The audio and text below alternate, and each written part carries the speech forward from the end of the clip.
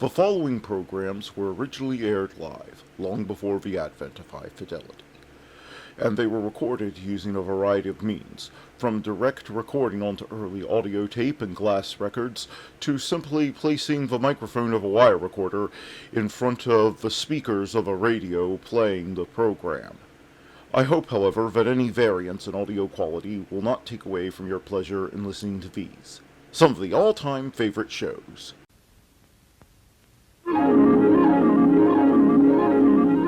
The following program is brought to you in living color on NBC.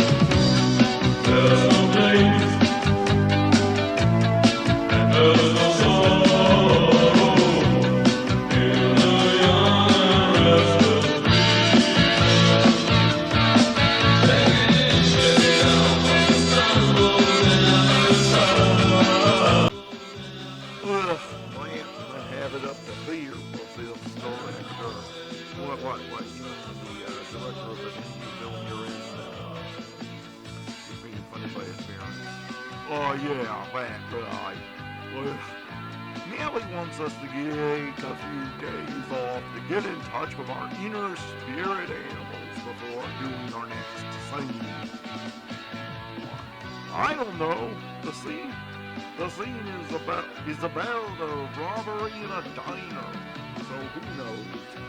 But all I can say is, I am somebody's spirit animal. If you're somebody's spirit animal, that person needs help. Anyway, it's September the 7th, 2024. Here is what happened on this day in history. In 70 AD, Roman army under General Titus occupies and plunders Jerusalem.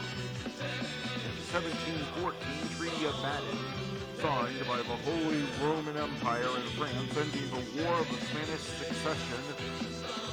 French retain Alsace and Landu. Austria gets East Bank of the Rhine. In 1812, Battle of Borodino, Napoleon Bonaparte wins a Pyrrhic victory against Russian General Mikhail Khrushchev in the most ferocious battle of the Napoleonic era. 70,000 are killed. In 1822, Pedro I, son of King Junio the Sixth, declares Brazil's independence from Portugal.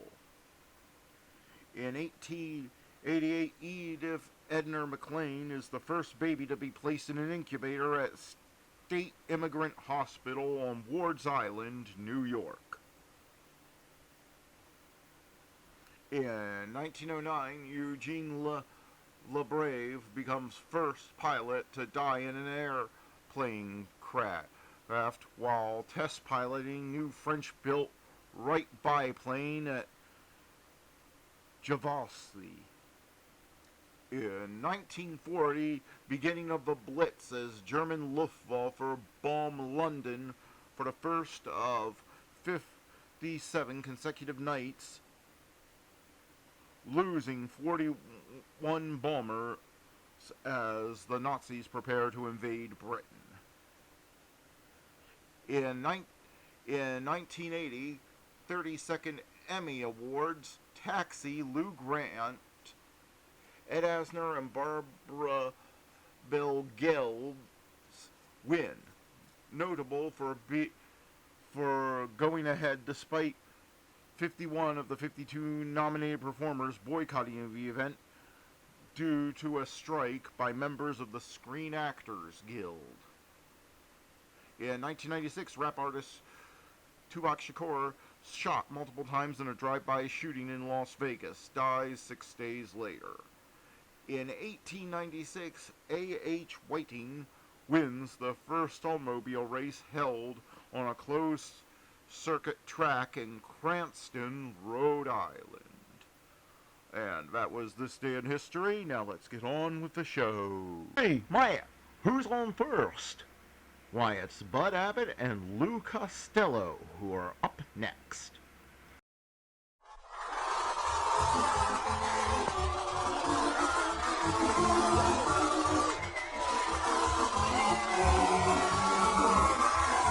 The American Broadcasting Company presents the Abbott and Costello Kids Show, transcribed in Hollywood, with our guest star Arthur Dagwood Lace and featuring the Lou Costello Jr. Youth Foundation Award.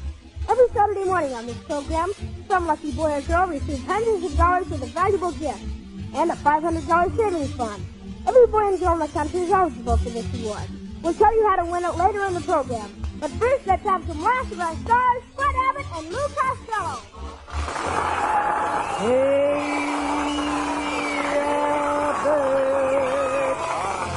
All right, here I am, Costello. Well, good. Hey, what was that awful crash I heard in your house this morning? Well, my little cousin Will, he got an electric train for Christmas. And me and him were playing with it. The train was running around the room, and just as it passed me, I thought I saw an empty seat, so I jumped for it. Costello, how do you manage to be the dumbest dope in the world? Well, I don't deserve all the credit, Abbott. No, my brother helped me. You should be ashamed of yourself. You know how many kids are listening to you right now? Oh, sure. On this show, I got 67 million kids listening to me. Costello, there are only 50 million kids in the United States. Yes, but some of them kids have Mexican friends. I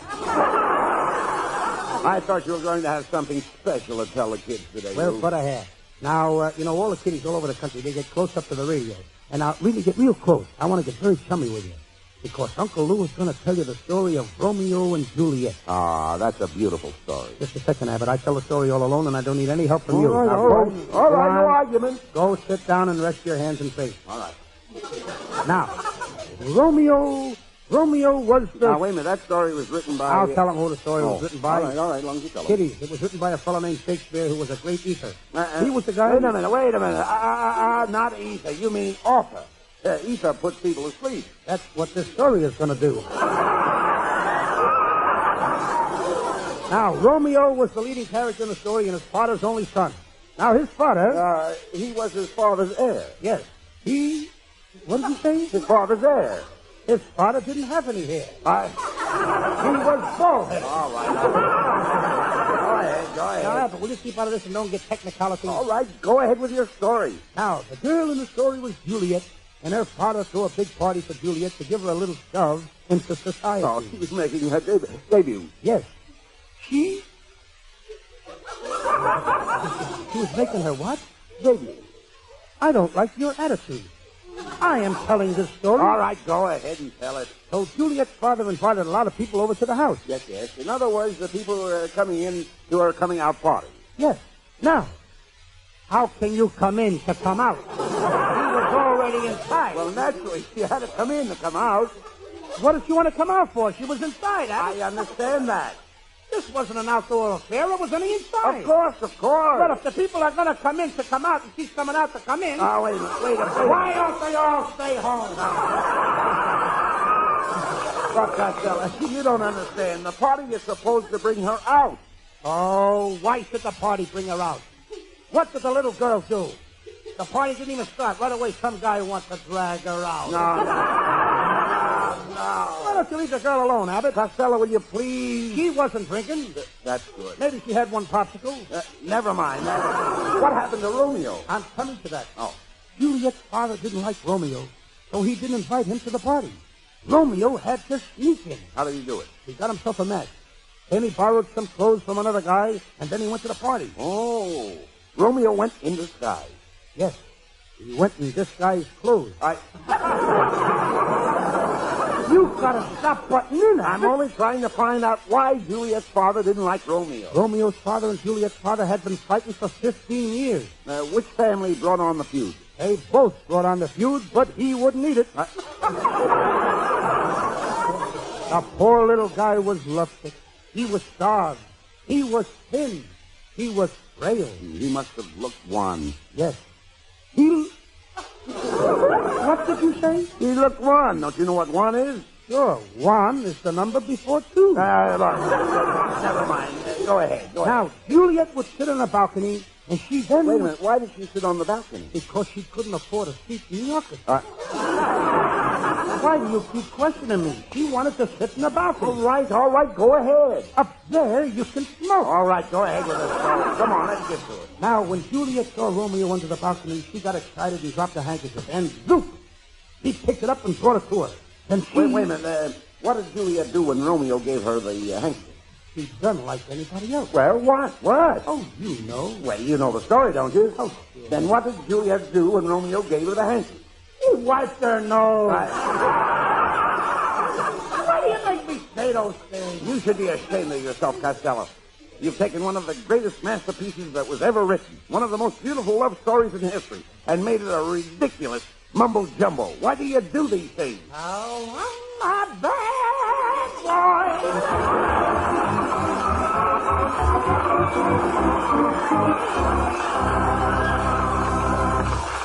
And now the singing star of the Abbott and Costello Kid Show, 9-year-old Anime Slaughter. Sings for kids everywhere. It's a good day.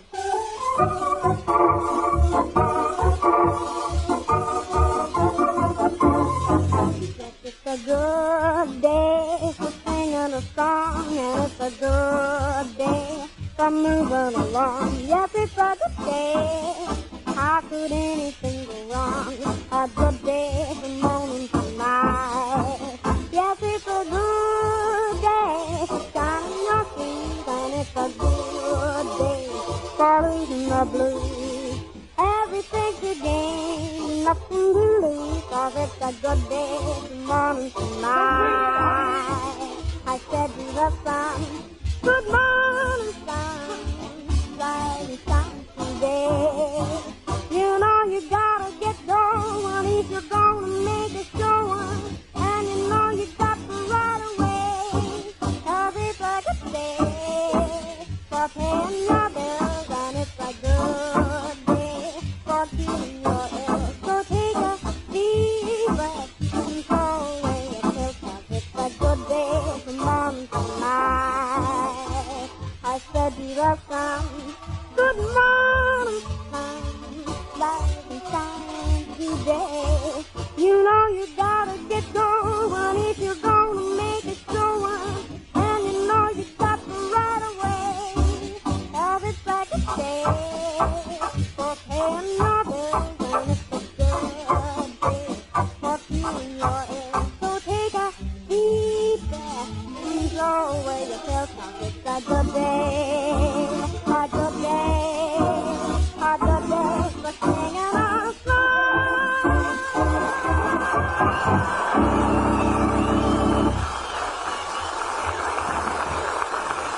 And now it is my pleasure to present our guest star for today, Arthur Lake, starring producer of 16 Fathom Feet, better known to all his friends as Dagwood Bumstead.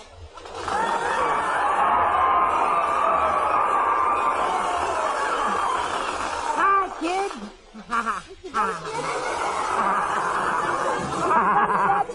Did you bring Cookie over with you?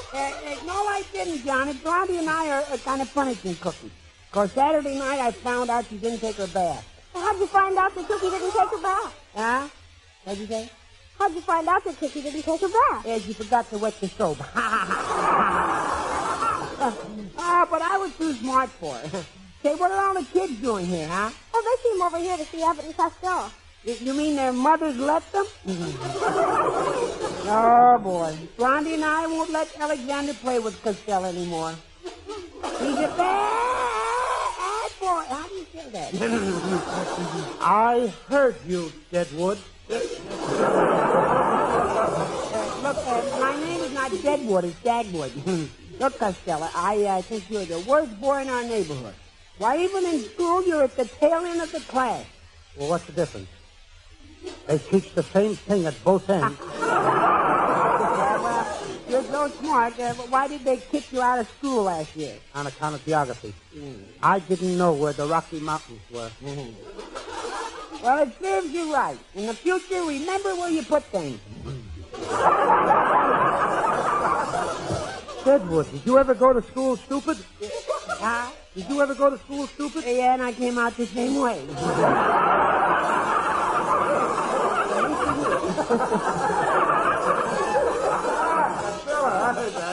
Calling Dagwood stupid. Now tell him you're sorry. Go ahead. Okay. Dagwood, I'm sorry you're stupid. Yeah, and I accept your apology. Get a load of him. He's got 2 kids and... On with the next line. Yeah, Mr. Abbott, you should teach your son Costello some manners. Son? Yeah. Son? Costello's not my son. Not your son? Heavens, no. Then what excuse do you have for keeping him around, huh? Now, just a second, Dogwood. It's Dagwood. You can't talk like that about me. I'm a pretty tough guy, see? Yeah. And I hang around with a pretty tough mob, see? Just how tough is your mob? Well, any guy with teeth is considered a sissy. And if you get caught carrying a handkerchief, you get kicked out of the mob. Pay no attention to Costello, Dagwood. Tell me, how are the children? Oh, pretty good. That is, all but the baby. We just can't get him to eat his mashed potatoes. You should do like my mother done with me when I wouldn't eat. What did she do? He'd hit me on top of the head, and when I opened my mouth to holler, in went the mashed potatoes. Costello, didn't I see you this morning pushing your sister's baby around the block in a carriage? Yeah, I saw you too. And when you got back, you had a different baby and a different carriage. Well, what did your sister say to that? She didn't say nothing. It was a much better carriage. Costello, you're impossible. Now, my little cookie is much smarter than you are. Why, when she gets home from school, she remembers everything the teacher said. Can you do that? No, but she lives closer to the school than I do. Yeah, I never thought of that. You ain't so smart either, you know, Deadwood. Dagwood. Suppose you could be any kind of animal in the world.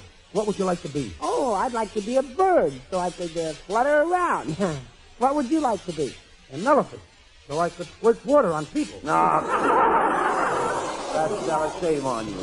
Forgive him, Dagwood. Yeah. He's sleepy. Yes, I ain't been getting much sleep lately. Well, why don't you try being a good boy, and then the Sandman will throw sand in your eyes. If the Sandman throws sand in my eyes, I'll kick him in the foot. Never mind him, Dagwood.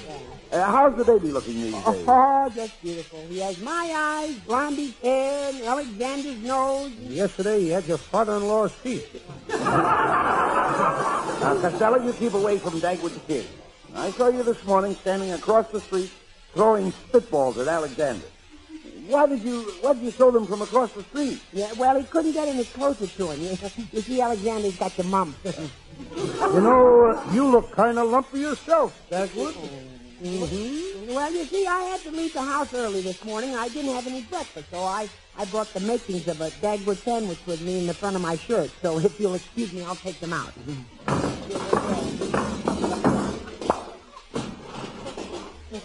Doggone it, there goes the ketchup. Hey, stand aside, boys. I'm going to make the sandwich.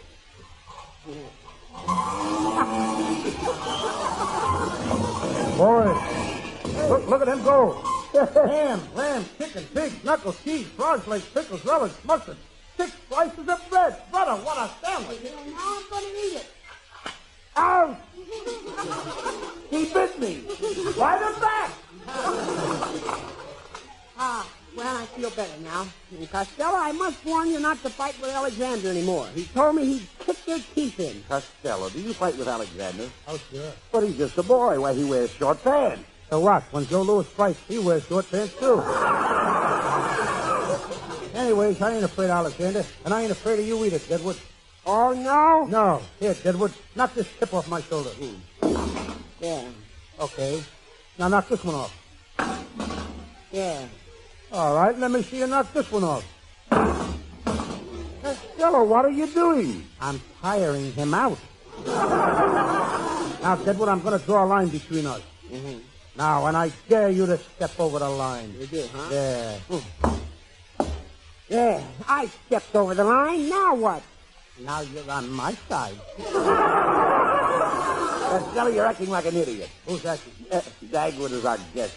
You should entertain him. Okay, Dagwood. What would you like to do? Oh, hey, how about a little game of jacks? I brought my own jacks along. Oh, goody, goody. Can I play? Yeah, but this game is between Deadwood and me. Why don't you run over to Muller's Brothers' used car lot and show them what a real wreck looks like? Well, come on, Costello. I'll go first. All right. Now, remember, we're playing fair and square. Drop the jack. Okay. Ready? Yep. 1Z, Mm-hmm. 2Z, 3Z, 4Z. Mm-hmm. Oh, I dropped the ball. Gotta do 5Zs to beat me. Okay, here I go. 1Z, 2Z, 3Z, whoop, 5Z. I win. Hey, wait a minute. You only did 2Zs and 3Zs. Well, don't 2Zs and 3Zs make 5Zs? Mr. Abbott Costello is nothing but a cheat. He doesn't know how to play jack. No, yes I do. I'm an ace at that game. Mm-hmm. Yeah, you're a regular jack ace.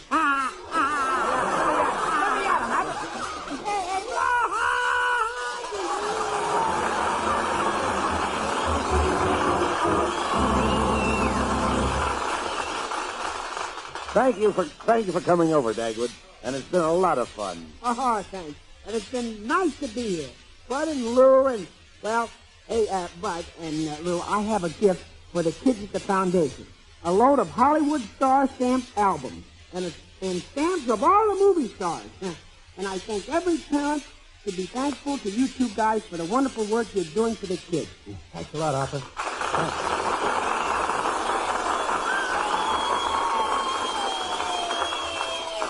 Thanks a lot, Arthur. But remember, Bud and I needed the help of all of you people to make the foundation possible. And we're going to need a lot more help to keep it going and build new foundations all over the country. Well, just call me anytime you need me, fellas. I'll do what I can. Well, so long. So long. Well, thanks, Arthur Lake.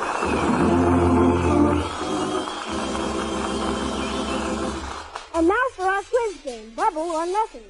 We have 8 kids on the stage, chosen from the studio audience. They're all doing bubble jumps. The kid who blows the biggest bubble in 10 seconds gets a special prize. Every kid who blows bubbles gets to be a contestant. Those who don't blow bubbles get nothing. So let's go with Bubble or Nothing. Well, the contestants are chewing their bubble gum. On the count of 3, the gong will ring, and they will start blowing. Are you ready, kids? 1, 2, 3. Blow your bubbles. Come on, blow. Oh, there they go. Look at them. Oh, my. Well, we got 2 winners, a boy and a girl, and really get the size of that bubble. Come on over here, son. Come on over here, son. Come on over here. Well, come on over here, dearie. You look like a miniature Costello. Now look. Sweetheart, you blew the biggest bubble for the girls. Now here's your prize. It's a wonderful wall aquarium with real live goldfish from the Photo Aquarium Company in Inglewood, California. Get a load of that. Isn't that beautiful? It lights up when you put it on the wall. Isn't that beautiful? That's for you, dear. Real goldfish. You take it away.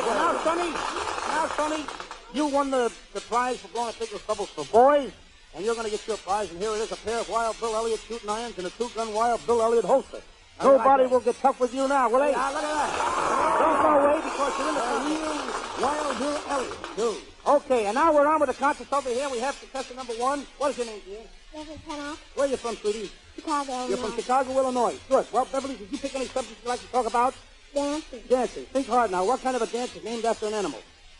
An animal. Did you ever have a fox fur? What kind of a dance is named after an animal? Oh, come on, trot it up. Tap dance. No, the other way. Fox, trot. You win, honey. Give her a prize. You win the prize over there. Good. Oh, yes. Give her the prize, old boy. Yeah, honey. Tell you what you're getting. Whoa, look at this. We're going to give you a beautiful loose-turn, dainty-made gold expansion bracelet and a matching gold locket. And how's that? And that's not all you get.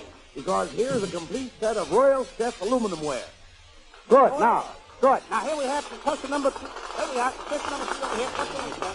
Jackie Perry. Where you from, Jackie? Wichita, Kansas. Wichita, Kansas. Did you look at the subject that you'd like to talk about? What is it? Riddle. Riddles. What's the 3 got that a dog's got 2? Hark, hark, I hear the angels. Hark. Bark. Bark is right. Bark is right. You win. Get your prize, Sonny, from Mr. Abbott. Look at this boy get. A Swell Lake Placid ski set. A zipper jacket and trousers of bright all-wool plaid and sky leader corduroy made by Sandette. Hold on. And now we have contestant number 4 over here, ladies and gentlemen, everybody listening all over the country. I wish you could see the size of this very beautiful little blonde. How old are you, sweetie? 3 years old? Listen, sweetheart, before the show, I understand somebody told me that you could sing. Can you sing? I understand that you're the sister of the little singer, Eunice Slaughter, the girl we have on the show. Are you her sister? Are you? Sure you are. Would you like to sing? What would you like to sing, honey? You'd like to sing Jesus Loves Me? Well, I think that's a pretty number. Let's sing, ladies and gentlemen, this little baby is about not quite 3 and beautiful little blonde. She's going to sing Jesus Loves Me. Go ahead, sweetie. You want the music? Here we go. Now. Jesus loves me, yes I know. For the Bible tells me so. Let's go away and live on. We are that we are strong. Yes, Jesus loves me. Yes, Jesus loves me. Yes, Jesus loves me. The Bible tells me.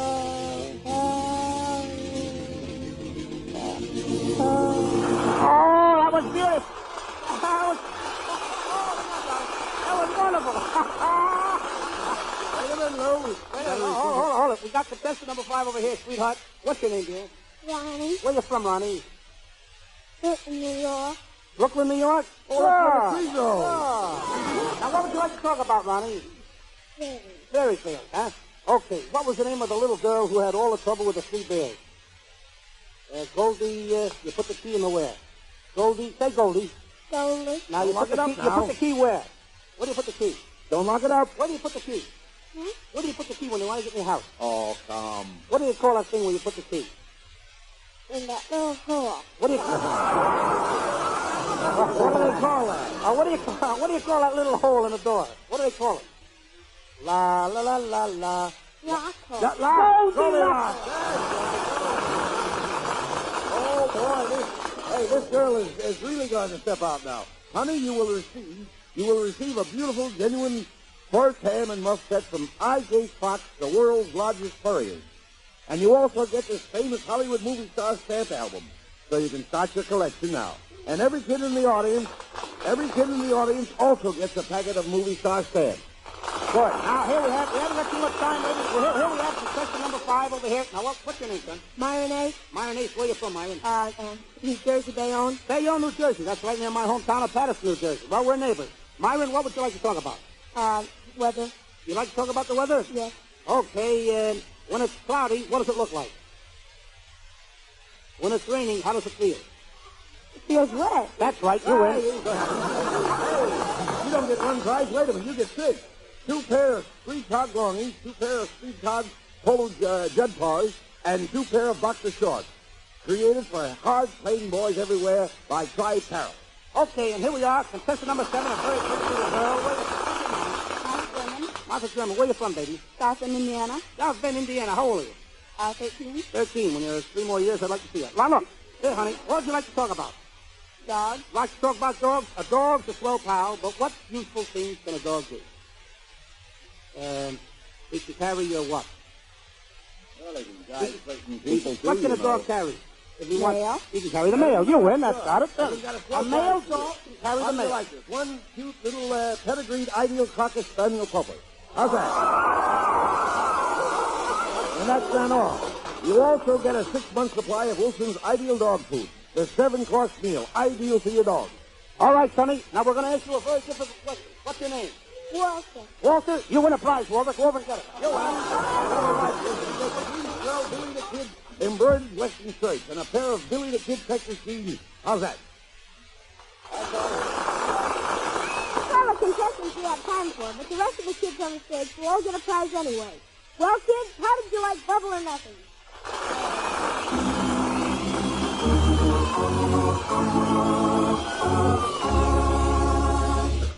And now we present the New Costello Jr. Youth Foundation Award. This week's award goes to Marvin Geyer, Jr. at 1651 Atkin Lane, Pine Hill, Cincinnati, Ohio. Mr. Costello, I'm sure the kids and myself would like to know why Marvin won the award. Johnny, the board of directors of the Lou Costello Jr. Youth Foundation selected Marvin Geyer from a letter sent in by one of our listeners. I read the letter, too, and at first I couldn't believe it. Well, what did the boy do, Lou? Pull somebody out of a burning building or save some of his pals from drowning or maybe... No, but Marvin is too busy to be a hero. Anyway, the kind of a hero you're talking about. Well, he must have done something outstanding. I know we don't give this award for nothing. That's true, Johnny. The award is given mainly to promote good citizenship. And we all know that to be a good citizen, we must be a credit to the community in which we live. That's right, Lou. And I'd like to say to our listeners, if you know of a boy or a girl, one who is really doing his or her best to help others in the community, let us know about it. Write a letter to Abbot and Costello in care of Hollywood. And now let's see what Marvin Geyer, a 13-year-old boy of a family in Cincinnati, did to win this week's award. Okay, kids, breakfast ready. So are we, Marvin. Hi, I'm hungry. Magee, you're all well cooked. Well, you kids need to make it snappy. We'll be late for school. I'll go see how Mom is. Give me some more now. Gee, this oatmeal is good. Hand me the sugar. Good morning, Marvin. Hello, Mom. How do you feel? Not so good, Marvin. The doctor says I'll have to go back to the hospital again. I don't know what I'd do if it weren't for you. Marvin, you work day and night. It's not right for a boy of yours. Oh, gee, Mom, it's nothing. Kids ain't no trouble, and I got 2 swell jobs, and I know mine. Marvin, what about your schoolwork? You can't keep this up. It's not fair to you. Don't worry about my schoolwork, Mom. I'll go to summer school and catch you up. Honest, I will. Come on, Marvin. We'll be late to school. Okay, I'm coming. See you tonight, Mom. Okay, kids, here's your lunch. Now listen to me, I gotta go to work. I'll be back at 6 o'clock to fix your supper. And be sure to do your homework. You got that? Sure, Marvin. We got it. You'll be all right, Mar. Okay, go on, kids.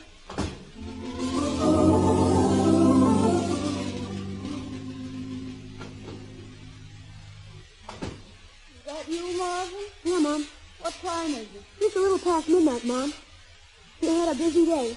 I made 50 cents in tips at the drugstore, and I sold nearly 100 papers. I hope I do as good tomorrow.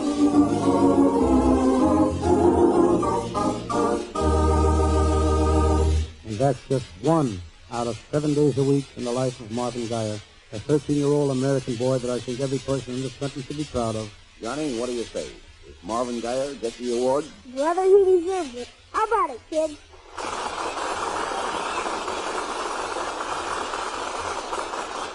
Marvin Geyer for supporting your mother and your 3 sisters and going to school at the same time.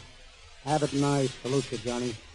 Marvin, rather. Excuse me. Johnny, you make the award tomorrow. To Marvin Geyer, Jr. of Cincinnati, Ohio, goes this week's Lou Costello Jr. Youth Foundation Award. And here are your prizes. First, a beautiful jewel wristwatch. This is a solid gold 17-jewel ring, engaged from Bud and Lou. And a bicycle that will make you the head man on your block. It's a Twin Deluxe Float bicycle, the world's finest bicycle. And here's for you are footballs, basketballs, softballs, and tennis balls, made by the Pennsylvania Rubber Company, makers of the world's finest sporting equipment. Yes. And another gift from Bud and me, a $500 savings bond to help you complete your education. Good luck, Marvin.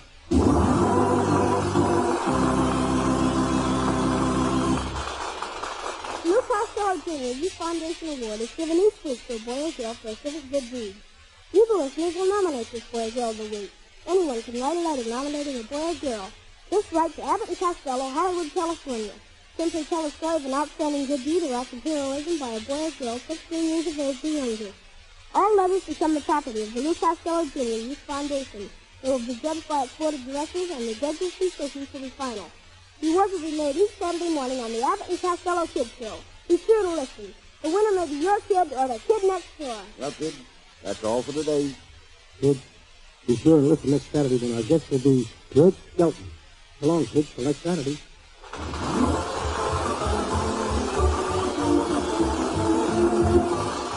Listen for next week's award winner. And remember, you can nominate a winner by writing a letter to Abbot and Costello, Hollywood, California. And don't miss the regular Abbot and Costello show on Wednesday night. Marvin Dyer, his mother and sisters were portrayed by Bobby Ellis, Barbara Fuller, Norma Jean Nielsen, and Ann Bird. Johnny McGovern speaking. The Abbot and Costello Kid Show is transcribed in Hollywood, written and produced by Eddie Foreman, and directed by Hartfield Weaver.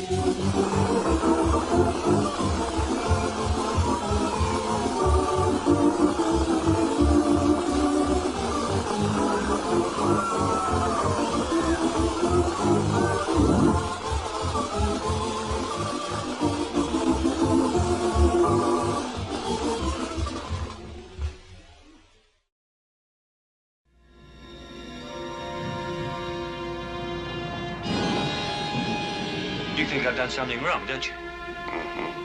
Terror he could not forget. You think there's something in there, don't you? Torment he could not bear. You want to see? Truth he would not face. Hey! Take a look! Orion Pictures presents Michael Caine in The Hand.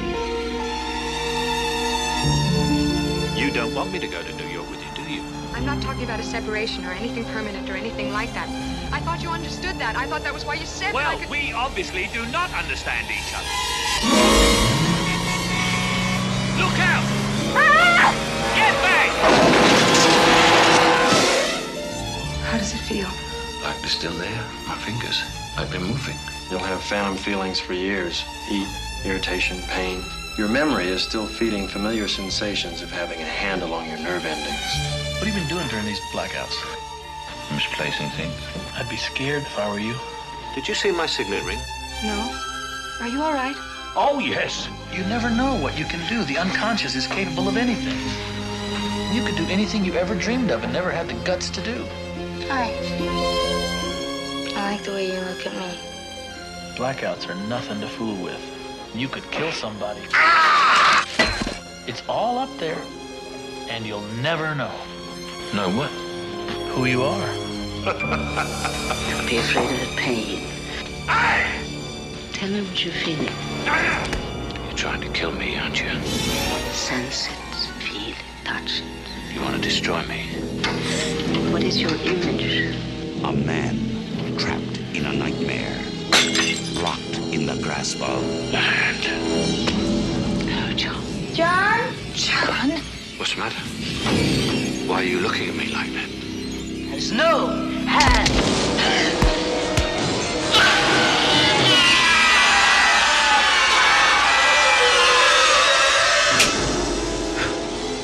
Michael Caine in The Hand. Away from the sound of music. And Bing Crosby is up next. And with that long-distance introduction all the way from New York City, you and I begin our beginning, Rosemary. You put it so romantically. How about a song? By you. All right. I found my love in Avalon, beside the bay. I left my love in Avalon, and I sailed far away. I dream of her and Avalon from dusk till dawn, and so I think I'll travel on to Avalon.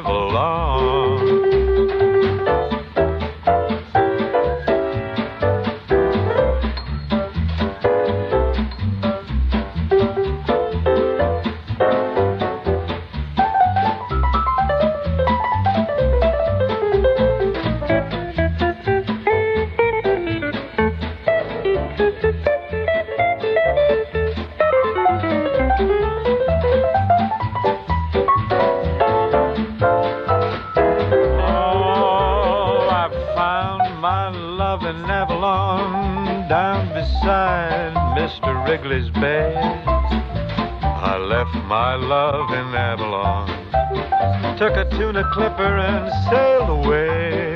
I dream of her and Avalon from dusk till dawn. So I think I'm gonna travel on to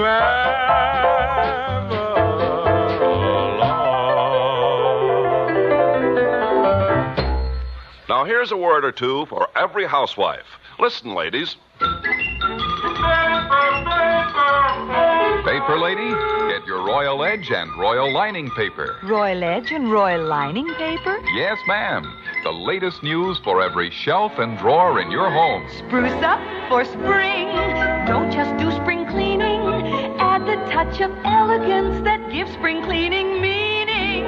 Royal Edge and Royal Lining papers look the best, yet they cost the least. What's Royal Lining for? Lining drawers, covering closet boxes, dressing up old books elegantly. Then what's Royal Edge? Royal Edge is shelf paper and colorful edging combined. You just fold the edging down. That does save time. And money. See the new spring fashions in Royal Edge and Royal Lining papers at every variety store. And spruce up for spring.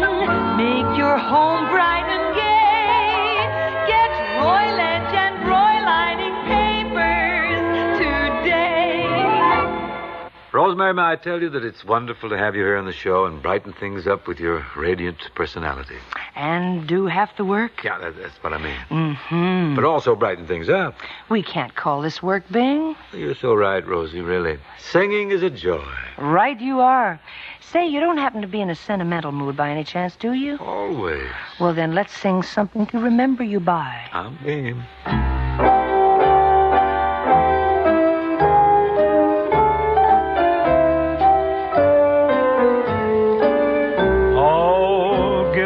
Something to remember you by when you are far away from me, dear. Some little something meaning love cannot die. No matter where you chance to be. I'll pray for you, night and day for you. It will see me through like a charm till you're returning. So give me something to remember you by. When you are far away from me.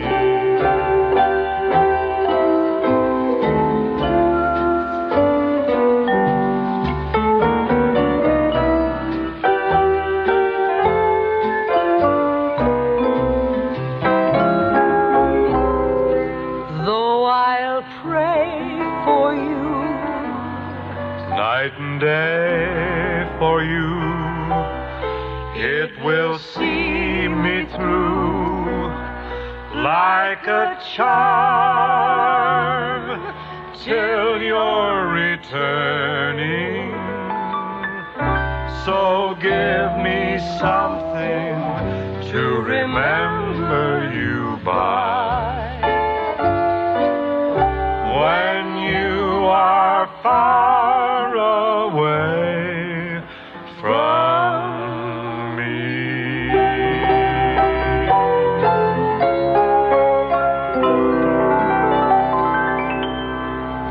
From time to time, we broadcast vital but little-known information here. Oh, quite often our items are vital but little known. And what wee tip do you have for us today, Rosie? Well, it's about buying shoes.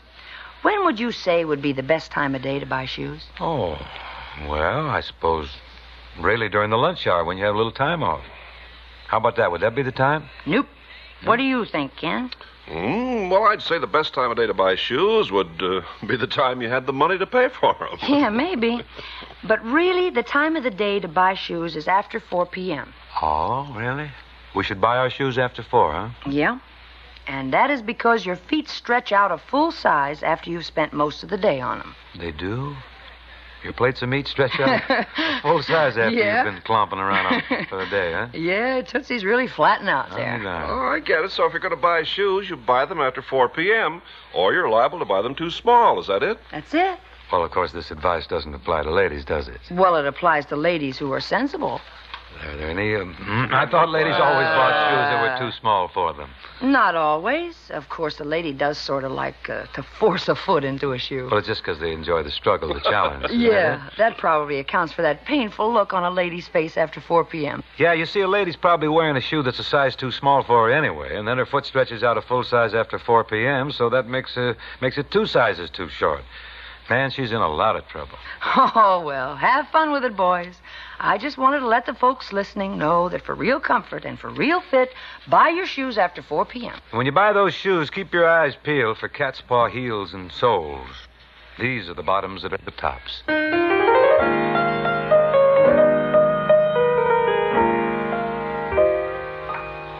A cottage small is all I'm after, not one that's spacious and wide.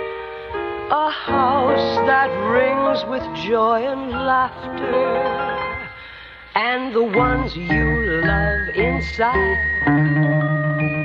I don't believe in fretting or grieving. Why mess around with strife? I never was cut out to step and strut out. Give me the simple life. Some find it pleasant, dining on pheasants. Those things roll off of my knife. Just serve me tomatoes and mashed potatoes.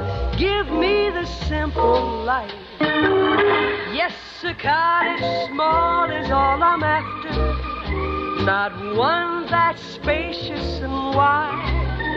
A house that rings with joy and laughter, and the ones you love inside. Some like the high road, I like the low road, free from the care and strife. Sounds corny and seedy, but yes, indeedy, give me the simple life. And living I find is best when your mind is keen as a carving knife. I'm crazy about sleep, can't do without sleep. Give me the simple life. I love to whittle and play a little tune on a 10-cent fife.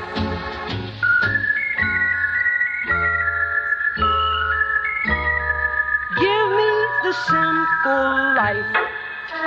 I greet the dawn when I awaken. The sky is clear up above. I like my scrambled eggs and bacon served by someone that I love. Some like the high road, I like the low road, free from the care and strife. Sounds corny and seedy, but yes, indeed, give me the simple life.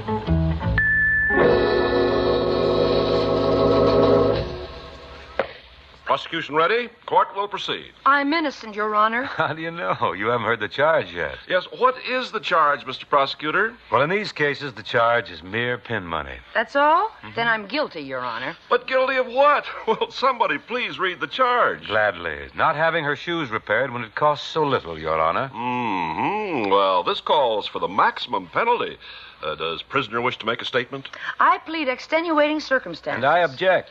You mean there's no shoe repair shop near you, Miss Clooney? Oh, but there are. Shoe repair shops are everywhere. Including ones with a cat's paw cat in the window? Especially ones with a cat's paw cat in the window. You see, she has no excuses. I see. Are you ready for your sentence, prisoner? Yes, Your Honor. Well, Using his skill and such unexcelled materials as cat's paw, soft, resilient, non-slip rubber heels, cat's paw soles, and lighter than leather, lighter than rubber microlite soles, the modern shoe repairer rebuilds shoes good as new, quickly and economically. Wow, what a sentence. Why don't you make her write it 100 times or 500 times in her best Palmer method? Go ahead, Your Honor. No water. Thanks.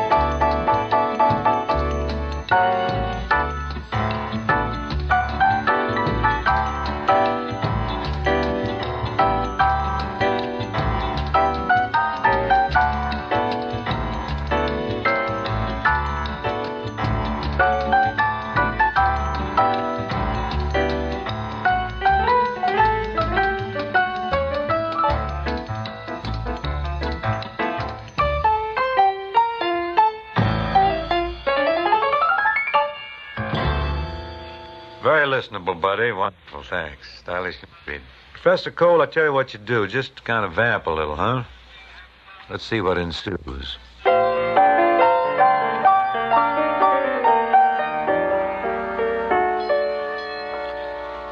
What is there to say, and what is there to do? The dream I've been seeking has, practically speaking, come true.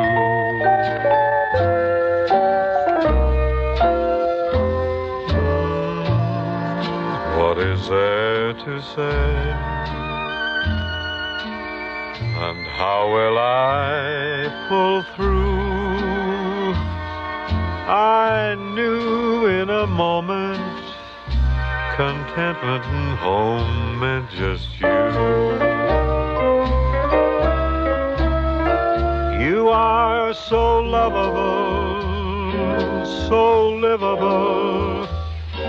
Your beauty is just unforgivable. You're made to marvel at, and words to that effect.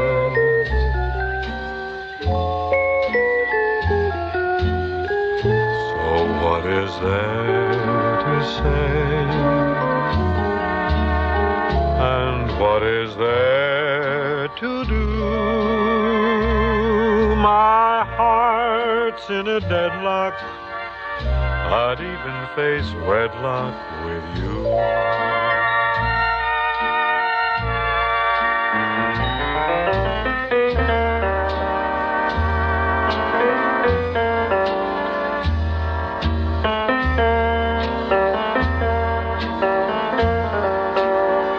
You're made to marvel at, and words to that effect.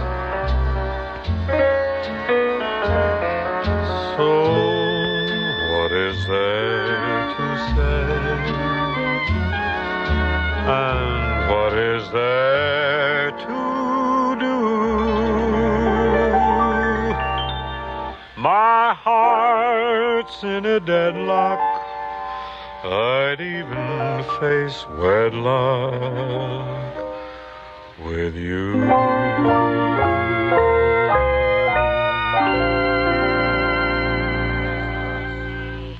Rosemary, there's just one song left here. You want to take it? Why, thank you, Bing. You sure you don't want it? No, I'm always gallant. It's all yours, bro.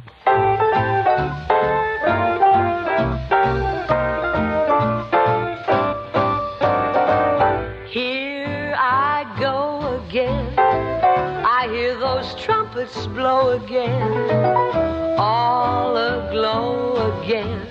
Taking a chance on love.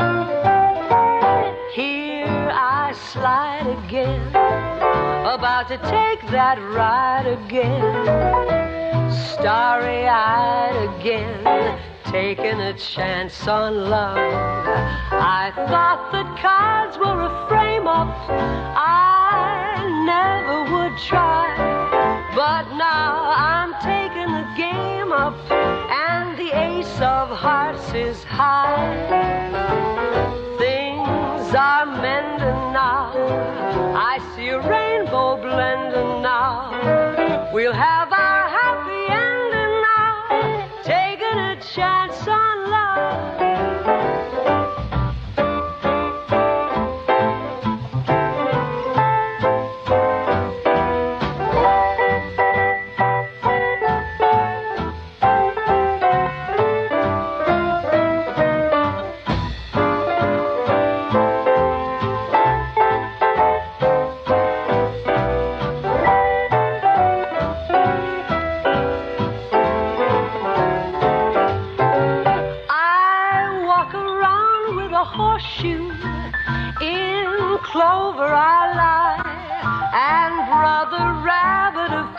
You better kiss your foot goodbye. On the ball again, I'm riding for a fall again. I'm gonna give my all again, taking a chance on love.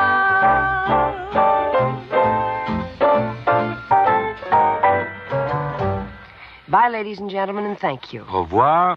Listen again, won't you?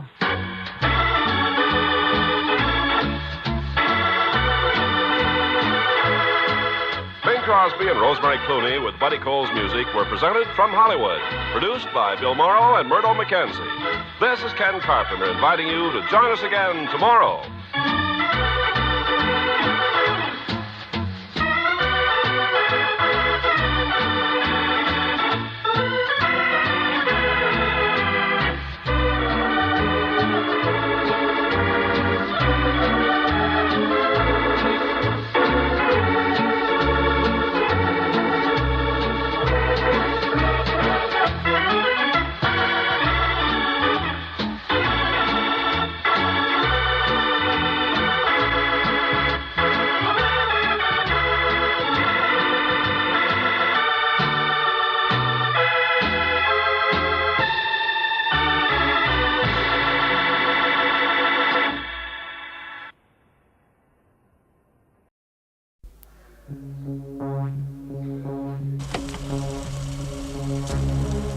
In agreeing to give your evidence, have you been influenced by any promises of immunity from prosecution or special treatment at the hands of the police or of the court?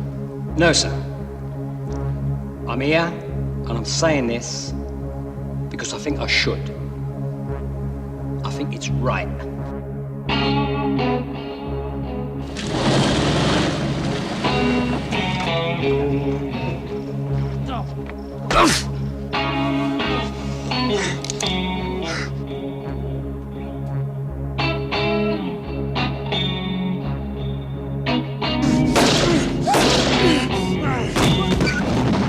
Got nothing to smile about, mate, if you knew. If I knew? He thinks I don't know.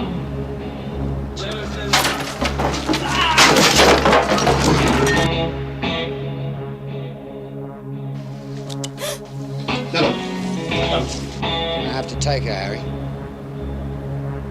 Best undo for you. No!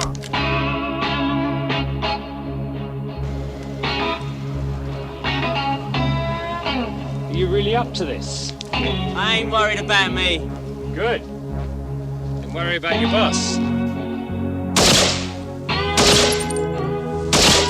It's just a moment. We're here. We're not here. We're somewhere else. Where is he?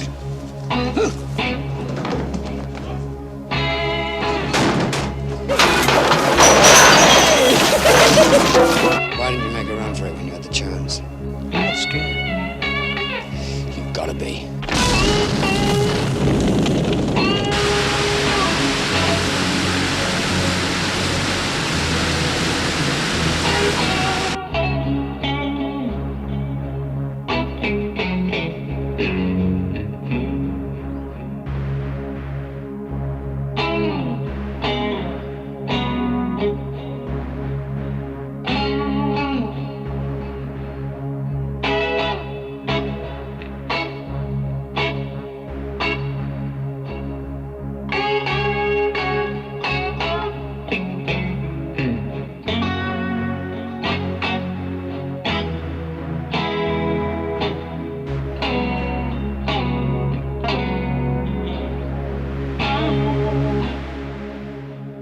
A true legend of American comedy, Bob Hope, is up next. The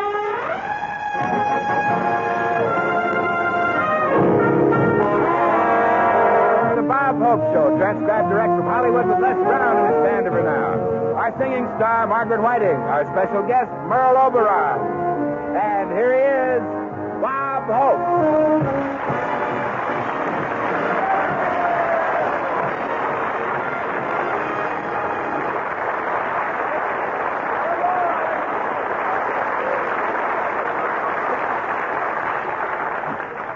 Thank you very much. Thank you, Bill. The local papers have been running the same weather report fair and sunny every day for 6 days now. They've had to run the same report. The weatherman got lost in the fog on the way to work.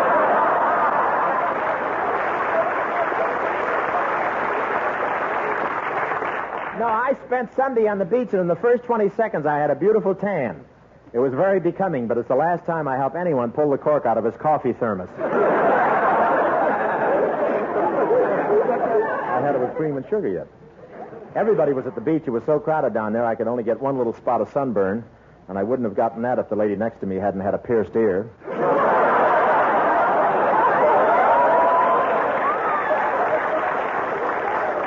I've never seen such crowds. The beach was so crowded I swam for an hour before I even got to the water. But I love to relax on the sand and watch the beautiful girls taking a sun bath. They have to relax. In those bathing suits, they break the law if they move. I won't say the gal's suits are skimpy this year, but when a girl drops her handkerchief, she isn't flirting, she's in trouble. A lot of the girls' suits are made of nylon. I finally realized what DuPont means when they say better things for a better life through chemistry. And I want to tell you, that's the snootiest beach down there. You know how they said make you take a shower before you can go into the pool? Well, they made me take one before they let me into the bathhouse. I swam around in the ocean from 1 in the afternoon until after dark.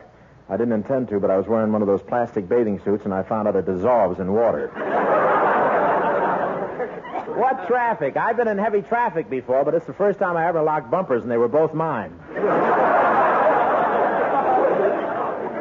California's jammed with tourists, too. I passed 50 cars from other states. That's how I knew they were from other states. They let me. Yes, sir, there are a lot of out-of-state cars on the road. You can tell by the pictures on the license plates. Idaho has a potato, Iowa has an ear of corn, and California has a roll of bandage and a splint. And there's a big difference between the traffic in the east and in the west. Back east, everyone drives as though they know where they're going. Out here, they drive as though they know where they're going. They've already picked out the pallbearers.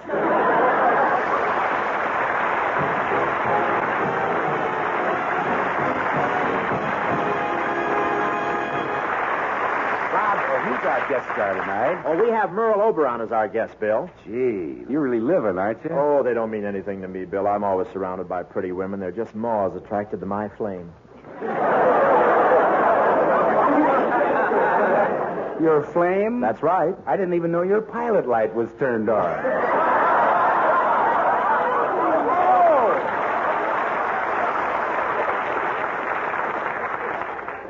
How can his teeth glare that way when everything else in his head is switched off? How'd you manage to meet Merle Oberon, Bob? Well, it happened the other morning. I'd heard we had a new neighbor, and I was out in the backyard when a voice said, Hello there. Well, Merle Oberon.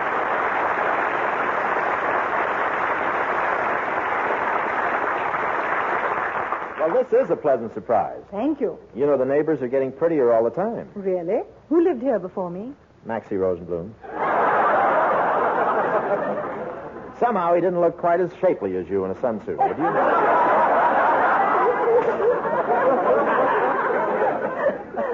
I wonder if you'd do me a favor. I'd be glad to do you a favor, honey. I was trimming the hedge and I dropped the clippers over on your side. Would you please hand them back to me? Why, certainly. Here you are. You're very kind. Oh, don't mention it. What are neighbors for if they can't be helpful? You know, the trouble with this world is people don't consider the rights of others. I figure put yourself in the other fellow's place, do to him as you'd want him to do to you, live by the golden rule. My, what a nice talker you are. Thanks. You know who I am, don't you? Of course. You're the man who throws the empty beer cans in our swimming pool.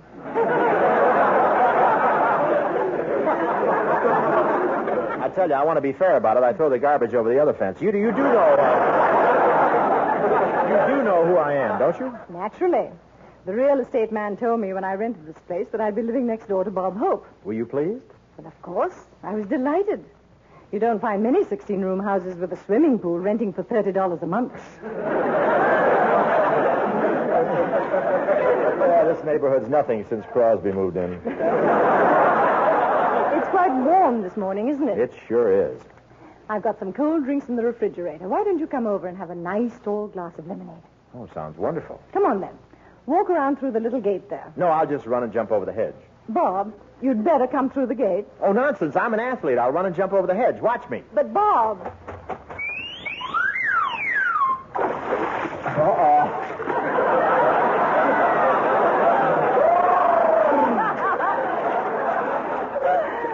While you're in there, fish out the beer cans, please.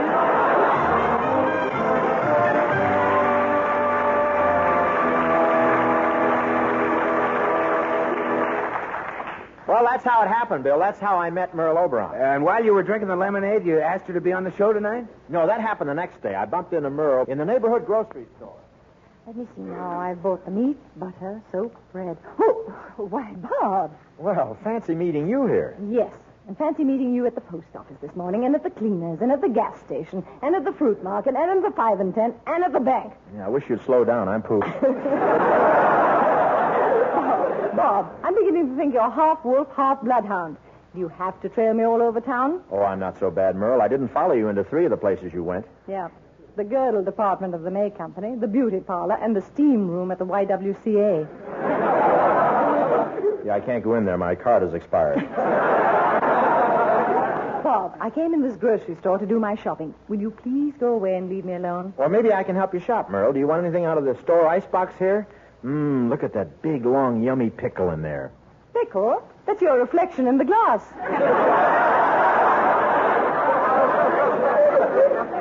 Please, I'm proud of this dill. Come on, Merle, I'll push your shopping cart for you. Bob, I am perfectly capable of buying my groceries without any help from... Pardon me. Excuse me. Let me through here? Oh, sure. That's the 3rd time that man has rushed by like that. Who is he? Oh, he's the busiest guy in the store, Merle. He's in charge of raising the price of coffee. Well, I'm going over to the next department, Bob. Well, I'm right behind you. Gee, it's really crowded in here today. You know, I was just thinking, after you finish your shopping, why don't we take a drive in my car and have a nice lunch somewhere? Then I'll pick you up tonight. We'll go out for dinner and dancing. And then afterward, maybe we could park and do a little smooching. How does that sound? It's kind of sudden, but it sounds great to me.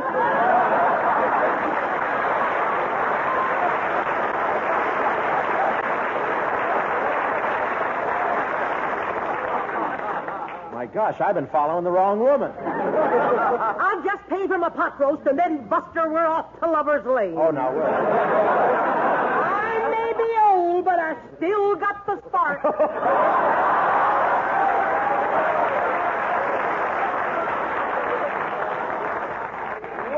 minute. You're not Merle Oberon. And you ain't Gregory Peck. Yeah, but at this stage of the game, neither one of us can afford to be particular. This is a big mistake, I tell you.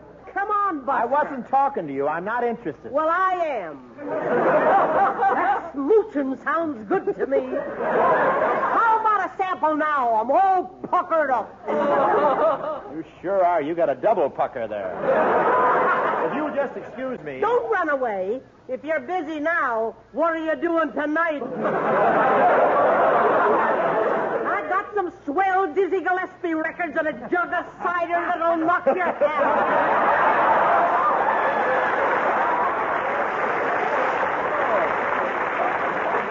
I'm sorry, I haven't got my beret with me. Look, we couldn't possibly have a date tonight. I don't want to be impolite, but isn't there quite a difference in our ages? Oh, you think so, do you? I'm exactly 52 years old. How old are you? Should we say 8 o'clock? I'm only kidding. Excuse me, I've got to find someone. Oh, Merle Oberon!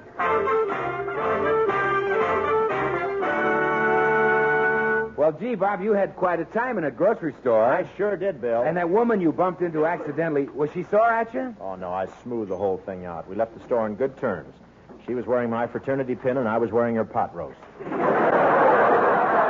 Oh, so it was in the grocery store that you asked Merle Oberon to appear on the show? No, I saw Merle later that day, Bill. In fact, it was night. Getting quite dark. Good goodness, what is that? Oh, Merle. Oh, why, Bob. Hello, Merle. Bob Hope. What's the idea of sitting in a tree right outside my bedroom window? Well, it's an apple tree, Merle, and I'm just checking to see if they're ripe. Surprised to see me? I certainly am. All the other worms are inside the apples. Is your name Merle or Burl? This is the last straw, Bob. You followed me all day, and now I find you in a tree outside my bedroom window. Well, now, don't get any wrong ideas, Merle. I just climbed up here to ask you a question. I'm not spying you. I'm not a peeping Tom. Oh, no? Suppose that when you climbed up here, I happened to be getting undressed. Well, that's the risk I had to take.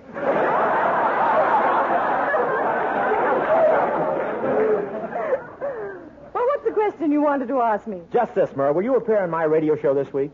Will you leave if I say yes? Sure. All right, yes. I'll appear on your show. Now, please climb down out of that tree. Oh, I don't have to climb down, Merle. I'm an athlete. I'll just jump down. But, Bob, that tree branch is right over... Here I go! We'll spend more time in this stuff than Esther Williams.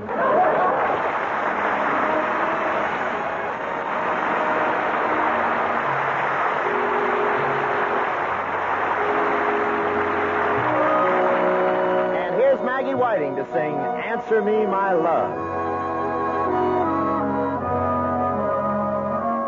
Answer me, oh my love, just what sin have I been guilty of? Tell me how I came to lose your love.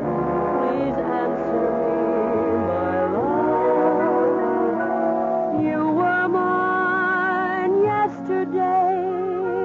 I believed that love would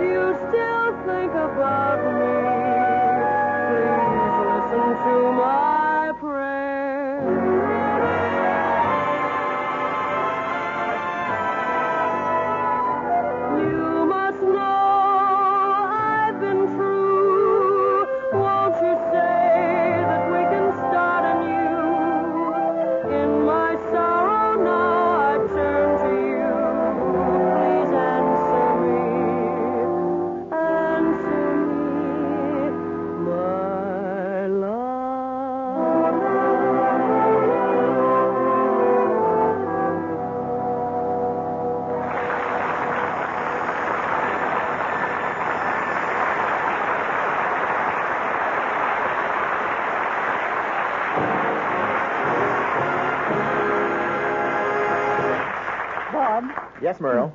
Now that I'm here on your show, what are we going to do? Well, I thought we'd do a sketch with a foreign flavor. After all, we both hobnob with the international set. The Duke of Windsor, Zsa Zsa Gabor, Laurence Olivier, Tennessee Ernie. Tennessee Ernie? In the international set? Yeah, they're members of the Eagle Rock branch.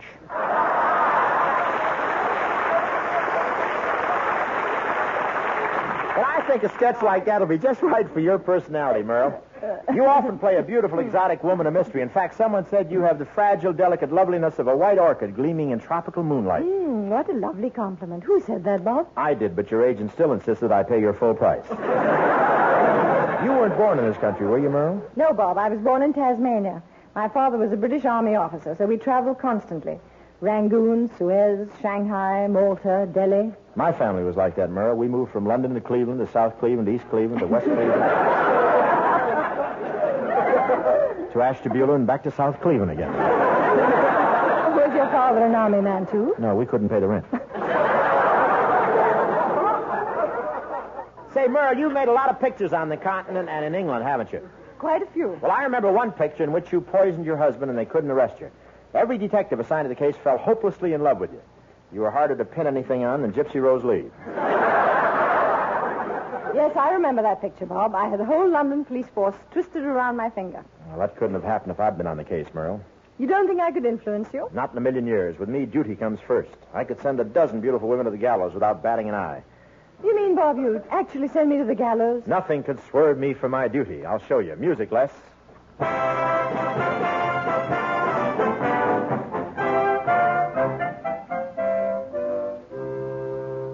How'd you do? I'm Sir Robert Hope, head of Scotland Yard. I'm sort of a Jack Webb in spats. Here in London town, we've been having a nasty series of poison murders. Lord Cavendish got hold of a loaded crumpet. Lord Ipswich passed on while eating his breakfast, keeled over in mid-kipper. The Duke of Shropshire went next. Someone slipped a Mickey in his marmalade, and Lord Essex died a horrible death. He was found lying face down on the floor of the library, strangled with the cord of his own teabag. Our main suspect was a very lovely woman, a leader of London society who was seen in all the right places. Your name, please. Lady Pamela Oberon. Your address? 21 Grosvenor Square. Now tell me, Lady Pamela, where were you on the night of January the 12th? Why, Sir Robert, don't you remember? Oh, yes, small world, isn't it? What's all this about, Sir Robert? Well, as you know, there's been a series of murders. Wait a minute. Why are you measuring me with that tape measure? I just want to get the facts, ma'am. I'm sure you wouldn't want to send me to prison. I'd like to ask you some questions. First... Don't you think I'm beautiful? Please, that has nothing to do with the case. I'll come closer. Do you like my perfume? Madam, this is Scotland Yard. Oh, very well. What's the first question? May I bite the back of your neck?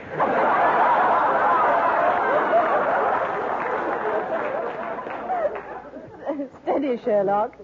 If you have any evidence against me, Sir Robert, I think I'm entitled to know what it is. Well, the Crown has a very good case. Reviewing it briefly, 12 men have been poisoned during the last 2 weeks, and you were with each one of them at the fatal moment.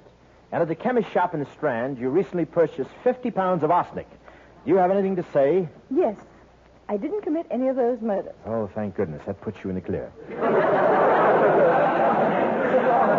On second thought, Lady O'Brien, I'll have to take you into custody. May I make one phone call? Of course. Lady O'Brien left the room and vanished, disappeared from England completely. We searched for her everywhere, every place where a lady of the international set might be found. Rangoon, Istanbul, Suez, Rome, Paris. The description of Lady O'Brien was broadcast over the BBC. Height 5'4", black hair, blue eyes, beautiful face, gorgeous figure. We only got one answer. He wanted her phone number. It looked hopeless. Then one day I got a tip that she had fled to a foreign country. That was all I needed.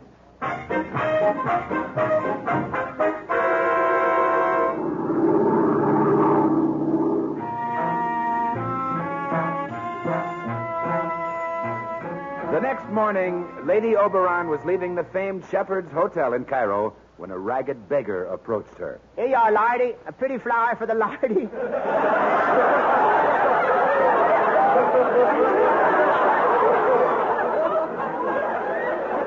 Buy a nice flower. A beautiful flower for the beautiful lady. Wow, what are you doing tonight? Sir Robert Hope. How did you recognize me? On the third, your wig fell off. Last time I borrowed anything from Jack Benning. Sorry, I'll have to take you back to England. May I make a phone call? Of course. I knew instantly that she was just making an excuse in order to escape. So I only waited outside the phone booth for 6 hours. She had vanished again. I returned to England in disgrace. Sir Robert Hope, in view of your grave dereliction of duty, you are hereby relieved of your position as head of Scotland Yard. Yes, sir. You will withdraw from the Houses of Parliament and relinquish your title. Yes, sir. It is Her Majesty's wish that you leave England forthwith and never return. You mean? Yes, turn in your Margaret Lockwood ashtray. You're through. I left the room crushed, a broken man. I was the laughing stock of London. Little kids in the street threw rocks at me. The big kids called me names, any of which could get us thrown off the air.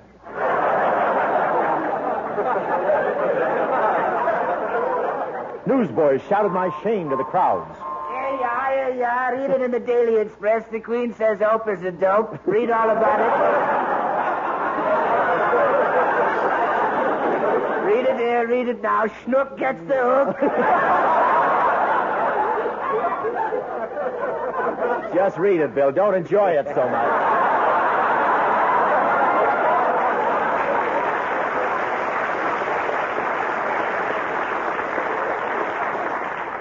These guys a chance, and they just won't stop, will they? The weeks went by. There was no trace of Lady Oberon. Then on my last night in England, I attended the soiree at the home of Lord and Lady Chelmsford in Park Lane. It was a very exclusive affair. I glanced across the room, and suddenly I saw her. She was beautiful in a white evening gown with her black hair and long eyelashes tied in a bun at the back.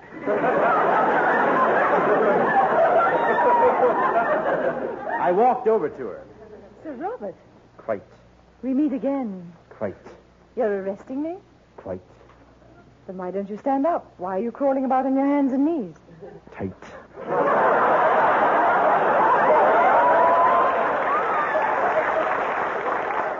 I alerted Scotland Yard to rush men over, but she was too beautiful. I couldn't go through with it. I have tickets for the midnight plane for Rio, but they'll arrest us if we travel to the airport together. We've got to separate. All right. You take a cab, and I'll meet you. Goodbye, sweetheart. Goodbye, darling. The midnight plane, seats 1 and 2. I'll meet you on the plane.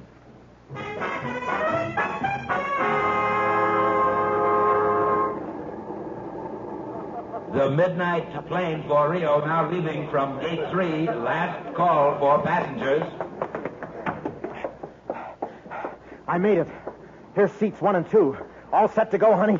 We'll have a wonderful life together. We sure will, Buster. Drag along a Dizzy Gillespie records and a jug of cider. Oh, wait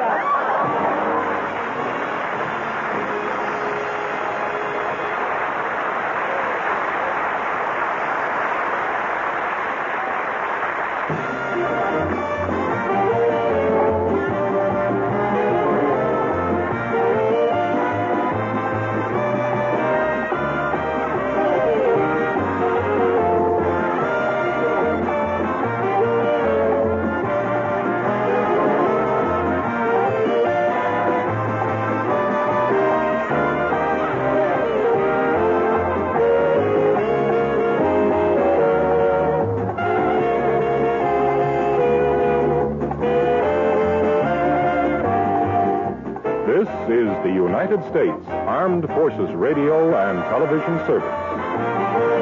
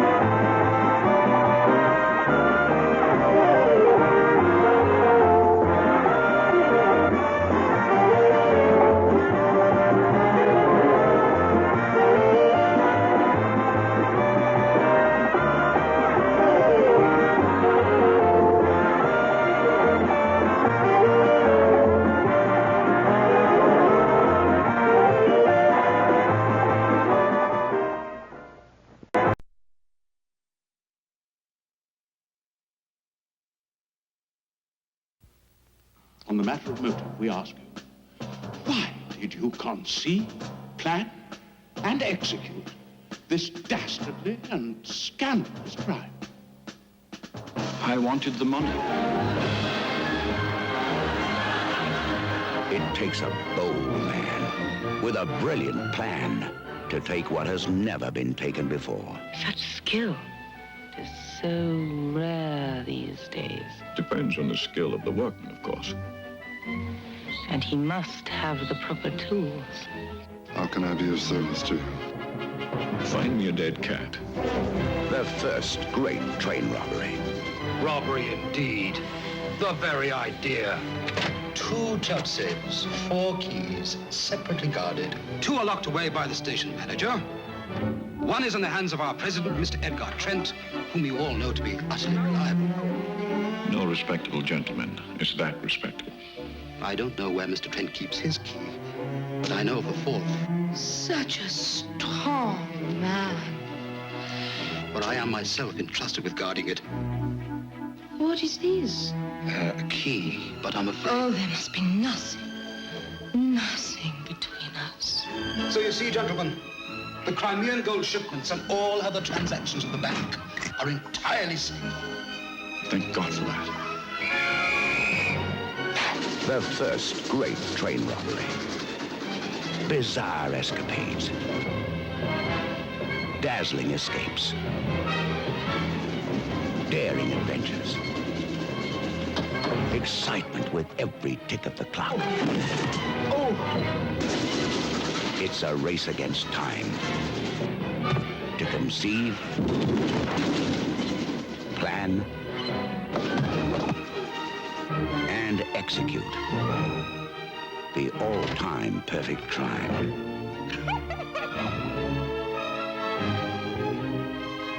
The first great train robbery. Starring Sean Connery. What could go wrong? Donald Sutherland. Leslie Ann Down. The first great train robbery.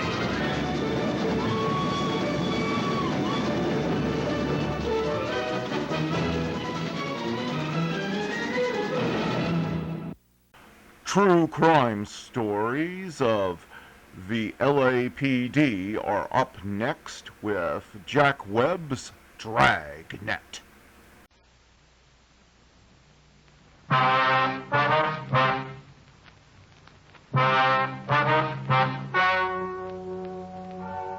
Ladies and gentlemen, the story you are about to hear is true. The names have been changed to protect the innocent. Dragnet.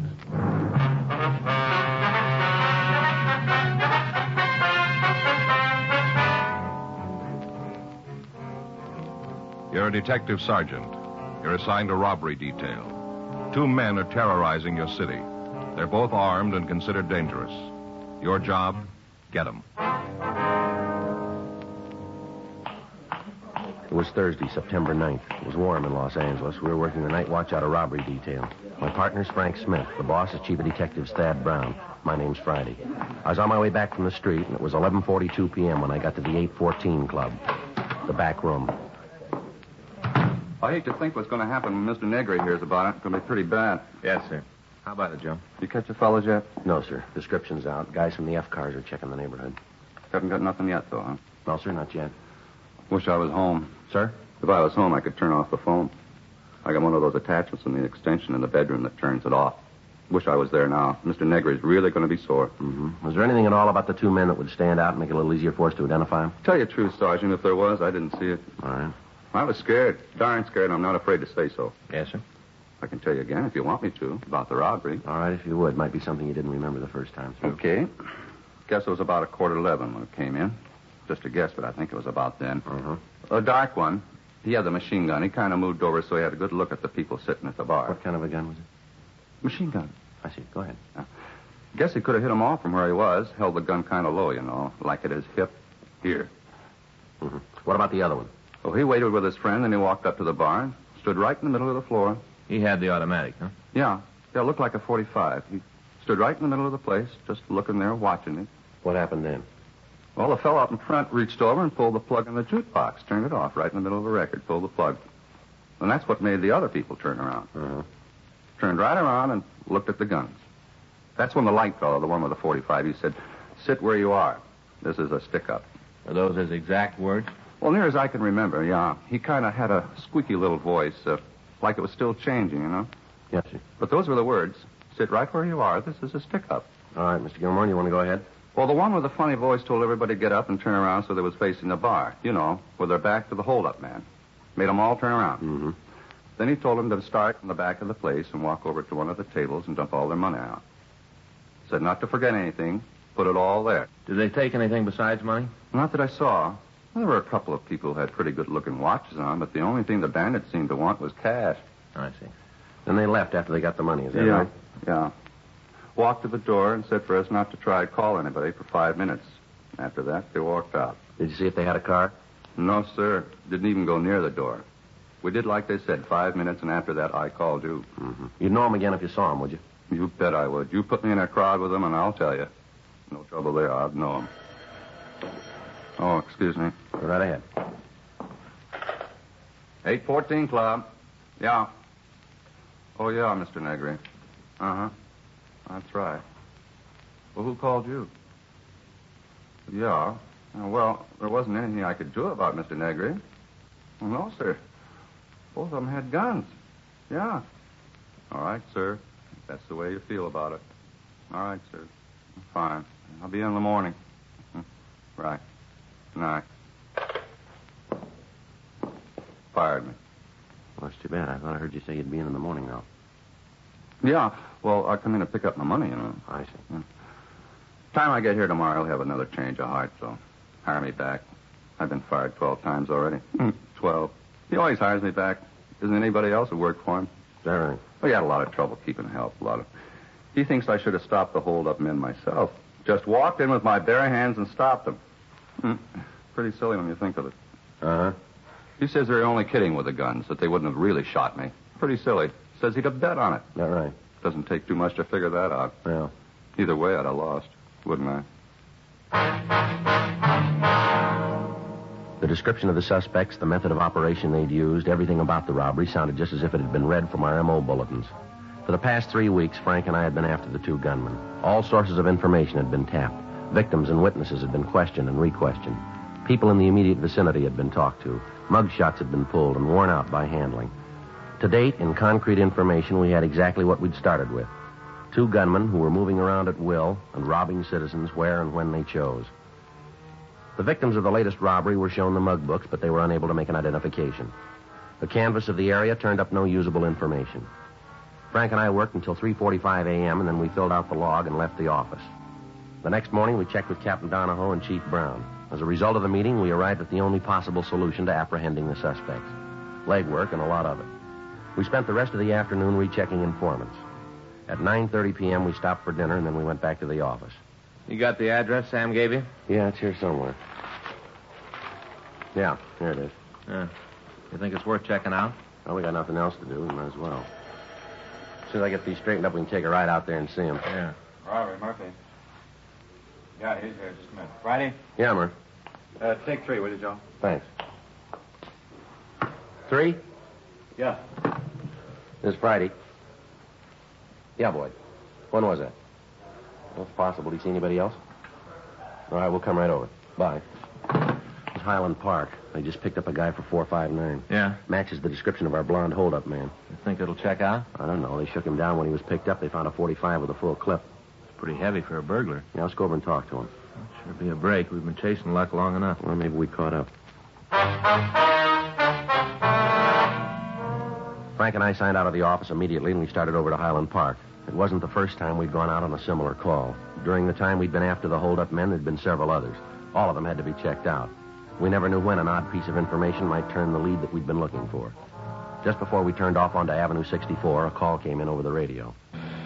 All units on frequency 1, stand by. You want to turn it up? All Yeah, units I got it. on frequency 1, stand by. Stand by, 11J4.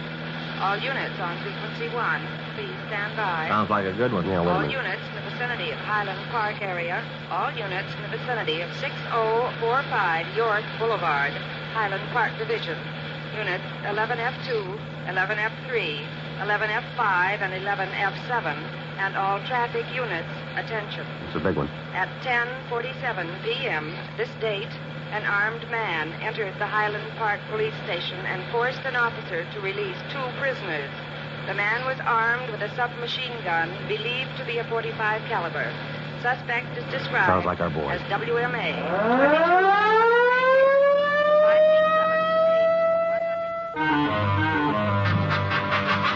The Highland Park Police Division is a large brick building located on York Boulevard. On the ground floor is a booking desk and a couple of administration offices.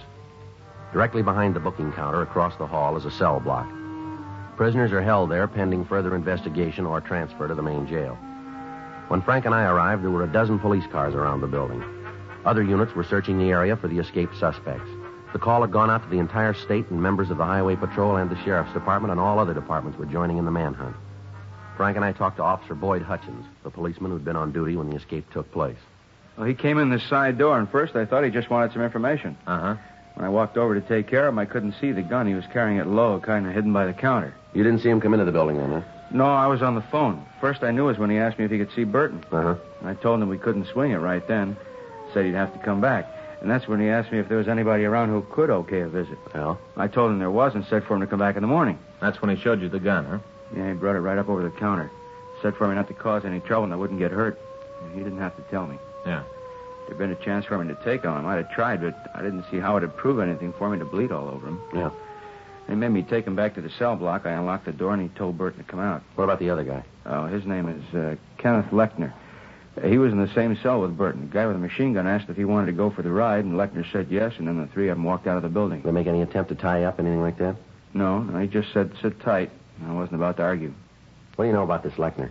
Oh, he was picked up on a warrant from Oklahoma. What charge? Murder. We went to the city hall and we checked the name Gail Burton through R&I. There was no record on him in Los Angeles. We forwarded the information on him to George Brereton up at CII in Sacramento. The rest of the night was spent in checking out the possible places the suspects might have been hiding. In a city of over 2 million people, there are a lot of places. While we were combing the city, men from the Sheriff's Department were going over the county territory. We had a vague description of the car that was used, but it might match any one of several hundred being driven on the streets of Los Angeles. Roadblocks were set up on principal routes leaving the city. Special details were standing by at all train and bus depots, and the airports were covered. Leaves and days off for all personnel were canceled, and by the time the search got out of low gear, over 3,000 policemen were looking for the 3 men. Field stations were set up in the less populated areas, and coffee and hot soup were served to the men participating in the search. The night dragged on without result. Saturday, September 11th, we received a report that 2 men answering the descriptions of Burton and the man who'd aided in his escape had tried to rent a boat down in San Diego. However, when this was checked out, it proved to be false. Saturday afternoon, we received information from George Brereton that Burton had an arrest record in Sacramento and that mug shots and all information were being forwarded. We got in touch with the authorities in the northern city and asked them to check further on the friends and relatives of Burton. When the mug shots arrived, they were shown to the holdup victims. Mr. Gilmore, I'd like to have you take a look at these pictures, see if you recognize any of them. Mm-hmm. You think there might be one here of the fellow who held us up? Well, we want you to tell us if you can. Uh-huh. No. Not him. No. Well, you remember how I told you Mr. Negri would give me my job back? Yeah, I remember that. He did, just like always. Oh, that's fine. As soon as he read in the papers how they broke out of jail, he said I was right not to cause trouble. As soon as he found out about the jailbreak. Well, we're not sure they're the same men yet, Mr. Gilmore. Don't know why. Sir? Don't know why, you ain't sure. Here's his picture. This is the man who held you up? Yeah, one and the same. How about it, Joe? Burton. The other victims also identified Burton as one of the men who'd held them up. With the name of the man, we at least had some place to start. We put in a call to Sacramento, and we talked to the police department up there. We found that the suspect had been arrested on charges of suspicion of burglary, suspicion of robbery, ADW, and assault with intent to do great bodily harm. In spite of the numerous arrests, Burton had only served 1 term in the county jail. We got all available information on him, and the search was intensified. We'd gotten reports from informants that the 3 men might try to escape across the border into Mexico.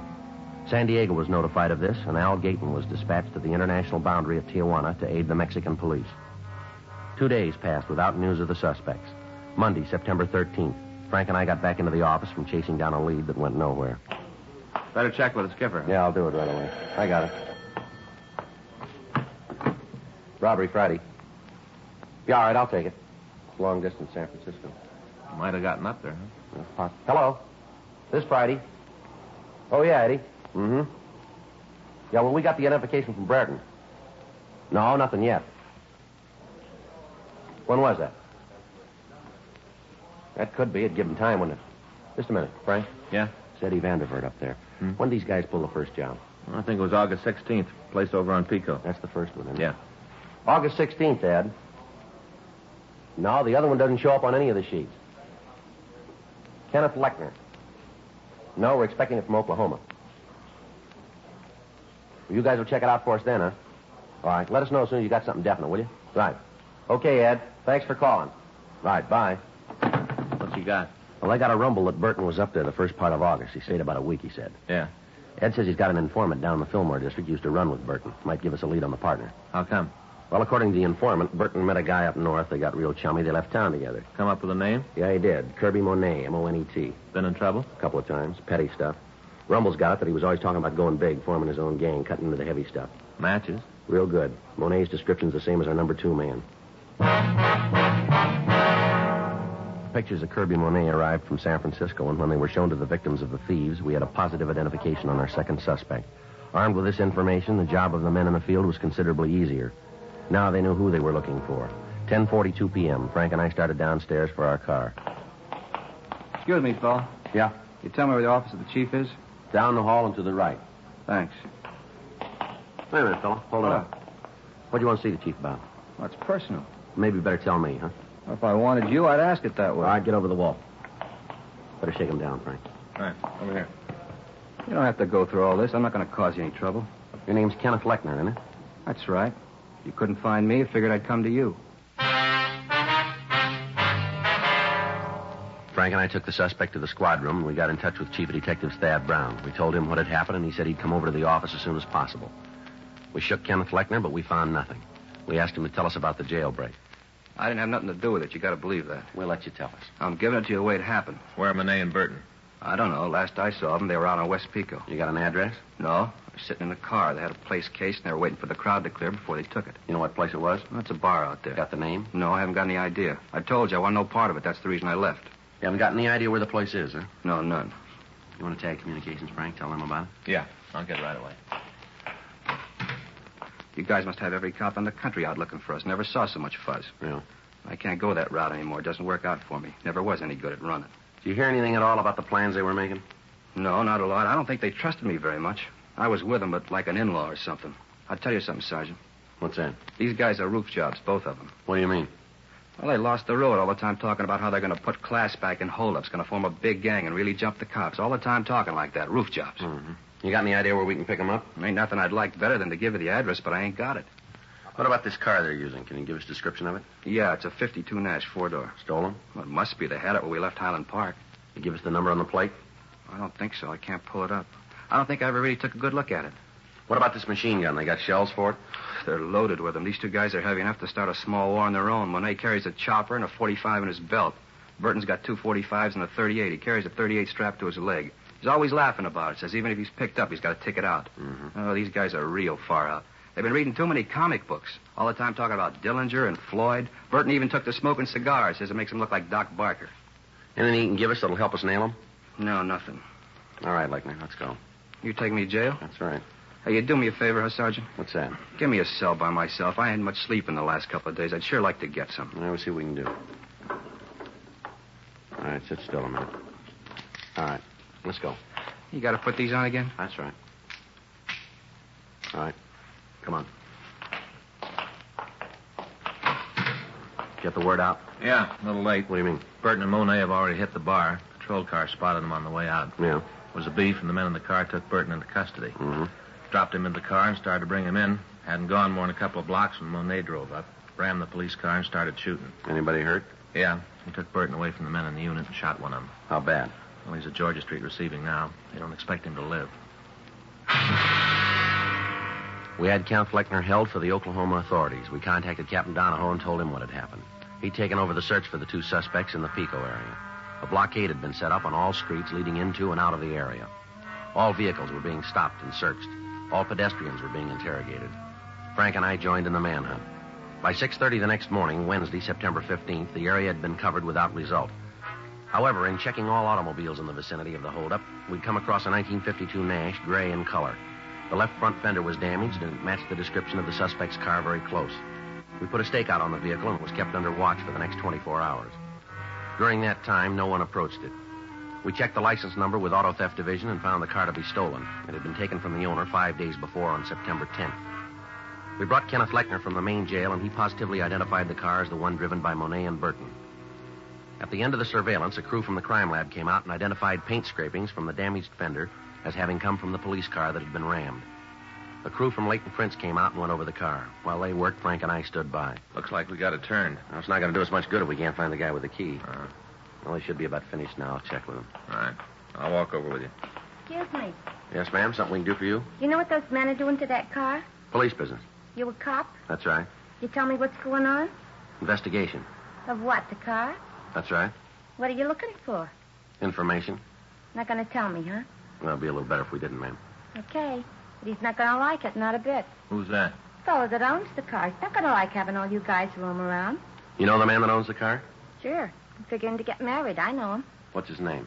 Monet. He's kind of French-like, romantic. How long you known him?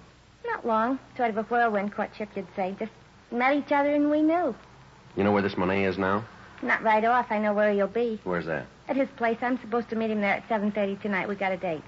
Why, you want to talk to him? That's right. He's a nice fellow. You'll like him. Almost everybody does. Is that right? Never knew anybody met Kirby didn't want to be around him all the time. Everybody wants to be around Kirby. You know him. You'll see. Well, I won't be too hard, ma'am. Huh? He's already convinced us. We had the girl, Drusilla Roth, show us where the suspect was living. The results of the investigation by Leighton Prince brought out several partial fingerprints. These were identified as belonging to both suspects. We checked with the landlady at the apartment. She verified the fact that Monet and Burton had moved into the place 3 days before. She told us that neither man was at home. In our company, we checked the room. Under a pile of dirty clothes in one of the bureau drawers, we found several boxes of ammunition for the .45s and the .38. There were also several hundred rounds of cartridges for the machine gun. Because of the physical structure of the building, it was decided that the best way to keep the place under surveillance would be for one team to cover the front door, another to watch the rear entrance, and a third to wait in the room itself. Frank called the office, and Sergeants Murphy, Rafferty, and Benson, along with Lieutenant Stoner, came out to help us. We instructed the manager to stay in her room and not let on to either of the suspects that we were in the building. We waited. 6:45 p.m. Should be showing up pretty quick, huh? Yeah. Any word from Georgia Street? I talked to Stoner when he got here. They've given Simon a couple of transfusions. Yeah. Figure they're going to be able to transfer him to General the first thing in the morning. You going to make it then? Well, looks like it. They took a .38 out of his left lung, 2 more out of his hip. Pretty rough going. Yeah. What time you got? 6:47. Should be here by now if he's going to keep that date. Well, there's another one that comes first. At 7:06 p.m., there was a knock on the door. It was a signal that we'd arranged. We opened it and found that Lieutenant Stoner had come up to tell us that Gail Burton had been taken into custody. He'd approached the apartment, and as soon as the officers stopped him, he'd surrendered, offering no resistance. Stoner wanted to tell us that he and Benson would take the suspect downtown for booking. Frank and I settled back to wait for Monet. 9:20. Oh, I'd sure like a smoke. Yeah. Why is it, Joe, you and I always draw this stake inside the room where all we can do is sit? I don't know. You usually ask for it that way, don't you? Well, next time we're going to take one of the entrances. Sit out there in the car. Smoke when you want. If you want something to eat, you just run down to the drugstore for a candy bar. It's a lot better duty, Joe. Hmm. Sounds like somebody coming tonight. Yeah. What's that? Yeah. All right, Monet, hold it right there. Watch it, Joe. See him? Yeah. Down this way. All right, hold it. Any sign of him? No. He might have gone down the stairs. The apartment at the end of the hall. Right. Come on. All right, Monet, come on out. It's the last time around, Monet. Throw that gun out and you follow it. Not coming out. All right, let's go in. Wait a minute. I'll knock. All right, don't shoot me. All right, quit. I want to fight. Throw the gun out here. Right there. Drop it. All right, here it is. We're doing like you say. I got it. All right, hands behind your head. Back out of the door. Come on, turn around. Keep those hands where we can see them. Okay, I'm coming. I don't shoot anymore. I won't give no more trouble. All right, hold it right there. Now, don't move. Keep those hands up. I'll shake him. Here's another one, 45. Had it in his belt. I'd have given it to you. I wasn't going to try anything sure. more. All right, keep still. All right. Take your hands down. Back of it. One at a time. And now turn around. You going to take me in now? That's right. That cop I shot, he didn't die. No, you're pretty lucky. And all you got me for is robbery. That's all. Just robbery. That's how it looks from here, doesn't it? Robbery, that's all. Jail term doesn't make a lot of difference. Is that right? Sure. Isn't a jail built can hold me? Not one. I'll get out. I'll be running again. You'll see. I wouldn't give odds. Huh? Bigger men than you said they'd come back. Yeah, show me. I'd sure like to meet him. Don't worry, you will.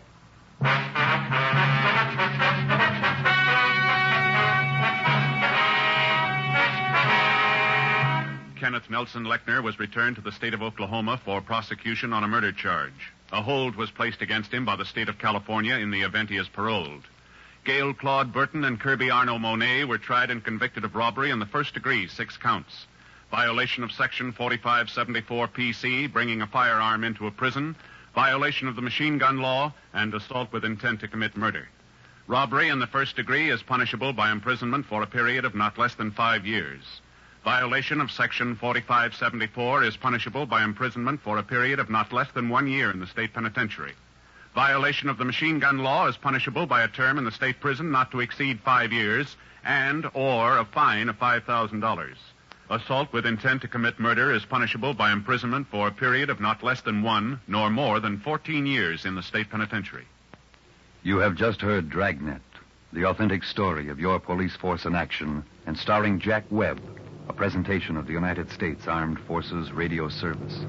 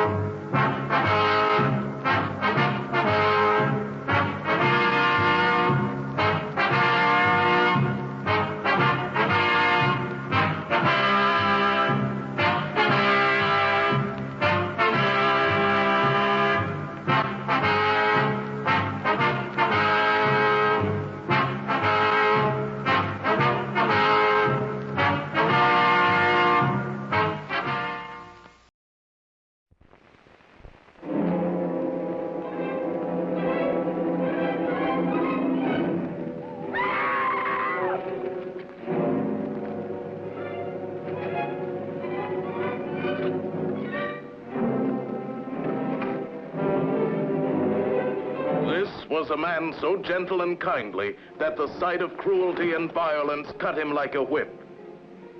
Transformed in one fantastic night into the graveyard ghoul whose claws were clenched with the wild, uncontrollable urge to kill. Now, Hannah, who was it you saw? It was too dark to see properly. He was more like a beast than a human being.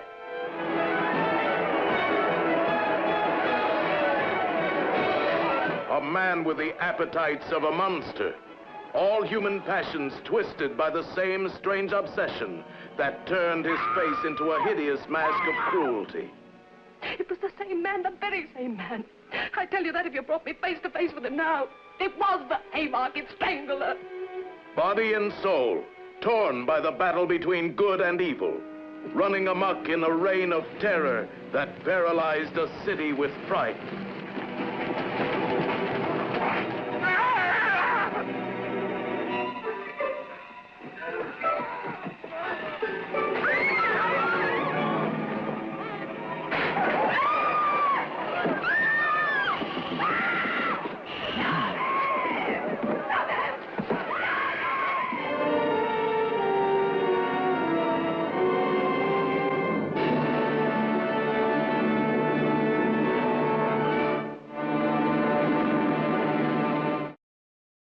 And now, let's drop in to Duffy's Tavern. It's Wednesday night, so we take it out to Duffy's Tavern with our guest tonight, Joan Bennett, and starring Archie himself, Ed Gardner.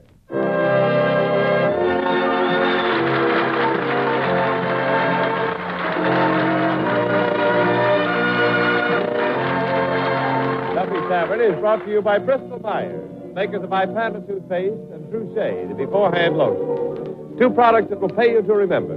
Ipana for the smile of beauty, True Shade for softer, lovelier hands. Ipana, True Shade.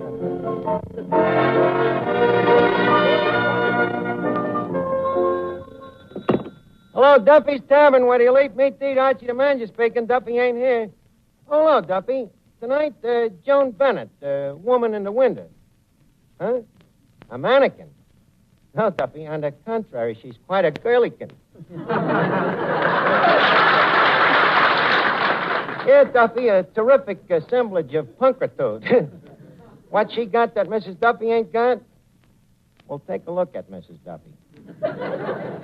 Are you looking? Well, what you don't see, Joan Bennett's got. Yeah, she just come back from England.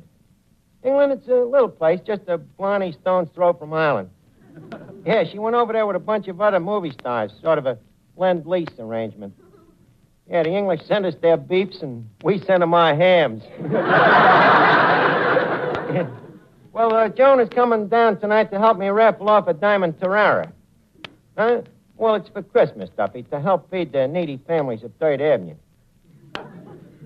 Let them eat cake. Duffy, a certain party named Marie Antoinette once made that same remark. And leave me remind you, after they stuck her head in the guillotine, she talked a lot different. I'll call you back. Hey, Miss Archer, how many tickets you figuring you're going to sell for this raffle? Well, Eddie, that depends a lot on how many people buy them. Mm-hmm. That's a nice round number. Yeah. Incidentally, what are you thinking of giving your girlfriend, Sonia Jones, for Christmas? According to my wallet, a matched set of excuses. Oh, no dough, huh? That's right. And with Sonia, no dough, no soap. Mm. Them women, why do they have to be that way? Well, Eddie, that's been a problem since time was immoral, you know?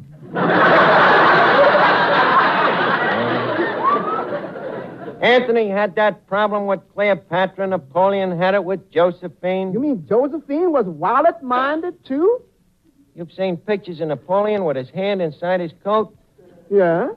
What do you think he was holding on to? But she loved him, Eddie. Yeah, but the trouble is Sonia never studied history. Oh. And Napoleon didn't have the competition I got. Competition, huh? Yeah, she got one boyfriend that makes perfume that he's giving her a jeweler, giving her a ring. Then there's another one. Just a second. If she's got all them boyfriends, why do you bother to give her anything? Well, I'm number 3 on the list, and I don't want to lose my rating. Well, why don't you buy one of these raffle tickets? If you win, you can give her the diamond Terrara. That's phony hunk of ice. Well, does she have to know it's phony? I forgot to tell you. She got another boyfriend that's a glass cutter. Well, don't leave it esprit or decor, Eddie. By the way, did you get the Christmas tree out of the back room yet? Yeah, that head is there in the corner. I hope it don't get arrested for indecent exposure. Yeah. Don't look as good as it did last year, does it? No. And last year, it didn't look as good as the year before. Turned a little brown around the gills. What can we do with it, Eddie? Well, we could put a fence around it. A fence? Yeah. You know what the old saying, that things on the other side of the fence look greener? Cut the jokes, Eddie. We can fix it up. We'll camouflage it with some of last year's decorations. Yeah, but what we going to use to camouflage the decorations? Don't worry, Eddie. There's a lot of things around here we could use to hang on a tree. Hello, Art. Oh, hello, Finnegan. You sold any tickets for that raffle yet? No, Art. And I've been to every house on the block. Well, have you been off the block? Art, for years. Well, look, what do you do when you go from house to house? Oh, well, I knock on the door, and when they open it, I say, I'm Clifton Finnegan. Uh-huh. What's the reaction? The usual. Raised eyebrows and a slight gasp. Then they try to slam the door on me. Then what do? I use me head, Arch. Oh. Yeah. I stick me foot in. Oh, you do, huh? Yeah, sometimes. Other times I use me foot and stick me head in. Oh. How does that work? Well, that's better. That way it don't hurt so much. Finnegan, sticking your foot and your head in, I can see that you ain't using salesmanship. Salesmanship? Yeah, you see, to be a salesman, the first thing you got to do is to flatter the people. Flatter them, huh? Yeah, you know, for example, when the door opens, you should smile and you say, well, I didn't know a gorgeous creature like you was going to answer the door. Arch, I tried that. What happened? The guy slugged me.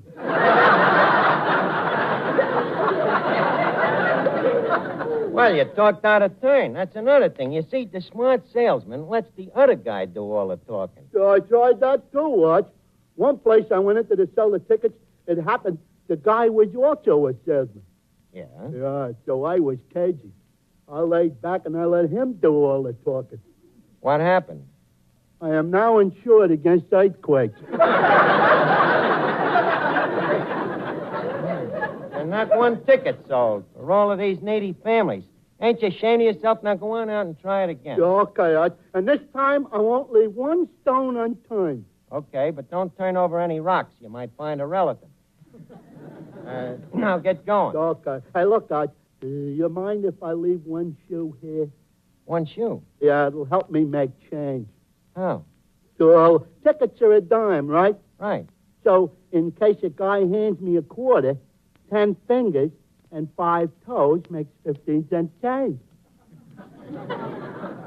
But Finnegan, you got 6 toes. Arch, you forget the sales tax. A human abacus. Go on now, get going. Oh. Hello, Duffy's Tavern. Huh? Oh, yeah, she's here. Just a minute. Miss Duffy. Oh, yeah? A phone call for you. Ridiculous as it sounds, it's a man. No fooling, gee. Quick, give me the phone. Give me the phone. Steady, old girl, steady. Hello, Miss Duffy speaking. I'd love to. What? Oh, it's you, Papa. Archie, you tricked me. Yeah, but you was really living there for a minute.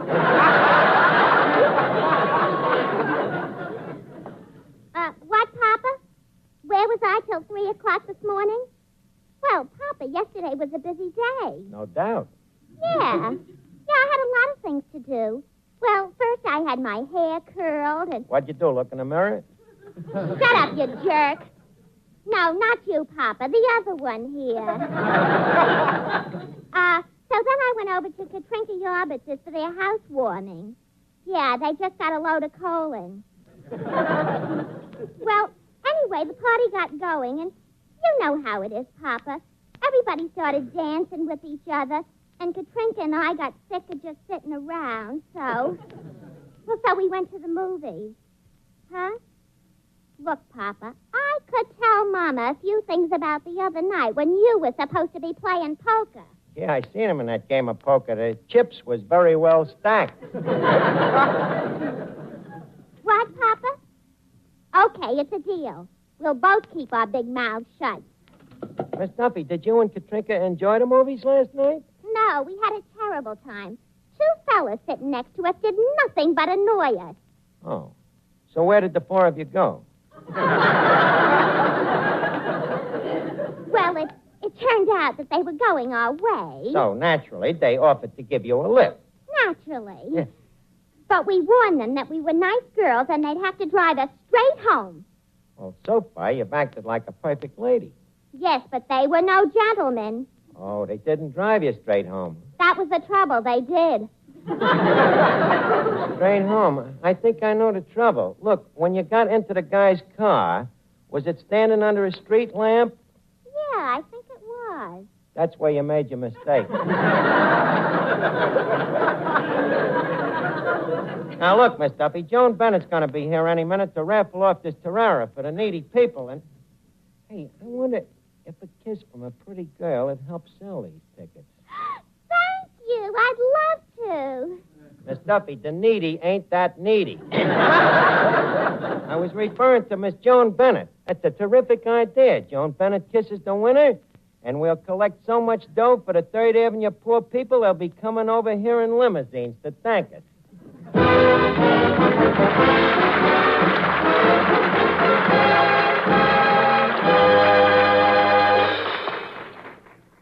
I'll bet there isn't a woman listening in who isn't interested in trying something different when it comes to making herself lovelier. You're so right, Mr. Wallington. I am interested. What is it? Well, it's an entirely different idea in hand lotions. It's Trouchet, the beforehand lotion. Trouchet? And what does beforehand mean? It means you can use Trouchet before you get to work, before you do dishes or light laundry, before you put your hands in that hot soapy water. But what's the point of that? Because Trouchet guards your hands from becoming chapped and dry. Why, Trouchet is so effective that it guards your hands even while they're in hot soapy water. And how about after I finish the dishes and washing? Can I use Trouchet then? Of course you can. Creamy, fragrant Trouchet can be used as you use any hand lotion. But with Trouchet, you get something none of those ordinary hand lotions give you. Beforehand protection when you need it most. So why don't you start this new way of helping your hands become soft and lovely? Why not begin today to use Trouchet? T-R-U-S-H-A-Y.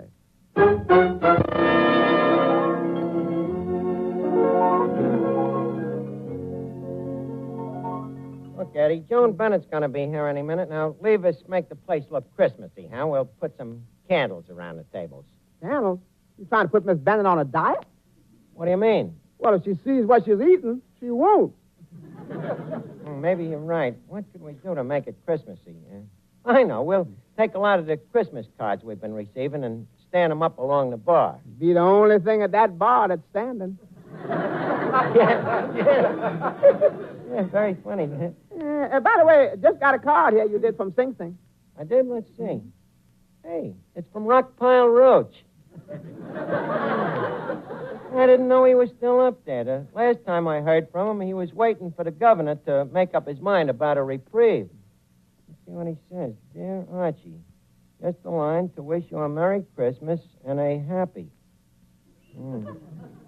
Guess the governor made up his mind. Yeah, well, that shows you, Eddie. Crime don't pay, huh? Good evening, Archie. Oh, Officer Clancy. How are you tonight? Oh, 'tis a weary man I am. Those Christmas crowds milling around and pushing and pulling. Yeah, pretty terrible. Oh, it sure knocks a man out. The hustle and bustle and pushing and shoving. It's enough to drive a man to drink. Yeah, that's right. Well, don't just stand there agreeing with me. Do something about it. Okay, Clancy, here you are. Bourbon and soda on the house. Archie, this whiskey of yours is slow poison. Slow poison? Well, then don't drink it. Fortunately, I'm a patient man. Oh, well, enjoy it, Clancy. Tell me, how's the missus? The old biddy? Yeah. Well, as usual. She's been hinting all week for a Christmas present. Oh, how can you tell? She's been easing up on her punches. Well, that's a sure sign she loves you, Clancy. You're 100 proof right. By the way, that last drink. Yeah? Who poured it? I did. Who drank it? You did. Archie, it's your move. Okay, Clancy, here you are. Have another one. Thank you. Say, by the way, would you like to have Christmas dinner with me and Mrs. Officer Clancy? Well, thank you. I'll be charmed. We're having a real Christmas dinner. Celery and olives and cranberry sauce and pumpkin pie. And, of course, for the main dish, the old traditional corned beef and cabbage. What, Clancy, no turkey? No, it makes the old lady feel too self-conscious. Oh. Well, I'll be seeing you, Archie. Okay, Clancy. Miss Archie. Yeah? The woman in the window. What about her? She just walked through the door. Oh, Eddie, that's Joan Bennett. She just got back from England. Talk that pip-pip British stuff to her, Eddie, Give her a real English welcome, huh? You give it to her. You're handier with that John Bull than I am. Well, Joan Bennett, welcome back to the motherland. Joni, glad to see you. See your feet are crowley-ho and yoicks. Or, as they say in England, yerks. Yerks, huh? Look, I know what's on your mind, but don't say it. Miss Duffy just used it anyhow. Look, did you have a good time over there, Joan? Wonderful. Yeah, huh? I bet you felt funny driving on the left side of the road, huh? Not at all, Archie. You forget I'm from California. Oh, yeah. Yeah, that's right. Well, how is England? Has the old place changed much? Were you ever there? Was I... This damn kidding? Joan, I've been up and down the streets of London so often I still walk cockneyed.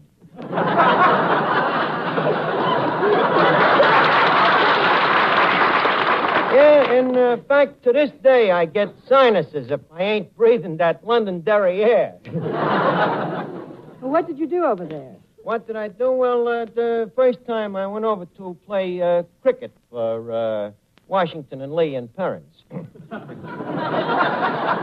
You played cricket? Left crick. Yeah, it was a great trip. A little rough, but very pleasant. What boat did you go on? Well, naturally, on a boat befitting to a man of my caliber. A tramp steamer. No, the Queen Mary herself. Great crowd we had on board, too. A lot of notables? A lot of notables? You mean besides me? Yes. Oh, sure. We had nothing but the upper dregs. The Count of Essex and his wife, the Discount. Lord and Lady Windermere. Lord and Lady Taylor. Lord Byron. Lord Byron? Yeah. He wasn't with Lord Tennyson, was he? Lord Tennyson. Short and stocky, monocle in one eye. Stutters a little. That's the one. Marvelous shuffleboard player. Archie, it happens that Lord Tennyson is dead. What is that? Lord Tennyson is dead.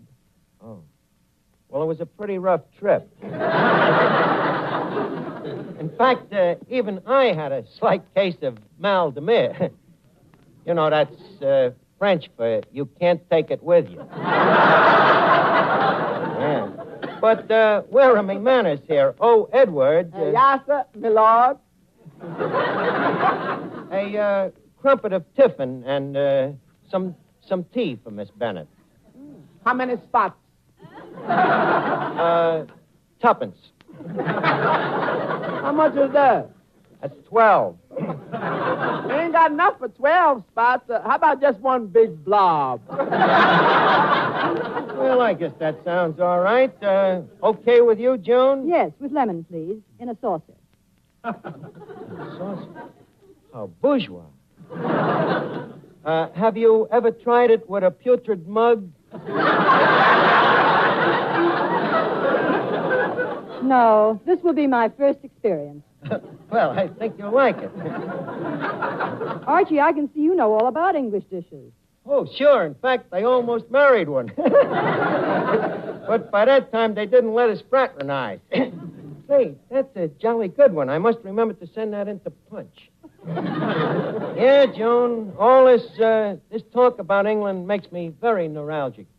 Yes, I'm getting a little sick myself. Yeah, well, in that case, leave us talk about Hollywood. All right, leave us talk about Hollywood. I saw that last picture of yours. I saw that last picture of yours. You was great. Leave us talk about England. Maybe we better talk about the raffle. What is all this about the raffle, Archie? Well, you see, it's Christmas, and there's a lot of people that ain't going to be too happy. You know, people that ain't got the kind of dough that you and me has got. And I thought I'd try to do a little something to brighten things up for them. So I'm raffling off this genuine diamond Tarara. The only thing is the raffle tickets ain't going so good, and we thought that maybe if you'd give the winner a kiss, it'd help things. After all, you kissed that Edward G. Robinson. Wasn't even Christmas either. All right, Archie, if it's for charity, I'll do it. Now, if you'll excuse me, I'll put on my most kissable lipstick. You're going to do... Holy cat, she's going to kiss the winner. But what happens? Suppose the raffle is won by some toothless hoodlum. Some guy that would go after her like she was the free lunch. Archie, you've got to save this girl by hook or by crook.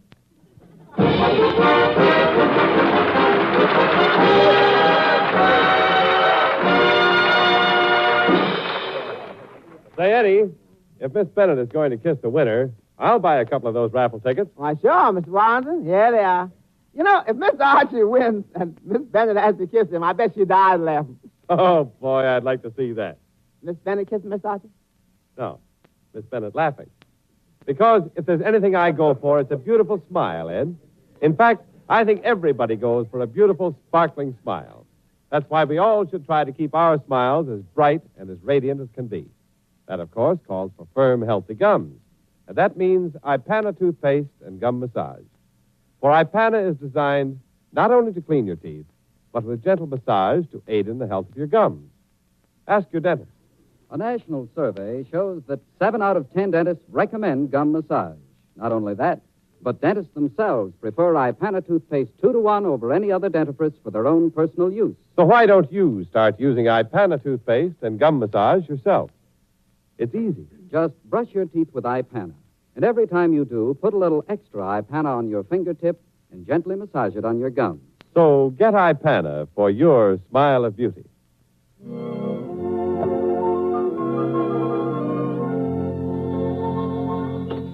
Hello, Duffy's Tavern. Hello, Duffy.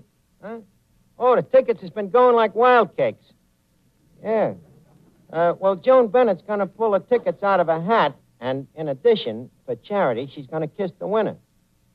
You want 100 tickets, huh?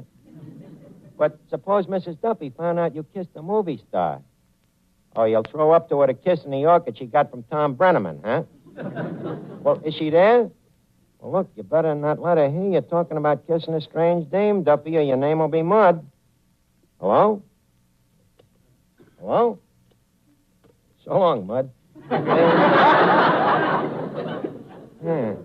wonder how I could work out this raffle so the charity begins at home. All right. Oh, hello, Finnegan. How many tickets did you sell? Oh, a bunch of them, Arch. Here's the list of names. Yeah, Hank. Yeah. Hey, Finnegan, you got nothing but a lot of X's down here. How can we tell who's who? It's simple, Arch. For example, this X here is Mr. Smith, and this X here is Mr. Brown. But how can we tell which is which? Arch, Mr. Brown is the guy with the glass eye.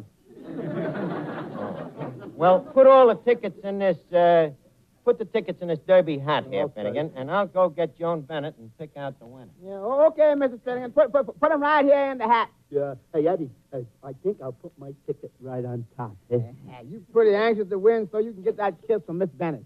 Certainly. What kiss? Didn't you know Miss Bennett's going to kiss the winner? I knew there was a catch to this raffle. You don't want to kiss? Eddie, that stuff stunts your growth. Me, I'd rather blow bubble gum any day. Bubble gum? Yeah. Mr. Finnegan, ain't you ever heard of the birds and the bees? Yeah, I heard them. But you give them birds and bees a hunk of bubble gum, and they ain't going to waste no time kissing either.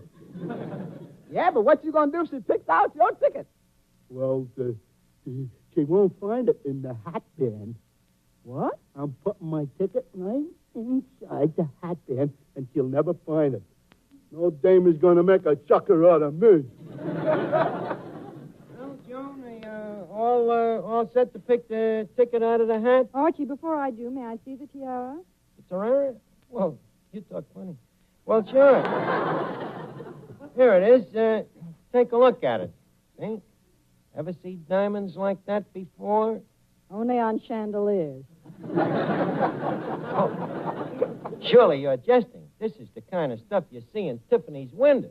Archie, this is the kind of stuff Tiffany's window is made of. What do you mean? Well, look at the back of it. It says Woolworth. That's the name of the owner.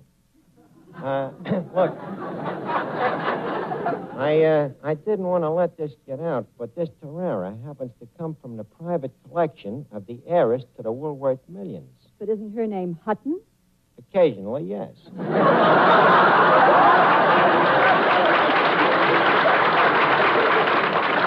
Look, Joan, you got no idea what this tiara is worth. About 29 cents. That's where you and me beg to differ. Archie, don't lie to me. Well, look. Well, what's the difference what the winner gets? As long as the money goes to a worthy charity. But the winner will be disappointed. All right, we'll cover that. So that nobody gets robbed, I'll fix it so I become the winner. I see. And I give you the kiss. You see? Nobody loses. Except me. Oh, come on, Joan. Will you do it? But, Archie, with all the tickets in the hat, how will I be able to pick yours? Look, I got an idea. I'll stick mine inside of the hat band, see? Then you just reach under and pull it out. Okay, Eddie, leave us start the drawing. Prim, Mr. Melnick. Ladies and gentlemen, Miss Joan Bennett will now draw the winning ticket in the raffle sponsored by Honest Archie. And, folks, I would like to announce that anybody who bought 100 tickets for this raffle has no more chance of winning than a man who bought one. Miss Bennett will now draw the winning ticket out of the inside of the hat. Have you got the winning ticket there, Miss Bennett? Yes, I have the winning ticket.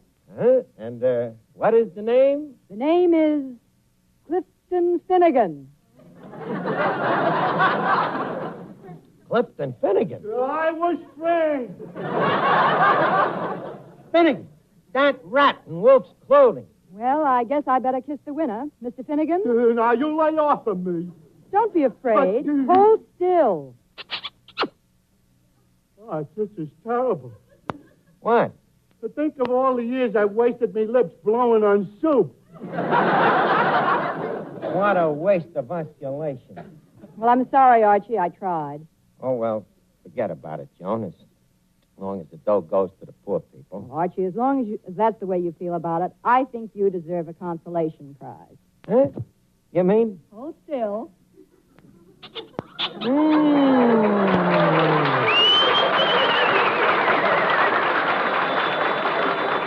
Hello? Hello? Mr. Archie? Yeah, well, right now he's flying over the Christmas tree.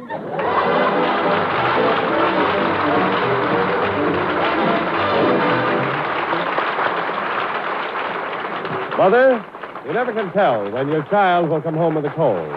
So, for that reason, it's wise to always keep a safe, effective cold relief handy in the house. And that means Minute Rub, a really modern chest rub that brings quick, effective relief to cold discomfort. Just rub Minute Rub on the throat, chest, and back. In a minute, Minute Rub's soothing menthol vapors begin to clear that stuffed-up feeling in the nose and throat. In a minute, Minute Rub starts to bring a feeling of warmth and relief to those tight, sore, aching muscles. And listen, here at last is a chest rub that's greaseless and stainless. This appears like vanishing cream and can't stain clothes or bed linens. So get a tube of Minute Rub and get relief from that annoying cold misery the modern way, the greaseless, stainless Minute Rub way. It's time now to leave Duffy's Tavern for this evening, but let's meet here again at the same time next Wednesday. Joan Bennett will soon be seen in the Diana production of The Secret Beyond the Door. Until next Wednesday, then, this is Jimmy Wallington reminding you that for a more sparkling smile, remember Ipana. And for softer, lovelier hands, remember Trouche, the beforehand lotion. Ipana, Trouche. Stay tuned in for Mr. Distance Kearney, which follows immediately over NBC, the National Broadcasting Company. Say hello to the Goodbye Girl. Make it fast. Hi, I think there's been some kind of mistake. I sublet this apartment from this friend of mine. Technically, that apartment belongs to me. Now, do I come up there now? We discuss this amicably? Or do I storm the place in the morning? 5 minutes. The only practical solution is that we share the apartment. I'll bet. You win. Get your bags. You get the small bedroom. We're in trouble, right? Say hello to Richard Dreyfuss. My kingdom for the horse! Say hello to Marcia Mason. An actor. Say hello to Quinn Cummings. I think he's kind of cute. He reminds me of a dog that nobody wants. Say hello to Neil Simon's tender, funny love story. If you don't let go of me, I am going to punch your other eye out! More than neighbors. You know it's 5 to 6. Less than lovers. Mismatched roommates living alone together. Don't you ever do that again. Your lips may say no, but there's yes in your eyes. Richard Dreyfuss and Marcia Mason in Neil Simon's first new comedy since Murder by Death. Say hello to the Goodbye Girl.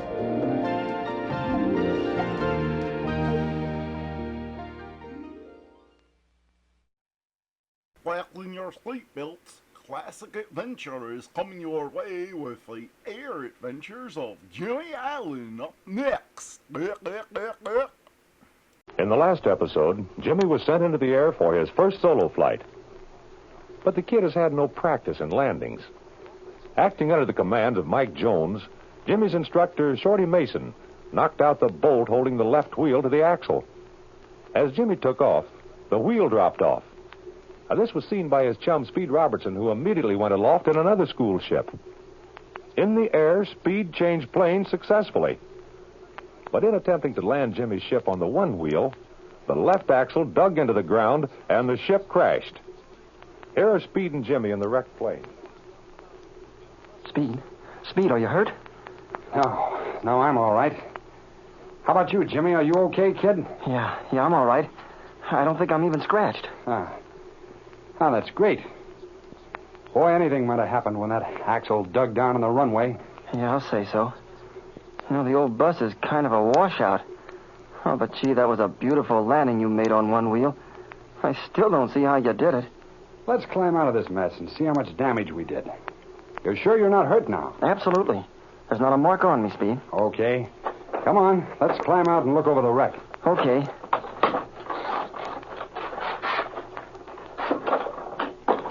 There we are. Well, it didn't do this crate any good landing on one wheel. Oh, gee, Speed. This whole left wing is pretty badly smashed up. Oh, look here. A couple of cylinders in the engine are broken, too. Yeah, this left wing is a complete washout. Boy, are you right. The engine sure took a pounding when the ship went up on its nose. You know, I'm just wondering, how in the world did that wheel ever... Yeah, exactly. That's what I want to find out right now. Now, let's take a look at this left axle. Come over here, Jim.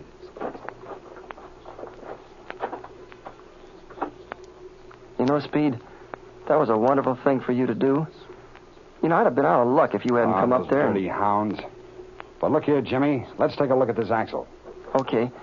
Here, I'll help you, Speed. All right. Move this wing about a foot so we can get a good look. Get hold of that other side, Jim. All set now. Let's give her a lift here. There. Now, there we are. That's better.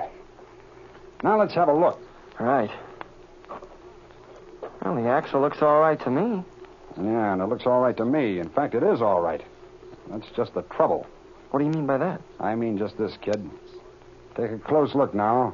There's absolutely nothing wrong with this axle. Yeah, I know it.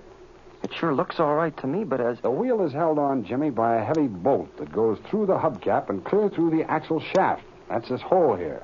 Oh, yeah, I see. Now, the bolt is made of a specially treated steel. And, Jim, there isn't a chance in a million of it breaking. What? Do you think, then, that perhaps... I gamble everything I own that the bolt was removed before that ship ever left the ground. Oh, but gosh, why would anyone try to... Were Shorty Mason and Mike Jones around this ship at all before you took off, Jim? Say, Speed. Oh, but gee, that seems... Why, well, it's just impossible, that's all. Nothing's impossible. Answer my question, Jimmy. Well, I was out at the ship talking with Shorty Mason, and Mike Jones came out and asked me if I would get his flying jacket. Oh, yeah? Well, where was his jacket? Well, that's the funny part of it. He said it was in his car and insisted that Flash Lewis go with me. I thought it was sort of funny at the time. Did you and Flash go? Yes, we did. But when we got to his car, there was no jacket in it. I get it now. Just an excuse to get you and Flash away from the ship. Huh. And come to think of it, Speed, when Flash and I were walking back toward the ship, Shorty Mason was standing right up against the landing gear. Why, as a matter of fact, Speed, he was standing right up against this left wheel. Ah, those dirty rats. Well, let me tell you something, Jimmy. We're not through with those birds yet. Hey, look, Speed. I wonder who this is driving up.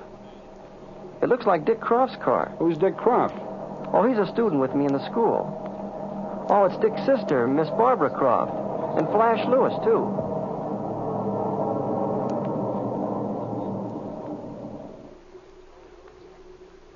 Are you all right, Jimmy? Are you hurt at all? Oh, no, we're okay, Flash. But the ship's cracked up rather bad. Oh, Mr. Allen, are you sure you're not hurt? We saw the whole thing and we're just sick. Oh, hello, Miss Croft. Well, it was an exciting few minutes when Speed was changing from one ship to the other. It was simply wonderful. And to think that you could land on one wheel and come out of it without a scratch. Oh, it was Speed Robertson that did that. Say, he could have landed it if both wheels were off. Oh, but I want you to meet Speed. Speed, this is Miss Croft. How do you do? I think you showed wonderful skill and nerve, Mr. Robertson. You certainly lived up to your reputation as a great pilot. Boy, I'll say he did. Oh, thanks, but we were just lucky. We had all the brakes with us today. You can call it luck if you want to, Speed. But knowing just what to do didn't do any harm. Believe you me, there wasn't any luck to this. Speed knew what he was doing every second. Well, thank goodness you both are safe and sound. Oh, but perhaps I'd better get off the field with this car. That looks like Mike Jones and Mr. Mason coming. Yeah, I noticed Shorty Mason land a couple of minutes ago. That probably is he and Mike coming up here now. You better get your car off the field. All right, I'll go now. Goodbye, Mr. Robertson. And goodbye, Mr. Allen. Goodbye, Miss Croft. Oh, but say. Look, that mister just doesn't seem to sound right. It's sort of, well, so formal. And, well, Jimmy's my name, you know. Well, maybe we shouldn't be quite so formal. It does seem rather silly. All right. Goodbye, Jimmy. Goodbye, Barbara.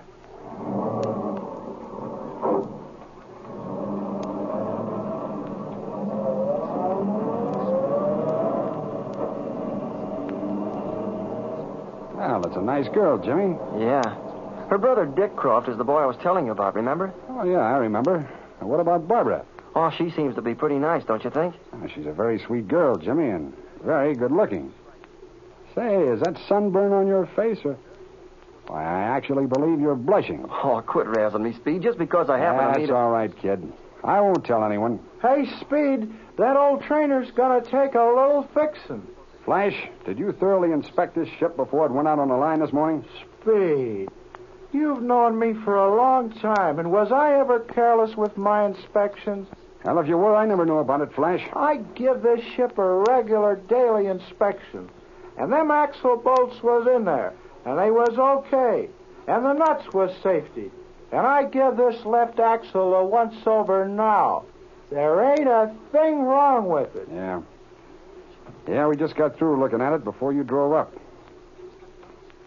Well, how could this wheel come off then, Flash? Why, even if the nut comes off, the bolt wouldn't come out. Yeah? Well, what if the bolt was taken out before the ship took off? Huh? You mean somebody might... You say nothing more about it, Flash. Keep that idea to yourself. Now, here's Mike and Shorty Mason. Get set for trouble, Jimmy. When Speed Robertson gets that kind of look in his eye, things usually happen. Are you boys all right? That was a great piece of work you did, Speed. That sure was, Speed. You sure set her down pretty. You guys saved that chatter. Now, look here, Jones. How does it happen that Jimmy Allen is sent solo when he's had less than 3 hours instruction and has had no time at all on landings? Why, Speed, why shouldn't he go solo? His flying's been fine. He's had a lot of landings, hasn't he, Shorty? Sure, I gave Jimmy plenty of landings. And he was doing fine with his air work, too. Why, Mr. Mason, that's not true at all. Oh, wait a minute, Jimmy. I'll handle this matter.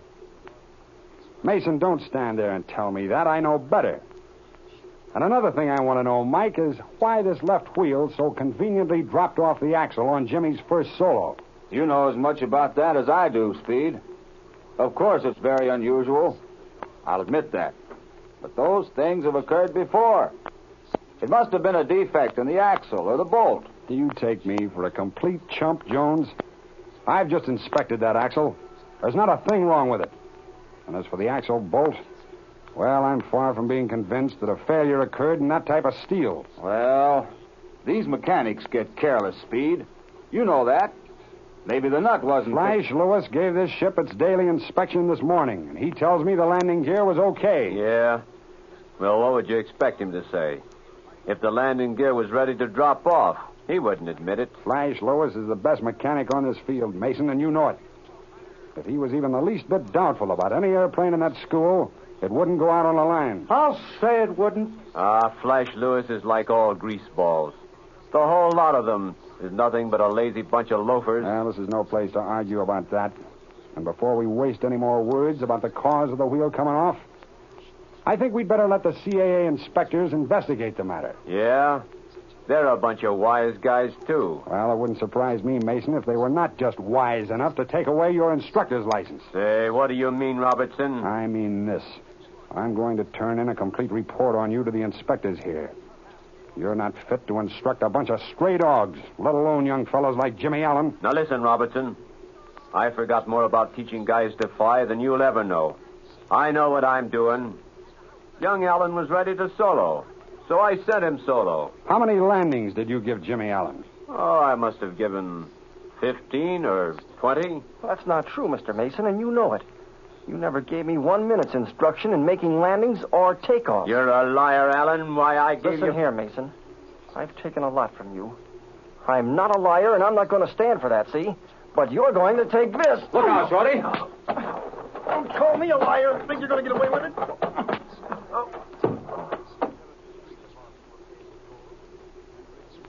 Well.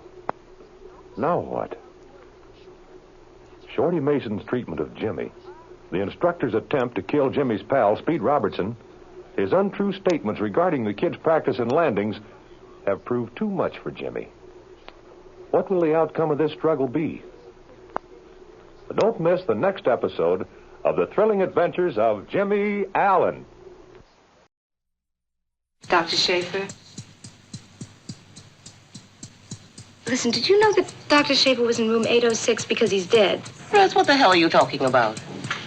You know what the hell she's talking about? No. I'm afraid I don't understand. What Dr. Schaefer? Our Dr. Schaefer? Oh, Dr. Schaefer, the one who's always grabbing everybody's... Was he sick? I don't know what you're talking about. Now, what in hell am I going to tell this boy Schaefer's parents? That a substitute nurse assassinated him because she couldn't tell the doctors from the patients on the floor? My God! Ladies and gentlemen, you are about to be admitted to the hospital. Do you carry Blue Cross, Blue Shield, Mr. Mitgang, if you don't mind? Do you have your card with you? Do you know your number? There's no pulse, Doctor. What's the pressure? There's no blood pressure, Doctor. Welbeck, yes, he just butchered another one of my patients.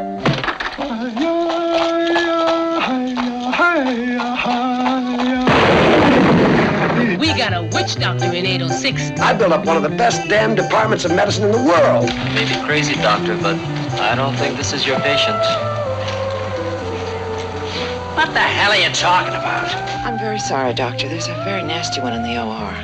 What in the hell is it? Some kind of plague? What happened? No, ma'am. Well, I don't know what happened. A man comes into this hospital in perfect health. And in the space of 1 week, we chop out one kidney, damage another, reduce him to coma, and damn near kill him. George C. Scott in the hospital, where everything that happens is a matter of life and death. I don't suppose you'd like to call next of kin? No, thanks. This is the emergency room. One of the doctors just died of a heart attack. What the hell is going on around here? Every time I try to find somebody in this hospital, they either died of a heart attack in emergency or anesthesia shock in an operating room. Well, what are you suggesting, Doctor? You think we have a mad killer stalking the halls of the hospital? Call the medical examiner. Go ahead. You better do that now. You better call the precinct station house as well. Cardiac arrest, Holly 8. We have an emergency here. We have established the most enormous medical entity ever conceived, and people are sicker than ever. We cure nothing. We heal nothing. George C. Scott in the hospital.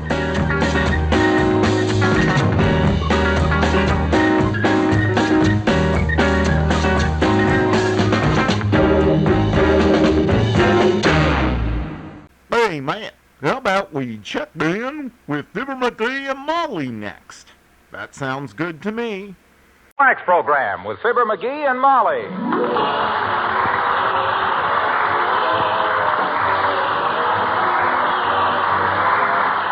The makers of Johnson Wax products for home and industry present Fibber, Magee, and Molly, written by Don Quinn and Phil Leslie, with music by the King's Men and Billy Mills Orchestra.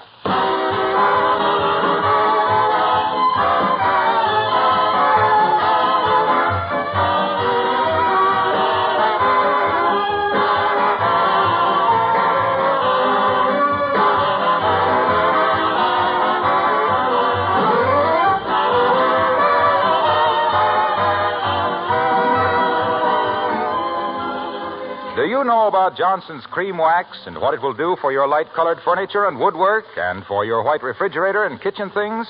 Johnson's Cream Wax is quite different from either the paste or liquid wax.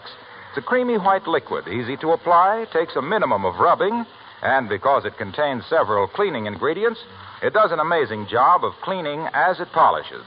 You'll have to use it yourself to appreciate how it makes fingerprints and smudges vanish like magic. But Johnson's Cream Wax does more than clean. It leaves a beautiful, lustrous wax polish that protects the surface against dirt and against wear. Cream Wax was developed especially for use on furniture and woodwork. Even if you already have the regular Johnson's Wax on your pantry shelf, we'd like to suggest that you buy a bottle of Johnson's Cream Wax and try it real soon.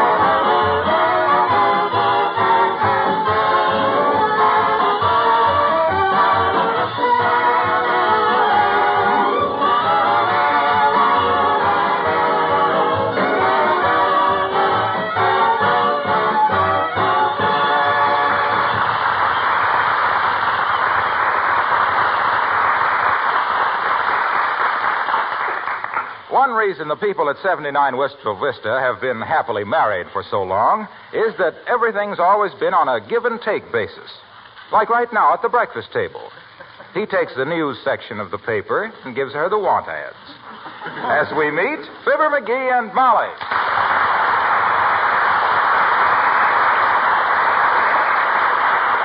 Anything interesting in the want ads, Molly? Nothing but this item here. What's that? Says wanted. Summer boarders in large country home by refined woman with glassed-in veranda and air conditioning. She probably works for Ripley all winter. Hey, did old man Carstairs call me this morning? You mean the Mr. Carstairs? Yep. The one that's chairman of more boards than you'd need to build a fence around South Dakota? Yep. The millionaire, Mr. Carstairs? Yep. Mrs. Carstairs' husband? Sure. What on earth would he be calling you for? Oh. I and he have got a little deal on. Oh, tell Mommy all about it, dearie. No, I can't. I can't tell about it, not till the deal is consummated. You know, I think it'd be a great thing for Carstairs if he tied up with a guy like me. You do? Somebody intelligent, dynamic, a go-getter. Oh, dear. Somebody he could come to any hour of the day or afternoon and say, "Look, Magee, do you think we ought to amortize the common stock or reduce the fiscal debentures on the preferred?" That far? And what would you say? I'd laugh in his face. Then I'd send him out to play golf, and as soon as he was gone, I'd grab a dictionary and see what the Sam Hill of debenture is. My, isn't big business fascinating, though? I can just see you in a big oak-paneled office in Wall Street, frowning at the ticker tape and wondering if you'd ever understand it. I'd have been a big man in communications today if I hadn't run into union trouble. Labor? Western. They said they couldn't use me without I had a bicycle. They said I could cover more ground with a bicycle, and then they looked at my feet and said, well, a little more anyway. And I says, oh, is that so? Hello, Mr. Magee. Hello, Mrs. Magee. Oh, hello, Alice. Will you have a cup of coffee? Oh, no, thank you. I'm going out to take a sun bath, and if I drink coffee, I get so wide awake the sun hurts my eyes. Oh. I heard you answering the phone a couple of times this morning, Alice. Any of them for me? Yes, but they had the wrong Mr. Magee. Oh. Couldn't have been for you because it was Mr. Carstairs' secretary calling, and he's a big millionaire. I told him not to be silly and hung up on him. Oh, my goodness, Alice, it was for Mr. Magee. Oh, creepers, Mr. Magee. I'm terribly sorry. But how did I know that a millionaire like Mr. Carstairs would have anything to do with a little, an unimportant, that is... Forget it, kid. He'll call again. After all, when you've got a better mousetrap, every big cheese wants to get into it. Himself here has got a big deal on with Mr. Carstairs, haven't you, dearie? No, it's not so much this time, but it may be the beginning of a very profitable association. I'll have to admit Carstairs has got a talent for business. Oh, yes. They say everything he touches turns to gold. Betcha. He patted me on the head once when I was a little girl, and now look at me. I'm a blonde. I do hope you'll tell Mr. Carstairs about your plan for stabilizing the currency, Magee. Gee, have you got a plan for that, too, Mr. Magee? Oh, sure. You see, Alice, my child, the American dollar is worth different amounts in different places. Oh? I'd fix it so it'd be worth $1.15 all over the world. Sure, and the 15 cents would take care of taxes, leaving everybody $1 clear. Yeah, is that simple or is that simple? Oh, gee, that's a wonderful idea, Mr. Oh, I tell you, Alice, he's full of them. He had one to base our currency on lead instead of gold, too. Sure. Sure, then any time the country got in trouble, Washington would simply have to get the lead out.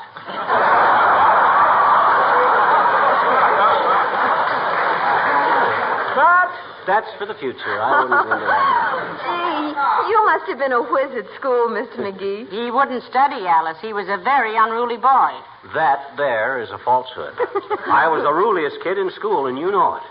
I'd have led my class in math if it hadn't been for my music teacher. Miss Fiditch, huh? Well, now, how did your music teacher keep you from getting good grades in math? Well, I happened to be passing a cloakroom one day, and I saw Miss Fiditch kissing the math prof. See? Imagine it. Oh.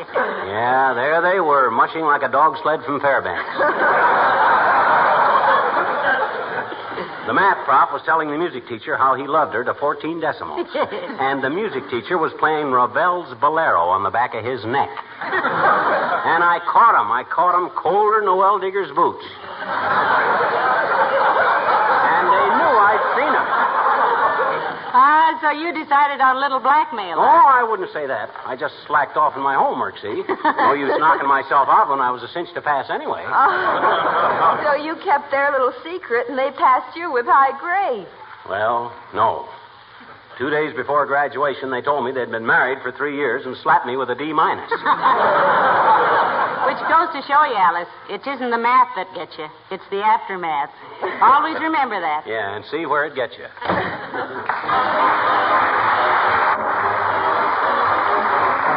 Billy Mills for the orchestra, and good.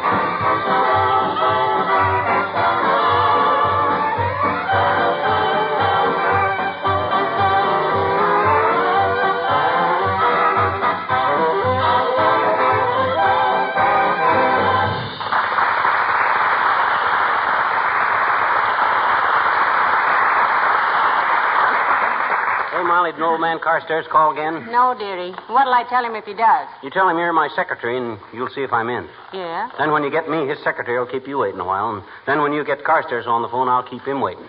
That's the way us big businessmen impress each other with how busy we are, see? And nobody wins but the telephone company. Yeah, well, with a big deal like I and Carstairs have got on, you can't rush to the phone like a couple of schoolgirls fixing up a taffy pole.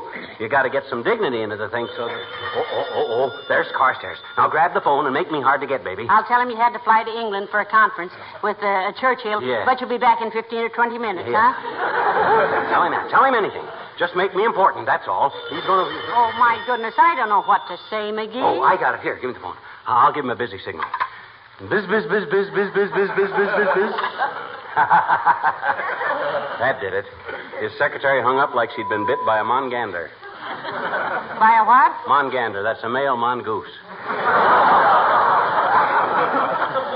It's a very painful bite. I had one once that bit it. That's probably the phone company wanting to know who's playing horse with their busy signal. That's maybe Carstairs himself. Hand me the financial section of the paper. Thanks. Come in. U.S. Steel closed at 4 p.m. Not much activity with industrial... Hello there, Mrs. Carstairs. Do come in. How do you do, my dear? Oh, good day, Mrs. Carstairs. Excuse my absent-mindedness. Just running over a few stock market quotations. Really? Are you a bear or a bull, Mr. McGee? He's an elk, Mrs. Carstairs. I just dabble a bit in the market, Carsty. A few thousand shares here, a few thousand shares there. I buy in at the peak and wait for a drop. Silly, of course, but I find it rather amusing. Do you have a seat on the exchange, Mr. McGee? No, but those blue serge pants he's wearing are about due for an exchange on the seat. Oh, I'm afraid my wife is not very familiar with financial expressions, Carsty. She thinks the corn exchange is a club for radio comedians. So do I. Well, how is Mr. Carstairs these days? Mr. Carstairs is quite well, my dear, thank you. He has learned how to relax, you know, with his hobby. Oh, what is his hobby, Mrs. Carstairs? Collecting. Collecting what? Money. Well, yes, I can see how that might be quite fascinating. Tell me, Mrs. Carstairs, are you going out of town for the summer? Oh, yes, my dear. I usually try to spend a few months away from the bustle and turmoil. You may get away from your turmoil, Carsty, but with that...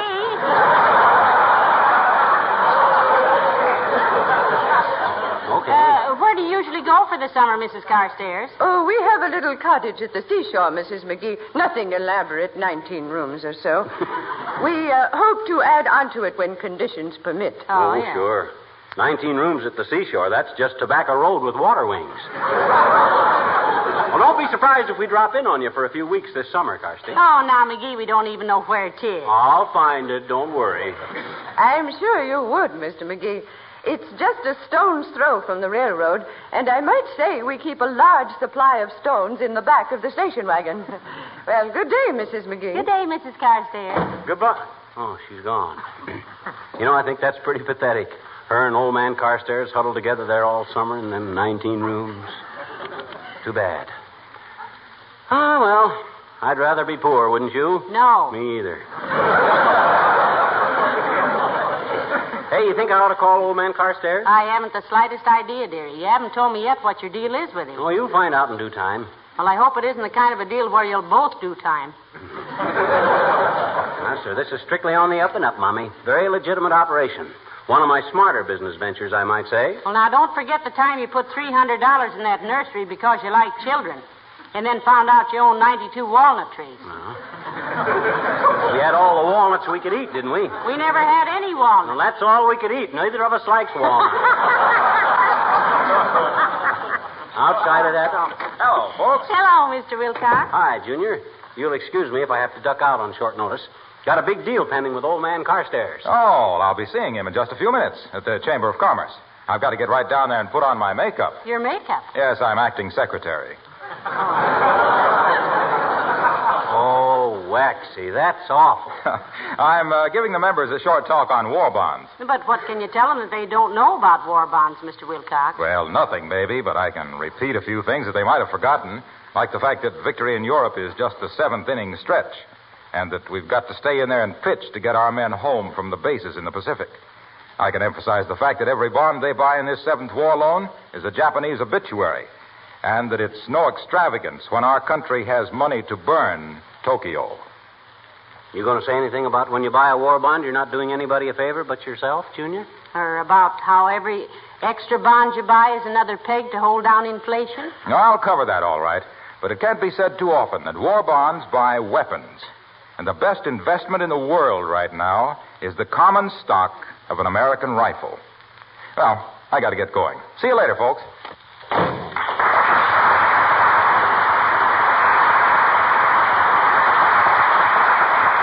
Maybe I should have went with him and seen old Carstairs down at the Chamber of Commerce. That would be against your policy of playing hard to get, wouldn't it? Mm-hmm. Isn't it good business to make the small man come to see the big man? Yeah, you're right, Molly. After all, he don't know how much money we got. For all he knows, we might be multimillionaires, just like simple living. Sure. Yeah. We gave up our private yacht because the smell of brass polish makes you sneeze. Huh? Yeah. Hey, wait a minute. Does Johnson make a brass polish? Oh, my goodness, I don't know. Well, take it easy till we find out. we're liable to wisecrack ourselves right into the cornflake business or something.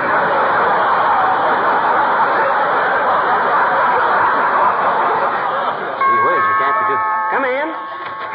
Oh, hello, Dr. Gamble. Hello, Molly. Hello, eager weasel. The expression is eager beaver, Doctor. I know, but a beaver has a flat tail. Touche, McGee. Touche. I'll touche him riding one right on his big fat proboscis. Proboscis means nose, doesn't it, Doctor? It's proboscis, my boy. The C is silent, like a husband in a millinery shop. It's from the Latin pro and the Greek boscain, to feed, and properly used refers to the trunk of an elephant. It is not a correct reference to the human schnozola or beezer, except in a humorous context. Heavenly days, Doctor. You're a regular walking encyclopedia. You said it, sister. He walks exactly like an encyclopedia. A thick one with stiff covers. 6 volumes. You hurt me, my dear fellow. Well? If I am slightly muscle-bound, it's because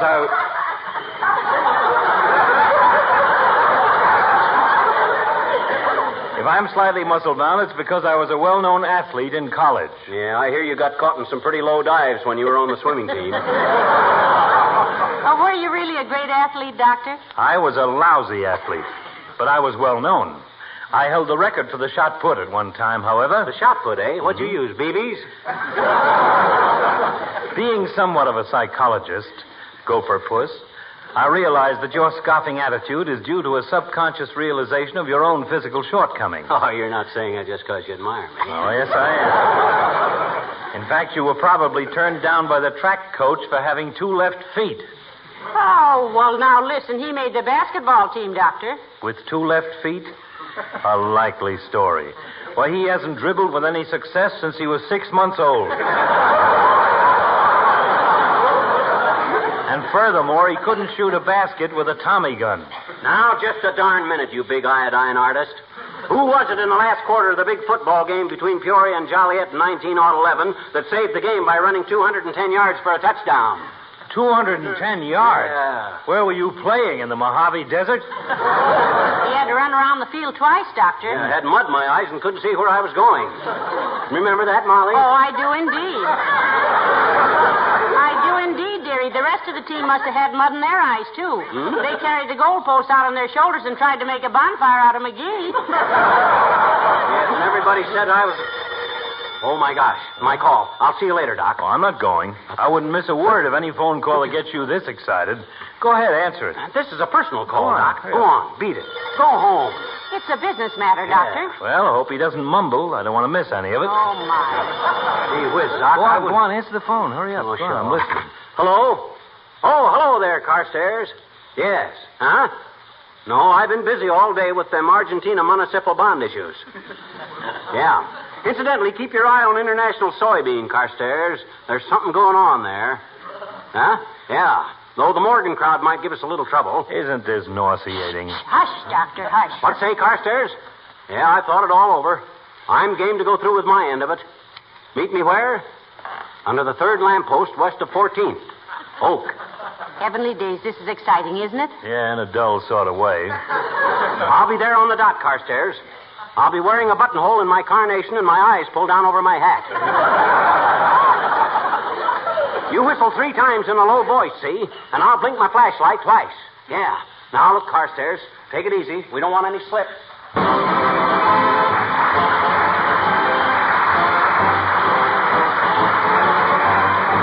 The King's Men sing Buy a Bond. Buy a bond. And by, the bond you buy will bring you victory. Buy a bond. And you'll be standing by the victory arch when Johnny comes marching home again. Oh, you should need no request.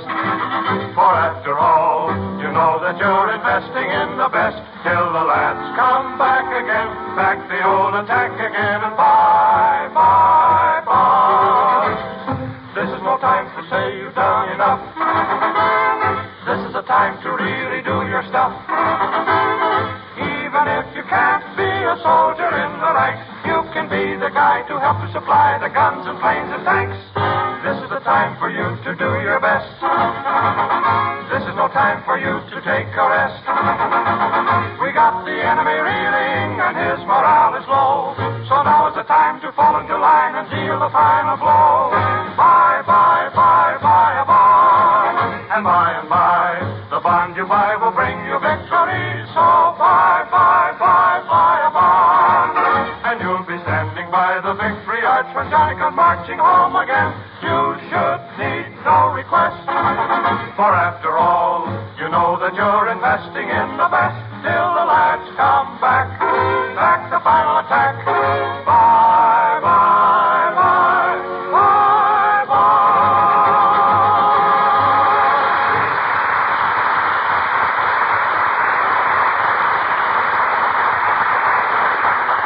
My goodness, Magee, why all the mystery about your deal with Mr. Carstairs? Old man Carstairs don't often handle deals personal, see? He usually sends an adversary to act for him.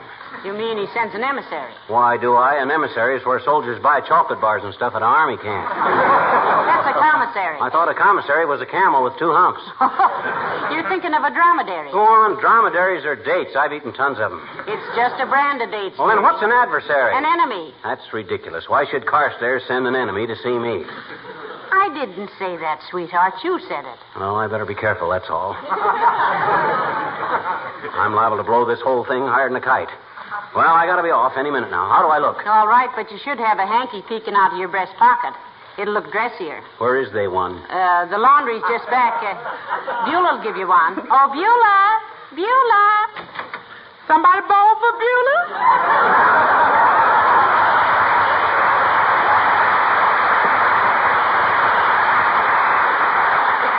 Yeah, you're talking about a fresh hanky for Mr. Magee. Yeah, he is. One with your initials on it, too. Well, thanks, Beulah. What's so funny about a handkerchief with his initials on it, Beulah? Oh, excuse me, ma'am, but I hardly like to say it.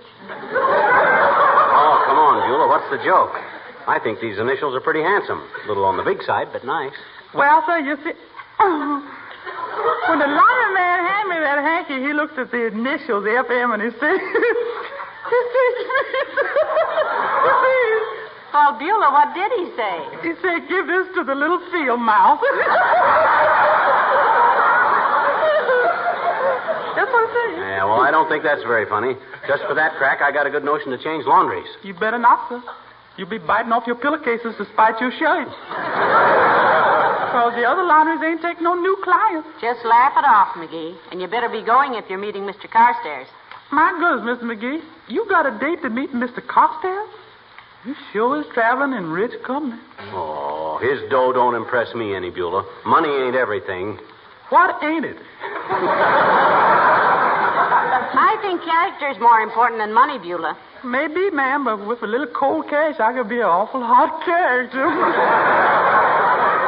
Now, don't tell anybody about me having a deal with Carstairs, Beulah. It's little things like that that affect the whole financial structure. No, sir, I know how it is. I really do. Because I lost everything in a crash in 1929. What kind of stocks did you have, Beulah? Lyle, man, with cotton top, size 9.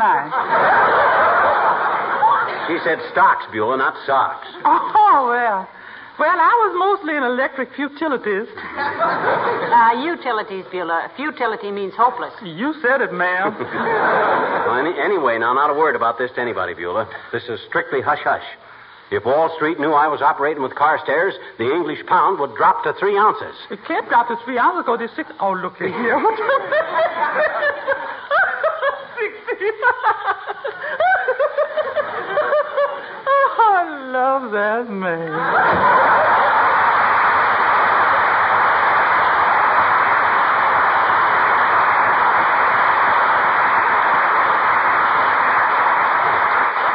Well, here I go, laughing and scratching. Good luck with your deal, dearie. Oh, this one can't miss, Tootsie. I know what I'm doing this time.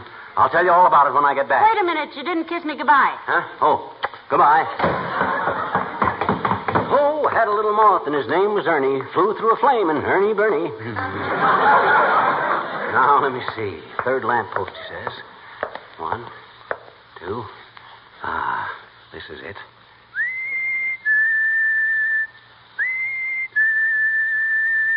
Carstairs? Yes, that you, Magee? Yeah.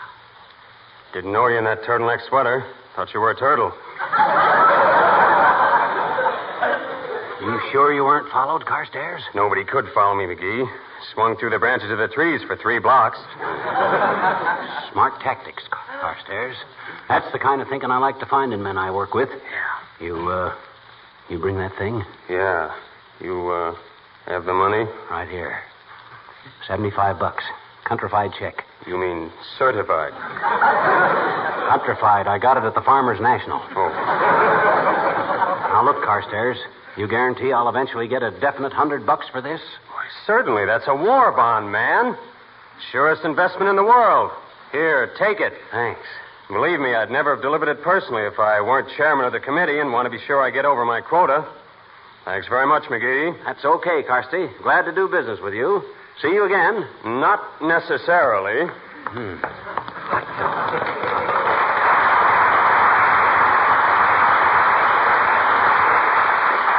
What a deal. What a deal. $100 for 75. And guaranteed, too. By the government. Yes, sir. Smartest investment I ever made. How about you, folks?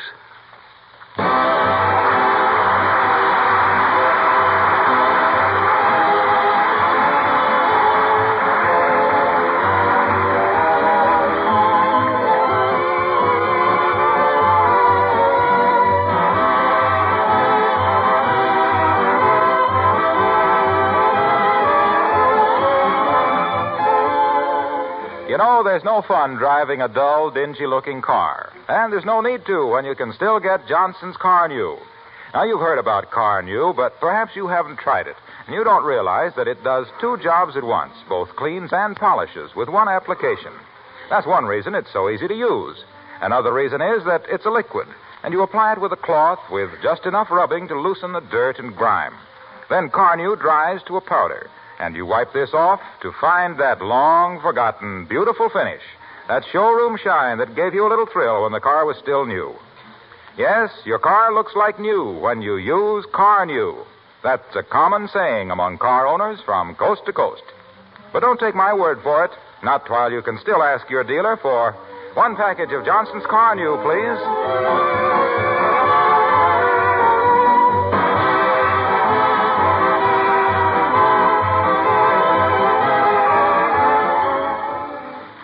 Ladies and gentlemen, may I introduce Mr. Charles Buckmeyer, aide to the National Commander of the Catholic War Veterans.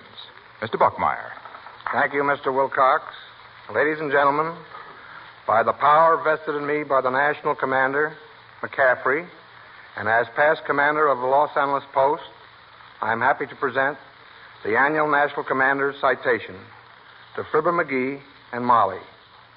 The citation reads, "To the beloved Fibber, Magee, and Molly of America's millions, in recognition of their successful efforts to lighten the burdens of American people in a time of great ordeal through understanding and clean comedy, and in acknowledgement of their accomplishment in portraying the American home through gentle humor in true dignity as a great source of our national strength."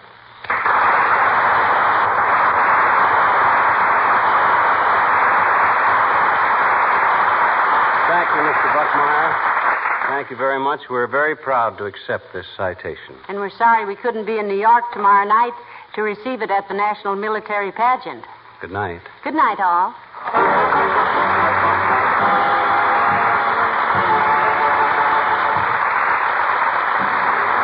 This is Harlow Wilcox, speaking for the makers of Johnson Wax Finishes for Home and Industry, inviting you all to be with us again next Tuesday night. Good night. This is the National Broadcasting Company.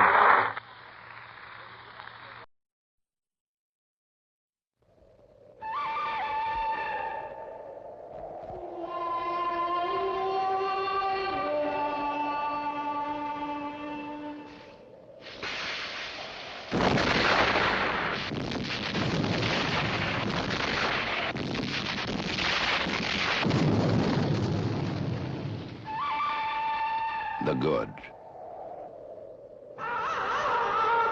The bad. The ugly.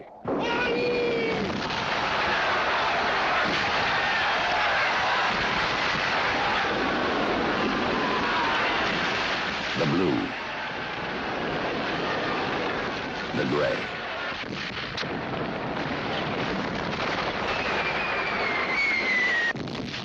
The Civil War.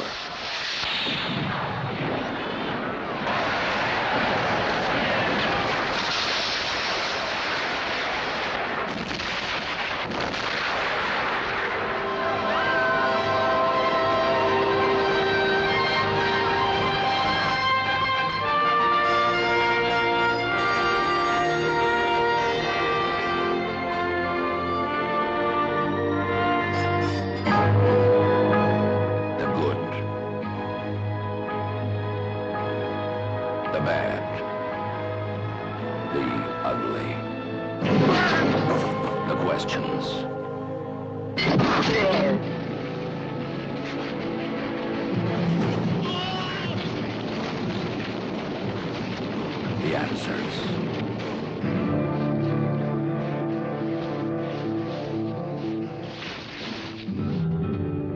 The showdown.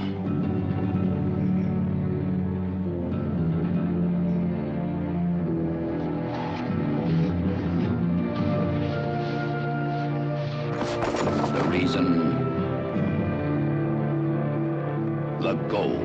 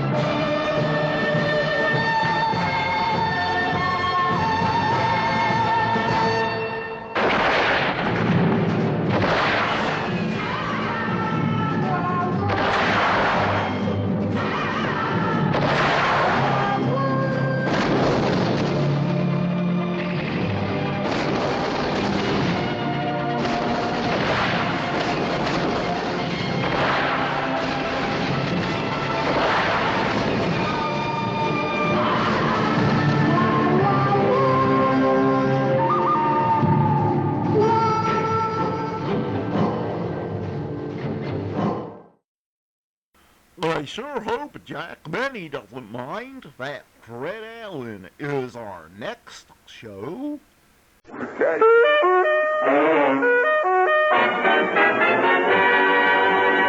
It's Texaco time with Fred Allen.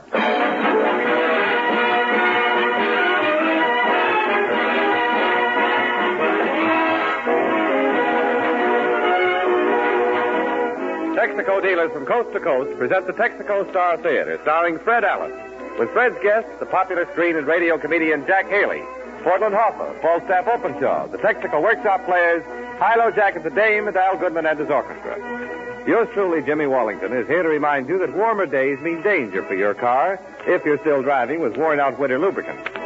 See your Texaco dealer and let him protect your car against excessive warm weather wear with the right spring grade of insulated Haviland motor oil, Texaco gear lubricants, and thorough Marfax chassis lubrication. It's a Texaco spring tonic to put new life in your car.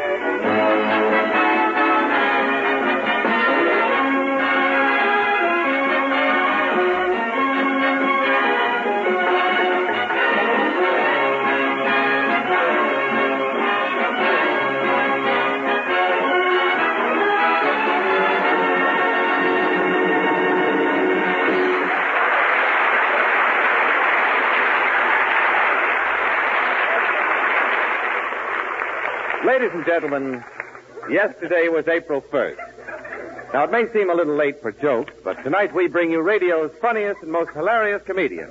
April Fool, it's only Fred Allen.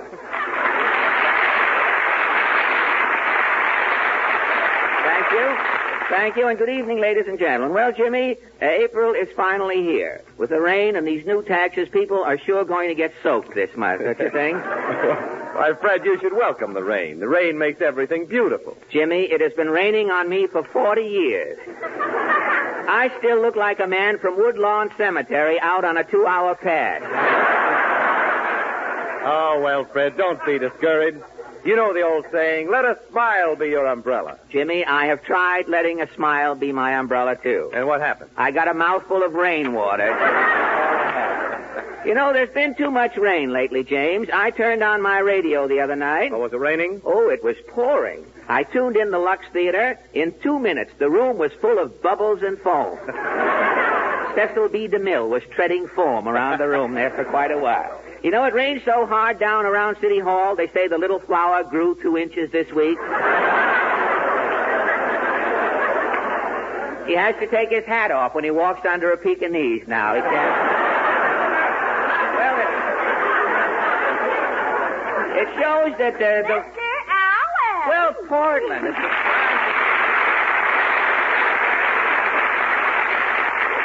Portland, I'm glad you have your wedgies on. You give the show a lift just when we can use it. What's on your mind? How do you pronounce Domanevka? Domanevka? Yes. It's a town the Russian army captured today. Well, why don't you wait until tomorrow? The Russians will be 20 miles past there. It may be someplace you can handle if you just lay over. Say, is that a letter you have there? Yes, I'm mailing it for Mama. Oh, really? Well, don't forget the postage rates went up last week. Oh, it doesn't bother us. Mama has a system. Oh, what system? Mama puts a 2-cent stamp in the icebox. Yeah? When Washington turns blue, Mama uses it for a 3-cent stamp. Well, that's a new thing, a postage stamp with goose pimples. What, make a steeplechase for your tongue when you lick it. So what, you know what a goose pimple is? It's a dimple that blew out.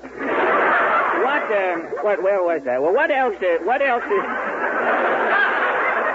It doesn't make any difference with our program. You can open any script.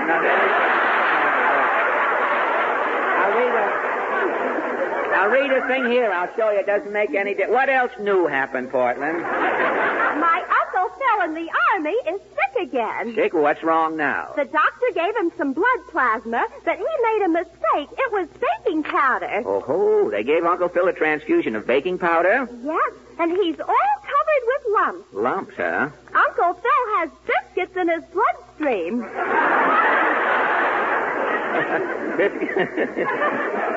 He's lucky he hasn't got cookies in his kidneys. Well, after that half-baked gag, Portland, I'm off to Alan's Alley. Oh, what is your question tonight? Well, this past week, as you know, the War Food Administration announced that this year's record egg production is demoralizing the egg market. The WFA is trying to adjust prices to help the wholesaler, retailer, and consumer. And so our question is, how has the egg surplus affected you? Shall we go? As the two customers in Duffy's Tavern might say, leave us leave.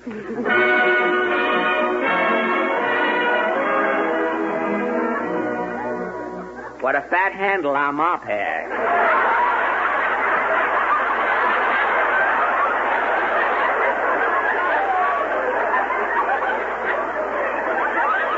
Well, here we are.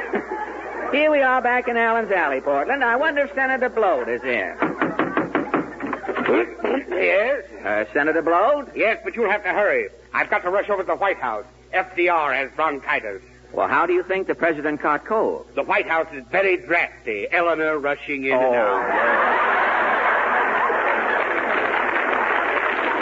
I see. Well, tell me, Senator, isn't there some way we can stop the egg surplus? Yes, if my bill, the bloat bill, goes through, no more eggs will be laid. Well, how can you stop hens from laying eggs? Instead of corn, the hens will be fed old rubber plants. Rubber plants, eh? When the hen lays an egg, yes, the egg will bounce back into the hen. I thank you. Well, if the senator's bill goes through, hens will think they're laying ping pong balls, I guess. Well, let's knock at this next door. Well, what is it? I give up. Mrs. Prawn, tell me, how do you feel about the egg surplus? I was crazy about eggs when I was single. I had my own chickens. And now that you're married? My husband won't let me keep chickens. Well, why not? My husband says one old clock around the house is enough.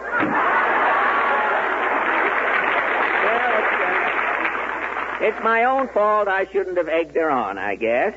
Well, what's going on next door here? No? Oh, wait a minute. This is a new here. Who are you? My body, you are looking on Digby Rappaport. Digby Rappaport. What became of Mr. Nussbaum? That's a military secret. A military secret? Nobody knows where Nussbaum is but Nussbaum and his draft board. Thank you.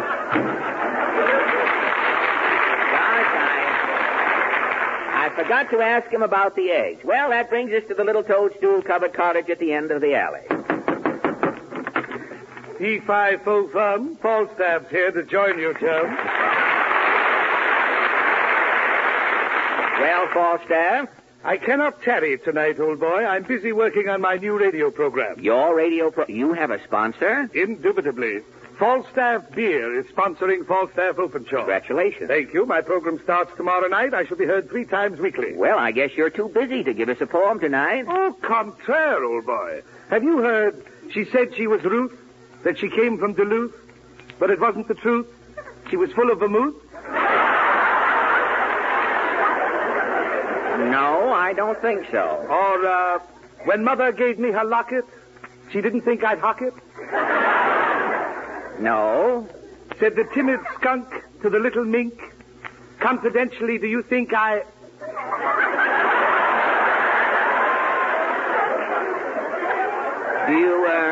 Do you think I what?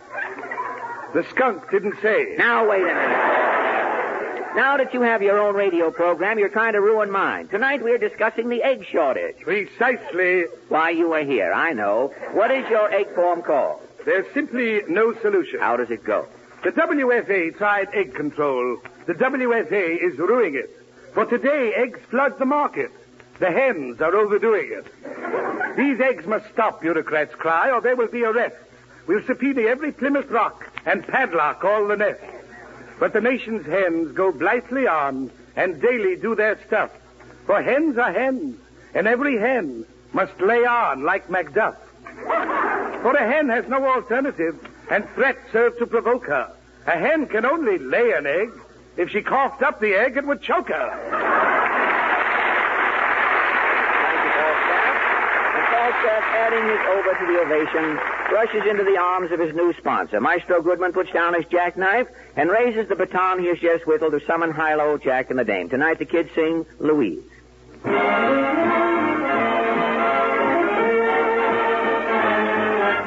Every little breeze seems to whisper Louise. Birds in the trees seem to twitter Louise. Each little rock tells me it knows I love you, love you. Every little beat that I feel in my heart seems to repeat what I felt at the start. Each little sigh tells me that I adore you, Louise. Just to see and hear you brings joy I never knew. But to be so near you thrills me through and through. Anyone can see why I wanted your kiss. It had to be, but the wonder is this. Can it be true someone like you could love me? Louise, Louise. It's a beautiful name. It started a flame. My heart felt the same. When you're gonna say what I want you to say, say it's okay for a wedding in May. Since we met, I got a feeling down inside my heart is feeling at the very mention of your name. Anyone can see why I wanted your kiss. It had to be, but the wonder is this. Strange it may seem, can it be true? Is it a dream that someone like you could love me? Louise.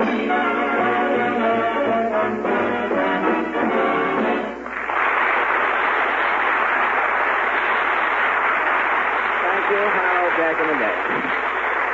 And now a word from Jimmy Wallington. Oh, not a word, Fred. A song. Oh, Jimmy, not again tonight. Why, yes, Fred. My new ballad is called A Love Song to Lizzie. Love song? Something tells me that Lizzie is the family car. Yes, and it's high time somebody showed Lizzie a little attention. With spring in the air, it's high time she was given her Texaco spring changeover. Thin, worn winter lubricants can't protect Lizzie against excessive warm weather wear. So, if you love Lizzie, see that she's taken around to a Texaco dealer for the correct grade of Texaco's insulated Haviland motor oil, the right Texaco gear lubricant, and complete Marfax chassis lubrication right now. Well, Jimmy, what has all this got to do with your song? Oh, that's the prologue, Fred. The song comes now. Oh. Mr. Goodman, please. Lizzie, Lizzie, give me your answer due. You must be dizzy after what you've been through. The last winter was a dinger. It put you through the ringer. But if you go to Texaco, you will soon feel as good as new. Lizzie, Lizzie, go round to Texaco. They'll get dizzy. You'll run like long ago. Oh, you will feel fit and sassy when they Marfax your chassis. And they'll put in the new Haviland when you go round to Texaco.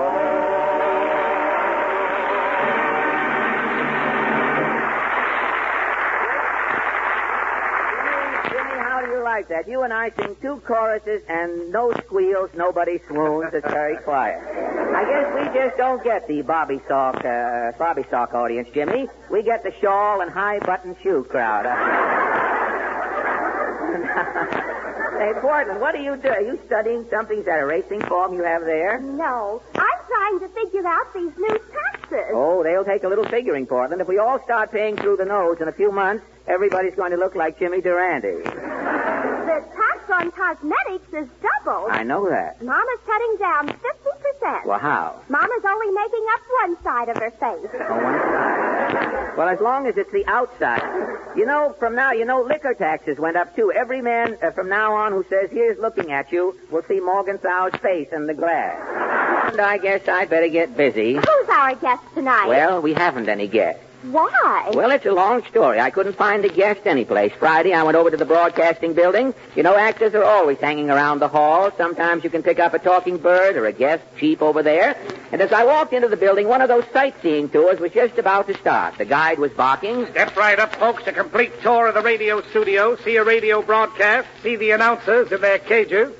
See them writing jingles. Well, I decided to take the tour, Portland. I paid my 40 cents, and the tour started. The guide said, now all join hands and follow me. Don't speak to strangers in the hall and keep away from open doors. Somebody might pull you into a quiz show. Okay, we're off. Well, this is going to be mighty interesting. Now, on your right, this room is where the radio vice presidents are kept. What do the vice presidents do, Guide? Nobody knows, lady. On ships, they call them barnacles. In radio, they cling to desks that are called vice presidents. What's in this room, Guide? This is where they make up them radio jingles. I'll let you hear a jingle. Listen, I'll open the door. Twinkles vitamins you can get in any letter of the alphabet. Twinkles come from A to Z, also LSMFT. Twinkle, twinkle, twinkle, twinkle, twinkle, twinkle, twinkle, twinkle, twinkle, twinkle. Now, in this studio across the hall, there's a broadcast going on. Quiet, everybody. I'll let you listen. Scalpel. Scalpel. Forceps. Forceps. Sponge. Sponge. Suture. Suture. Mm-mm. Mm-mm. Too bad. Too bad. Let's scram. Let's scram. What program was that? Young Dr. Malone. Here's another program on the air. Quiet, please. I'm going to open the door. I want my alimony. Give me my alimony. What program was that? John's Other Wife. Now, folks, over here we have the Dumont Television Studios. Television is the entertainment of tomorrow. Say, Guide, I just saw a friend of mine in that television waiting room. I've got to stop and talk to her. Okay, I'll slow down the tour. You can catch up with it. Now, over here, folks. Say, Jack. Fred. Jack Haley.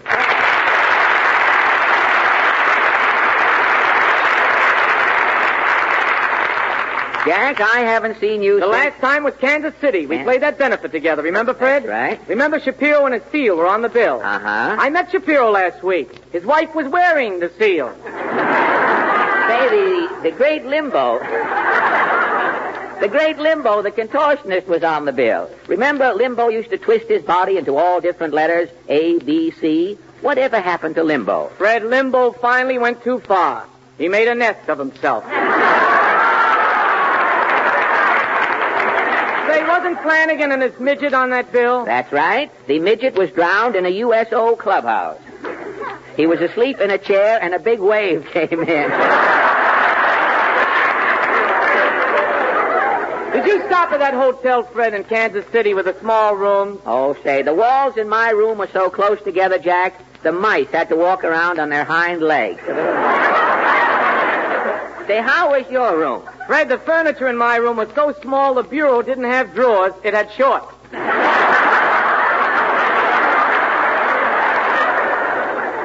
You know, the pillow on my bed was a tea bag, Jack. It was that small. But this is a lot of fun talking over old times, Jack. But what are you doing up here in this television studio? I'm waiting to audition. For television? Why, television's the coming thing, Fred. After the war, the stage, the movies, the radio will be gone. It'll be nothing but television. Well, Jack, you're a big success in radio with Joan Davis. I know, and Joni's interested in it, too. Really? I'm not taking any chances, Fred. I'm looking ahead. I'm getting ready for television. Well, say, perhaps I ought to look into that, too, Jack. Do you think I can get into television? I don't think so, Fred. I don't think so, no. You see, in radio, you get a break. Nobody sees you.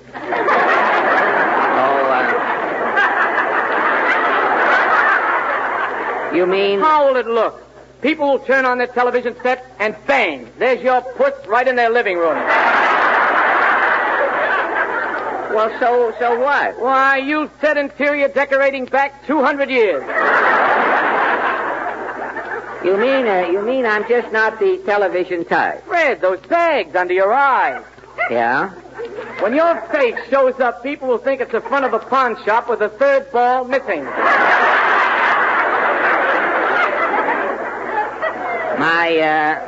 My bags are that bad, hey? Your nose looks like a banana holding up two sad sacks. Well, I'm not the only homely person in radio, Jack. Fred, television will ruin half of the actors in radio. Oh, brother, wait till people get a load of those kisses on information, please. Fadiman always looks as though he smells a platitude and can't locate it. And Levant always looks as though he spent the night in a briefcase. There's only one actor in radio who doesn't have to worry about television. Who? Jack Benny. Jack Benny, huh? Well, that's right, too. Everybody, the name that I missed it for a minute, just occurred to me. Everybody will expect Benny to show up a cheap, old, broken-down ham with flat feet, no teeth, and no hair. When people see Benny in television, yes? Nobody is going to be disappointed, Jack. That's your trouble, too, Fred. Unfortunately, you look like you sound. Now, Jack, look. There must be some way I can get into television. You can't teach an old dog new tricks, Fred. You'd have to learn a new technique. But I've been acting in radio 12 years. Nobody acts in radio, Fred. The sound man does the acting. Well, how do you mean? Well, I'll show you. Sound man, will you step over here? Yes, Mr. Haley. Now, here's the love scene, and here's how one is played in radio. I'll be the lover, and you're my sweetheart. Uh-huh. I come in, I say, Gwendolyn. Willoughby. Gwendolyn, darling. Willoughby. Oh, my beloved, let me pat your cheek. Oh, Willoughby. Gwendolyn, my love, let me run my fingers through your hair. Oh, Willoughby. Willoughby. Gwendolyn, my own, may I kiss you? Yes, Willoughby. Ah, Gwendolyn, may I kiss you again? Yes, Willoughby. Oh, Willoughby. Gwendolyn, I will smother you with kisses.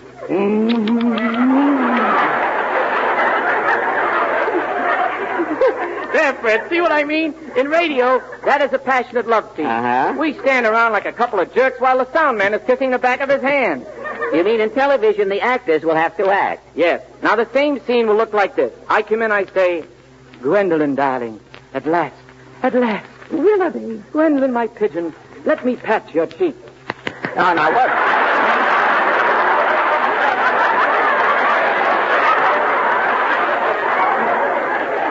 Oh, Willoughby. Gwendolyn, my precious, let me run my fingers through your hair. Oh, Willoughby. Willoughby. Gwendolyn, may I kiss you? Yes, Willoughby, kiss me.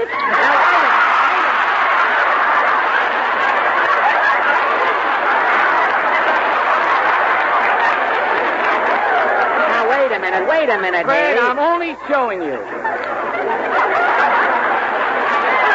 What goes on here? Fred, I'm only showing you what a love scene will be like in television. Well, look, if that's television, the mayor will never let it into New York. In television, actors will have to do their own lovemaking. No sound man will be standing around with wet knuckles. Now, look, Jack, romance is not for me. I'm a comedian. For television, what do I need? A couple of new jokes. No, Fred. In television, everything is sight. You have to use jokes so old, they don't even get laughed in radio. There are jokes that old? There must be. Let me see. Do you know that old gag? Which one? I say, hello, Fred, I'm going to Chicago. Are you going by Buffalo? No, I'm going by train. Well, you see, now, radio... This is a television audience. Radio audiences won't laugh at that. It's too old, Jack. But here's how it'll be done at television. Let's do the same joke again. Hello, Fred. I'm going to Chicago. Are you going by Buffalo? No, I think I'll go by train. See, for television, you just tell an old joke and put on a funny hat. But you can't keep putting on the same hat after every gag. No, and I'll show you how it works. Let's try another joke. Hello, Fred. Do you file your fingernails? No, I cut them off and throw them away, Jack. Oh, you do? Yeah, well, there you see that. You see? See, Fred? A joke like that, and then you just put on a false Oh, face. Jack, look, you go into television. I'll stick to radio. Fred, you're not mad, are you? No, I'm not mad, Jack. You go your way, and I'll go mine. We'll still be pals? Yes, Jack. Well, I hope so. I don't want anything to disturb our friendship, because many years ago we met in Boston. In those good old days, we didn't have a bean. And when you didn't have a bean in Boston, brother, you just didn't have anything to put under your ketchup. We'll always be good friends, we made a vow. We meant it, that's why we're together now. Pals, we'll always be pals. What you do is okay with me. Pals, just regular pals. What you do suits me to a T. You can have all my money, my silver and gold. I'll give you my jokes, the ones that I've told. Good friends, we'll be till we're old, because we're pals, pals, pals. You know, Fred, we really have been pals for a long while. That's right, Jack. You know, to be good friends like we are in this hectic show business, I think it's quite an accomplishment. Yes, I guess it is. And I'd like to take this opportunity to state publicly just how I feel about you as a very good friend. Well, I appreciate your sentiments, Jack. Fred, there's nothing I wouldn't do for you. I know that. I mean, I don't want you to feel that I'm over-emotional, but... No, I know how you feel. It's just... do you like this tie? Yes, it's a Fred? beautiful tie, Jack. You may have it. Now, please, Jack, don't give me a tie, Jack. I don't want your tie. my friend. Oh, well, there is a friend. A tie from his own neck. Look at that, a friend. There's nothing I wouldn't give you, Fred. Oh, I know that, Jack. Do you need any money? No, Jack, I don't need any money. How about some blood? No.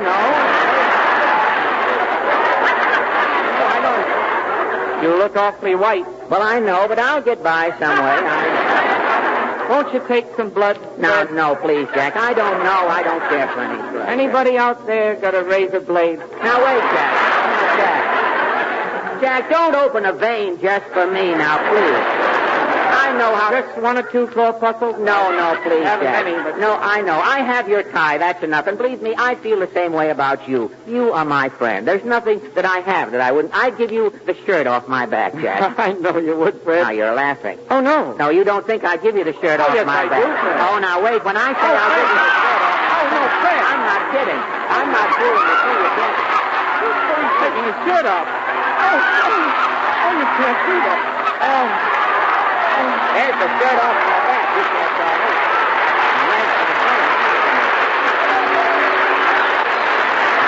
Isn't that wonderful? You're my friend, Jack. Isn't that wonderful? He gave me the shirt off the back. Least you could have done is have it laundered. Well, I'm not going to stand here and see you give me the shirt off your back without my reciprocating. Now, Jack, please, Jack, I don't want the shirt. I don't want anything from it. I have the necktie, Jack. That's all. Oh, Jack. Jack, that's all I can do. Look, you've given me the shirt. There's only one thing I can do, Jack. There's only one thing I can give you. There's only one thing I can give you now, Jack. I'm going to... Close it first. Good friend, we'll be till the end because we're pals, pals,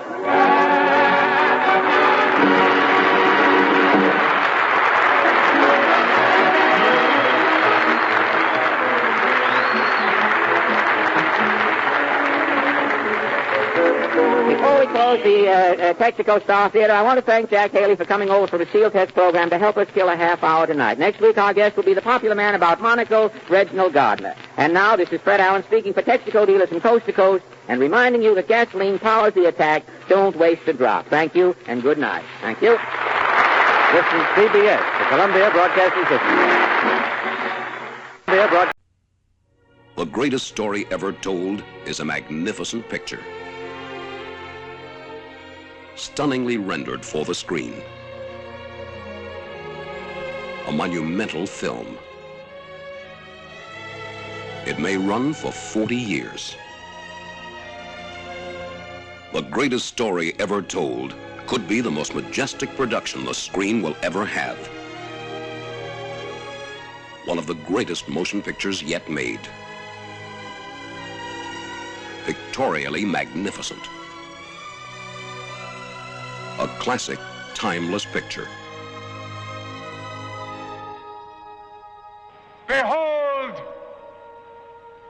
I send my messenger, who shall prepare the way.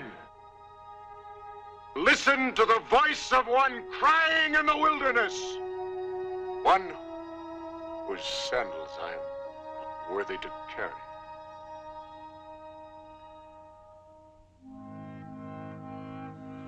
Who are you? Baptize me, John. What is your name, my friend? James. Little James. They call me Little because I'm the youngest. What is your name? Jesus. That's a good name. Thank you. You have judged her rightly. She is guilty of adultery. The law calls for her to be stoned. Yes. Let him among you who is without sin cast the first stone.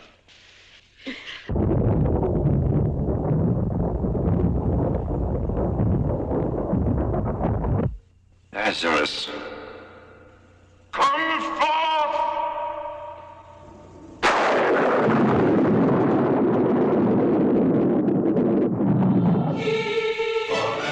What happened? Did you see? See? Jesus of Nazareth. I saw it. I saw it with my own eyes. Lazarus was dead. He's alive!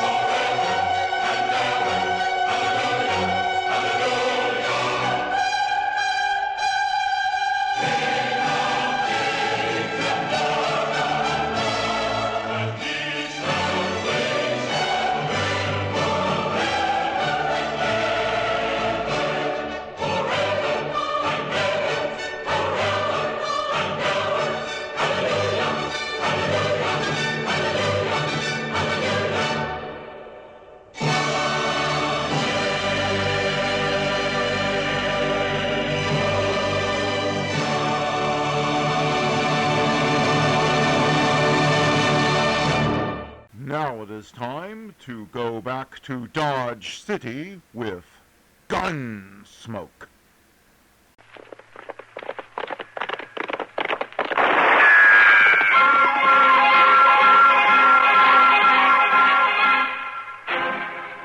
Around Dodge City and in the territory on West, there's just one way to handle the killers and the spoilers, and that's with a U.S. Marshal and the smell of Gunsmoke.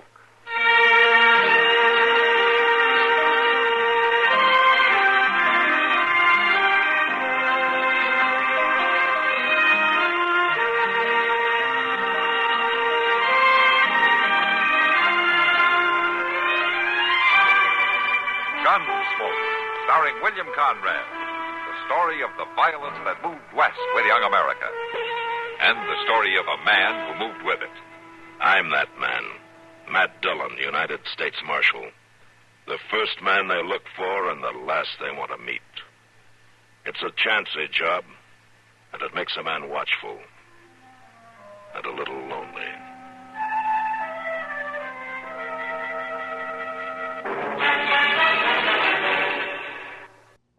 Some people are born pessimists. They go about spreading doom and gloom, often without recourse to established facts. Actually, their fears are groundless. The future in our still growing America is still onward, still upward.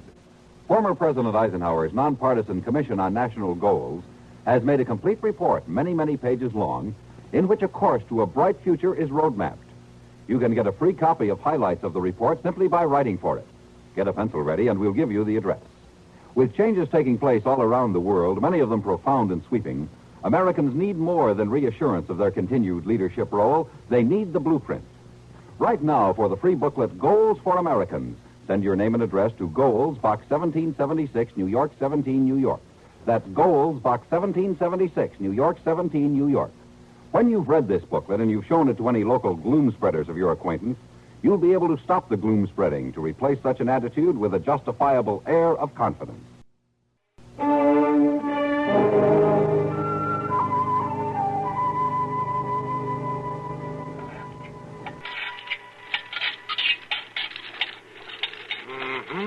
That smells good. Irish stew? Yes, but it won't be ready for half an hour.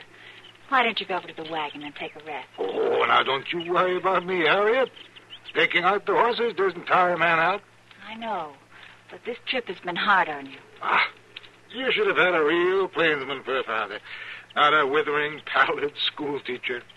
I prefer a withering, pallid school teacher, if you don't mind. How far is it to Dodge? Oh, another 40 miles, I believe. I'll be glad when we get to Pueblo. I'll feel a lot safer about you. Father? What? Look, there are two men riding up out there.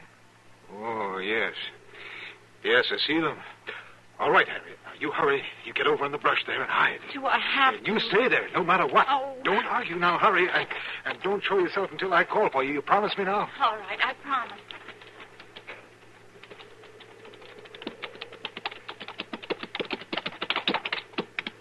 Oh, hello. Howdy.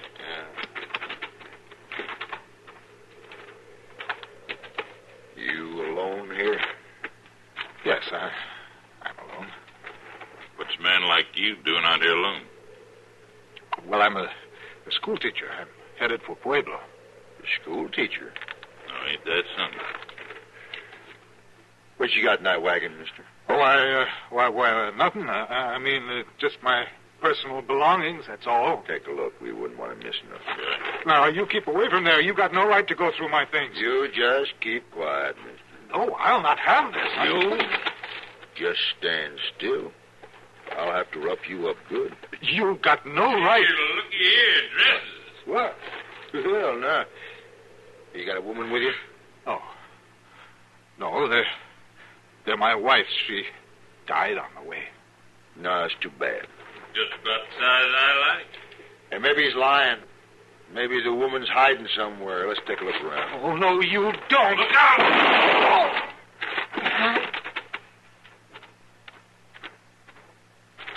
Good thing you shot him. He was trying to cut me. Yeah, coming, all right.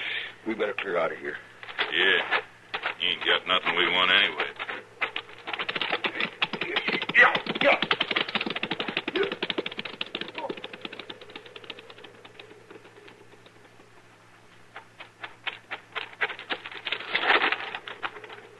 Father.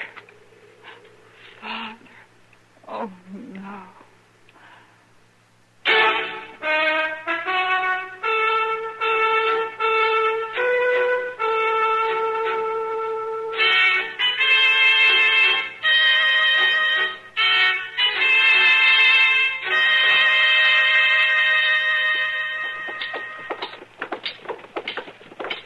Well, you see her, Miss Dillon. She's about the prettiest lady I've ever saw. I don't know why you dragged me along, Chester. There's nothing I can do for the girl. Well, I want you to see her. It ain't every day a lady walks in off the prairie and just ups and collapses in a body's arms. Oh, I sure am glad I was here in the Dodge House when she come in. You say Doc's up there now, huh? Yes, sir. It's that room up the top of the stairs. Why, she was just wore to a frazzle. And, Miss Dillon, you know what? She ain't got no friends here at all. Well, with you working for her, she'll soon know everybody in town, Chester. That's it.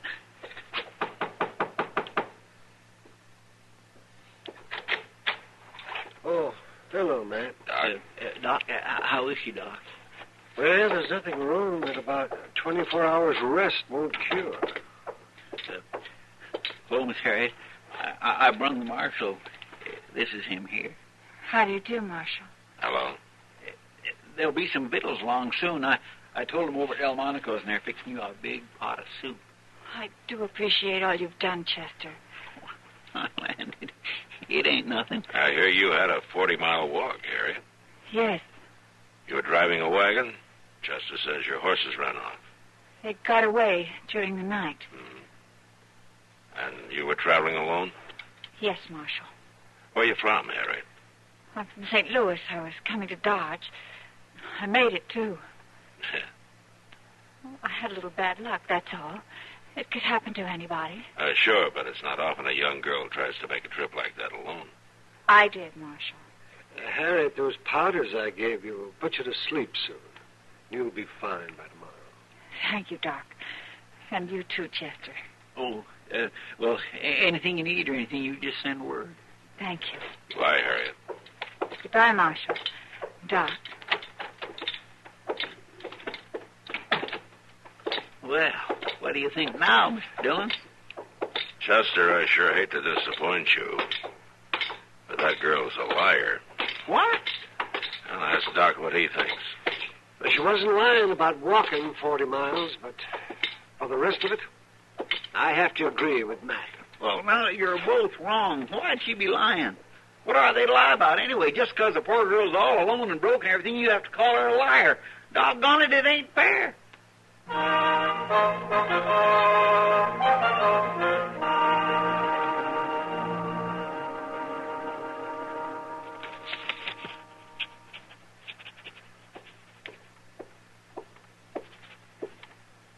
Hello.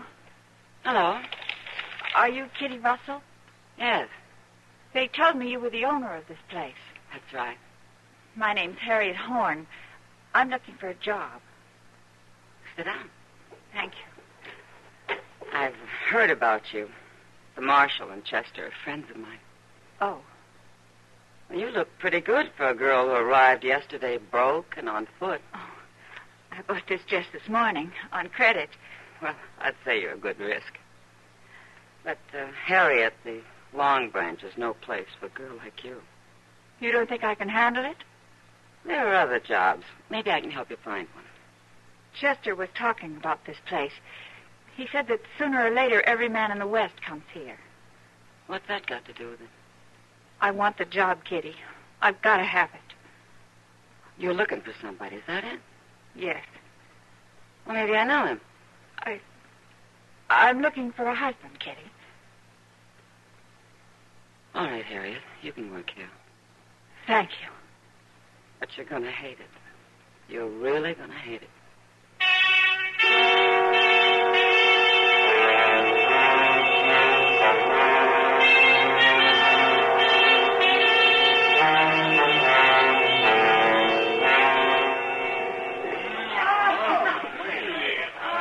Well, it's a doggone shame, Miss Harriet. It purely is. Now, Chester, don't worry so about me.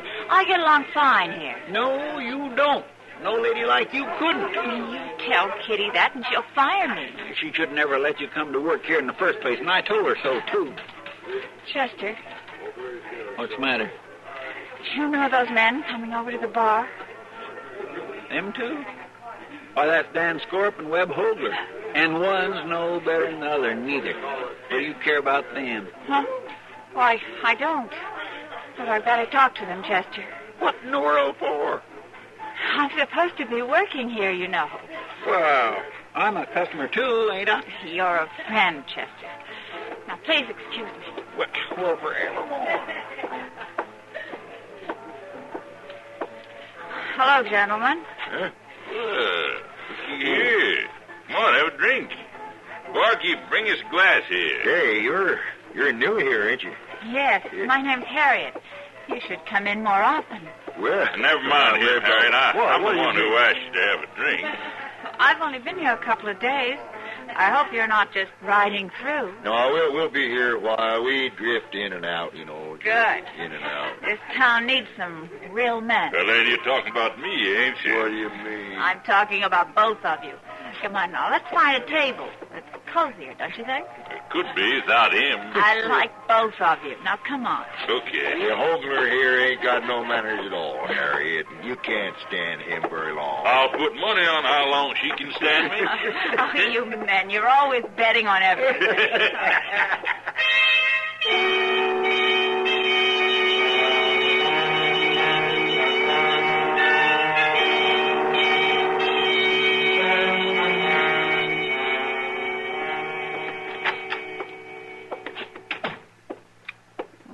Done?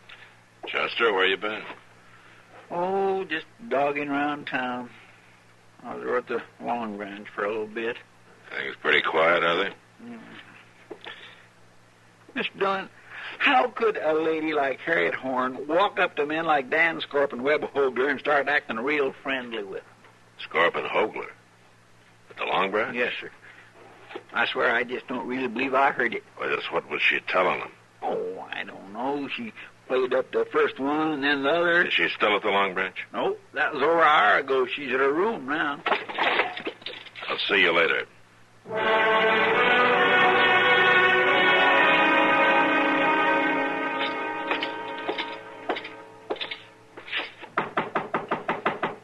Who is it? Marshal Dillon. Hello, Harriet. What do you want, Marshal? I want to talk to you. Oh, all right, come in. Sit down. No, thank you. Won't take long. What I came here about is Dan Scorp and Webb Hogler.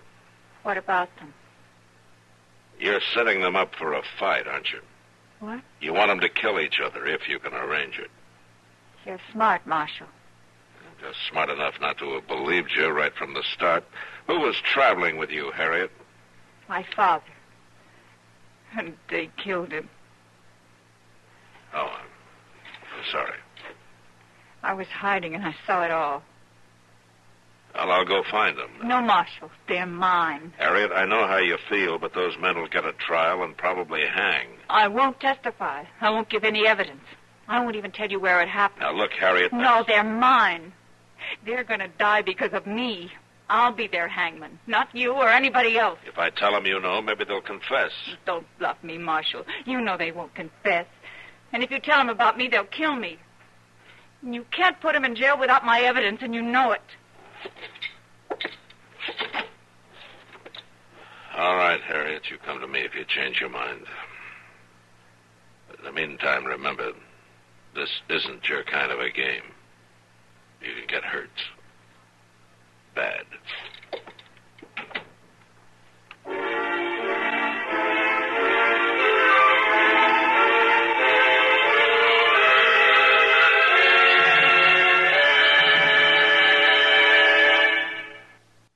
In a world in ever-heightened tension, Americans want to know, need to know, more than ever in the past, what's going on in their world. Expanded CBS News has geared itself to meet this need with longer, stronger coverage for 1961. Now, every hour, on the hour, every weekday, CBS newsmen report in greater depth and detail from their far-flung posts around the globe. A small army of CBS newsmen is concentrated in areas in Algiers, in the Congo, within fast jet distance of the scenes of any developing news. These men are your on-the-scene links to fastest, fullest, most accurate reporting via CBS News on this station. CBS News bringing you the facts from wherever they emerge, together with this station's own efficient news-gathering services, are your combination for top coverage, first of all news, local, national, and global. You'll do well to make this address your listening post for latest information as well as for diversion. Our pledge, CBS News on this station. First, fairest, fully factual at all times.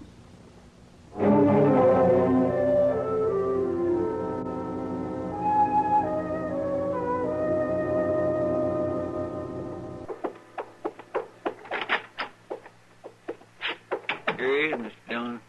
What do you want to see me for, Marshal? I'm busy. What's the matter, Scorp? You afraid your partner will move in on Harriet while you're gone? Huh? How do you know so much? I can understand Hogler getting taken in by her. He hasn't had as much experience as you've had. What are you talking about? Harriet's new here, Scorp, but she's smart. Right off, she's getting a couple of men to fight over her. That'll set her up good, won't it? That'll make her talked about, important. Like I say, she's smart. What's your interest, Marshal? I don't like gunfighting, Scorp, even among your kind. You put things mighty straight, don't you?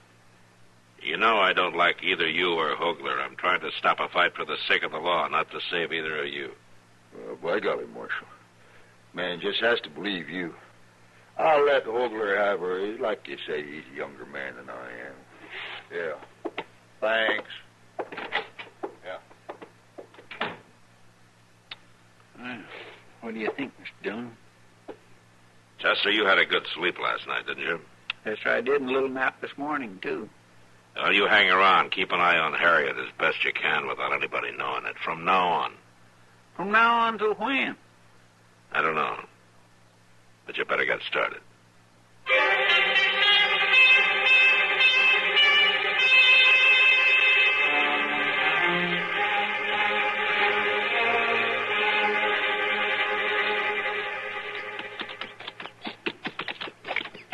Pretty out here, isn't it?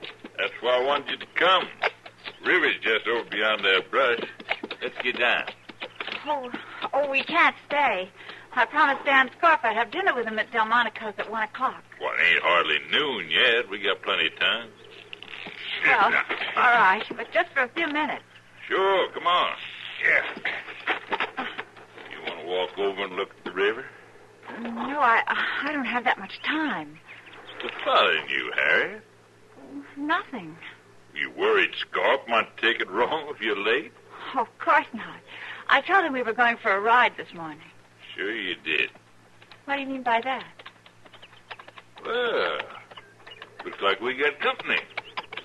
What? It's Dan Scorp. It sure is. Dan, what are you doing here? Harriet? You aren't jealous because I'm here with Webb, are you? No, I ain't jealous. No reason I should be jealous. Is there, Hogler? No, none I know of. We've been partners a long time. No gal can bust us up. Not hardly. But I sure don't like being used by a gal, do you? Anybody tries it ought to be taught a lesson. What are you two talking about? Scorp, did you tell everybody we was leaving town? Everybody I run into, I told them you and me was headed for Wyoming territory. Good. And when Harriet turns up missing, they'll think she run off with us of her own free will. Makes sense. She sure put on a good show of liking us. You're not going to kidnap me. You tell her, Hogler. Harriet, do you ever hear the Comancheros? No. They're renegades. We'll run into them when we get down into the Panhandle country. I'm not interested. Oh, that don't matter. They'll take you. White woman fetches a good price. Especially a pretty one. You're crazy, both of you. You get mounted, Harriet. You run out of here and leave me alone, both of you.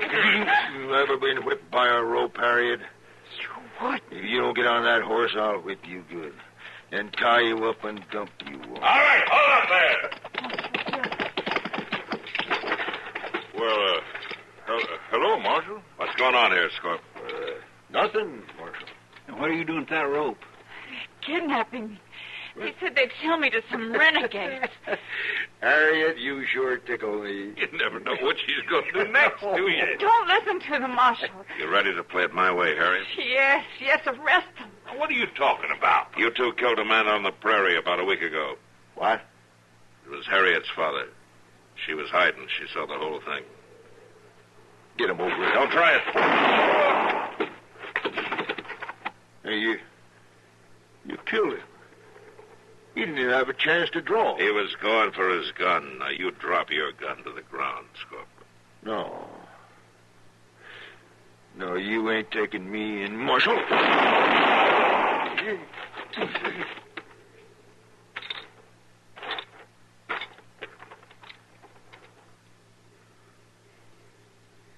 dead, Mr. Dillon? Yeah, they're both dead. Marshal, it's true. They were going to sell me to some renegades down in Texas. Well, they didn't, thanks to Chester here. Why? What do you mean? It was Chester who camped all night in the street outside your room.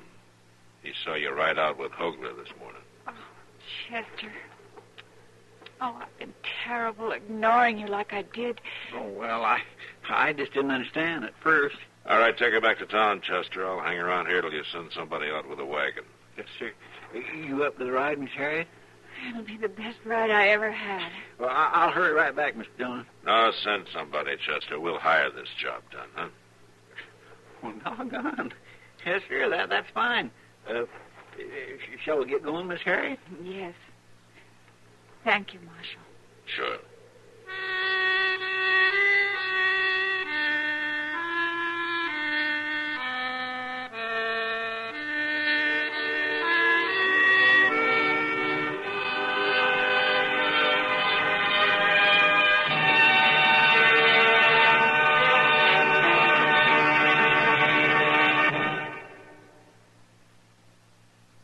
Hi, this is Dennis James.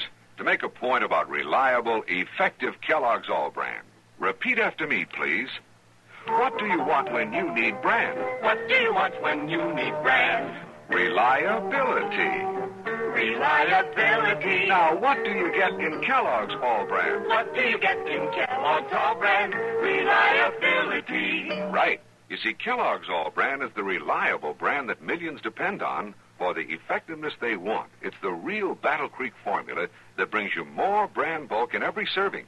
More of the vital brand bulk that helps you keep regular. Kellogg's All Brand is also low in calories and mighty pleasant tasting. You can trust Kellogg's for that.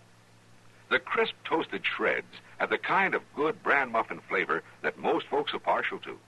So next time you are shopping, get Kellogg's All Brand, and you'll get reliability. That's what you get in Kellogg's All Brand. Reliability.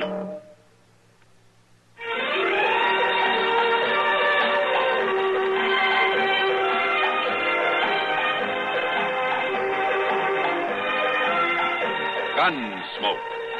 Produced and directed in Hollywood by Norman Macdonald, stars William Conrad as Matt Dillon, U.S. Marshal. The story was specially written for Gunsmoke by John Meston and adapted for radio by Frank Harris. Featured in the cast were Eve McVeigh, John Daner, Ben Wright, and Barney Phillips. Harley Bear is Chester, Howard McNear is Doc, and Georgia Ellis is Kitty.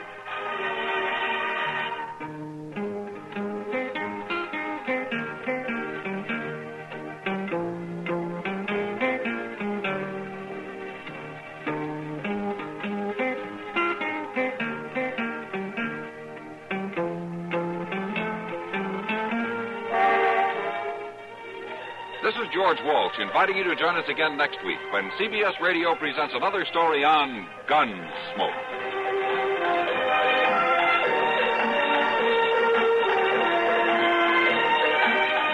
Have a happy habit, Monday through Friday with Bing Crosby and Rosemary Clooney on the CBS Radio Network.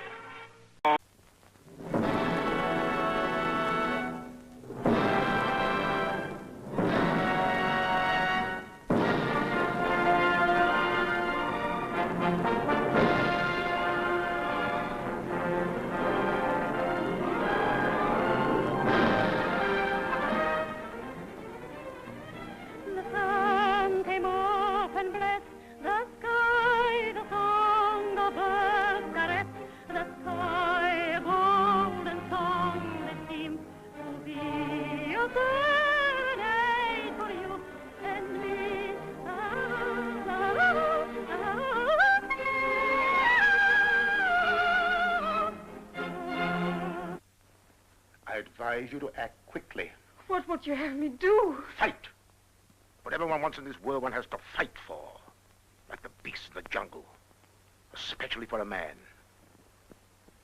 I thought my love fought for me. We might as well face this, you and I. He loves me, and I love him. There is nothing anyone can do about it. You can't, I can't, he can't. I came here to kill you.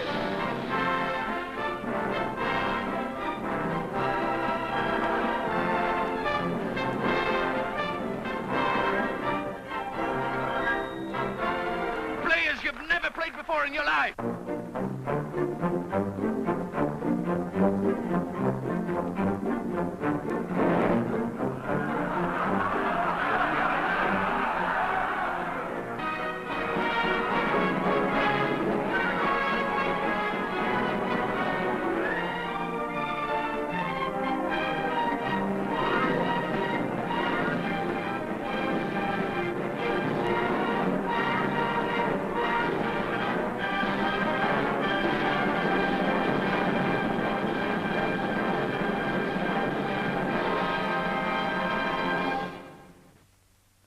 Mr. Strauss. Strauss. I never heard of your music. Never heard of it.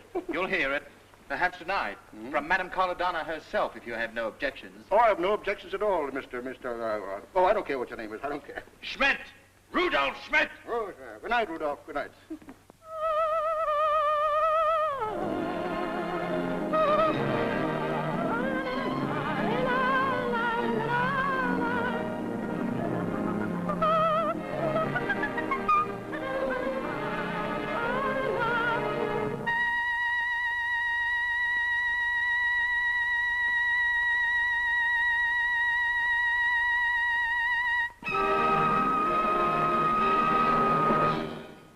Another prisoner, we're not chained to each other. Don't shout at me, please. To be the wife of Johann Strauss is not a little thing. I have tried to be worthy of it. I'm very proud of it.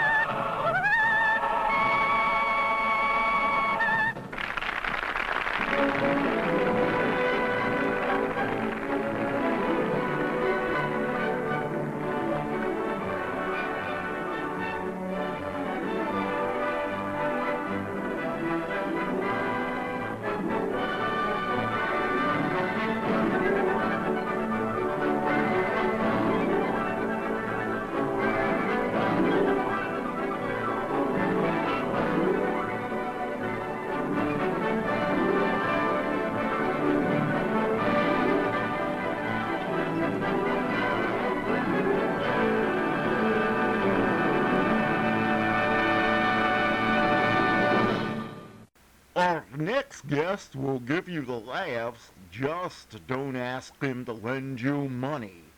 It's Jack Benny coming up next. J-E-L-L-O.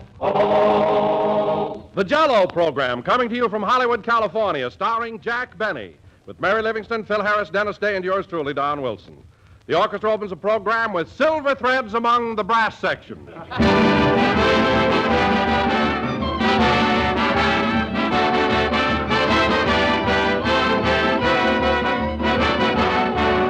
As welcome as spring, as colorful as an April rainbow, that's Jell-O.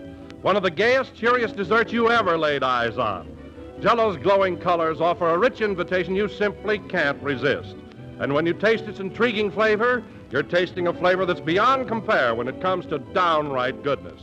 Because Jell-O's grand flavor is just as delightful and refreshing as the juicy, ripe fruit itself. Jell-O is one of the easiest desserts to prepare, too.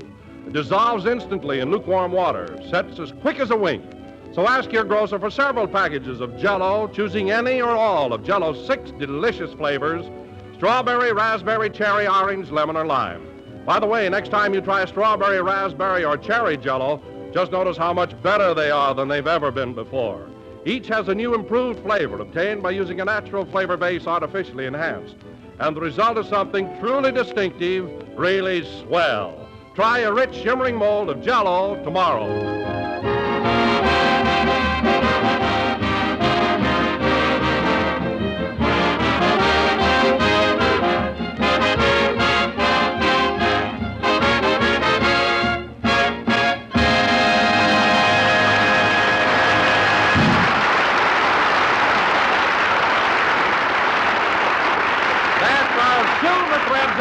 brass section played by the orchestra. And now, ladies and gentlemen, we bring you our master of ceremonies who has just returned from a quick trip to Chicago, Jack Benny.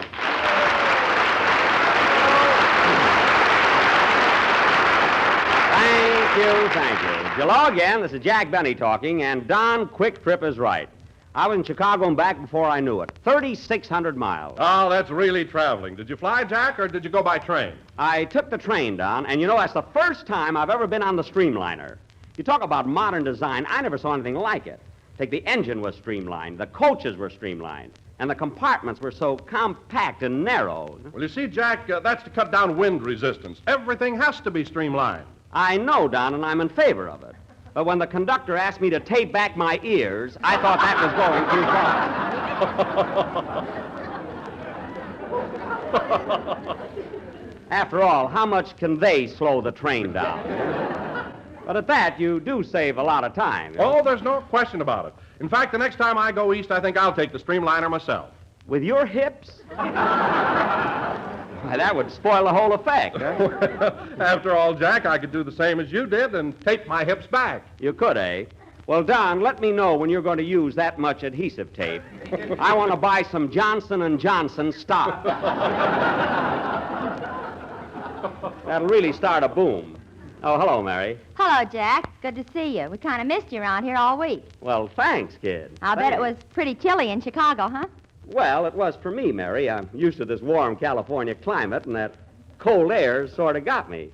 My teeth were chattering all the time. Why didn't you put them in your pocket? Well, there's our little Mary right on schedule. I go all the way to Chicago to appear at a benefit, and you can't even ask me, did they like me? How did I go over? Was I a big hit? I'll ask you, Jack. Were you a big hit? Don, they adored me. There were 6,000 people in that Civic Opera House, and when I made my entrance, you'd think that, oh, let's forget it. Nobody but a conceited ham could describe that ovation. Now, really, the minute I walked on that stage, the audience screamed. Well, how often do they see a guy with his ears taped back? That wasn't the only reason. I've always been a big hit in Chicago. Hiya, Jackson. You back in town? Yep. Well, I was hoping you wouldn't make it. You know, I was going to do a lot of those snappy gags tonight. Oh, you were? Yeah, I had a swell monotone already. That's monologue. Monotone. I wish you wouldn't correct me all the time, Jackson. It makes people think I don't know big words. Well, you don't. Been going to night school for 6 months now. When are you going to learn something? Don't worry, I'll get there. Romeo wasn't built in a day.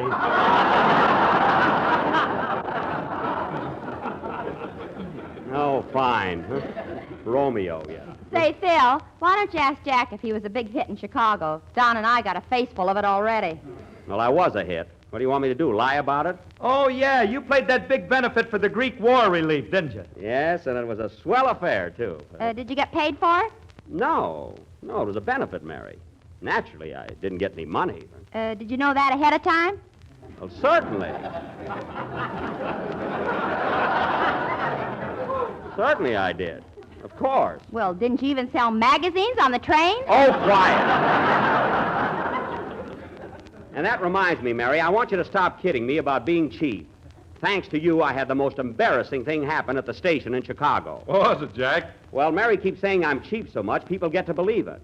Here's what happened, Don. I got off the train in Chicago carrying 4 heavy grips, and all the red caps just stood there looking at me.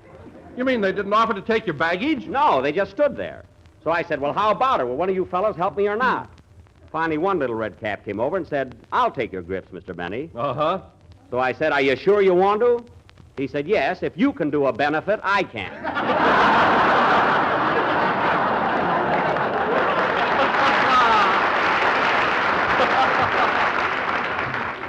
So you see, Mary, you're to blame for the whole thing. All right, why don't you buy a second-hand gun, 1 bullet, and shoot me? That's exactly the kind of remark I'm referring to. Hello, Mr. Benny. Did you have a good time in Chicago? You're a little late tonight, aren't you, young man? Yeah. Well, I'm sorry, Dennis, but I'll have to fine you $10. Well, the benefit's over. Mary, that's an old established rule on this program. The last one in gets it. I'm sorry, Dennis. Well, it's not my fault, Mr. Benny. I was stuck in a phone booth for 10 minutes. Stuck in a phone booth? What do you mean? Well, I was talking to my girl over the phone, Uh-huh. and when I kissed her goodbye, my lips got caught in the mouthpiece. Well, my goodness, Dennis, as long as your girl wasn't right there, you didn't have to kiss her with so much feeling. Well, she says I'm better over the phone than in person. Well, she ought to know. What a kid. Say, Jackson, that reminds me. Did you call up that number I gave you in Chicago? What number? You know, the one I gave you before you left. Mamie Peterson. Oh, yeah. Well, that was a smart trick you pulled on me, Phil. I called her up and her husband answered the phone. That was Mamie. She talks like a man. What? You ought to hear her sing Asleep in the Deep. I can imagine. Well, I'm not going to discuss it now, Phil, as we have a long show. Dennis, are you ready for your song? How can I sing with this mouthpiece on? You'll sing. You'll sing. Go ahead. This is some program. Dennis is wearing a mouthpiece, you got tape on your ears, and my slip is showing. Well, pull it out. Sing, Dennis.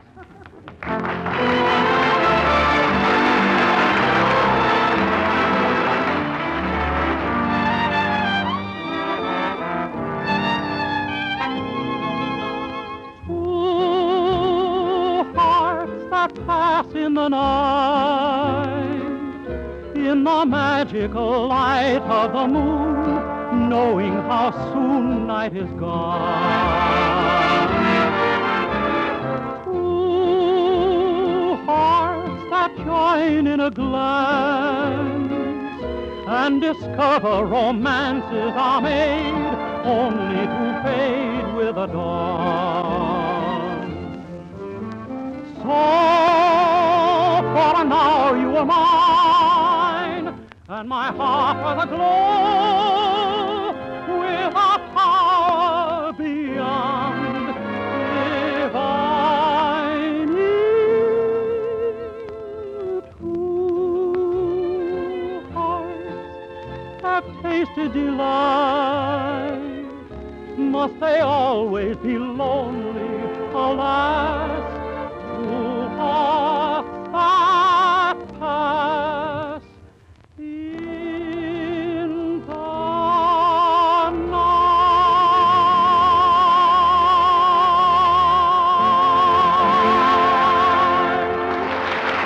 night. That was Two Hearts That Pass in the Night, sung by Dennis Day through a mouthpiece which belongs to the Southern California Telephone Company. And now, ladies and gentlemen, as we announced last week, for our feature attraction this evening and our cultural contribution of the season, we have with us tonight 4 youngsters from one of radio's most popular programs, which comes to you every Wednesday night from Chicago, the Quiz Kids.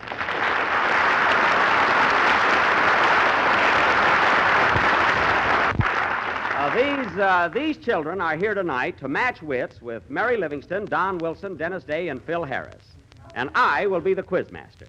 That is, I will ask the questions. You're picking out a pretty safe job, ain't you, Jackson? No, that's not it. That's not it at all. Of course not. I can understand Jack's side of it. He's had much more experience in the quiz kids, and naturally he doesn't want to take advantage of them. Certainly. And besides, he's as yellow as a banana. Oh, I'm yellow, eh? Well, for your information, Mary, a week from next Wednesday, I am going to be quizzed on the Quiz Kids program. Well, you won't need that tape. They'll pin your ears back. Oh, quiet.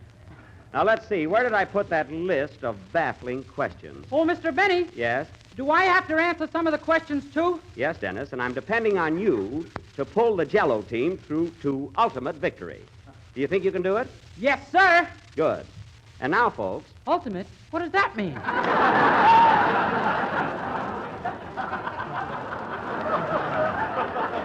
Oh, fine. That's a nice start we're getting, huh?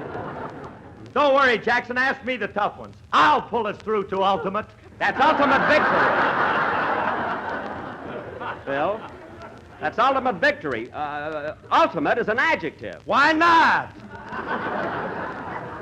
Well, I'd call this off right now, but the Quiz Kids came all the way from Chicago. Don, I hope you won't let us down. I'll do my best, Jack. Of course, it's only fair to tell you that in school I flunked in everything but cooking.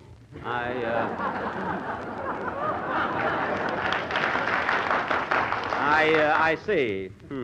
What's going to happen to us shouldn't happen to Einstein. You've got something there, Mary. Oh, well, we'll do the best we can. And now, ladies and gentlemen, this battle of wits will go on immediately after a short number by Phil Harris. And then we will... Hold it a minute. Hello? Hello, Mr. Benny. This is Rochester. Rochester, I'm very busy right now. You'll have to call me later. But this is important, boss. Carmichael just came out of hibernation. Carmichael? Why, that's impossible. That polar bear was supposed to sleep in the basement for 2 more weeks. How did he happen to wake up? Well, the gas man went downstairs to read the meter, and all of a sudden it sounded like feeding time at the zoo. Oh, my goodness. Well, what happened to the gas man? I don't know, but I doubt if we get a bill this month.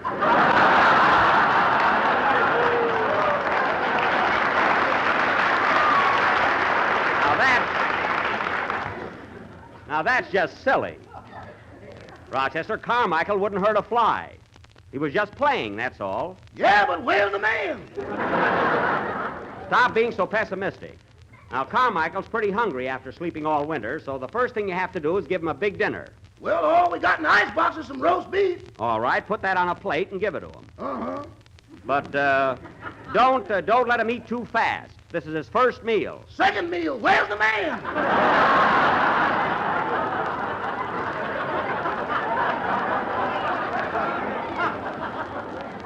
Forget about the gas man. He must have run away. Now, there's nothing to be afraid of, Rochester. After you feed Carmichael, take him in the bathroom and give him a nice warm bath. Uh-huh. Scrub him good, comb his hair, and brush his teeth. Uh-huh. And then, after you've done that... After I've done what? After you brush his teeth. I forgot to tell you, while I was combing his hair, I fainted. What? Threw some brandy on me. Now, cut that out. And if you're such a baby, I'll take care of the whole thing when I get home. Now, goodbye. Goodbye. Oh, say, boss. Now what? Are you really going to have the quiz kids on your program tonight? Yes, I am. They're supposed to be pretty smart, ain't they? They're brilliant. They know everything. Well, ask them what happened to the gas man. Will you forget about that?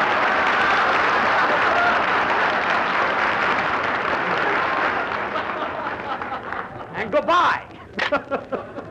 I can't understand why Carmichael got up so early this year. He must have had coffee before going to bed. Play, Phil. I'm sure the gas man got away all right.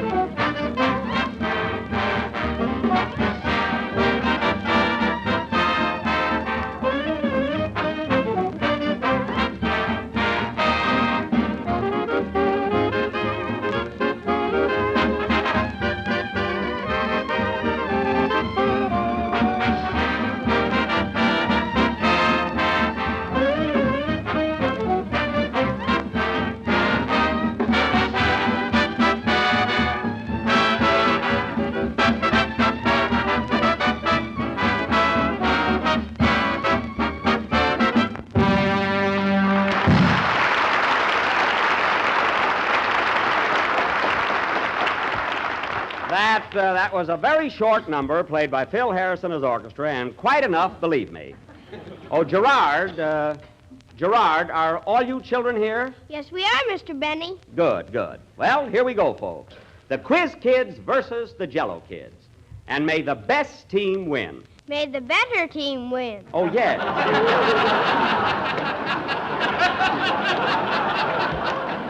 That's right, better. That's right, just a little... I mispronounced the word there. All right, I will now call the roll. First, the Quiz Kids. Richard.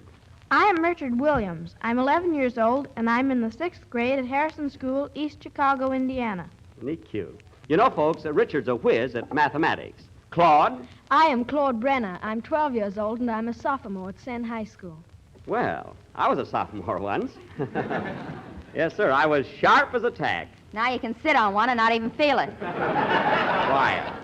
Joan? I'm Joan Bishop. I'm 14 years old, and I go to the Chicago School for Adults. Well, she's sweet. You see, Joan knows everything about music. She does, huh? Yes. Fortissimo, kid. Top that.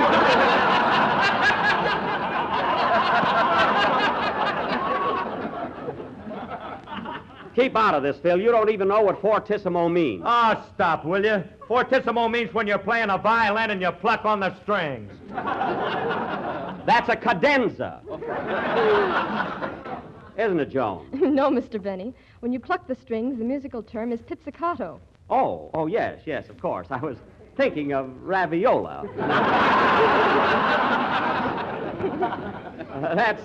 That's it, Joan.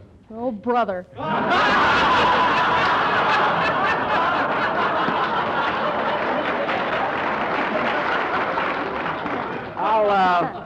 I'll be all right, Joan. Don't worry. Now, who's next? Oh, yes, Gerard. I'm Gerard Darrow. I'm 8 years old and I go to the Bradwell School. 8 years old. Yeah. And now, ladies and gentlemen, the Jello kids. Philip. I'm Philip Harris, and I attend the Hollywood Recreation Bowling Alley. Isn't he adorable? What do you specialize in, Philip? Funny monotones. We know. And now, Mary. Mary? I am Mary Livingston. I am 6 years old, and I graduated from the May Company. Oh, that's a lovely school.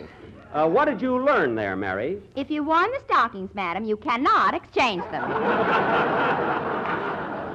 Very good. Isn't she bright? Now, Donald. I am Don Wilson. I'm 7 years old, and I have 8 chins. Isn't he a doll? Sit down, Donald, but easy. Now, Dennis. I am Dennis. Dennis? Day. Dennis Day. Fine chance we've got. How old are you, Dennis? I'll be 1 in December. You'll be 1? Yes, my mother's raffling me off.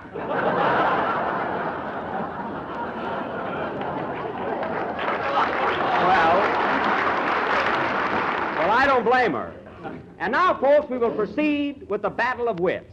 And I would like to announce that I am personally awarding a prize of $10 to the winning team. That's fair enough. You'll find out. Mary. Now, our first question this evening comes from Miss Edna West of Evanston, Illinois. Listen carefully, Gerard. A Coleoptera, a Musca domestica, and a Lepidoptera were having a bit of a tete-a-tete on a screen door. Now, if you suddenly appeared with a fly swatter, one of the party would leave quite hastily. Who would it be? The Coleoptera, the Musca domestica, or the Lepidoptera? Wipe your chin. Quiet.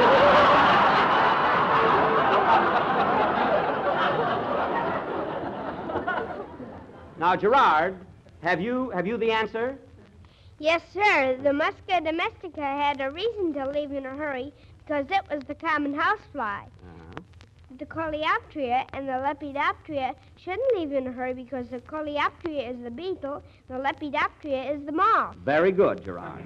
That's 1 point for the quiz kids. Now, Dennis, in order to be absolutely fair, I'm going to ask you a question along the same line. Now, listen carefully. What fly would you associate with butter?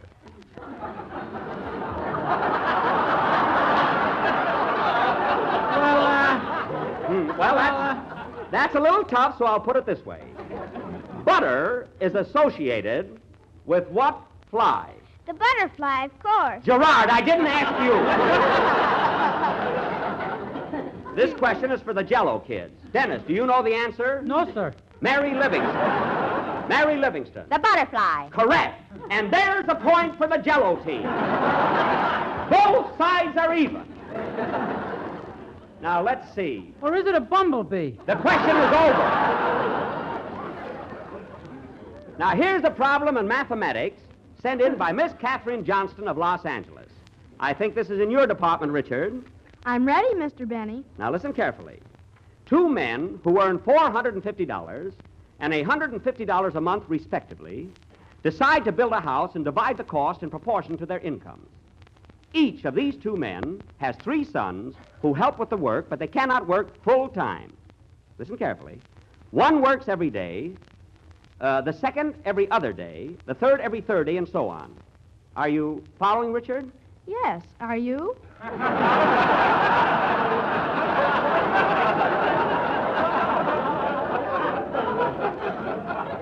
Don't worry about me, Bub. Now, they all worked the first day. Get this carefully. They all worked the first day and finished the house the second day that they all worked together. Each guy has 3 kids, huh? Phil, go away, will you? Now, Richard, one joint owner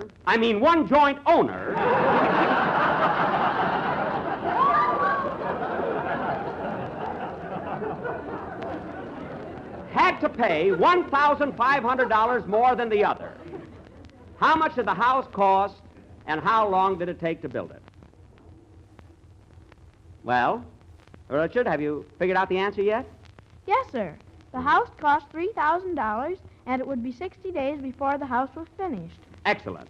$3,000 and 60 days is correct. How do you know? I trust Richard.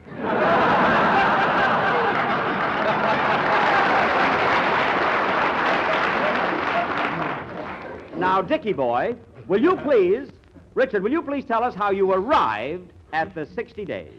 Well, you find the prime factors in each number and multiply them the most times they appear in any one group of numbers.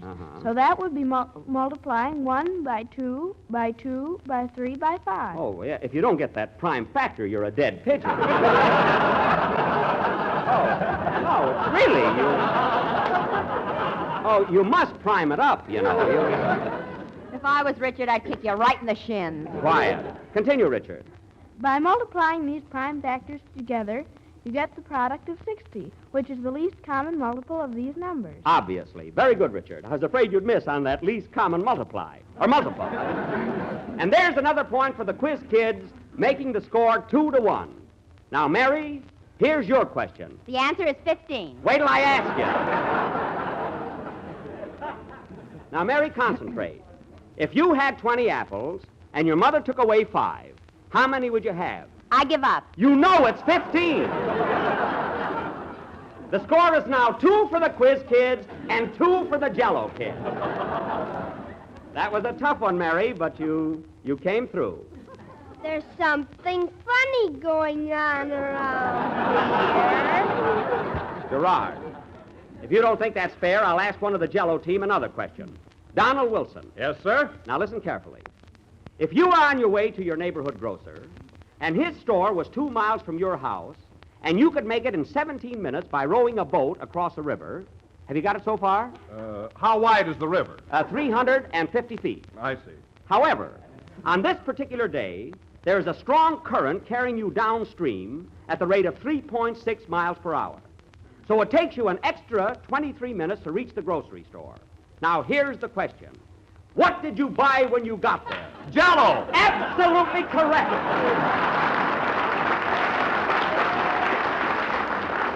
Now, Don, what flavors of Jell-O would you purchase? Strawberry, raspberry, cherry. Yes, go on. You say there was a strong current downstream? Yes. Orange, lemon, and lime. Very good. Very good. Don, you're a big fat genius. The score is 2-2, and both teams are even. Wait a minute, I demand the recount. Dennis, you're on our side. Oh. Remember that. Now, Claude. Yes, sir? Here's a problem in the field of ichthyology. Ichthyology? What's that? How do I know?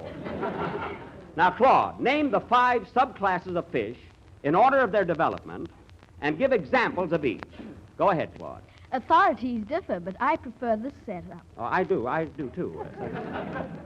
First come the cyclostomata, which are the lamprey eels and hagfishes.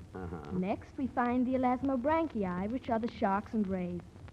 After that, we come upon the gainoidii, which are the armored fishes, an example of which is the sturgeon. Oh, the sturgeon. Yes, I have it quite often, the sturgeon. I get it in Lindy's a lot. There, yes. Then come the teleostomi, the the true tele, fish, yeah, the tele, yes. of which 90% of the fish world are composed. I see. And last but not least come the dipnoi, which are the lungfishes, of which there are only 5 species living in the world today. Only 5. I thought there were 6. Wasn't that funny? Very good, Claude. Now, Phil Harris, I'm not playing any favorites, so I'm going to ask you a question on the same subject. Are you ready? Yeah. How do you spell fish? Go ahead, fish. F-I-S-C-H. That's right, Joe Fish. I know him well. That's 3 points for each side. Both teams are even. Isn't it wonderful how we're running neck and neck? I'm sorry I know you. Quiet. And now for the final question, and this is the toughest one of all. Joan Bishop. Yes, Mr. Benny? I understand you're an authority in the field of music. That is, you can identify any number played, whether classical or popular. Is that correct? Well, I think I can. You can. That's your specialty. Now, Mr. Harris and his orchestra will play a few bars of a musical selection. Now, Joan, I won't tell you whether it's classical or popular, but see if you can identify this melody. The kid ain't got a chance. We shall see. Go ahead, Phil.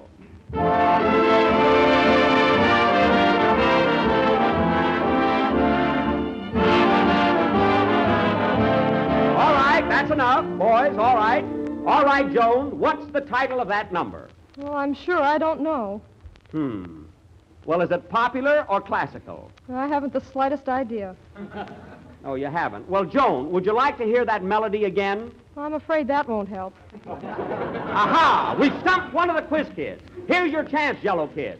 Phil Harris, what was the name of it? I don't know. Hey, Eddie, what was the name of that song? I don't know. Hey, Phil, what was the name of that song? I don't know. Hey, Sam! Never mind. The name of that song is There I Go, and the Jello Kids win 4-3. Congratulations. Tough luck, quiz kid, but you lost fair and square. Play, Phil. A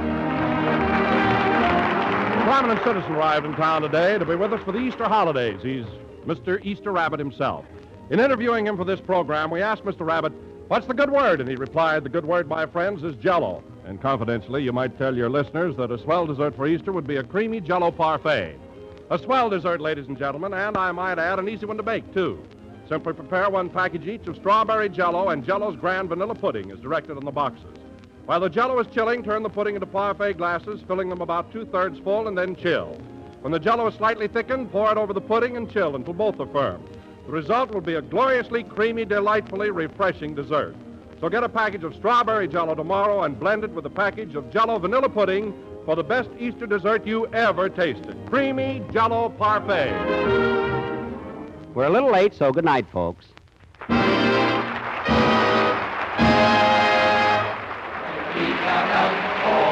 the National Broadcasting Company.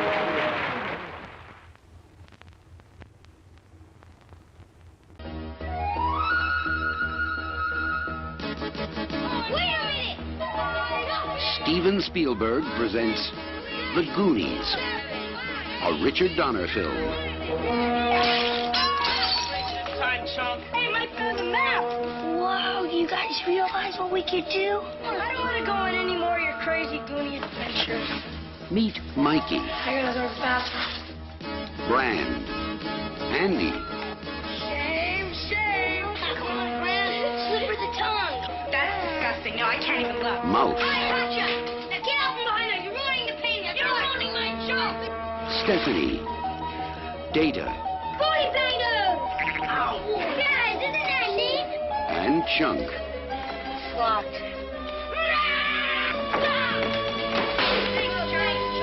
They call themselves the Goonies. They've stumbled onto a legend, but they're not alone. Chunk, I hope that was your stomach. No. That's the it. Sounds like Kong. Discover what they uncover. Rubies and emeralds and diamonds. The lost map. Oh, this started the tunnel. The secret caves. Hey, Mikey! You can hear me! Run! Run! They're coming after you! The hidden clues. Mikey! The treacherous traps. Hello, Sheriff. I'm at the Lighthouse Lounge, and I want to report a murder. Just like that last prank about all those little creatures that multiply when you throw water on them. Take the oath. They're here!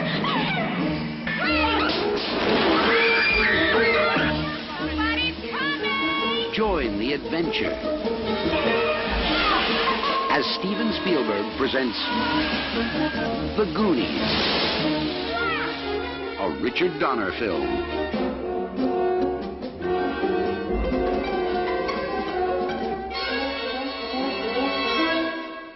One of the all-time great directors, Cecil B. DeMille, hosts Lux Radio Theater. Up next. Lux presents Hollywood.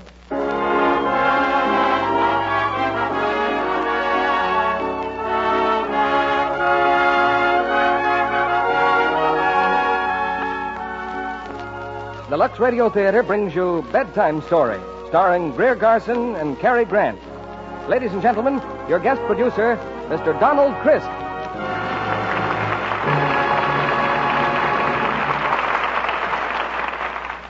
Good evening, ladies and gentlemen.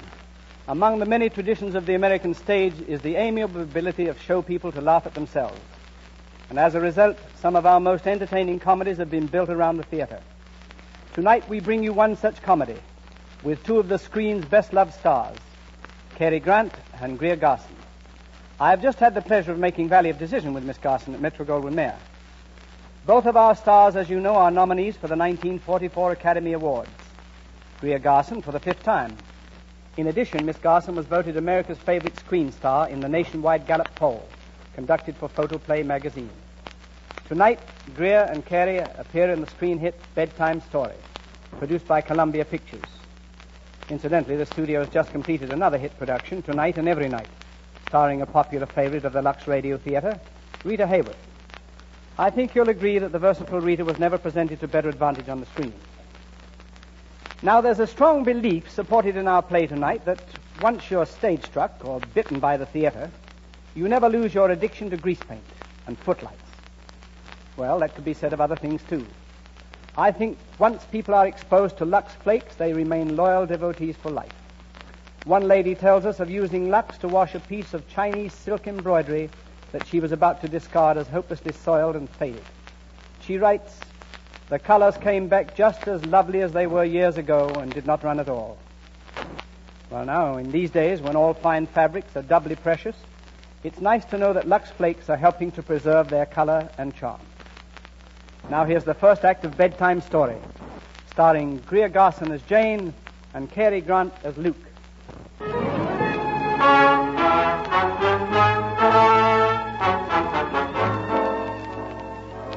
Mr. and Mrs. Drake, Jane and Luke, are the first lady and gentlemen of the American theater. Every season they've given Broadway a smash hit, brilliantly written by Luke, magnificently acted by Jane. Tonight, after a solid year's run, their latest offering, Isabella the Great, is closing. The curtain falls, and from the wings comes Jane to make her farewell speech. Thank you, ladies and gentlemen, thank you. No, not ladies and gentlemen, but friends. What I have to say now is, well, it's not going to be easy. This was not only the last performance of Isabella, but also the last performance of Jane Drake. Yes, my husband and I are retiring from the theater. Oh, I'm sorry, but that was supposed to be Mr. Drake's cue to come out here so that we could say goodbye together. But, Mr. Drake seems to have misplaced himself. So I'll have to say it for both of us. Good night, goodbye, and thank you. Eddie, where is he? Where's Luke? I don't know. Well, he certainly put me in a nice spot. Now, look, Jane, I'm just a manager, not a medium. Last I saw Luke, he was at the apartment. That man can disappear quicker than a package of cigarettes. Oh, it's my own fault. I never should have let him out of my sight. Oh, good evening, Jane. Oh, come in, Dudley. Did you see me making a darn fool of myself out there? Well, the only darn fool thing you ever did was to marry Luke Drake instead of me. Jane, I've been waiting for this opportunity for years. How about doing the town with me tonight, huh? Oh, I'm sorry, Dudley. We're giving a farewell party at the apartment. Why don't you join us? Oh, but that's for your theater friends. Oh, they're broad-minded. They don't mind bankers. No, I can't risk it. Some other time, Jane. Oh, I'm sorry, Dudley. Well, good night. Eddie, start looking for Luke and find him. Find him.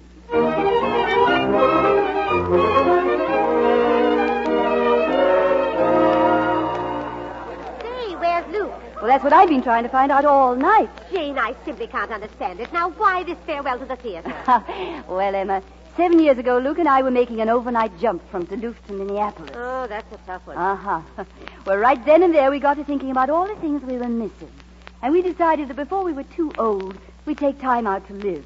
And then 6 weeks later, when we got back to New York, we bought all this furniture. You see that little cabinet over there? Yes. We ate hamburgers for 6 months to pay for it, but we got it. Oh, Jane. And we knew exactly where it was going. In fact, we bought each piece. We knew exactly where it would stand in the house. House? Uh-huh. It was finished last month, right in the middle of the loveliest farm in Connecticut. Wait a minute. Has this house got a nursery? No, Emma, no. No. But we have 3 extra bedrooms. They can all be turned into nurseries very quickly. One at a time, of course. The idea of leaving the theater to have children. Why, I've raised 4 children and never missed a cue. My dear Emma, you weren't married to Luke Drake. You wouldn't have had time to raise even an objection. Oh, no. 8 performances a week after week, until you're absolutely worn out. And where is Mr. Drake all this time? Well, I usually find that out the night the show closes. He's been writing another play. He comes bursting in. Sweetheart, he says. It's the best thing I've ever done. Run down to Atlantic City and grab yourself a day's rest and read it. We start rehearsals Monday. Oh, well, I know. Oh, no, Emma. No. We're never going to look at a theater again. Well, hello. What's going on here? Luke. Hello. How are you? Hello, Jane. Luke, have you been in your room all this time? Yes, I'm sorry, darling. I was detained. Hi, Luke. Oh, Eddie, listen. I've just called Mabel Chadwick. She's coming over here. I don't want you to haggle with her about money. Jane, you know Mabel Chadwick. She'd be good as Elsie, wouldn't she? Who? Elsie. Don't you remember? I named the brunette Ruth and the blonde Elsie. Oh, yes. Well, yes. the blonde who plays opposite you is Elsie. Plays opposite me? Yes. Oh, I forgot to tell you, darling. I'll be working on the new play, so get yourself a rest. You can read it while you're resting. Now run down to Atlantic City for the weekend. We'll start rehearsals Monday. Oh, lovely. A whole weekend off. Yes, isn't that wonderful? Now here's the script, but be careful of it, Princess. It's the greatest thing I've ever written. And what's more, dear, it will be our first play in your own theater. My own... The Jane Drake Theater. Where did you get the money to buy a theater? Huh? Oh, I sold the farm. You sold the farm? Yes. You sold our farm? Yes. Oh, wait. Well, don't do that. You're tearing my script. 6 months of my life. And 7 years of my life. You can write yourself another play and you can get yourself another star. Because I'm leaving you, Luke. Right now. Well, what did I do? What did I say?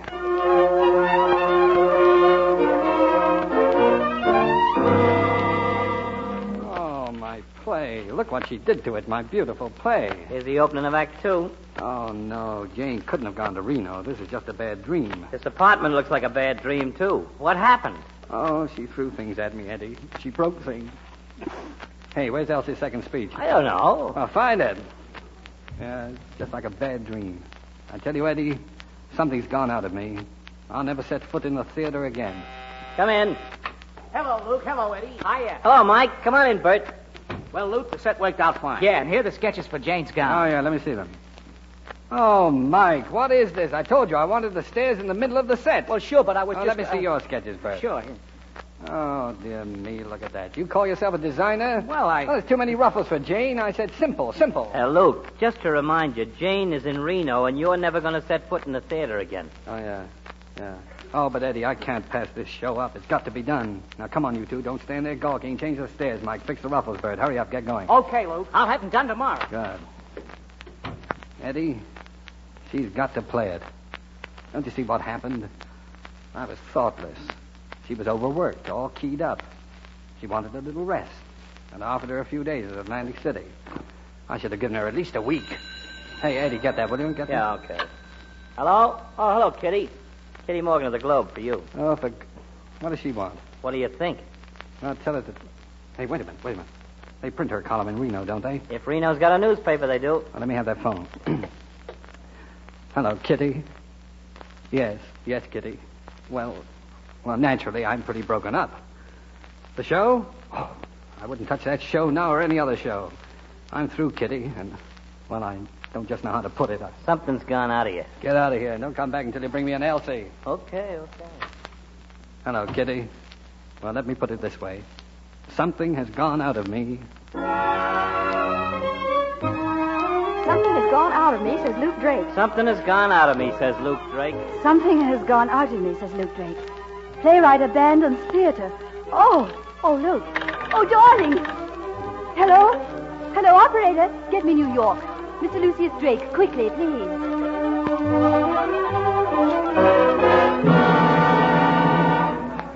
Luke! Jane, over here. Oh, Luke, darling! Princess, you're back. Oh, darling, darling. Oh, darling. Janie, darling.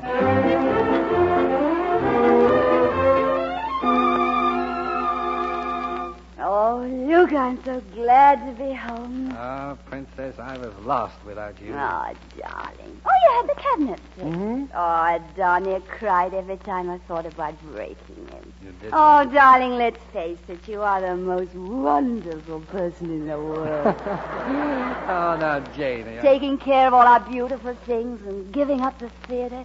I feel so selfish, darling. Oh, don't give it a thought, dear. Say, what's the matter with this drawer? Cabinet drawer. Drawer? Oh, well, it must be locked. Well, that's funny. It's never been locked before. Oh, well, you know how cabinet drawers are. Now, forget all about it. Come on, sit in my lap, huh? Luke, have you been working on that play? Is that what's in that drawer? Oh, so that's what you think. All right, I'll open that drawer if I have to wreck the cabinet doing it. Where's the hammer? Oh, no, Luke. No, I believe you, darling. Oh, you do? Well, sweet, if you have the slightest suspicion. Oh, darling, I haven't. I swear it. Now, sit down. Oh, darling. Oh, Jane. Come in.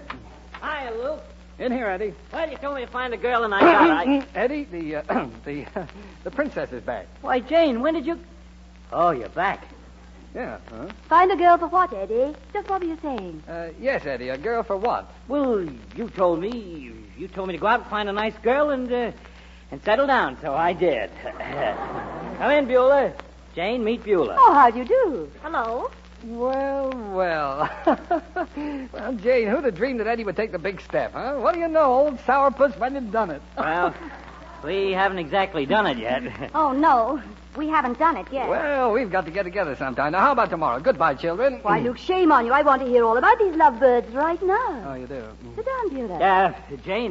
Jane, we can't stay just now. Beulah and I have to catch a show in Brooklyn. A show on Sunday? Well, it's a concert. Oh, Eddie. You going to a concert? They don't come out on a runway, you know. Well, I guess it's Beulah's influence. Yeah, it is Beulah. She loves music. She's quite a musician. Oh, wonderful. A piano? Huh? Yeah, piano. A musician. Now, you know, that's funny. I'd have sworn she was an actress. That's a laugh. What do you mean? Well, I hope you enjoy the concert, Beulah. Goodbye. Yeah, come on. Wait, gentlemen, look at her. Whom do you see? Whom do we see? Why, Beulah, of course. Oh, no. Elsie. Elsie? What's she talking about, Elsie? Oh, you know, the character in your play.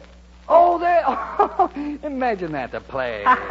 She still thinks Beulah's an actress. Oh, no, Eddie. You said she was a musician. Beulah, dear, there's plenty of time before the concert. Wouldn't you like to play something for us? Huh? Well, sit down, dear. No, listen. Jane, Oh, just anything at all, Beulah. I love the piano. Well, look, I don't think I'd better play, dear. Play. Something simple. Little Shostakovich, maybe?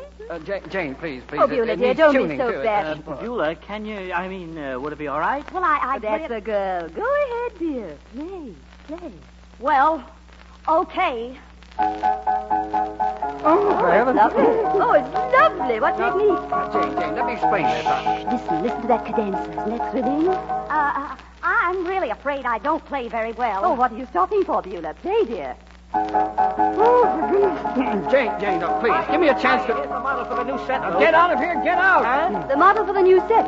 Beautiful night. Yeah, I just got... Get out! Yes, get out, but don't get in my way. I'm getting out, too. Goodbye, Luke. Janie.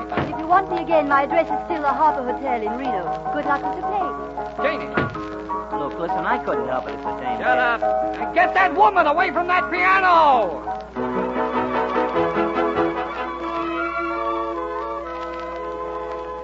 Hello, Harper Hotel. Just a moment. I'll connect you with the room clerk. Pardon me. What's Mrs. Drake's room number, please? Your name, please. Mr. Drake. 1 moment, please. I'll announce you. Thank you. Oh, miss, will you call Mrs. Drake's room, please? Tell her Mr. Williams is here. Well, if it isn't Dudley. Luke. Well, what brings you here? I didn't know you were in Reno. Well, I didn't know you were in Reno. Well, now, see here, old man. Let's not create a scene. Why not? I enjoy a good scene. Will you be quiet? You may not have any reputation, but I have. You haven't got a chance with Jane. Can you hear that? You aren't worth her little finger. Please, quiet. Oh, hello, Jane. Oh, good evening, Dudley. How nice of you to ask me to dinner. Jane, I'd like to talk to you. Shall we go, Dudley? Well, shall we go then? Well, the world's in a mighty fine state when a man can't talk to his own wife. And a man named Dudley Williams comes courting her before she's even divorced. Quiet. What are you trying to do, Drake? I am trying to carry on a little private conversation with my wife. Well, for heaven's sake, Jane, say something to him. Hello. Jane, now, let's go to your room. I'd rather not. Well, then take my car. It's right at the curb. Oh, well, that's very sweet of you, Dudley. Well, now, Dudley, you wait right here for me. Good night, Jane. I'm much obliged, old pal, old kid, old stuffed shirt.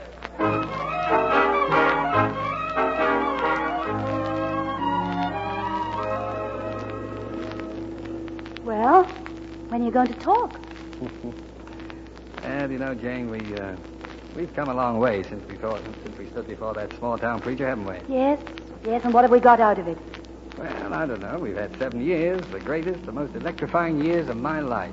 The word is shocking. Yeah.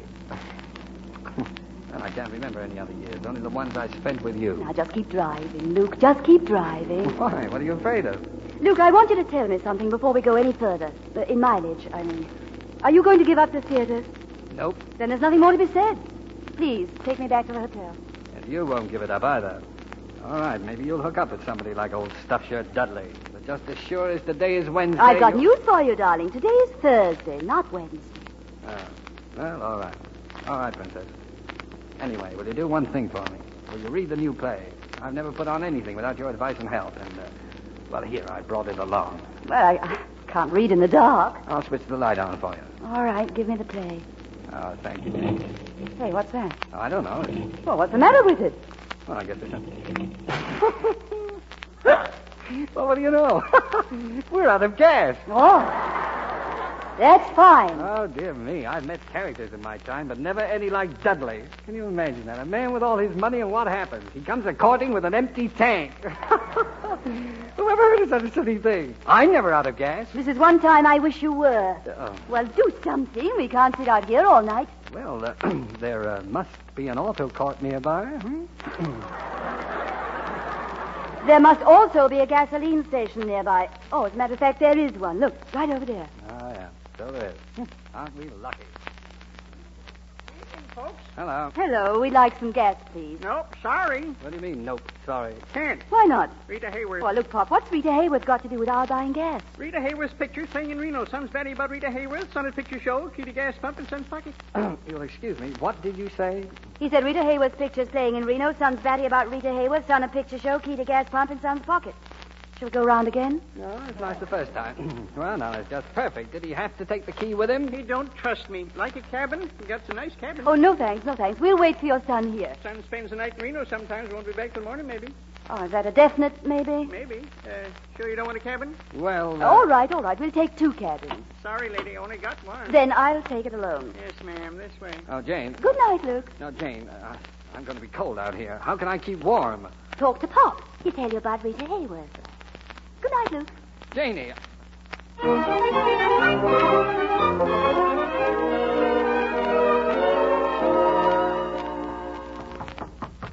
Princess, open the door, please. Well? Hello. Hello. Jane, did you read the play? Yes, I did. Well, all right. Say it, Princess. There's something you don't like. Yes, Luke, there is. I don't like your quibbling about the custody of the child, because after all... Oh, I'm glad you said that. That's one scene that doesn't please me either. But go ahead, Princess, go ahead. Luke, I think it's the greatest play you've ever written. You mean that? Yes, and I think the part of Ruth is the greatest feminine role I ever read. Well, then, well... I hope you get a fine actress to play it.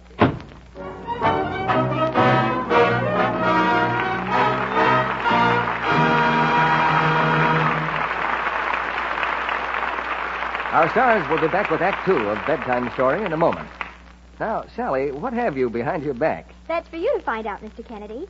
Which hand will you take? Well, I'll take that one, the left. Okay, here. Why, it's nothing but a rubber band. Let's see if it's any good. Whoops, it broke. That's because it's lost its elasticity. Now, that's what happens to stockings, too, when they lose their elasticity. You stretch them by bending your knee, and they pop a run. I see what you mean, Sally. It's important to save the elasticity of your stockings. Yes. Now see what I have in my right hand. Another rubber band? Mm-hmm, but this one's good. Let me see if I can stretch and stretch it. And even a little more. It doesn't break. It still has elasticity. Like stockings that have been washed regularly in Lux. Gentle Lux Flakes save elasticity, so stockings give under strain and don't pop into runs so often. That's right. Strain tests prove it. A famous laboratory stretched stockings over and over again, as you do when you wear them. The ones that had been washed with a strong soap or rubbed with a cake of soap soon lost their elasticity. Just like that old rubber band. They broke into runs quickly. But the stockings that had been washed with Gentle Lux Flakes kept their elasticity and lasted twice as long. That's just like getting an extra pair every time you buy a pair. Yes, Sally, Lux cuts down runs and cuts down stocking bills, too. And remember, always dry rayons at least 24 hours.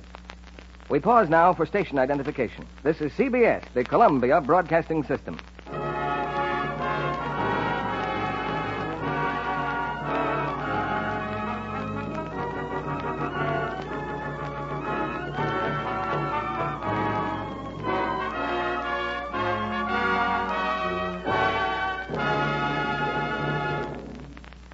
Act 2 of Bedtime Story, starring Cary Grant as Luke and Greer Garson as Jane.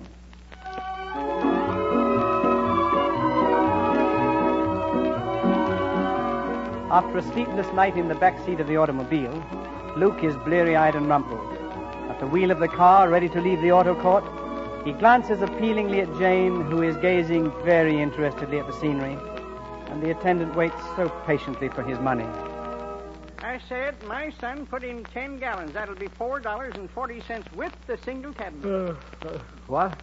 I said $4.40. Oh, I haven't any money. Well, no money. Well, my wife will pay you. Oh, honestly, Luke, you are a most helpless creature. Oh, you're so right, Princess. Helpless. I'm sorry, I haven't any cash. Here's my credit card. I'll make you out a receipt. My darling wife, I owe you my life. And $4.40. And I expect to collect it, see? When you figure to pay it back. Now, stop hounding me. In the meantime, have old 6% Dudley figure up the interest. Over a period of 20 years, you know, it'll double itself. Here you are, lady, a receipt. Oh, thank you. Back again sometime. If I ever get back to Nevada, I'll look you up the very first thing. Nevada? You ain't in Nevada. This is California. Huh. Don't even know what state they're in.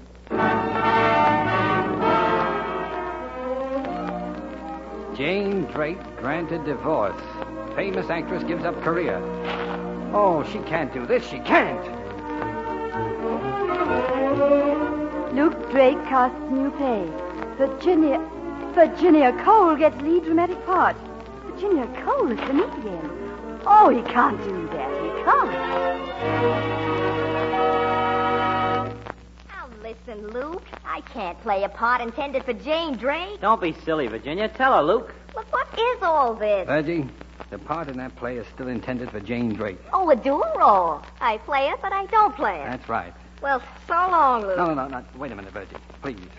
I want you to pretend you're going to play it. Now, if there's one thing Jane can't stand, is to see a good part, a part meant for her, murdered by miscasting. Oh, yeah. Now, look. I'm a funny woman, but I have my feelings. Oh, Mr. Drake. Mrs. Drake is here. What, the princess?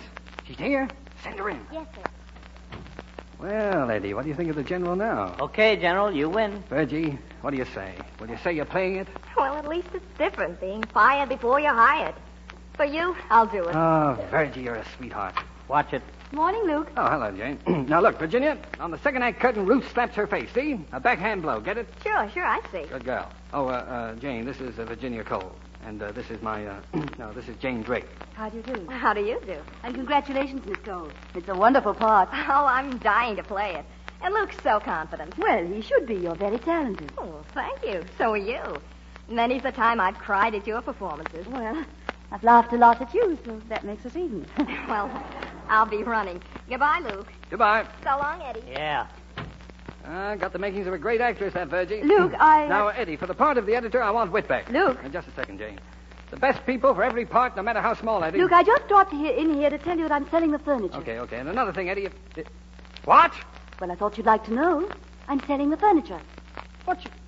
You mean our things? Yes. Oh, listen, you can't do that. I worked hard to buy that furniture. Many's the time I've given up a meal and just ate hamburgers. And what do I get? Nothing. You're lucky. I get indigestion. Now, under the circumstances, don't you think we ought to get rid of the furniture? Well, yes, I guess so. And the quickest way is an auction. Any objections? No, of course not. Very well. I'll attend to it. Goodbye. Goodbye, Eddie. Bye. Where you going? Out to get a hamburger. An auction. Well, General, How are things in general? Shut up.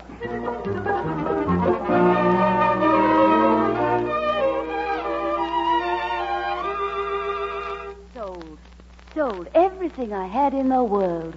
Sold. Oh, but Jane, dear, that's what an auction's for. Look at this table. Sold to Mr. Dinglehoff. My beautiful vase. Sold to Mr. Dinglehoff. Oh, Dudley, I wouldn't mind so much if it hadn't been a man named Dinglehoff. Oh, but dear, Mr. Dinglehoff offered a profit, a very comfortable profit. Well, now let's see, where are you going to live? Oh, I'm taking an apartment upstairs. Dinglehoff. The man buys all the things we walked our feet off to find, and where is Luke all this time? He doesn't even care enough to show up to buy his own desk. It's the one I gave him when we were first married. His feet looked so distinguished on it. Now, Jane, why get upset? Upset? Over him? Why, there isn't a drop of real feeling left in him. For that precious play of his, he'd steal the blankets off a shivering orphan. Oh, Jane, dear, I wish I could help you. Oh, you do, Dudley. You do help. You know something, Dudley? I'm beginning to appreciate you. Your dignity and your dependability. Dudley, I want to see a lot of you. An awful lot.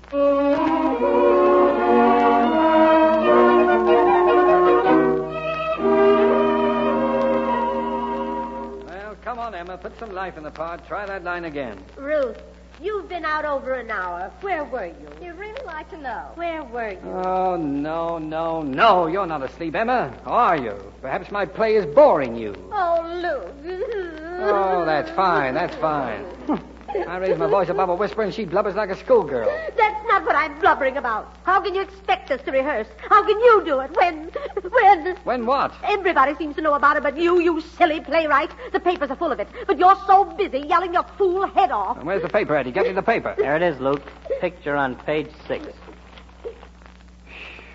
Jane Drake to wed socialite banker. Divorced actress announces engagement to Dudley Williams, Jr. Well, rehearsal at 8 tonight. Back at 8, everyone. Well, she served notice on you, pal. Yep. Hi, Eddie. Hi, Mac. Has my car sneaked up on that fire hydrant again? No ticket this time. Hiya, Mr. Drake. Hello, Mac. Say, Eddie, what I dropped in for, you better stay away from Billy's place tonight on account of we're going to raid it. Billy's? What's that got to do with me? Well, that wouldn't be your grandfather. They'd pour out of there every other morning, would it?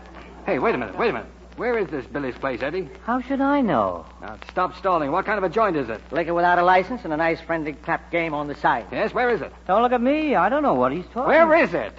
Third door down the street, 841. Well, come on. I've got to get to a phone.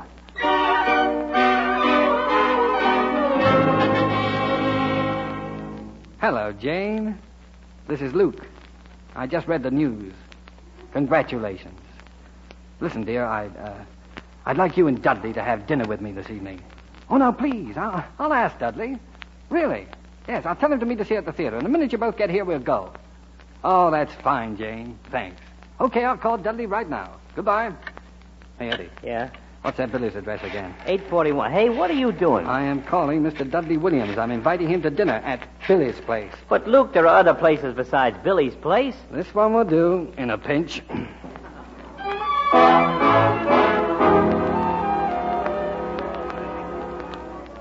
All right, now we'll take the scene once more from Verge's entrance. Places, please. Hey, Luke, Jane's here. Where? Sitting in the last row. Watch me. Eddie, I'll have her up on that stage in 5 minutes. Just watch me. Well, go on, Virgie, go on. I didn't get a cue. But take it from it doesn't matter what I want.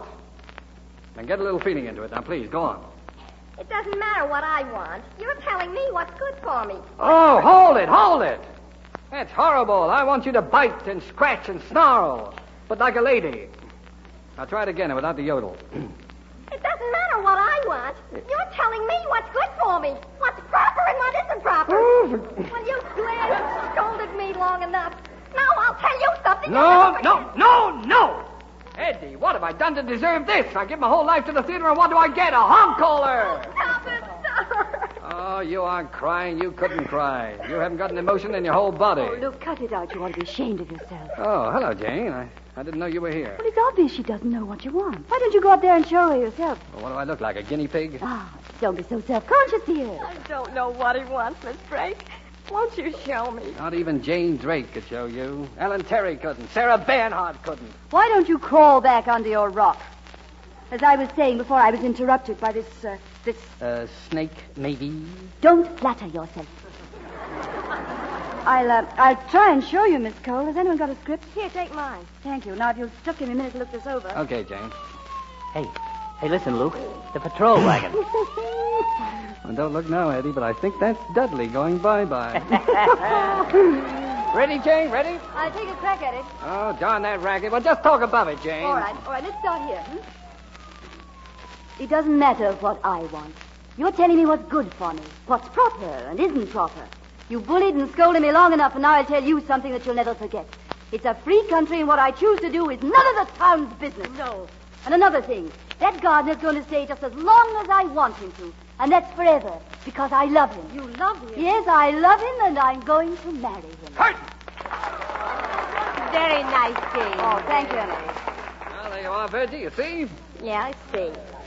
I could never play that scene for you, Luke, but watch me play this one. Go ahead, Virgie, give. I can't do it like that. What's more, I won't even try. That's the girl. Now, listen, you signed a contract, Miss Cole. I didn't sign a contract to make a sucker out of myself. You can't run out on me. I'll see that you never get another part on Broadway. All right, then. I'll go back into burlesque.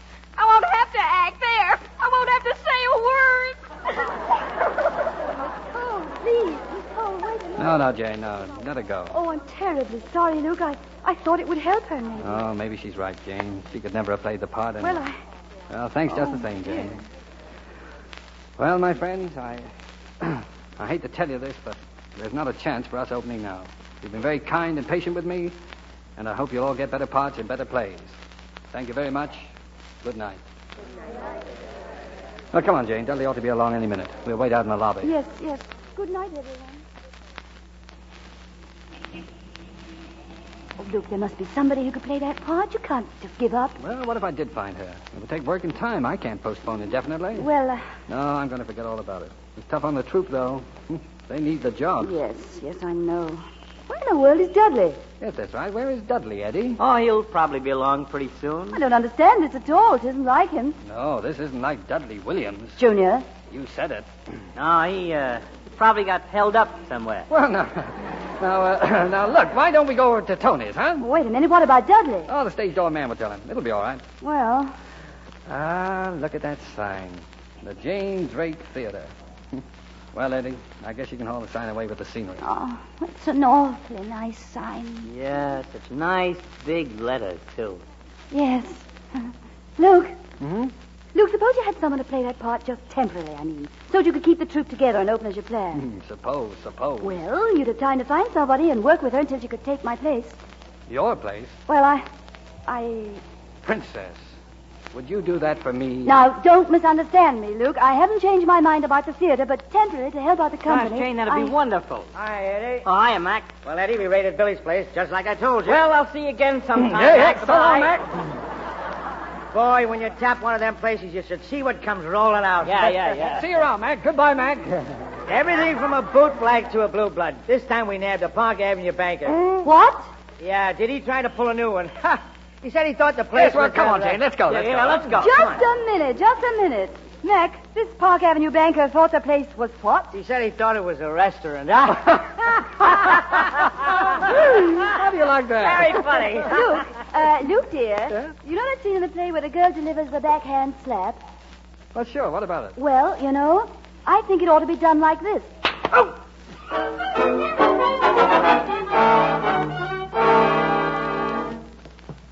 Well, let's see. Apartment 1004. It's right over our old place. Luke, I don't think we're going to get anywhere with Jane just by bringing her a potted plant. I think you ought to... Stop worrying, Eddie. Now, she promised to do the part, didn't she? Yeah, but that was before she had to get Dudley out of jail last night. Don't you worry, Eddie. You just leave it to King Lucius I. Lucius the Conqueror.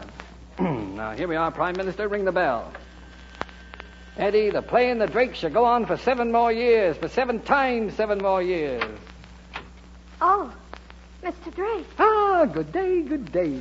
Betsy, my girl, inform your mistress that His Majesty and the Prime Minister have come to chew the fat. Oh, Mr. Drake. What's the matter? What is it? Anything happened to Mrs. Drake? Yes, she's Mrs. Williams. She's what? She just phoned from Greenwich. She and Mr. Williams were married there 10 minutes ago. Married? Well, Luke, the king is dead. Yeah. Long live the princess.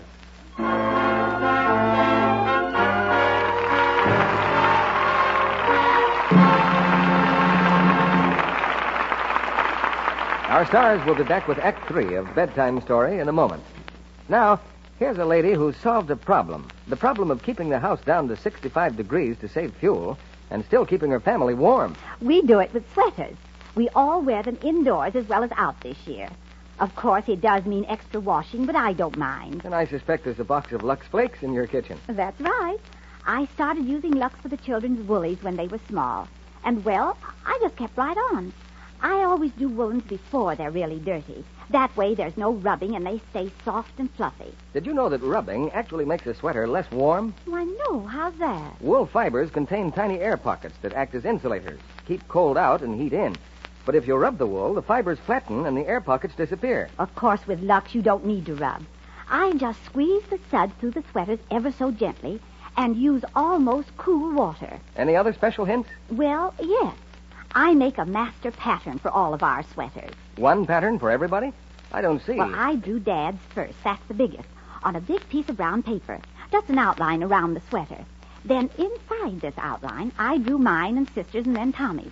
Whenever I Lux a sweater, I pin it to the proper outline and let it dry flat. Of course, I only dry one sweater at a time. This simple plan keeps sweaters fitting perfectly. They look like new all over again. Yes, gentle Lux care keeps all washable woolens fluffy and new-looking longer. Now, Donald Crisp returns to the microphone. After the play, we'll call our stars to the footlights for a brief chat. Now here's Act 3 of Bedtime Story, starring Greer Garson as Jane and Cary Grant as Luke.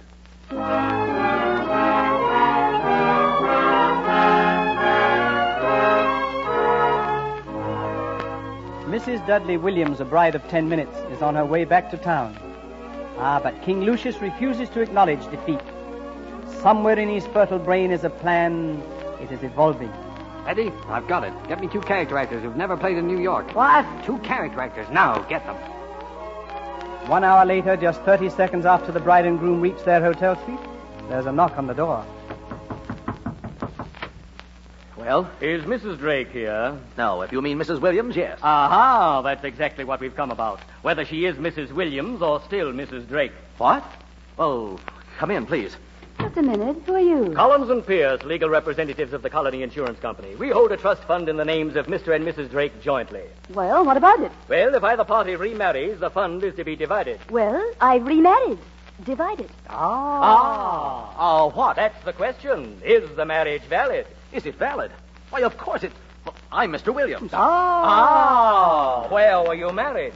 Well, in Greenwich. Did you check to see if a Reno divorce was acceptable in Connecticut? Well, naturally, we had the bank lawyer's advice. Oh, bank lawyers. Harvard men. Now, look, Mr. R., I'm sure everything was in order. I wouldn't have been married if I hadn't been properly divorced, would I? Well, naturally, there's Nevada and there's New York. I just told you we were married in Connecticut. Then there's Nevada and Connecticut. Now, if we find anything wrong with your divorce, naturally you will have committed bigamy. Embarrassing, isn't it? Bigamy?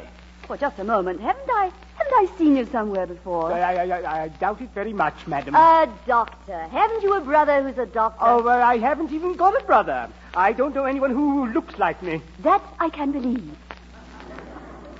Jane, look. Oh, Dudley, the whole thing's ridiculous. Yes, but Jane, if there is a risk of bigamy... Dudley, you too? Now, be reasonable, Jane. Look, I'll call Eccles, the best divorce lawyer in town. No, I don't know a word of law, but I can smell something fishy about this on my law. Madam, there is no place in law for a woman's nostrils.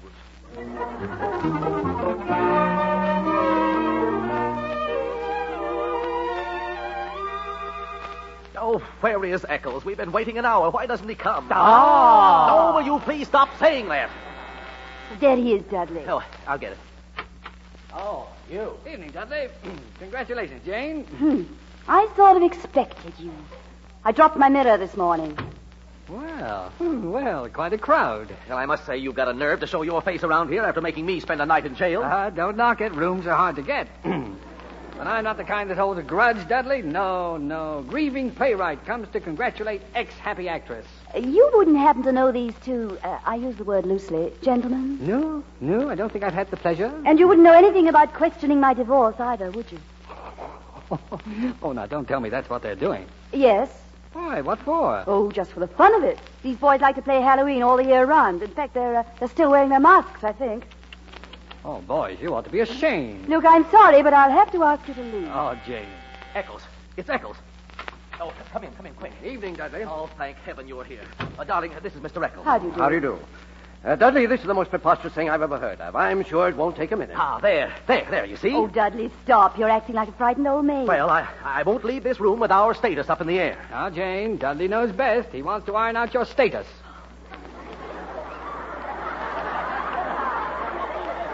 Lucius Drake, author, man of imagination, cooks up a brand new plan to get his play on at any cost. Never mind anyone's happiness. Just get the play done. Is that what you really think? Yes, it is. Please, just what is the point in question? It is our contention that while Mrs. Drake was in Reno, she left to join Mr. Drake in New York. Yes, I did. And therefore broke her required stay in Nevada. But I went back. I started all over again. I stayed the full 6 weeks. Jane, can you prove that? Yes, I can. I have my Reno hotel receipts. I can account for every day. Excellent. Now, wait a minute. Yes, here they are. Here, you look at them. Yes. Look, Harper Hotel, 2 weeks. Harper Hotel, 2 weeks, and so on. Elite Order Court, 10 gallons of gas and lodging, $4 and... Oh. What's that one, Jane? Oh, it's nothing. No, that doesn't belong with these others. Will you step over here, gentlemen, and examine them? Certainly. Yes, indeed. Well, come on, Princess. Think fast. You know, you married Deadly Dudley out of pure spite. Well, the answer's in your hands, Jane. Yes, it is, isn't it? Elite Order Court, Glenville... Well, what's that got to do with it? You owe me $4.40, Luke. Jane, be serious. Oh, do you know, Luke, I had a dream last night. I dreamed I picked up a knife and stabbed you. And when you started to bleed, it wasn't blood at all. What came pouring out of you was manuscripts and scenery and footlights. Right now, it isn't me you're thinking of, nor my marriage to Dudley. That precious play of yours. You'd see me burned at the stake for it. There isn't anything you could say now that I believe. No, I guess there's nothing you'd believe. Well, all right, Hank. All right, Billy. Drop the curtain. The show's over. Oh, actors. Characters. You remember Billy Pierce? He played the doctor in the Road Company of Tornado. Hello, Jane. Oh, a doctor. Of course. I should have guessed it by the way you kept saying, Well, there must be something in the criminal code covering this. Isn't there, Eccles? I'm a divorce lawyer. Good night. Thank you, Mr. Drake, for the entertainment. Actors. Well, thanks a lot, boys. Look up Eddie tomorrow and he'll pay you. It isn't very often you get your teeth into a good part. Good show, but a short run. Oh, now get out of here. Yes, great place, the theater. We can play at being anything. Doctors, lawyers, anything we like. It's just a great big make-believe world. I guess I'd better get going. Good luck, Princess. Elite Auto Court, Glenville, California.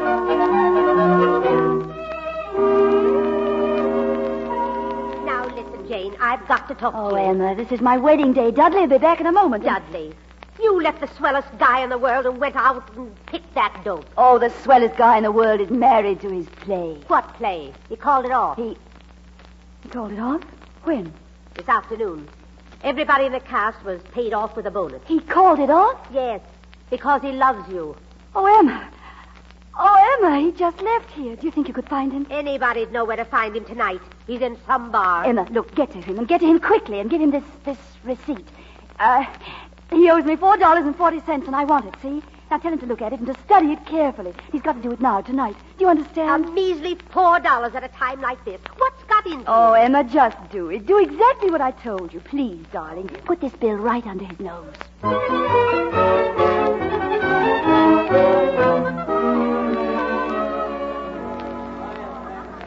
And she said she wanted her $4.40, Luke. Now. Oh, sure. Anything for the princess. Eddie, what do I want? A drink. No. I want my wife. I want her more than all the plays in the world. Lucius, you'd better write a check before you forget it. Sure, Emma. Give me the thing. Here. $4.40. Pen, Eddie. Sure. Well, let's see. Elite Auto Court, Glenville, California. Elite Auto Court. California? California? Don't do that. Eddie, quick! A cab! Get me a cab! What's the matter? Well, I've got to get to the hotel. On the technicality, she's still my wife. Who is? My wife is!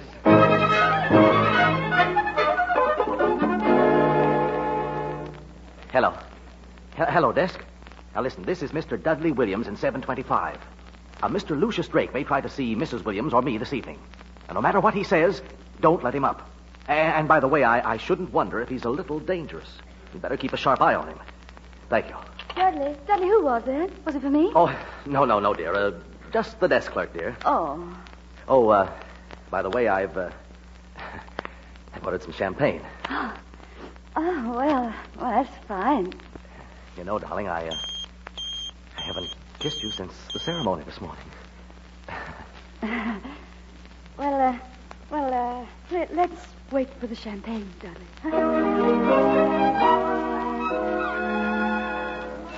What do you mean I can't go upstairs? I'm sorry, sir. I have orders. I tell you, I have to see Mrs. Williams. If you go near that elevator, sir, you'll be arrested. I warn you.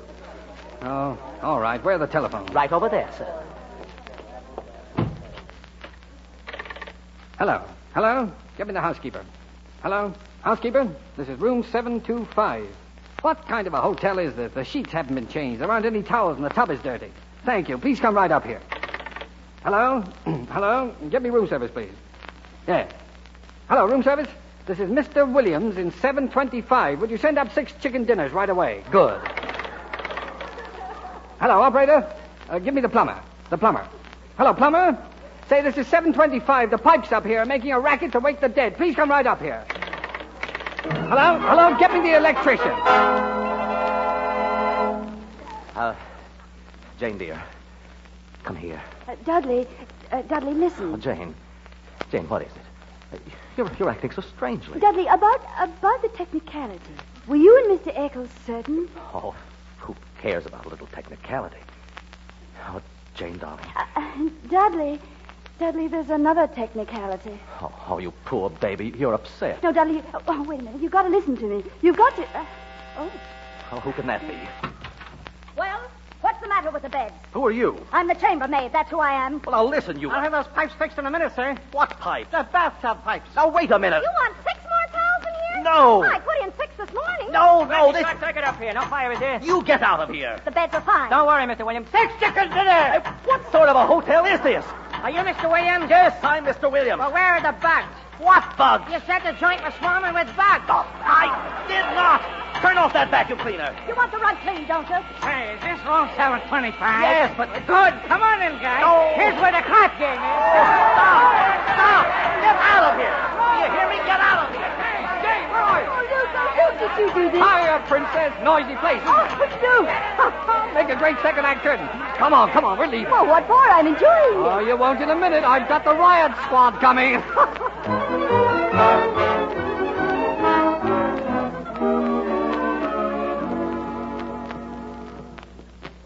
Ah, dear. When you think how we've been for years, never a ripple, happy as larks. I just keep asking myself, how do we get into a spot like this? Princess, we're both wrong. Oh, I knew I'd be wrong. Sure. Well, we both want things, don't we? So what do 2 intelligent people do in a situation like this? They decide to give and take. Oh, look, we're on the wrong floor. I moved upstairs, you dunce. Oh, what do you know? Habit, our old apartment. Look what you're doing. Are you crazy? No, go on in. No, we can't go in. Look. Look, our old furniture. Why, every single piece. Oh, look. Just call me Dinglehoff. Dinglehoff. You? Oh, darling. Oh, darling, Mr. Dinglehoff. Oh, I love that name. I could get the farm back, too. Oh, you could you? Suppose it isn't for sale. Oh, why wouldn't it be? Because I won't sell it. You? You? Oh, Janie. That's right. Well, darling, have you got a copy of the play? The play? Well, we have to compromise, don't we? Come on, let's go to work. Oh, no, there won't be any play.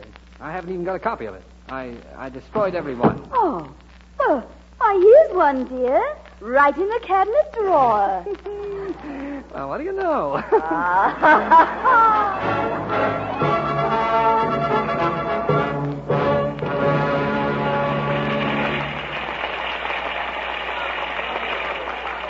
Listen to that hand, Luke. That's 10 curtain calls. It's a smash hit, Eddie. We'll run 5 years. Hey, Jane's going to make a curtain speech. Ladies and gentlemen, my husband, Mr. Drake, is in the wings. And he'll be out here in just a moment. But first, I'd like to tell you that this will have to be the shortest run of any of Mr. Drake's plays. No. 5 years, Janie. 5 years. It will be closed in the early spring, and I'm sure that my husband hopes it will be a boy. No, 5 years. What? Come on out, Luke. Luke! Oh, I'm sorry, ladies and gentlemen. Mr. Drake just fainted. Good night.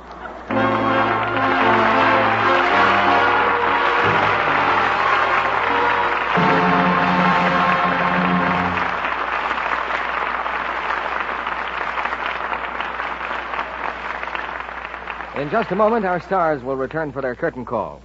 Meanwhile, let's take a look in Betsy Brown's kitchen. Betsy is washing up the lunch dishes.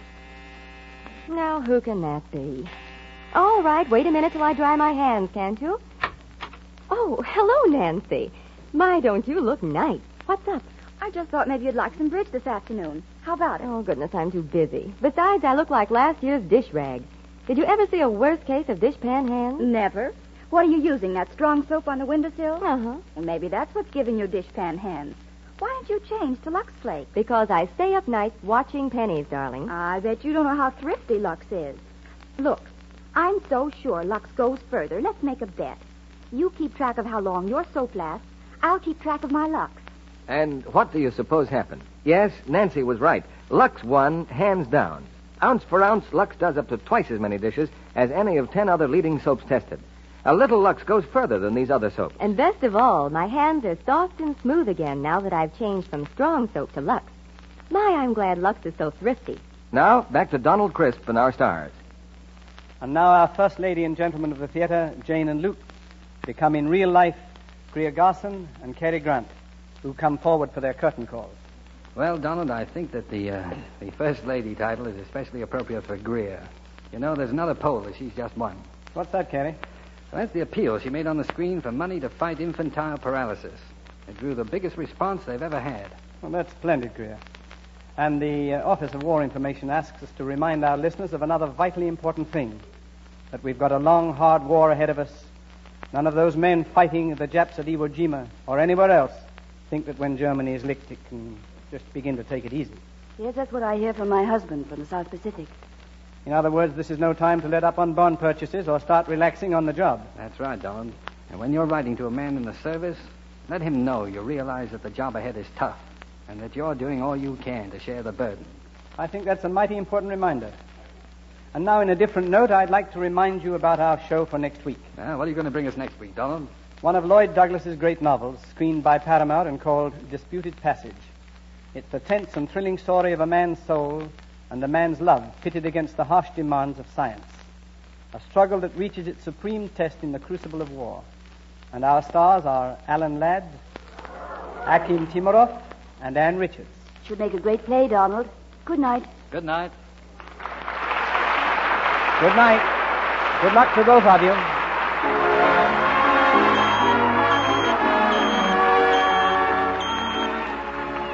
Our sponsors, the makers of Lux Flakes, join me in inviting you to be with us again next Monday night when the Lux Radio Theater presents Alan Ladd, Akim Timerov, and Ann Richards in Disputed Passage.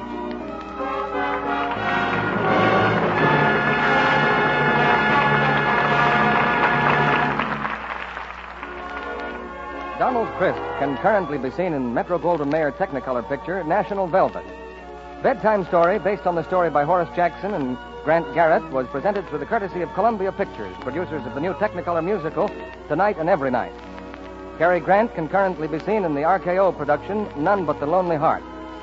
Heard in tonight's play were Carlton Cadell, Arthur Q. Bryan, Verna Felton, Eddie Marr, Ed Emerson, Linda King, Norman Field, Leo Cleary, Dorothy Scott, Jay Novello, Boyd Davis, Charles Seal, Dora Singleton, and Colleen Collins. Our music was directed by Louis Silvers. This program is broadcast to our fighting forces overseas through cooperation with the Armed Forces Radio Service.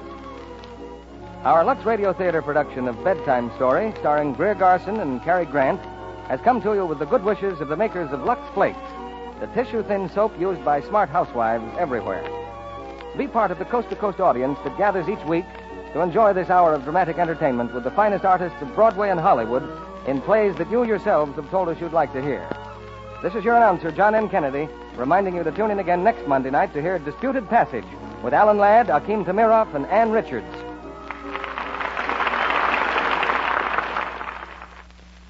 Send now for Spry's sensational flower garden offer. The makers of Spry Shortening will send you 8 packets of California-grown seeds for thousands of brilliant, glorious flowers to bloom all summer. Just send your name and address and 15 cents to Aunt Jenny, Box 1200, Chicago, Illinois. Be sure to listen in next Monday night to the Lux Radio Theater presentation of Disputed Passage with Alan Ladd, Akeem Tamiroff, and Ann Richards. This...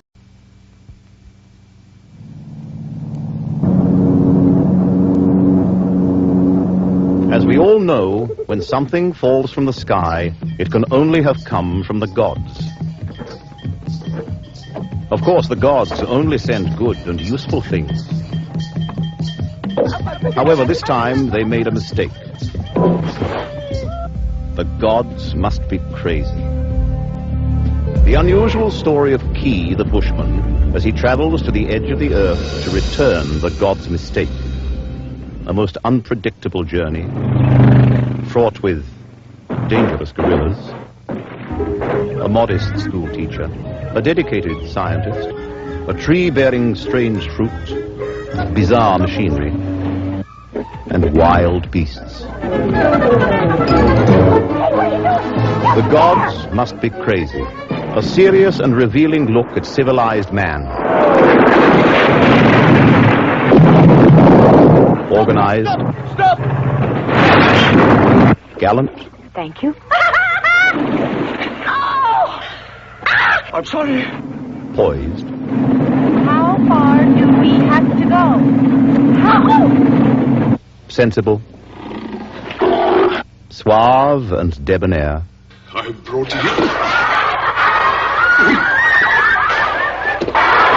I'm sorry. Generous. He's got to take the money. It's the law.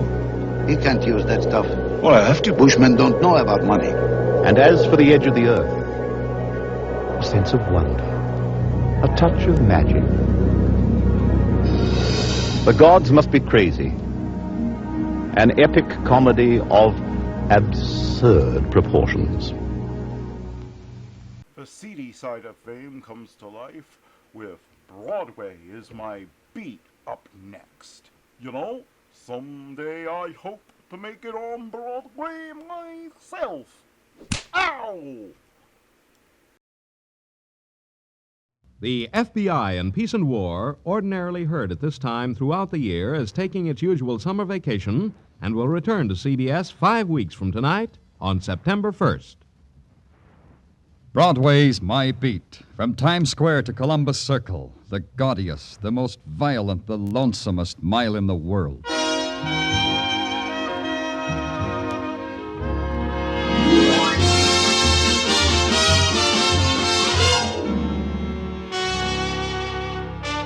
Broadway's My Beat, with Larry Thor as Detective Danny Clover.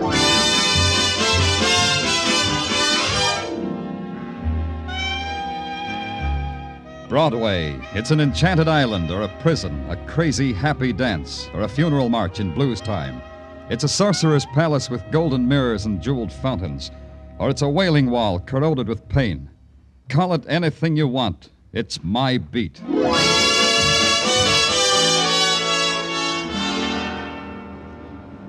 One of the ways to get on My Beat is to infiltrate through the grim lines of people trying to buy tickets to South Pacific. Those people are going to mutiny someday. It was about 9 in the morning, and a good thing happened to me. The good thing was a kid named Paul Thomas. A sweet kid, a gentle kid. A kid who'd wrapped himself in iron to stall off the pain so many people handed to him for free. Mr. Clover, could I talk to you for a minute? Sure, Paul, sure. Any place, any time. How about in the lobby here? Okay, lobby it is.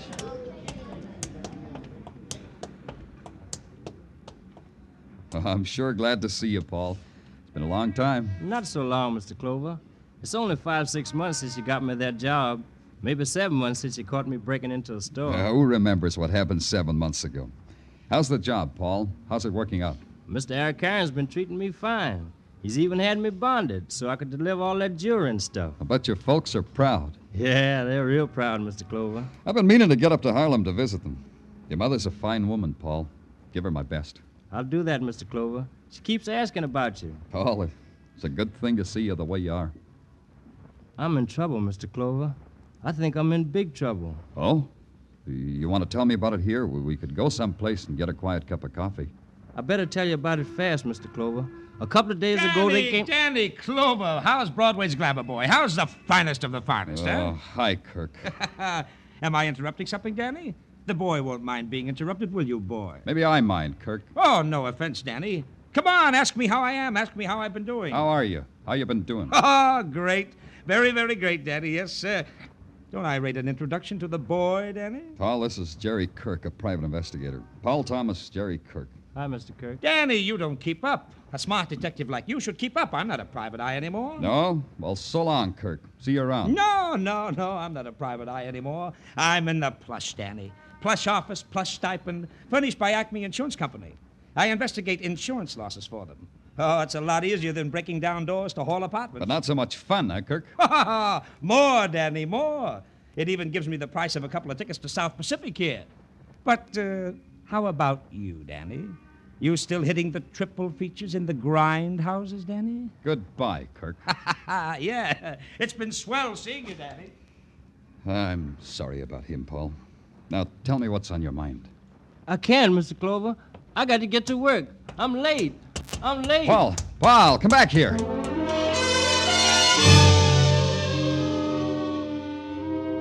That's how the day began, with the kid starting to tell me of big trouble and then running away. It was about 5 when Paul's big trouble started to catch up with me. A patrolman leaned out of a squad car and handed me a slip of paper. J. Arakarian, the paper said. It said the Paramount Building, and at the bottom it said urgent. I'd been there before. J. Arakarian, lapidary and dealer in precious gems, was on the 14th floor. You went through a door and past the beam of an electric eye and waded through a carpet to a desk and an olive-skinned girl with tight black hair. You gave your name and you got nodded past another beam and some carved oriental wall hangings to a young man, morning coat cut to hide the lines of his shoulder holster, and sneer cut to fit the scar that ran from his eye to the corner of his mouth. Then a chaperoned hike through another doorway. And there he was, J. Arakarian, impeccable in ascot, striped pants, and a Legion of Honor ribbon in his satin lapel. He had another thing, a guest.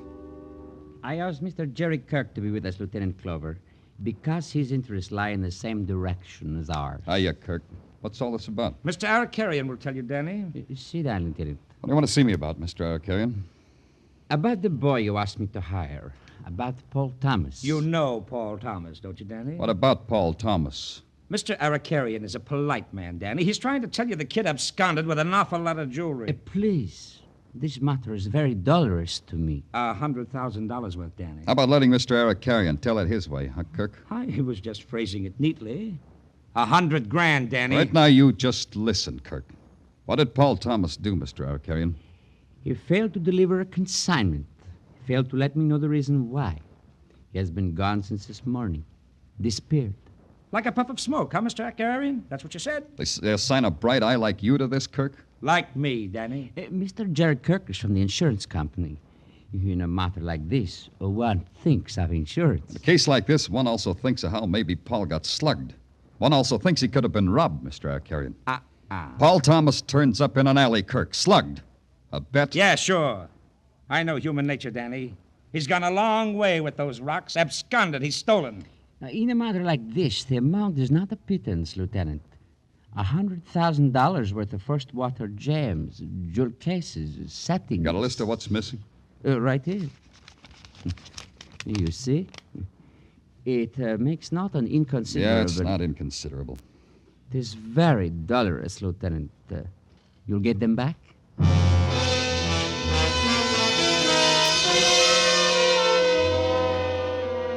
Dolorous means it can make you cry. But Arakarian's dolorous was different from mine. His was $100,000 he'd lost. Mine was a boy named Paul Thomas that maybe I'd lost. But it was still only a maybe. I had two things to do. Turn the list of missing jewels into headquarters, which I did, then call it Paul's home in Harlem.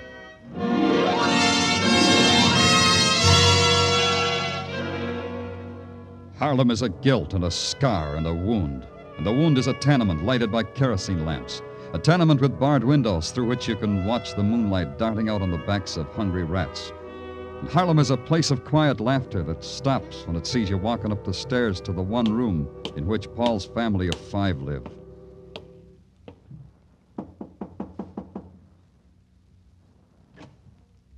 Yes? Oh, it's Mr. Clover. Hi, Mrs. Thomas. I hardly expected to. Please forgive the way I look. Oh, you look fine, Mrs. Thomas, fine. May I come in? Why, of course, of course. The children are outside playing. That's just as well, Mrs. Thomas. I want to talk to you. Please sit down, Mr. Clover. Soup? Is it about Paul? Why did you see him last, Mrs. Thomas? This morning. He stopped by on his way to work. Is there anything... He doesn't live here anymore?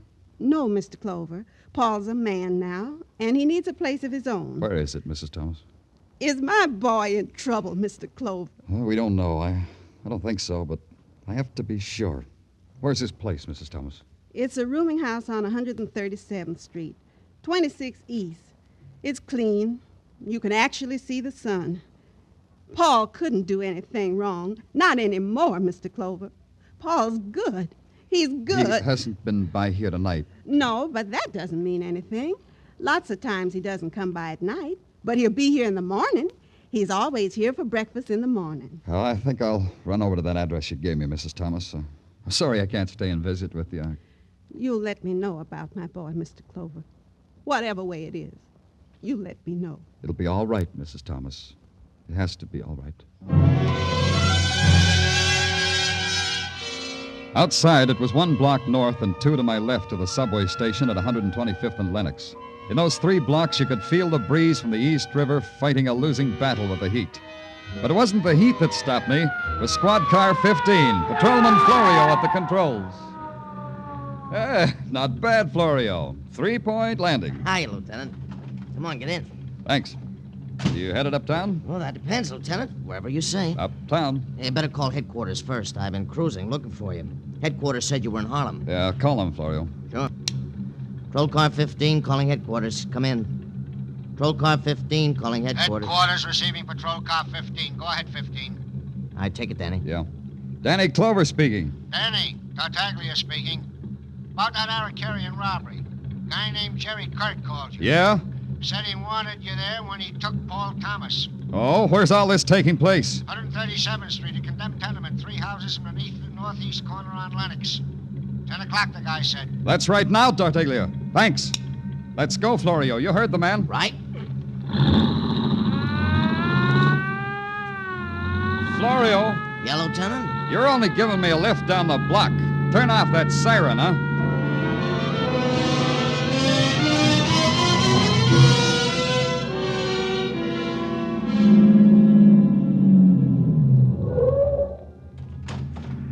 Hello, Danny. Glad you showed. Headquarters said you had Paul. You got him, Kirk? He's in that tenement, Danny. But he materialized out of that puff of smoke? How do you know he's in there? Look, Danny, a guy steals $100,000 worth of jewelry. It's hot. He can't get rid of it. So he makes a deal with the insurance company. The deal Paul made was for $15,000. He got in touch with you? Yeah, sure. He said meet him here. So I got in touch with you. I'm double-crossing him, Danny. I called in the cops. You wouldn't want it any other way. Yeah, let's go in. And Kirk, keep your gun in your pocket. Danny, you know I seldom carry a gun, and tonight's one occasion when I don't. Come on.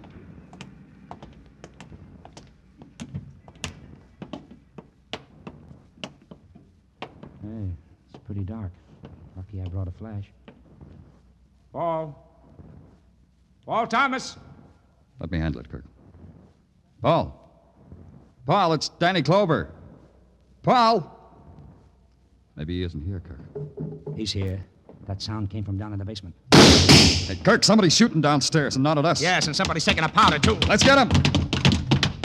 Don't you think it's time you got out your gun, Danny? Yeah, it's all changed now. Hey, shine your light over there. Where? Back of the staircase. Yeah.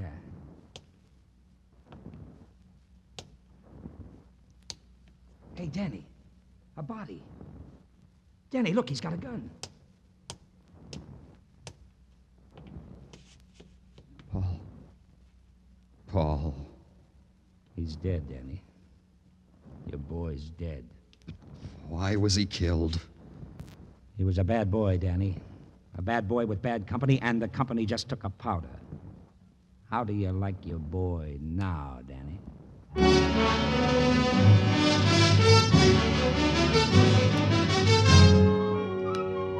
You are listening to Broadway's My Beat with Larry Thor as Detective Danny Clover.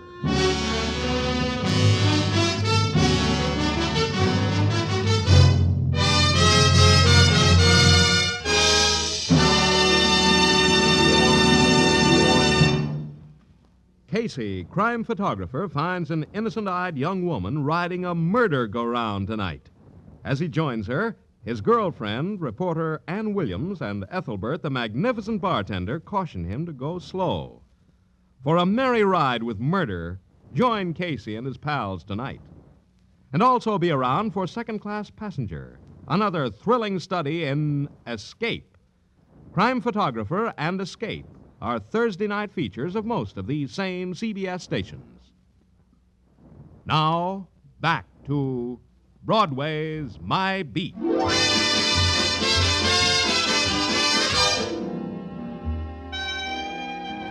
One thing about Broadway, you can become a name overnight.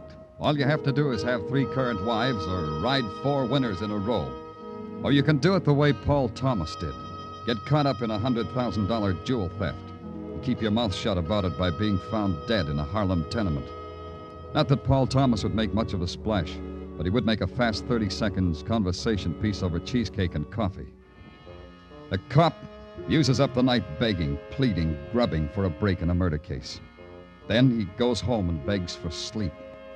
And in the morning he goes back to his office at headquarters and starts all over again.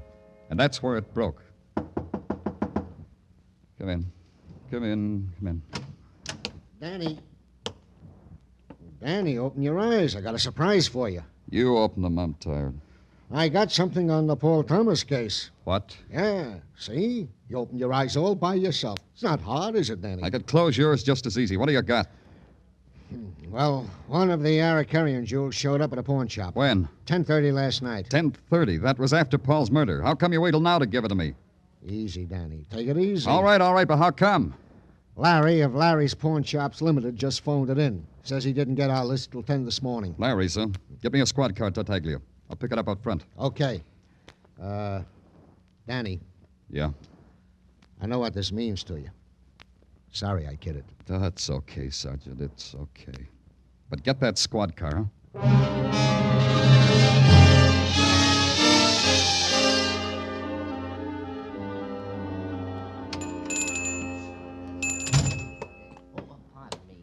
Danny, boy. Danny, you. This is quite an honor. Hi, Larry. I could have saved you the trip if you had just called me. You needed the air. Okay, Larry, what do you got? Danny, do you mind stepping in the back room? I'm trying to close a deal. Sometimes it embarrasses my clientele to see me consorting with a detective. Ain't it a shame? Give it to me, Larry, and quick. Oh, Danny, this isn't like you.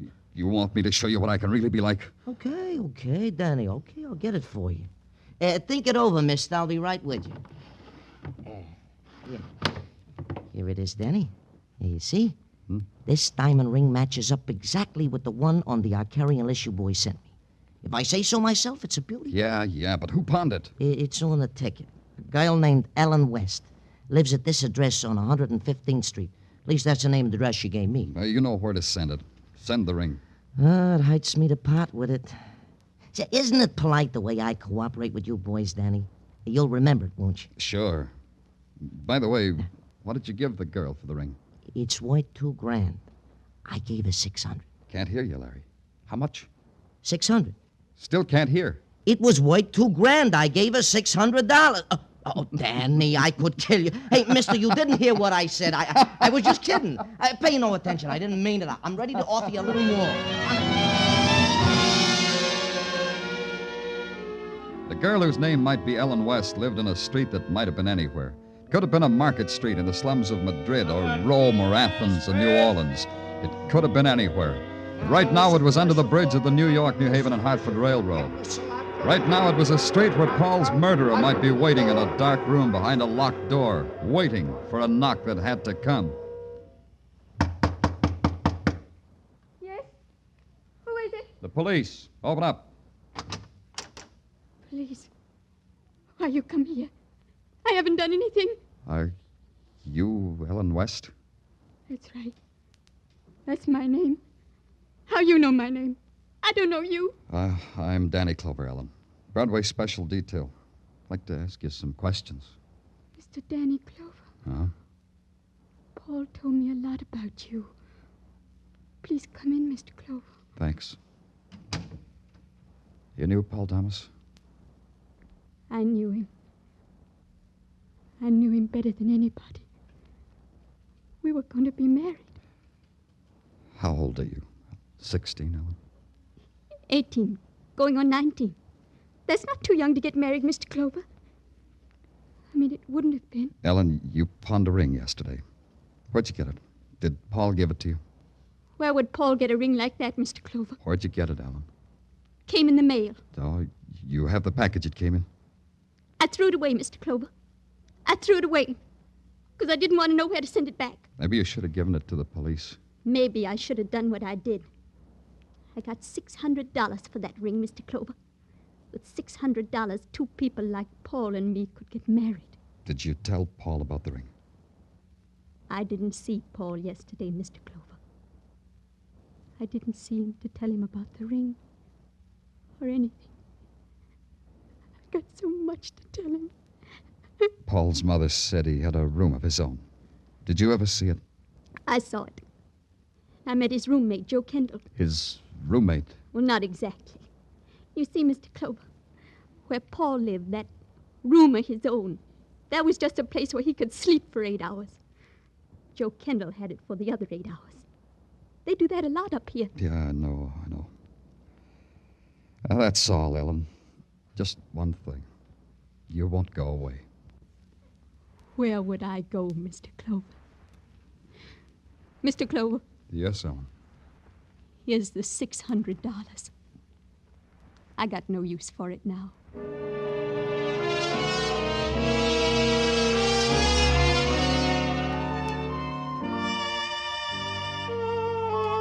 The hotbed address of Paul's roommate, Joe Kendall, didn't pan out, but a suddenly forgetful landlord suddenly regained his memory when he put on a pair of wire-rimmed glasses and examined my police badge.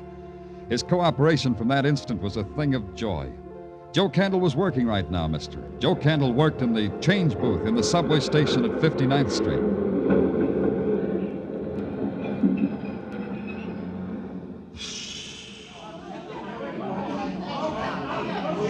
Want some change, mister? No, Jay. Information. What kind of information? Your name, Joe Kendall? That all depends on what connection the name's being used. In connection with the police. Show me. Try this. Yeah? Yeah, that badge says you're the police. Says my name's Joe Kendall. What can I do for you, Lieutenant? It's about Paul Thomas, Joe. Read about him in the papers this morning. I'm sorry about Paul. How sorry? Lieutenant? Wait a minute. Here you are, lady. 2 dimes and a nickel.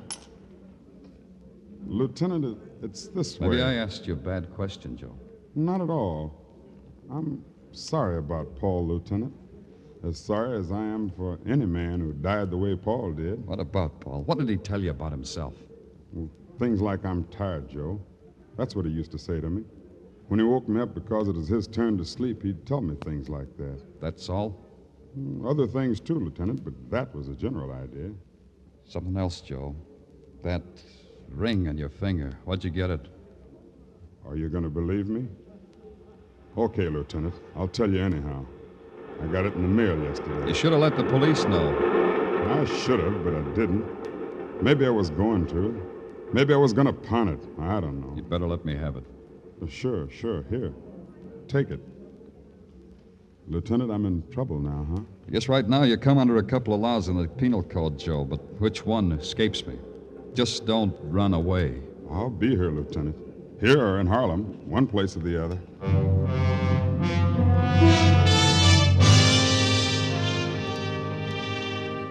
It was a decision I had to make about the girl Ellen West and about Joe Kendall, and it was a decision I made. They turned up with a part of the missing jewelry and a strange story how they'd got it, and I didn't book them. I didn't put a tail on them. If they'd told the truth, it gelled an idea that was shaping itself. If they'd lied, I'd know it before the day was over. Back at headquarters, I made out my report that way and turned it in. Then there was nothing to do but trade stares with Sergeant Tartaglia and wait for the report from the technical boys. Well, I don't know, Danny. I don't know. I'm not sure you did the right thing. Those two might have been holding back. Technical lab reports, Lieutenant. Ballistics, chemical, prints, all of them. Thanks. Okay, Lieutenant. Ballistics, nothing. No, I figured there'd be nothing there. Hey. So long, Tartaglia. Hey, Danny, where you going? Take a look at those reports. They'll make your red face even redder.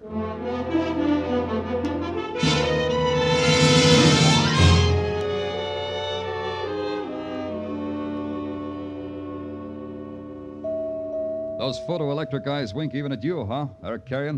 They make no distinction, Lieutenant, between friend or enemy. They're ever alert, ever suspicious. Yeah. You kept me waiting a long time, Eric Carrion. A jeweler has many things to take care of, Lieutenant. Sometimes you must keep even the police waiting.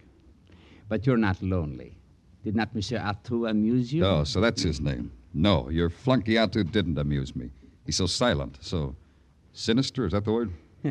It's a good word for Artaud. Tell me, Artaud, that shoulder holster you wear under your morning coat, how do you avoid a bulge? You must have a good tailor. I wish I had a tailor like that. I will send you the name of Artaud's tailor, Lieutenant. That all you wanted? That's just part of it. I'd like to have a look at your vaults. You wish to buy some jewelry wholesale? No. I'd just like to find some lost jewelry. Stolen, it says on this list. Stolen from a Mr. Eric Carrion. That's why I'd like to have a look at your vaults. You're insane, but I will humor you. But first, a trifle. You have a warrant, Lieutenant? Now, what do you know about that? I clean forgot to get myself a warrant. But as you say, it's a trifle. Now, how about the vaults? I do not think so, Lieutenant. In your country, I have learned to do everything comme il faut. How? Comme il faut. Translation, as it should be. Thanks. I like to learn new words. A warrant would be as it should be. Then I'll just have to get the vault open myself. Artaud! Tell your flunky to take his hands off me. Artaud is a very difficult man to tell things to.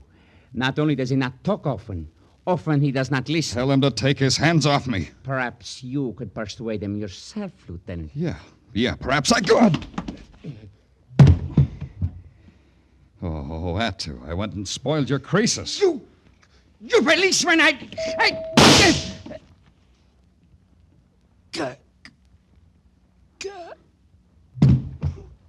Well, Kirk, the eminent investigator, today on occasion for carrying a gun. You didn't have to shoot Eric Carrion. I did, Danny. To save you from getting knocked off, I had to do just that. Save me? What are you talking about? Well, look at him. Look at Eric Carrion's hand. He was just getting ready to pull a Luger. Yeah. Okay, Kirk, this wraps it up. Let me have your gun. Huh? What for? Ballistics will want it to check it against the slugs in the body. But you saw me shoot him, Danny. The gun, Kirk. Are you off your rocker, Danny? The gun. I've got a permit for this gun. The gun! Oh, ow. Yeah. Thanks for the gun. Oh, sure. Sure, Danny, now that I know you were sincere about wanting it. Well, like you said, this wraps it up. You figured it a little ahead of me, that's all. Tell me how. Oh, easy. Eric Carrion never parts with the jewels and reports them stolen for insurance money. Yeah, true. Tell me, Kirk, how do you figure Paul Thomas figures? Also simple. Eric Carrion tells the kid to make it look like the kid ran away. Well, maybe Eric Carrion wanted to do it another way, and the kid balked. Yeah, that's right, Kirk. Paul came to me yesterday and started to tell me he was in trouble. It adds up, huh? It adds up neat. You know what else? 2 of the gems showed up with 2 of Paul's friends. Eric Carrion mailed them to throw off suspicion. Clever, real clever. Yeah, but here's the twist. The gun Paul was holding in that tenement cellar had no fingerprints on it. Huh? He was dead before he went in that tenement, Kirk. Dead men leave no prints. Paul Thomas was dead before I saw you, Kirk. Hey, that is a twist. That scene in the condemned tenement, you and Eric Carrion staged it. That's why I want your gun, to What? check it against the slugs they took from Paul's body. You're crazy, Danny. Listen, how else I'm crazy. You killed Paul. You propositioned him, and he'd have none of it, so you killed him. And you killed Eric Carrion so he wouldn't implicate you. You stink, copper. You stink, but you won't take me. I've been waiting for you to do that, Kirk. Waiting. Ow! That's for Paul. For Paul. For Paul.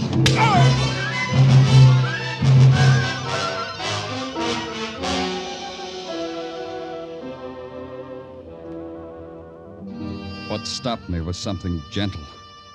A tap on the shoulder, that was all. But it stopped me. Man from headquarters looked down at me, and his tap was gentle. He said that was enough. I quit, but I didn't believe him. He said Kirk was something the law had to take care of. Then I had to believe him, because I'm a cop.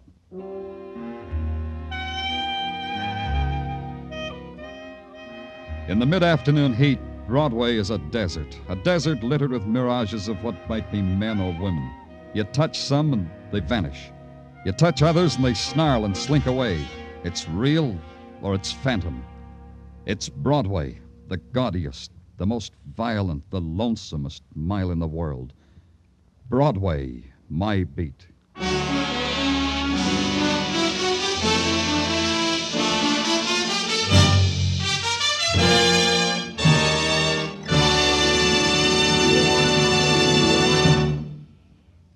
Broadway's My Beat, with Larry Thor as Detective Danny Clover, is produced and directed by Gordon T. Hughes, with script by Morton Fine and David Friedkin.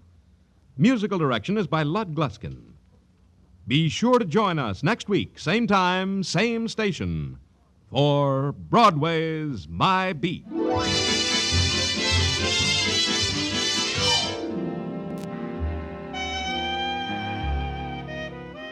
Mr. Keene, the famed tracer of lost persons, goes society tonight. Knowing Mr. Keene, you'll realize at once that it's not so much the question of which fort, but which suspect. Mr. Keene's latest adventure, the Society Murder Case, will follow in just a few moments on most of these same CBS network stations. This is CBS, the Columbia Broadcasting System.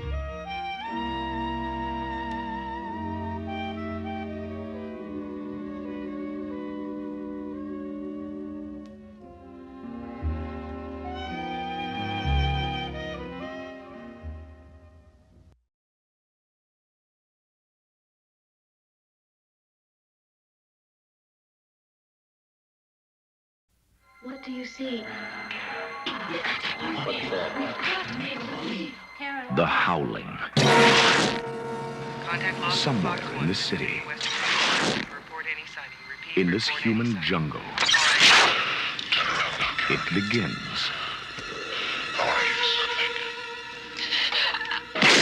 Just try. He's right there. What do you see? What's there, Karen? What do you see, Karen? What's there? Somewhere in these woods, in this primal, sensuous, secret place, lies an experience too terrifying for words.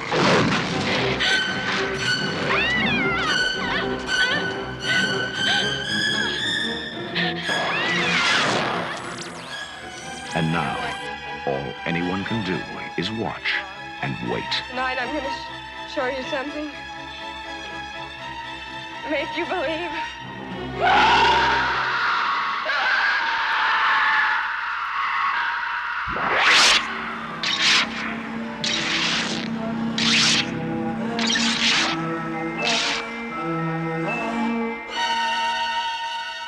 The Howling.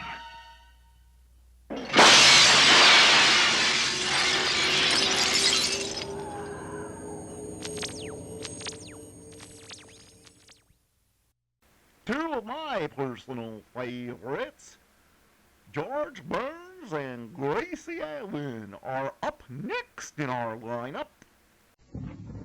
It's Maxwell House Coffee Time, starring George Burns and Gracie Allen.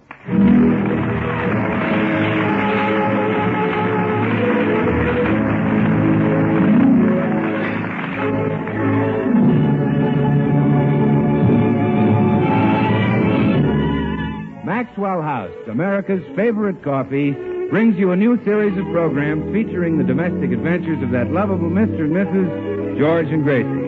With yours truly, Bill Goodwin, the Les Paul Trio, and the music of Meredith Wilson and his orchestra.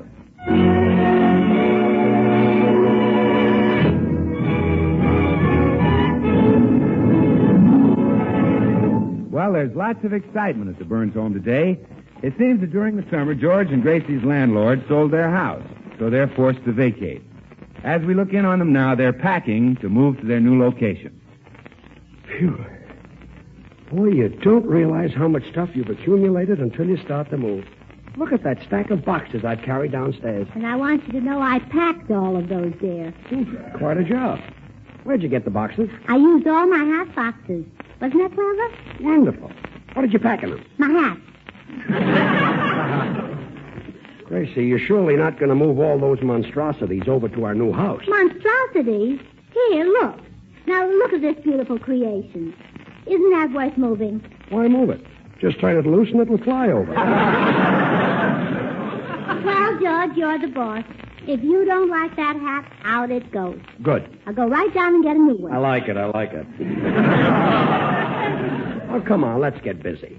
Does this stuff go? Yes. These old mouse traps? You're moving those? Well, sure, why not? They're all rusty. They haven't been used for ages. I know, but now that there are no points on cheese, we can afford to have mice again. Maybe even rats. Small ones. What's in those bottles? Oh, those are some perfumes I bought. They're supposed to have a wonderful effect on men. I've been trying them out on you. Really? Hmm? Want to take them all with you? Oh, guess not. Read the names to me. Mad Embrace. Throw it out. Moment of Ecstasy. Throw it out. Flaming Desire. Throw it out. Memories of Yesterday. Keep it.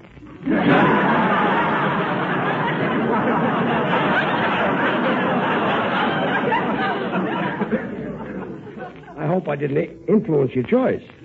Boy, look at that load of stuff we've got. I'm glad we rent furnished. At least we don't have any furniture to move. Except our easy chair.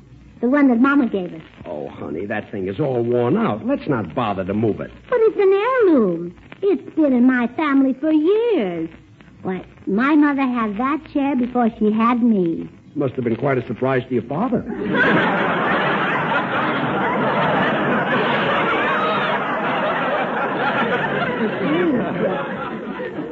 Why, if my mother came to visit us and she found this chair gone, she'd turn right around and go back to San Francisco.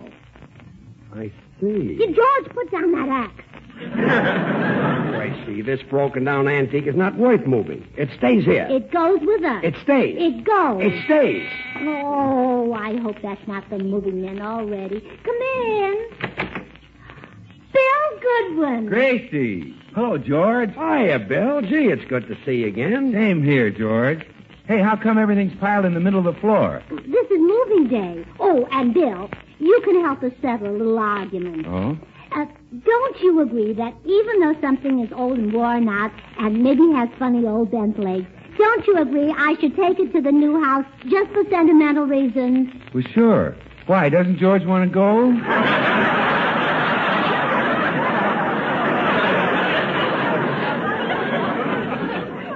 Still a comedian, I see. Oh, yes. She was referring to a chair, Bill. Oh, well, how come you're moving? Well, George had a fight with the landlord, and the landlord told George to move. Then he sold the house from under us. Then he sent us an eviction notice. Then he came and started throwing our things out of the window, so we thought, why rent from a fellow when there's a chance we may not get along with him? Yeah. I like our new location better anyway. Me too. It's close to the NBC studios. That's where we're going to broadcast our new radio program this season. Say, Bill, while we're on the subject of a new program, how would you like to work with us again? Well, gee, I'd love to, George, and it's swell of you to ask me, but now that I've had a taste of pictures, I'm through with radio. I'm sorry to hear that, Bill. But you are doing swell in pictures, all right. Gracie and I saw you with Betty Hutton in Incendiary Blonde. Oh, you were wonderful, Bill. Well, thanks. Incendiary Blonde was certainly the perfect name for that picture. Yeah, what a blonde. That hair, that figure, that sex appeal. Well, thanks. You know, a lot of people thought the picture was named for Betty Hutton.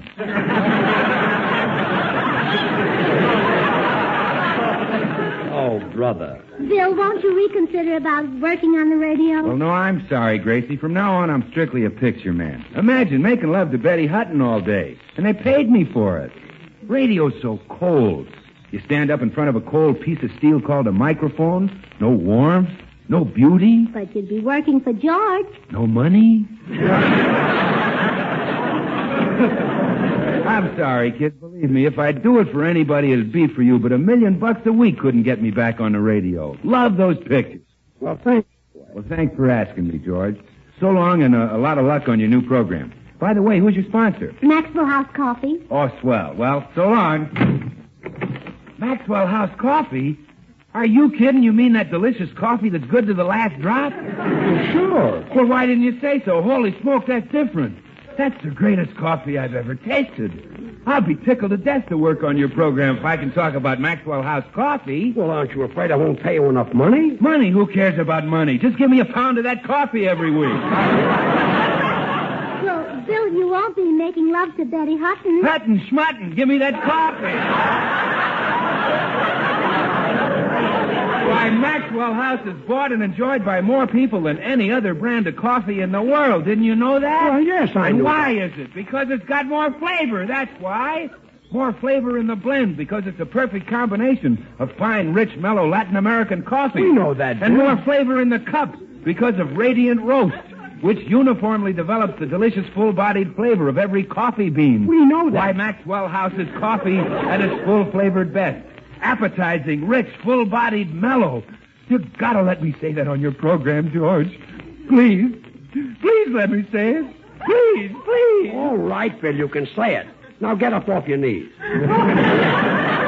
Oh, thank you, George. Thank you. You're good. You're kind. Oh, Bill, stop licking his hand. Gee. Maxwell House. Bless you, George. I won't forget this. Thank you. Thank you. All right, Bill, all right. You're good, George. All You're right. kind. All right, Bill. I love you, George. I love you. Now stop. You're good, George. You're kind.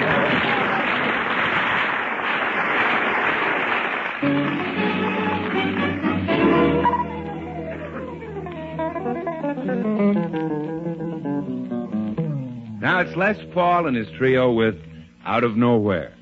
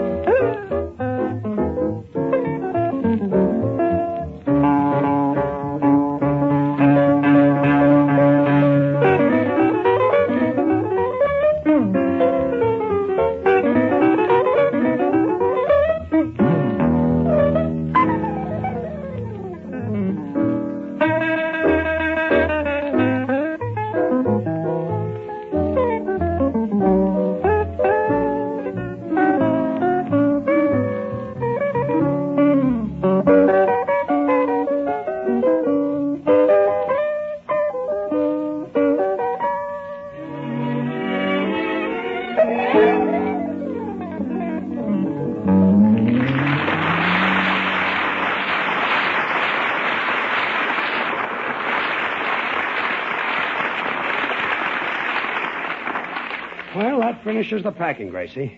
As soon as the moving men get here, we can start for the new house. Yes. I hope we'll have some nice neighbors over there. Me too. Mrs. Morton and Mrs. Bagley are all right. But I'd like to see you get acquainted with some housewives your own age. Well, maybe now I can. Shirley Temple got married last night.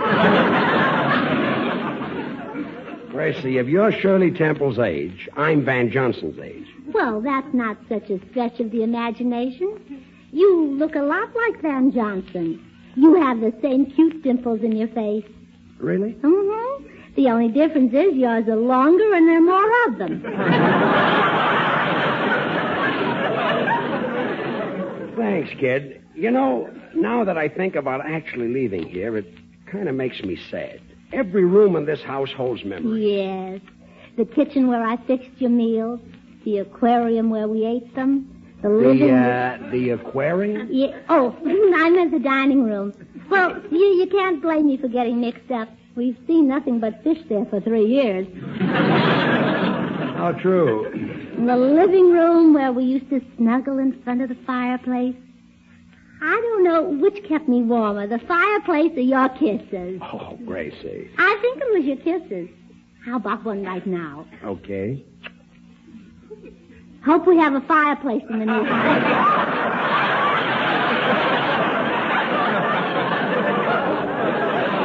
We will. Well, I better run right over and see if the new house is ready for us to move in. Okay. Answer the front door first, will you, Gracie? Yes, dear. Good morning, Mrs. Burns. Well, Mr. Postman, how are you this morning? Oh, tip-top. Absolutely tip-top. Full of the old zip and pep, vim and vigor. I'm simply bursting with energy. My goodness. You sound like a breakfast food. Yes. Here's your mail, Mrs. Burns. Thank you. Oh, this reminds me, I'd better go to the post office and give them our change of address. Don't tell me you're moving. Yes, we're moving today. Oh, no, don't move. When I come to this house, I want to see your pretty smiling face framed in the doorway. Well, I don't think I could leave it here just for that. Oh, this is terrible. I'm so unhappy. I just want to scream with anguish. Well, if it'll make you feel any better, go ahead. Thank you. I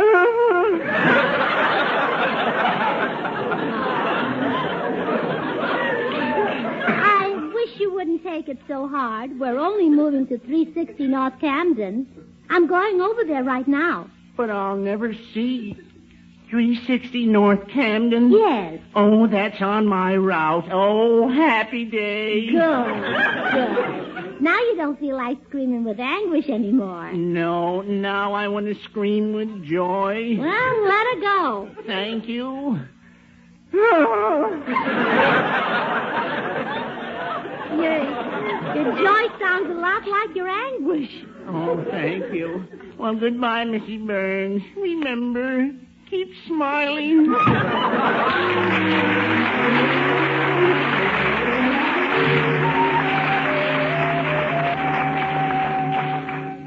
Now, let's see. Yeah, this is at 360. Hope the door's open so I can get Hello there. Oh, hello. So you're the tenant who lives in 360? Well, not yet. I'm moving in today. Well, I live right next door in 362. Kind of looks like I'll be your neighbor. Oh, how nice. You know, there's nothing like having neighbors who live nearby. Yeah, that's true. Wilson is my name, Meredith Wilson. Oh, how do? Mine's Gracie Allen. Well, glad to know you, Miss Allen. Well, it's really not Miss Allen. When I meet a man for the first time, I generally introduce myself as Miss just to see what'll happen. But in your case, I know. So you can call me Mrs. Burns. Oh, so you have a better half. No, just a husband. Well, how soon are you moving in, Mrs. Burns? Oh, right away if the other tenant is vacated. By the way, have you noticed him move out? No, but I never have seen the fellow who's been living there. He must not be very friendly. Well, maybe he didn't like to show his face because he wasn't attractive. Well, in that case, I expect to see plenty of yours. Oh, Mr. Wilson. Oh, you're so gallant. No. And so easy to lead. Tell me more about yourself. Well, I was born in Mason City, Iowa. Mason City, Iowa. Well, isn't it a small world? You mean? Yes. I was born in San Francisco, California. Right in the same country. You don't say. Why, what do you do, Mr. Wilson? I mean, how do you make a living? Well, I'm a musician. I play the flute. Oh, you poor man. I should think you'd have taken up some better paying instrument, like a clarinet. Well, why should the clarinet be better paying than the flute? Oh, I don't know. It has so many more holes. Gosh, I never thought of that. But I don't do so badly, Mrs. Burns. I have my own orchestra. Really? Yeah. I have a style of music that I kind of dreamed up called chiffon. chiffon. Oh, it sounds beautiful. What's it like? Well, it's sort of a soft 8-beat, you know, boom, ching, boom, ching, boom, ching, boom, ching, boom, ching, boom, ching, boom, ching, boom, while the violins go, boom,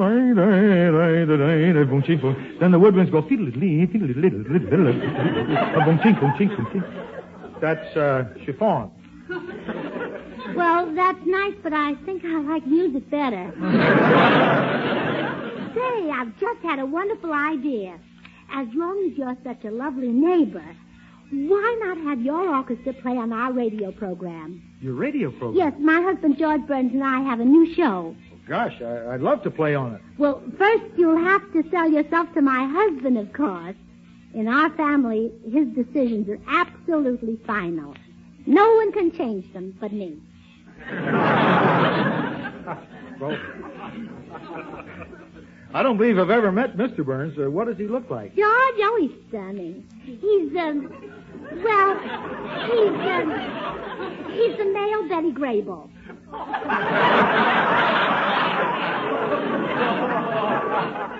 Oh, then this must be your husband coming up the walk now.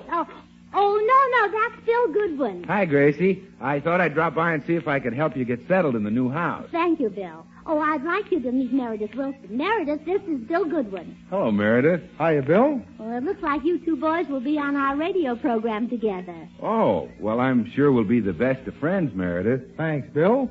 You know, when you walked up, I thought you were George Burns. There goes the shortest friendship I ever had. If you two will excuse me, I'll run home and get my husband. Goodbye, boys. So long, Gracie. Goodbye, Mrs. Burns. Gee, I sure hope you're on the show, Meredith. I think your music is wonderful. I'm anxious to hear your first number. Well, thanks, Bill. How would you like something in chiffon? Well, after the program, business before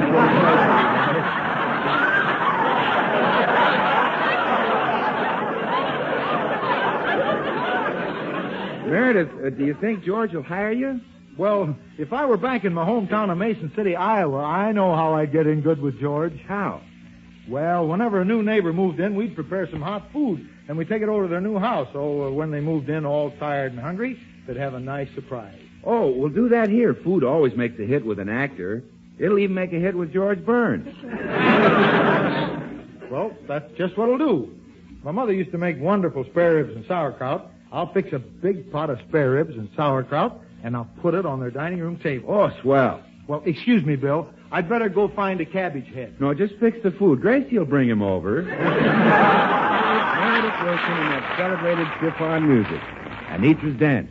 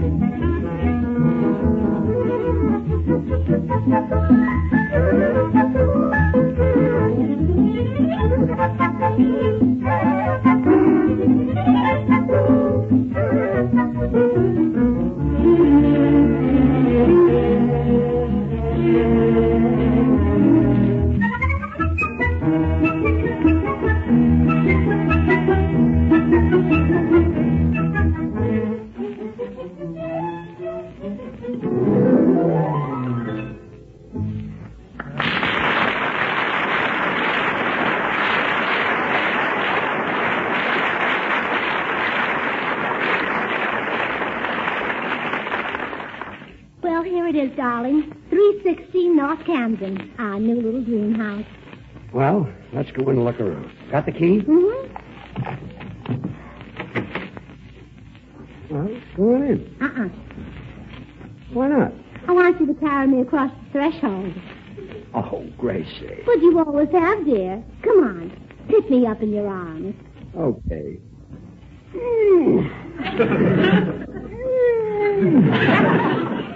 Shall we try it piggyback? Let's just forget it. Come on in. Say, this is going to be nice when we get... Hey, there must be someone here. There's food on the table. Hot food. Look. Sauerkraut. George, maybe this is where Hitler's hiding. I doubt it. Gracie, do you realize what this means? What? It means the old tenant hasn't moved out yet. Oh, my goodness. Then we can't move in. Exactly. And our house is sold, and the new owners are already there. Gracie, you've got no house to live in. Oh, that doesn't worry me a bit, darling. Why, even a cave would be home if you were there. Really? Oh, sure. And once a month I'd visit you. Where would you be? In San Francisco with my mother. Well, I'm not living in any cave. The tenant was supposed to be out of here 3 days ago. If I get my hands on him, I'll break his neck. I'll murder him. I'll pick him up and throw him right out the window. Good. Maybe he's upstairs. I'll call him. Oh, Mr. Chef. Quiet. Come down here and kill me. Say, that's right. George, you need help, and I know just where to get it. Wait here.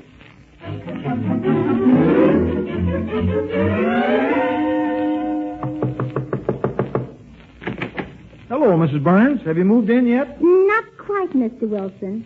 Would you still like to get on the right side of my husband? You bet I would. Well, I know how to make him fall madly in love with you. Gosh, all I had in mind was a job on the show. This'll do it. The old tenant next door refuses to leave. Now, if you can get rid of him, I know George will do anything for you. Well, I know how to handle a fellow like that. I won't even argue with him. I'll just hit him over the head with my flute. Good. But be sure you don't hit my husband by mistake. Oh, I won't. You said your husband was the male Betty Grable, didn't you? That's right. Just wait here.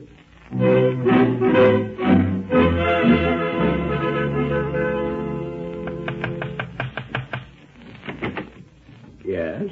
How do you do? May I see your legs, please?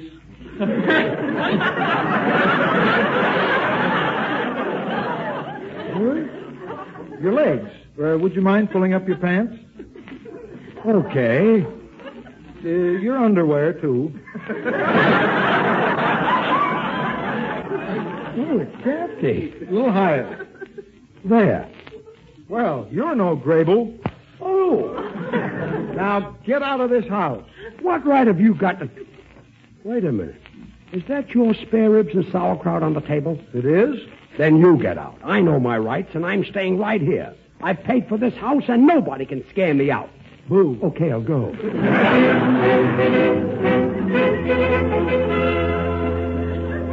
Well, that tenant is gone for good, Gracie. Did you hit him with your flute? I'll say. In fact, I hit him too hard. Now it sounds out of tune when I play it. Well, George will buy you a new one, and you can sell that one to Guy Lombardo. Do you think George will put me on the program now? Meredith, when he finds out what you've done, there's no telling what he'll do. Gee, that's swell. Well, let's go over so I can meet him. Well, I'll go first and prepare the way. You come over in a minute. Okay.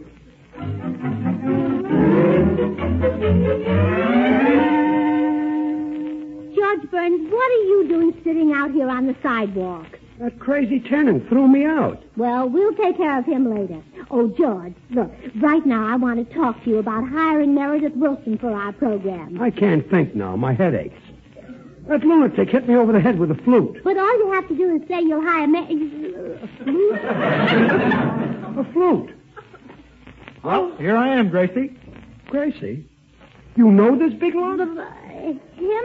You mean the fellow with the bent flute?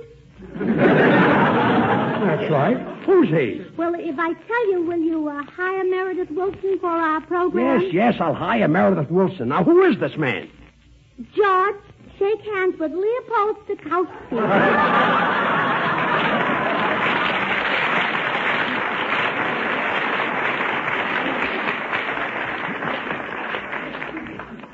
George and Gracie will be back in a minute, but now, Meredith, I'd like to make an announcement. Could I please have a chord from the orchestra? Sure thing. Bass, violas, and cellos play your low C and G, A and E. That's very good. That's the low strings for mellowness. Now the piano and the harp just keep repeating the first bar of Grieg's Morning. A little faster. Add the electric guitar and the symphony. That's fine. That's the rhythm section for richness. Violin, C and G, please. Also A and E with a tremolo. That's right. Fiddles for full body. Now a bar of Umbrella Man from the Woodwinds, which we will use for vigor. And now, Mr. Goodwin, your chord.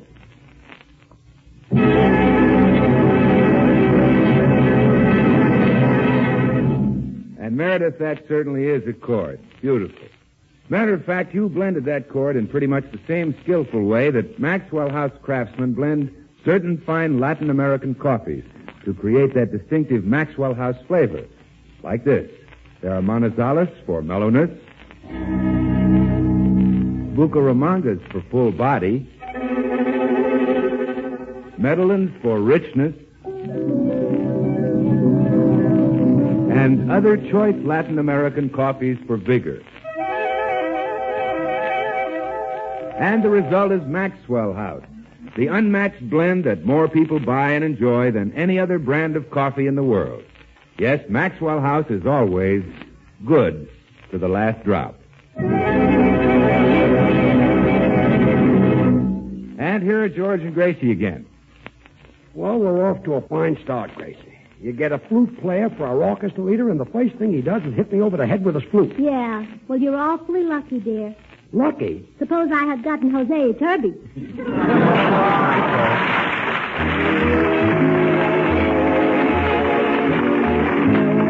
Join us again next week when we'll all be back. George Burns, Gracie Allen, Meredith Wilson and his orchestra, and yours truly, Bill Goodwin. Until next Thursday, then, good night and good luck from the makers of Maxwell House, America's #1 brand of coffee, always good to the last drop. Stay tuned to this station because Bird's Eye Open House, starring Dinah Shore, is coming on in just a second. You'll hear Dinah, Harry Von Zell, Bobby Dolan's orchestra, Ken Lane's chorus, and Dinah's special guest, Joseph Cotton.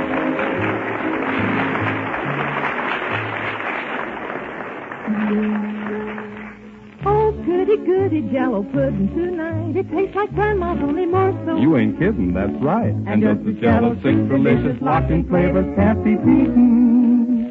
So the proof of Jello pudding's in the eating. The Jello twins are hard to find, but keep on looking in your store. When sugar shortages are over, there'll be more. Just a taste of Jello pudding or a Jello and you know it's the one and only Jello. This is the National Broadcasting Company.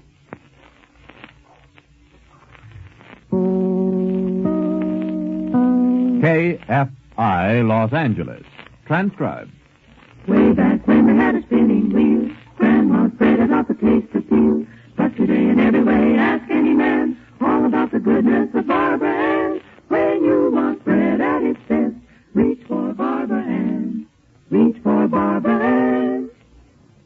Hear Noah Webster says at 9:30 over this station.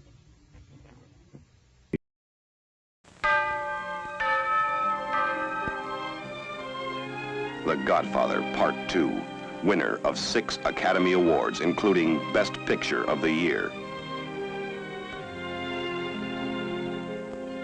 Best Supporting Actor, Robert De Niro. Best Director, Francis Ford Coppola. Best Original Dramatic Score, Nino Rota and Carmine Coppola. Best Screenplay, adapted from another medium, Francis Ford Coppola and Mario Puzo. Best Art Direction and Set Decoration, Art Direction, Dean Tavoleris and Angelo Graham. Set Decoration, George R. Nelson.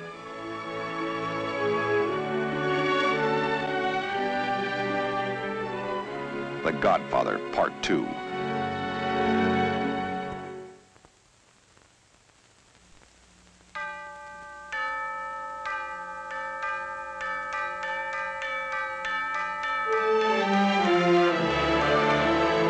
The history of 2 generations of crime.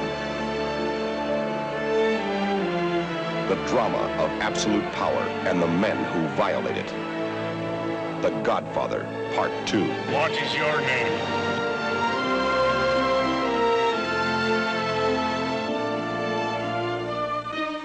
Don Vito Corleone and his son, Michael. Both had seen the ones they loved most cut down before their eyes.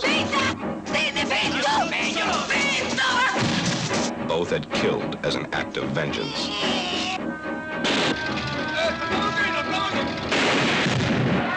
Both commanded the most powerful and merciless crime organization in the world. Is it true that in the year 1950, you devised the murder of the heads of the so-called 5 families in New York? It's a complete falsehood. They would take any measures. I mean, you've won. You want to wipe everybody out? I don't feel I have to wipe everybody out, Tom. Just my enemies. Make any arrangement. Michael, we're bigger than U.S. Steel. Order any death. To protect the empire they controlled. The Godfather and his heir. Both were men of ice, and both were targets.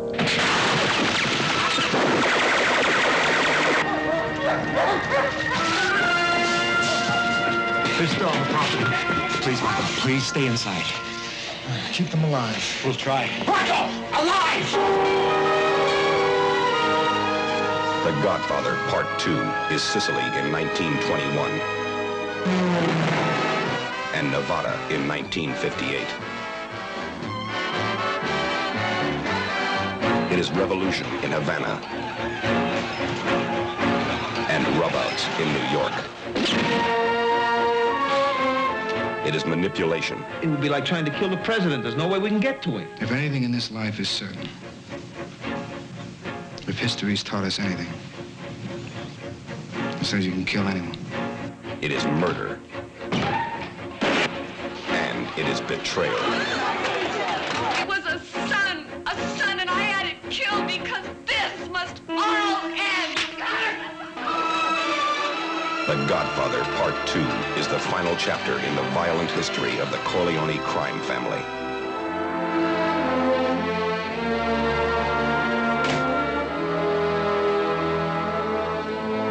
It is the motion picture masterpiece of the year.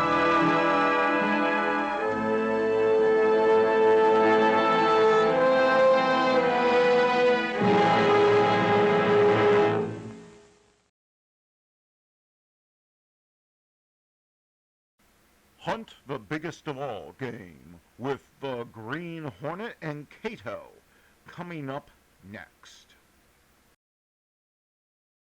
The Green Hornet.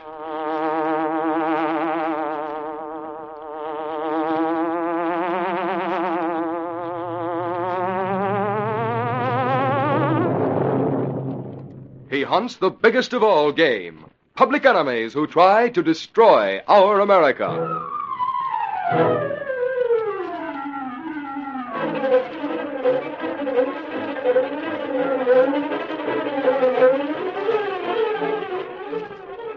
With his faithful bard Cato, Britt Reed, daring young publisher, matches wits with the underworld, risking his life that criminals and racketeers within the law may feel its weight by the sting of the Green Hornet.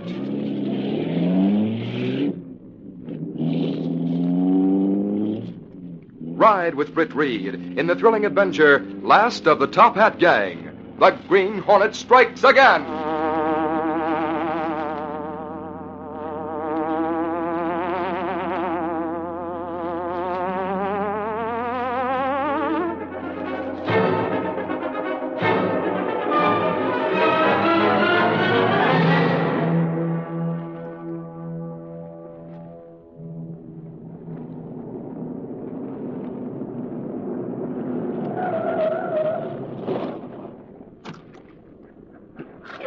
Here you are, Driver. Thanks, mister.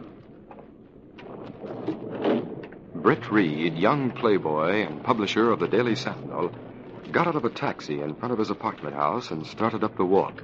Then it happened. Look, that man is shot.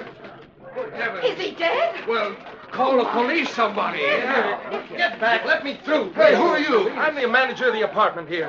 Anybody see it happen? I heard the shots, that's all. I saw him fall. What? Why, he's Mr. Britt Reed. Here, somebody help me get him into his apartment. He lives here. Then I'll phone for an ambulance. Though from the looks of it, it won't do any good. Come on, give me a hand, will you, please?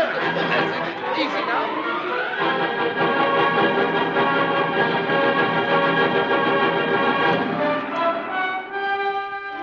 It was half an hour later. The intern from the hospital stepped from Britt Reed's bedroom and closed the door. He looked into the anxious faces of Reed's valet Cato, Sergeant Burke from headquarters, and Mike Axford of the Daily Sentinel. By heaven, I'll track down the guy who killed poor Reed if it takes me whole life. Now, take it easy, fella. Mr. Reed isn't dead. Thank heaven. Yeah, but if he does, I'll spend the... Don't be so pessimistic. Mr. Reed's going to be all right. One of the bullets just creased his skull a bit, that's all. Oh, holy crow. Oh, I gotta sit down. I'm that weak. It's very good news, Doctor. We able to see Mr. Reed, perhaps? Oh, yes. He'll need a bit of rest. But outside of that, there's nothing to worry about. I better get the ambulance back to the hospital now. Tell Mr. Reed I'm very glad it wasn't serious. Goodbye. Goodbye, Doctor. Come on, I gotta see Reed. I can't wait any longer. We'll not go in hurriedly, Miss Axford. It's better we go in quietly, perhaps. Yeah, that's right. Let's go. That you, Cato? Reed, it's us. Are you feeling all right? Are you sure in... I'm feeling all right now, Axford. Just a bit weak for the time being. Do you feel able to talk to us, sir? Yes, of course. We get big scare, Mr. Britt. So did I. Have you any idea who might have tried to kill you, Mr. Reed? No. It might have been that Spalpeen the Green Hornet. That's what I think, Reed. He's got it in for you. Well, it might be in my imagination, Axford, but come to think of it, I might have had a glimpse of a masked figure just before I fell. I knew it. It was the Green Hornet. We'll put out a dragnet for the Hornet right away, Mr. Reed. Come on, Sarge. You get your cops out looking for him, and I'll get the news to the Daily Sentinel. Oh, take it easy, Reed. I'll be seeing you later. Hope you'll feel all right soon, Mr. Reed. Goodbye for a while. Oh, Mr. Britt, why you hint that it's Green Hornet who shoot at you? That's not possible. I know, Cato. But when Axford gave me the thought, it struck me that if the killer gets the idea the Green Hornet is suspected, he'll feel free to try again instead of lying low for a while. Oh, then you hope to get Lee to kill her that way. That's the idea I have. Time will tell how it works out.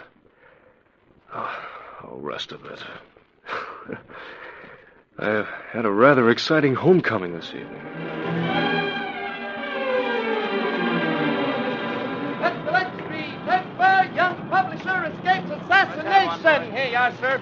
Britt Reed wounded. Here you are, lady. Read all about it. Police hunt Green Hornet. Here you are, sir. Mr. Lextree, Fibber!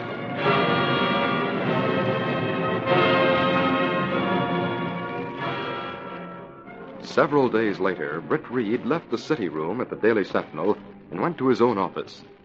As he entered the outer office, his secretary, Lenore Case, was talking on the phone. In the building. If you care to leave a message.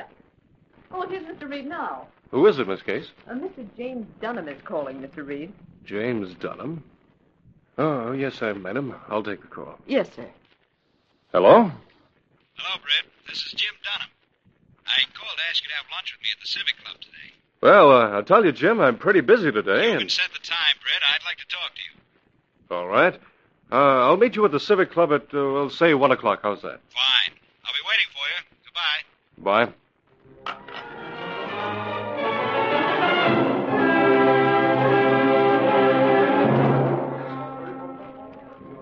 Well, Jim, now that we've finished lunch, what's on your mind? You really don't know a great deal about me, Reed. That's right.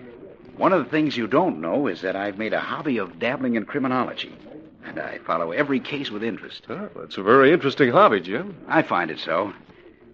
I read in the Sentinel about the attempt on your life. I've been doing some deep thinking about it since. Well, so what? The blame for the attack was put on the Green Hornet. I know, but why do you... I was wondering if you were sure it was the Hornet. The 2 shots were fired in quick succession, and you fell immediately. You didn't have time to turn and look behind you. How do you know there were 2 quick shots? It said so on the paper. Yes, so it did.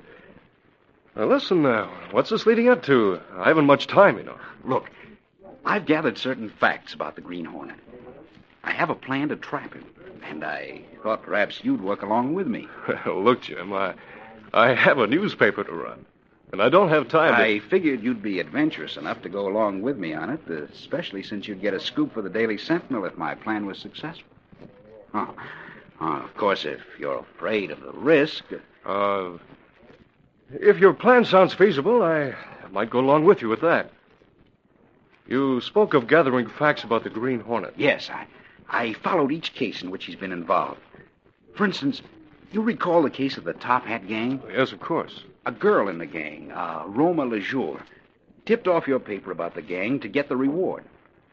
The Hornet got there before the police, in time to save her life and prevent a getaway. You seem to have a remarkable memory, both for names and details. Oh, I read in the Sentinel a short time ago that Roma Lejour got out on parole. The article reviewed the case. Oh, that's right. I'd forgotten. At my apartment over at the Parkview, I've rigged up a sort of laboratory off my bedroom. In a folder on the Green Hornet in my files there, I have a bit of real evidence against him. You have? Yes, it's not enough to set the police directly on his trail, but if we can trap him, and that evidence will clinch things. I see. What's your plan? Oh, we don't have enough time now to discuss it. Why don't you come over to my place at 10 tonight? Well, why so late? I have a dinner engagement and can't possibly get home until then. All right. I'll come to your apartment at 10 tonight. Good. It's on the first floor, apartment 101. Tonight I'll tell you my plan in full detail.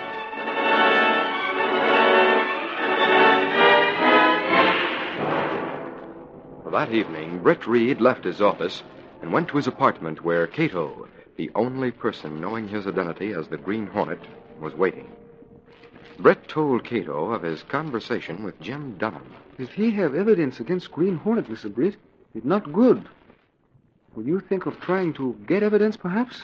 Cato, Dunham's smarter than he seems. If I went out as the Green Hornet to get that evidence, he'd know Britt Reed was the Hornet. Well, that's true. I'm inclined to think he suspects that fact already. He's given me every chance to get into his files. What do you think of doing? Well, Dunham mentioned the girl in the Top Hat Gang case. I was wondering... What you wonder? Well, if he had any connection with the girl... Maybe if the Green Hornet could get to her, we might force some information from her about Dunham. Just a thought, of course. It'd not hurt to try, Mr. Britt. You know where girl's staying? Yes, I made it a point this afternoon to get her address from the information we had at the Sentinel. She lives in a small apartment over on 12th Street. We go now, perhaps? Yes, might as well. Let's go. Stepping through a secret panel in the rear of a closet in the bedroom, Britt Reed and Cato went along a narrow passageway built within the walls of the apartment itself. This passage led to an adjoining building which fronted on a dark side street. Though supposedly abandoned, this building served as the hiding place for the sleek, superpowered Black Beauty streamlined car of the Green Hornet. Britt Reed pressed a button. The great car roared into life. A section of the wall in front raised automatically, then closed as the gleaming Black Beauty sped into the darkness.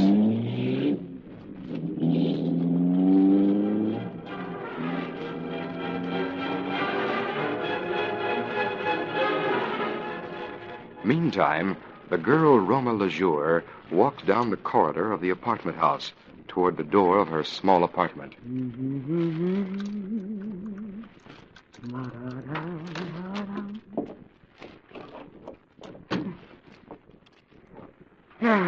Where's that light switch?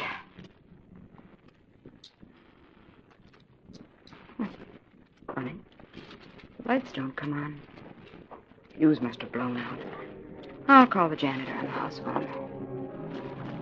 As Roma walked across the darkened room toward the telephone, she was not aware of the sinister, shadowy figure that moved swiftly but silently behind her. As she reached out her hand toward the phone, other hands, menacing, evil hands, stretched forth from behind. As the murderous fingers encircled her slim neck, she turned in horror. No! No! Get away! Oh! You! Take me! No!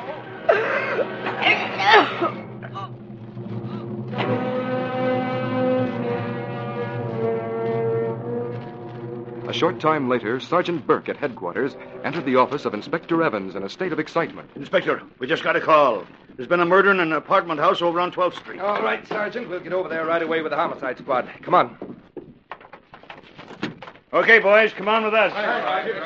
Car out front? Yes, sir. I had him bring it around. I'll drive. Okay, and hurry. Come on, Sergeant. Come on, come on.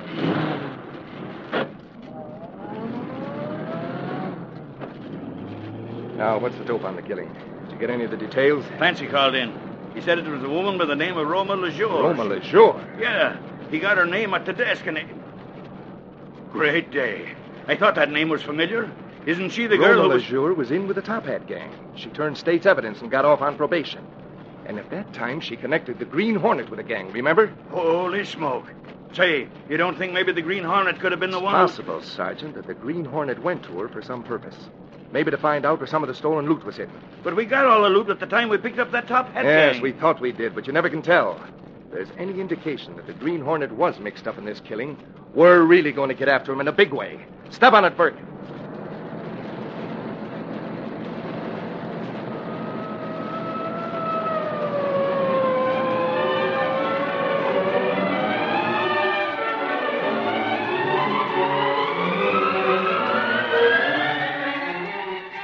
Meantime, not knowing the police were heading for the same place, Britt and Cato drove toward Roma's apartment. The girl's apartment house is in the next block. Maybe she called police. Then Dunham suspect Britt Reed as Hornet. After speaking of girl today... I thought of that. But remember, in that Top Hat gang case, the Green Hornet saved her life. I think I can get the information, if she has any to give, without scaring her into phoning the police. She's on parole and doesn't want too much attention from the police anyhow. Oh, that's true. But if she's... Oh, look, Mr. Britt. Crowd in front of apartment house. Yes, and an ambulance, looks like. Oh, that's right. We turn around, perhaps? No, too late for that. This car is like others of the same make. They won't realize it's the Hornet's car from its appearance. We'll drive right by. I'll take off my mask so they won't know I'm the Hornet. We not go too fast, or they liable to... Oh, police stopping all cars, seem like. You can't stop. Step on it, quick. Faster, Cato. Squad car's following. Give them the smoke screen.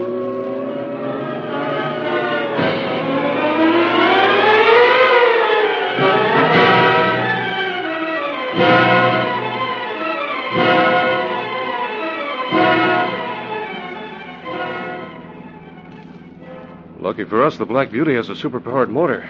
We finally lost the police. It was nip and tuck for a while. Oh, yes, sir. And by now they know what car of Green Hornet. Yes, I'm afraid they do, Cato. Where we go now? Home. I'll find out what was going on at that apartment house. Oh, it was a tough break, just when we wanted to get to that girl. Oh, yes, sir. We almost run into trouble. You can say that again. Head for home. I have an appointment to keep at 10 o'clock. Step on it.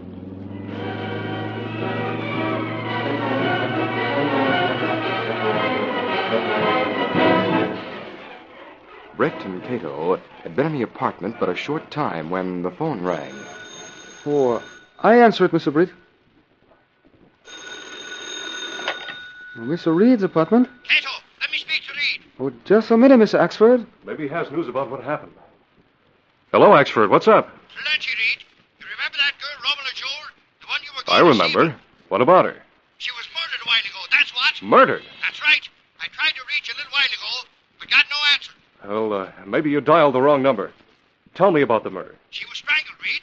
A neighbor heard her scream and phoned headquarters. She was dead when the cops got there. Any clues to the killer? Nope, not a one.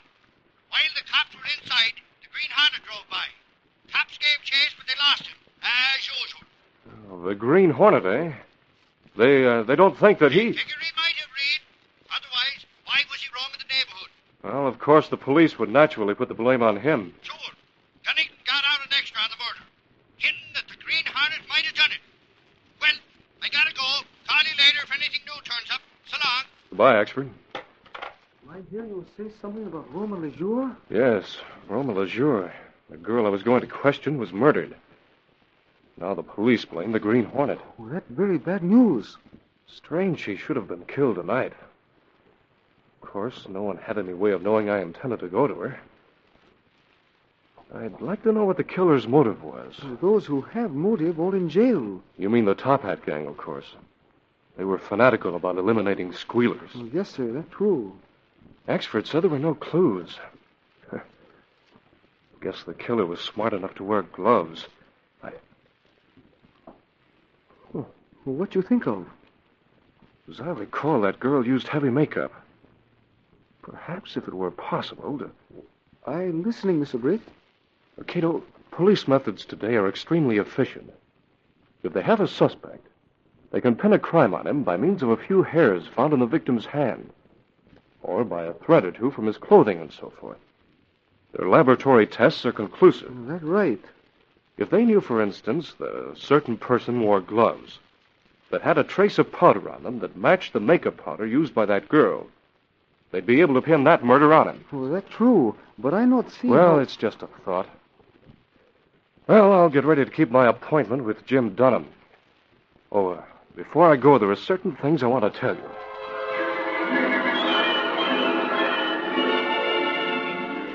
It was about 10:15 when Britt Reed walked into the lobby of Dunham's apartment house and approached the clerk at the desk. Good evening, sir. Good evening.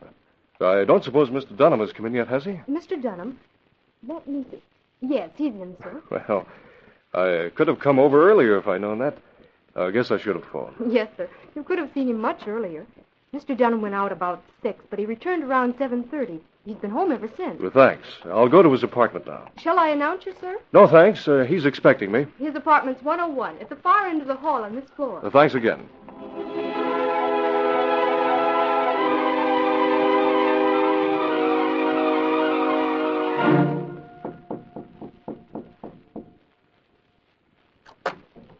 Well, here I am, Jim. Good. Come right in. Let me take your coat and hat. All right. I'll hang them right here in the hall closet. Thanks. There. Come into the living room and make yourself comfortable. Well, nice place you have here, Jim. I like it. Oh, just a minute. I want to get my handkerchief from my coat pocket. Can you see all right?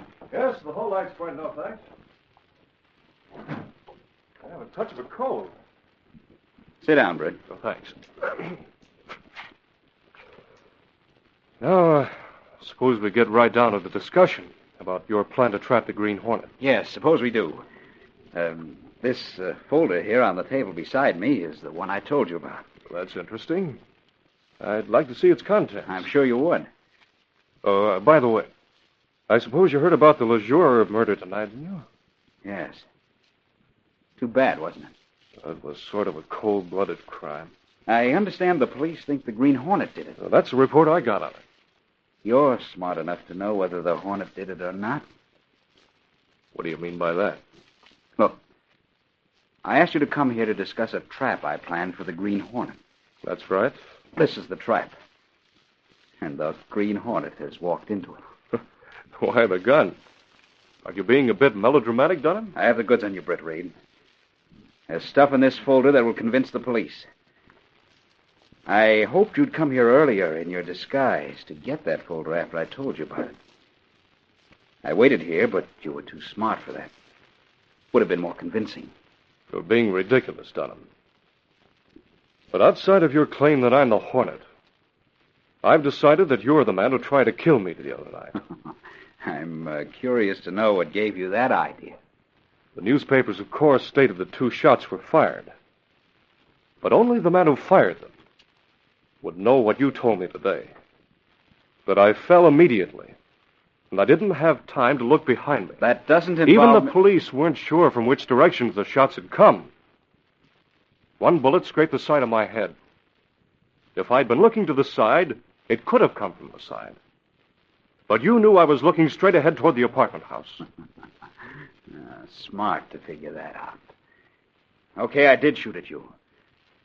I've been tailing you for weeks, getting data to prove you were the Hornet so I'd get the reward and revenge at the same time. The other night, my hatred got the better of me. I see. I'm going to kill you tonight, Britt Reed. When I present proof that you're the Green Hornet, I'll go free. You won't go free if they know you killed Roma Lejour. So you figured that out, too, huh? And I figured out that you're the last of the Top Hat gang. Right again. I was away when they were caught, but I'm attending to the gang's unfinished business. The police can never prove anything against me in the Lejour killing. I still say your charge against me is ridiculous. And as for killing me now, you won't get away with that. That remains to be seen. In this folder are observations I've made about your movements. I've watched you go home. You didn't leave again, yet on 2 or 3 occasions when I called your apartment, you didn't answer. And on those same nights, the Hornet pulled something. You should have been a detective. I've cased that whole neighborhood. And recently, I was very, very fortunate. How so? Using infrared light, I got a picture in the dark of that car of yours, leaving its hiding place. That old building on the side street that you own. The police would be interested in that. You're insane, Dunham. I'm going on home. Stay where you are. I'll see here, Dunham. If you Nothing can help you now, Reed. Or I should say, Mr. Green Hornet. This time I won't miss. You're getting it right now. Oh! I hide in the bedroom. I hear everything. I have to shoot him. Yes, I know, kiddo. He's done for. Too bad. It was his life or mine. I hear him say he killed girl. Yes. We'll have to move fast. People will be coming. Here, take these gloves. I got them from Dunham's coat pocket when I went to the closet for my handkerchief. They're the gloves he wore tonight. They have streaks of makeup powder along the fingers. Print a note saying whose they are. The police can check that, all right. And they'll prove he's the killer of the girl. I'll take that folder, destroy it. Yes. Well, the shots were heard. Quick, use the gas gun on me and then get out in a hurry. I'd not like to, but it's necessary. Get out, quick. There. Mr. Britt out cold. I leave quick.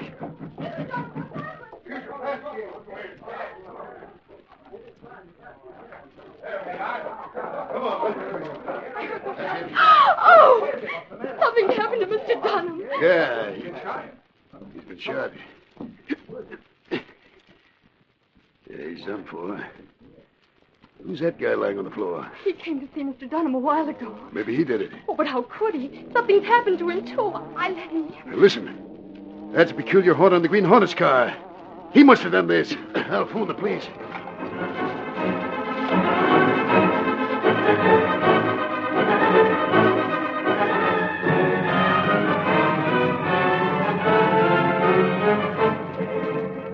A short time later, at police headquarters... Hey, Axford, where you been? You're missing out on the story. What's happened, Sarge? I went out for a cup of coffee and There's I heard... been a killing over at the Parkview Apartments. Inspector Evans was here, so he went over. Holy crow. I better grab a cab and go... Great day, what was that? Sounded like a rock hitting the door. Let's have a look. Look, there's a brick with something tied onto it. Listen. Suffering snakes. The Green Hornet. He must have thrown this. Give me it. Here, a printed note in a small package. Well, what's it saying? These gloves belong to James Dunham of the Parkview. He killed Roma Lejour. Make tests to compare powder on gloves with girl's makeup powder.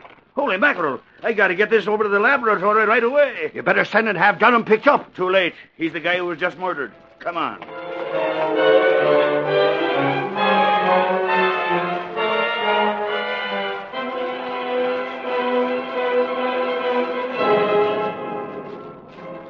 The following morning, Britt Reed voluntarily appeared at headquarters to make a statement concerning what happened. Well, after the gassing you got last night, sir, You weren't in much shape to talk. I did get quite a bit of that gas. Did you actually see the Hornet face to face, sir? No, I didn't, Sergeant. I bet he's the one who tried to kill you. And he was making another try, but got Dunham instead. I don't see it that way, Mike. Oh, why not? We traced the ownership of them gloves. They were Dunham's, all right. And the powder on them matched the powder Roma Lejour used, proving Dunham killed her. The Hornet was being blamed for that killing and didn't like it. He found out Dunham did it somehow. Oh, and then he went to get proof. He killed Dunham, gassed Reed, and made off with the gloves. I know you made your statement to Inspector Evans, Mr. Reed. But if you'll pardon the question, I'd like to know why you were there with that killer last night. Well, as my secretary can tell you, he asked me to visit him, saying he had information about the Green Hornet. Well, I'm a newspaper man, Sergeant, and I was after a story. Did you hear the Green Hornet say anything, Reed? Yes. One thing I did hear him say was that Dunham was the last of the Top Hat gang. Holy crow. You took your life in your hands being there, Reed. That gang was after you, remember? Yes, I remember. But it was the Green Hornet who shot at you, I bet you on that. He's the one you have to watch out for, Mr. Reed. That Green Hornet's liable to be your undoing if you don't watch out. As you say, Sergeant, I'll have to be careful in the future. Or the Green Hornet will really be my undoing. I found that out last night.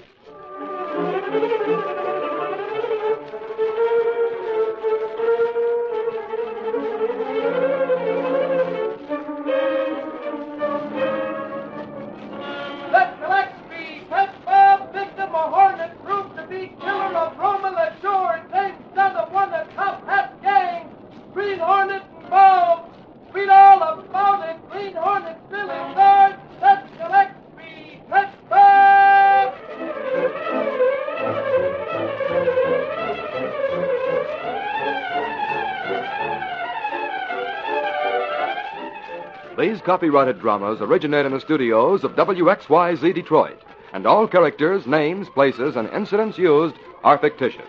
Hal Neal speaking.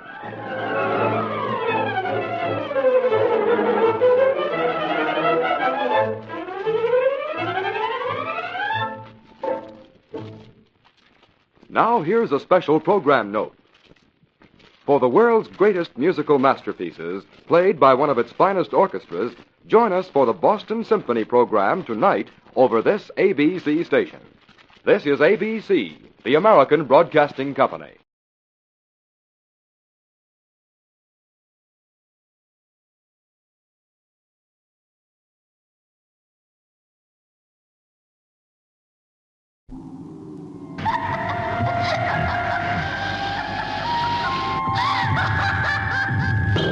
Tonight the dead will walk, and you, unbeliever, will scream unheard. Stop it! The Haunting.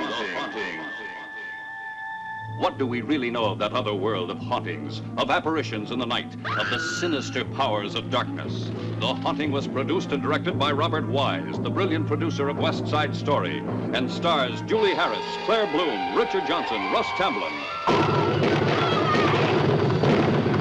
You cannot deny terror. You cannot look the other way. You have to face the supernatural, face the chilling mysteries of forces you cannot understand or control when the Haunting holds you in its spell. The Haunting.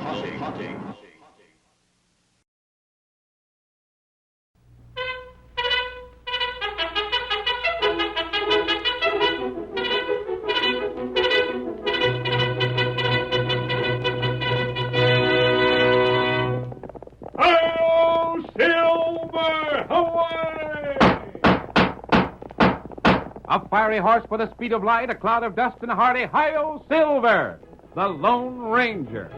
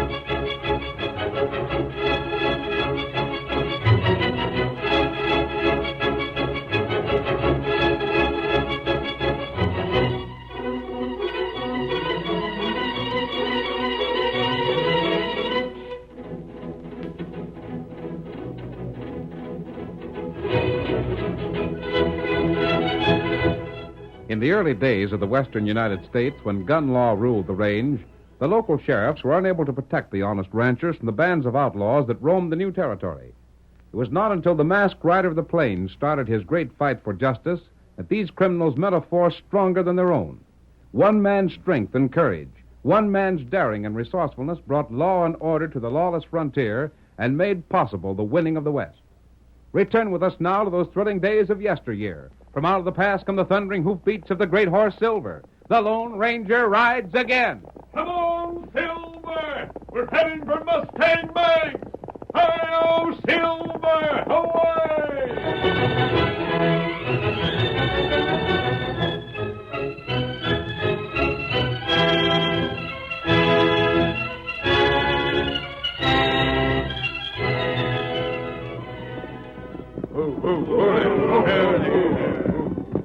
A dozen hard-faced horsemen reined up before a shabby, unpainted ranch house.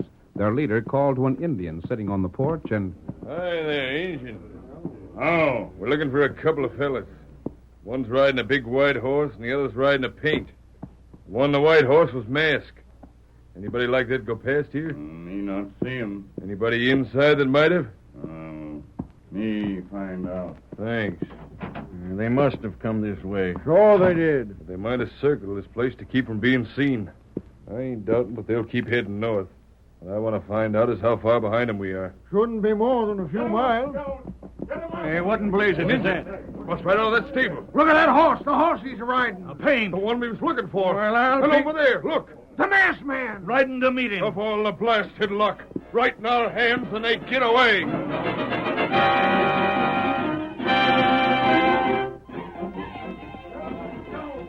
Get him up.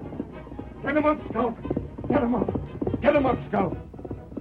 Up the long slope of a hill that rose to the west, Tonto urged Scout to his greatest speed.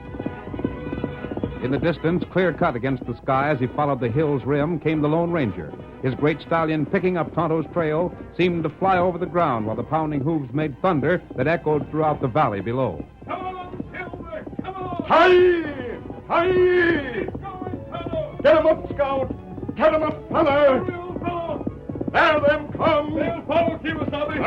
Now on the Mustang Banks! Come on, Silver! Hi-yo, Silver! Away!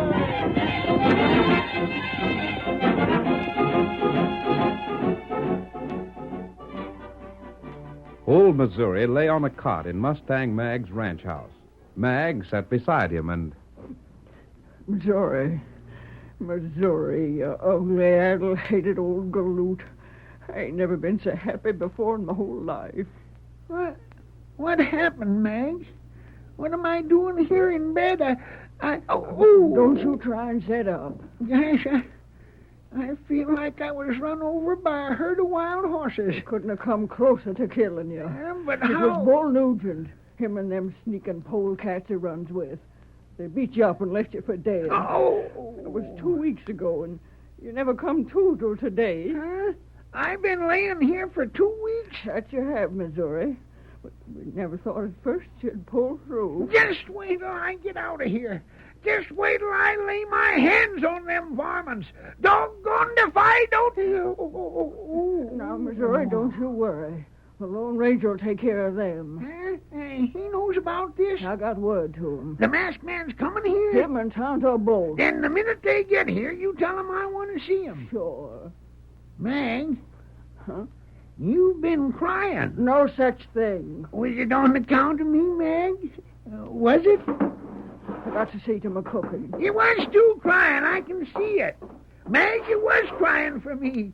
Gosh, I never thought... I won't cry over a stolen old fool like you. I ain't no such idiot. And don't you go to imagining things that ain't so. Well, doggone.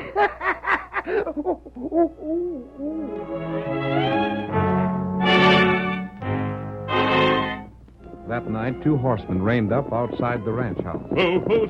Scout. Feller. Stay here, Tonto. Watch the horses. If you see any sign of Bull or his men, warn me. Tonto, do it.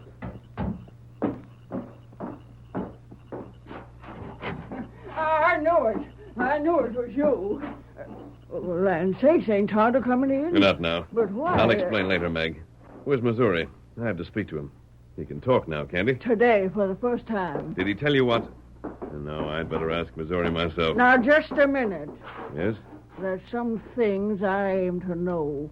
I've been after Missouri this evening, but I won't talk. And what is it? It was Bull Nugent that had Missouri beat up. I ain't never had no use for Bull, neither has Missouri. But for that matter, nobody else around this part of the country did either. Well, then how Now, did... you just wait. What I want to know is why Bull would have done that to poor old Missouri. Perhaps you've answered your own question, Mag. You said they didn't like each other. Nobody else liked Bull, but he didn't have them beat up, did he? Nah, that's no answer at all. There's something more behind it. I see. But Missouri won't say what. Now, I got a good notion you could make a mighty close guess if you was a mind to. What is it? What did Bull have again Missouri? I can make a guess. Just as I suspicion. But, Mag, until Missouri gives his permission, I have no right to tell anything he might wish to be kept a secret. What right's that old galoot got to be saying what he should keep to himself and what he shouldn't? It's his secret. He's working for me, ain't he? He's drawing his wages from me, ain't he? But... Who'd hire him if I wouldn't? Mag. Well... You sound as though you're threatening to let him go if he doesn't talk. It won't work. I know that you think more of Missouri than you do of yourself. What's more, you wouldn't respect him if he could be bullied into telling what he shouldn't. Now I want to see him. Fine pair you two make. I'm sorry, Mag. I'd tell you if I could. Don't pay no attention to me. I'm just a female that can't no more help being curious than most other females. Think anybody my age is no better than to go prying. Here's somebody to see you, Missouri. The Lone Ranger. How are you, Missouri? I'm so chipper, friend, but still able to make a nuisance of yourself. No, man. Go ahead and keep secrets from me if you ever mind. I don't care a doggone bit. Only don't you come running to me when you get in trouble by it. I can be just as doggone independent as you are. So there. Spitting fire, ain't she? I can't blame her. No, reckon not. Did she tell you I wanted to see you just as soon as you got here? It wasn't necessary. I wanted to see you. You know, of course, about what happened to me. I know more than that, Missouri. Huh? I know why it happened and what Bull was after. How'd you find out? Does anybody else know? Do you think that there's a chance that Tonto and I know, but Mag won't learn the truth unless you tell her. Thank gosh for that. But how did As soon as we got word from Mag, Tonto and I headed this way. 3 days ago, we met Bull and his gang on the trail. It was clear that if Bull had simply wanted you out of the way for some reason or other, he'd have had you shot. Instead, you were beaten up. I'd have never knowed who done it, though, if one of the boys hadn't seen him riding away. It was night when they jumped me. Exactly. I had Tonto decoy Bull and the others away. In their absence, I searched their camp. You did? And found this. The letter. I saw it had been addressed to you. You read it? Yes. Bull had stolen it, so he must have read it. I couldn't know how to act until I learned why Bull had taken it. I'm glad you've seen it. According to what I read, Mag's niece was coming from the east to pay Mag a surprise visit. And somehow Bull learned she was on her way here. Probably she said something on the stagecoach that was overheard.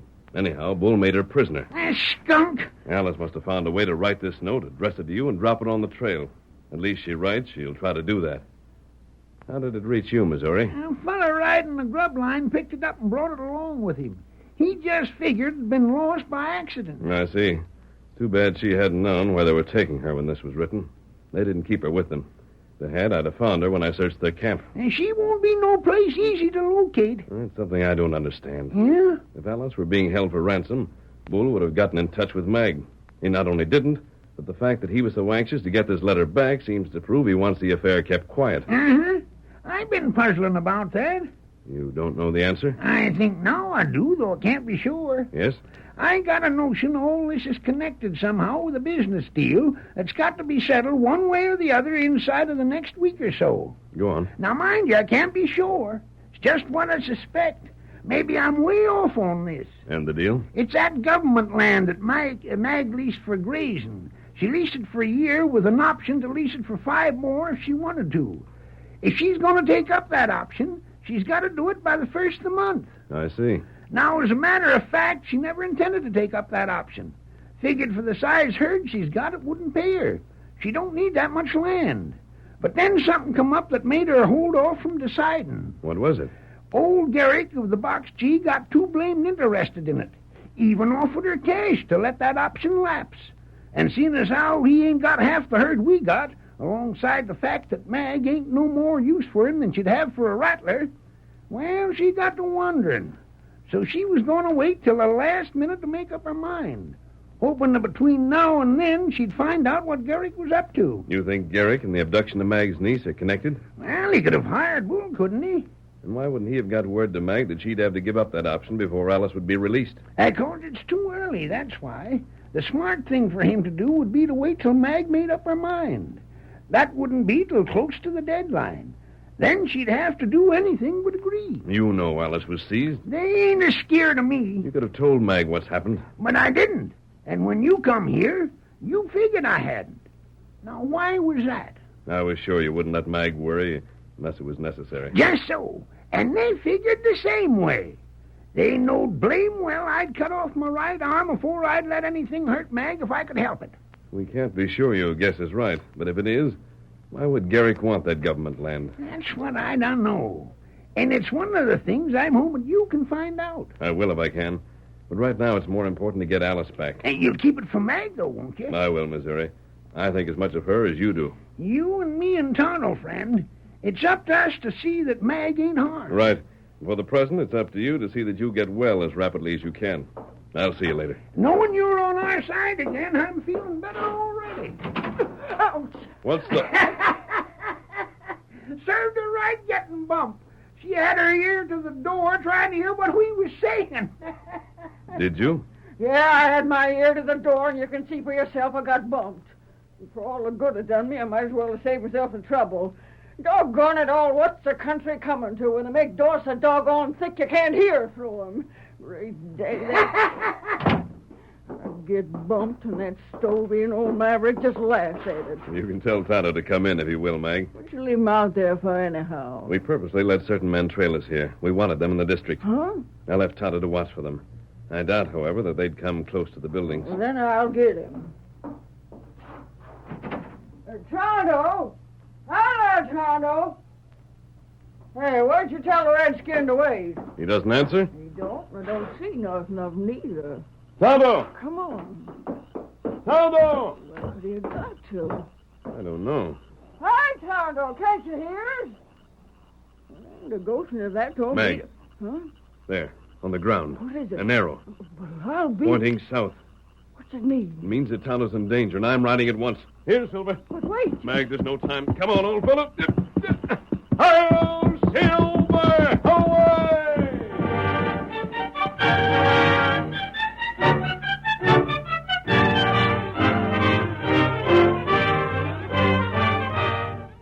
The curtain falls on the first act of our Lone Ranger story. Before the next exciting scenes, please permit us to pause for just a few moments.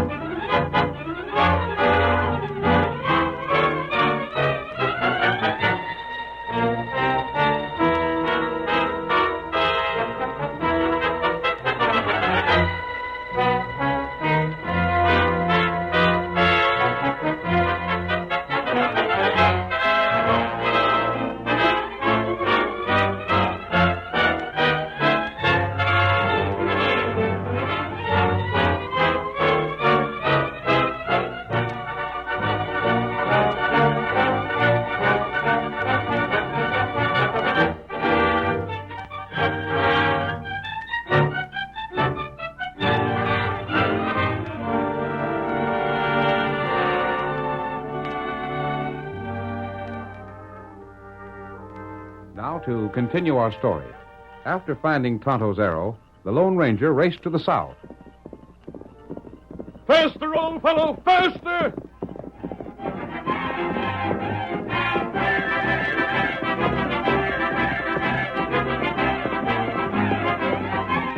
But 15 minutes later, the moonlight picked out another arrow at the side of the trail and... Whoa, Silver! Oh, fella! Oh, over! Oh, wait, boy. Another arrow.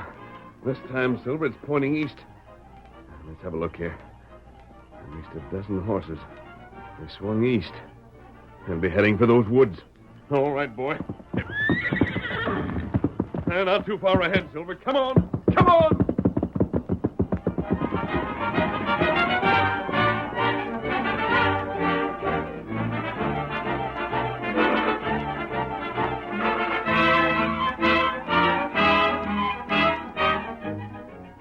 Several hours later, a band of a dozen men who had stopped to rest their horses made ready to continue their journey. Time to get started, fellas. Bull. Yeah? Ain't we going to do nothing about that masked fella? Are we just going to forget about him? Not exactly. But you said just as soon as we left the engine there with Mike at the cabin, we was lighting out of this district till things was settled. Uh-huh. We are. Well, then why don't Look, we got the girl. That's to make sure Mustang Mag don't take up that option.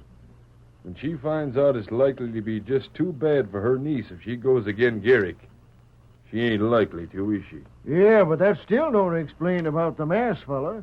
I thought you was so doggone anxious to get that letter back from him.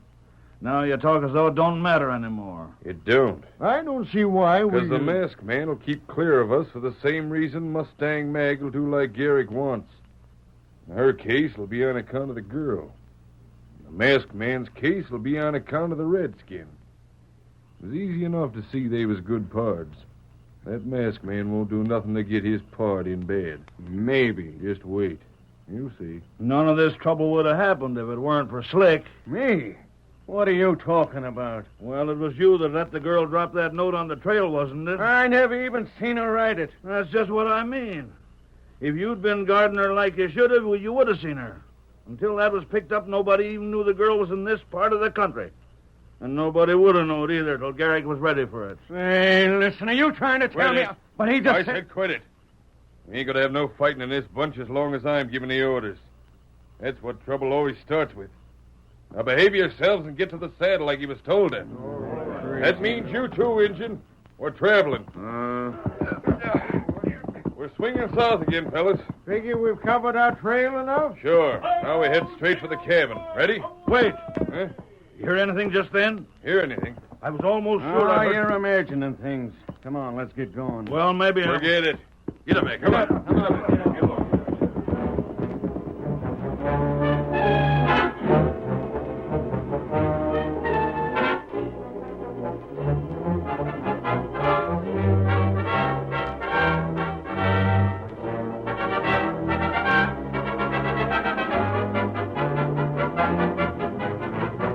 The following morning, Mustang Mag entered Missouri's room with the breakfast tray. Morning, Mag. Morning. Still mad? Why wouldn't I be? Oh, no. I think I never done nothing for you.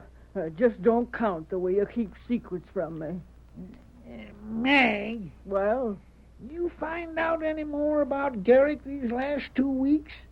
Find out why he don't want you to take up that option on the government grazing land? no, I ain't. Don't you be changing the subject.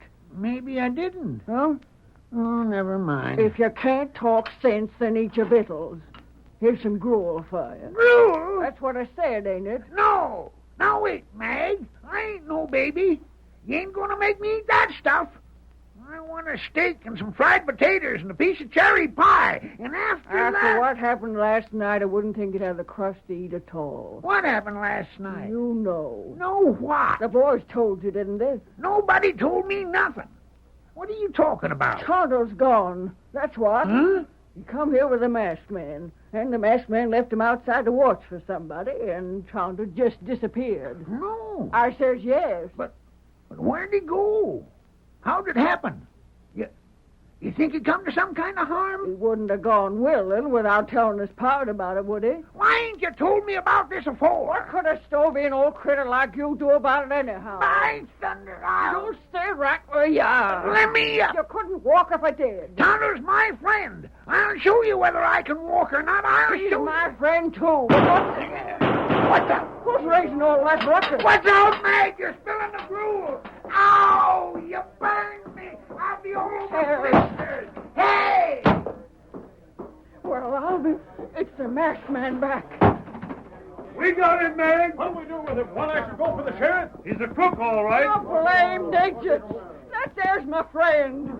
Take your hands away from him before I bust you one. Mag, You find time? I did. Well, then where is it? There's no time to explain. Do just as I say, will you, Meg? You know I will. Do you know where Nugget Creek is? I do. Have you or any of your men ever run across an abandoned cabin in the clearing along the bank? I know where it is, Meg. It was used for a line camp. Then the sheep herders had it the time they tried to run sheep on this range. And after that, it ain't been used. Listen to me. Do as I tell you and don't ask questions. What's your name? Me, stranger? Yes. Why, Jeff Crockett. All right, Jeff. As long as you know where the cabin is, you'll be in charge. Have the men arm and saddle at once. You lead them there. Then Say, what's this all about? you'll find out when they return, Meg. When they return? Like fun now. Well, I'm going with them. If there's any fun to be had, I aim to be in on it, and don't you tell me I can't. I haven't time to argue. I have to ride. Are you going ahead? I am. But the men who have Tonto are heading for that cabin. I can get there almost as soon as they if I ride at once. They're following a roundabout trail. How many of them are there? A dozen. Then wait for us. I can't. Unless someone holds them, they won't stay. They'll be on the trail again. Follow me, and when you get there, tell your men to come on shooting. You just bet I Come will. on, Silver, come on! You hear that, boys? Get your horses, guns, and ammunition. All right, And any of you fellas don't like a fight, stay to home. I know that masked gent, and where he rides, there's trouble.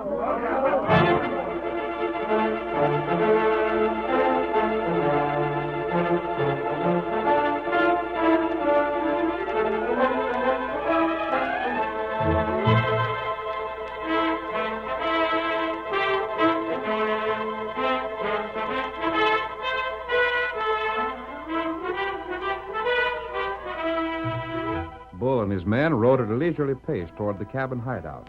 They halted an hour at noon to eat and rest again. It was almost nightfall when they rode into the clearing beside Nugget Creek. A light glowed from one of the windows of the cabin. Here we are, fellas. Rein up. Forward. Bring the engine, Slick. Yeah. Come along, Redskin. Where's Mike? He should have heard us. Mike. Hi there, Mike. He don't answer. Well, he can't be far. Come on. There's the girl.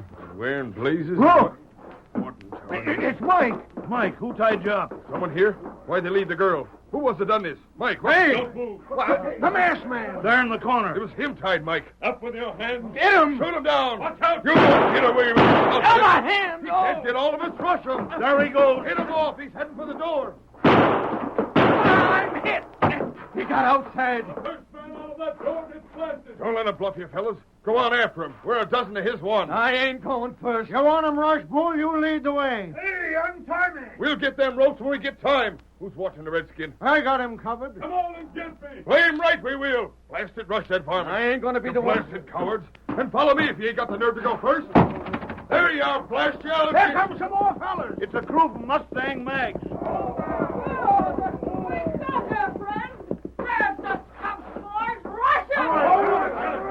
We can't fight all them. I give up. Don't shoot. I'm giving up. Throw down your arms if you don't want to be fired on. All right, all right.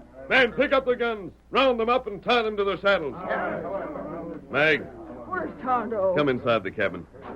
Say, who's that girl in there? Well, who? Alice. Alice, what in all that's holy? Aunt Mag. Why, child, where did you... Well, how... Oh, doggone it, I'm getting so twisted I don't know what I'm saying. What in Tunket are you doing here? Those men took me prisoner, Aunt Mag. They took you prisoner. They had an almighty nerve to lay hands on kin of mine. They stopped the stage and took me from it. Aunt Mag, what are you doing? I'll show the varmints. When I get through with them, they'll never try a stunt like this one again. They won't be able to. Aunt Mag! There!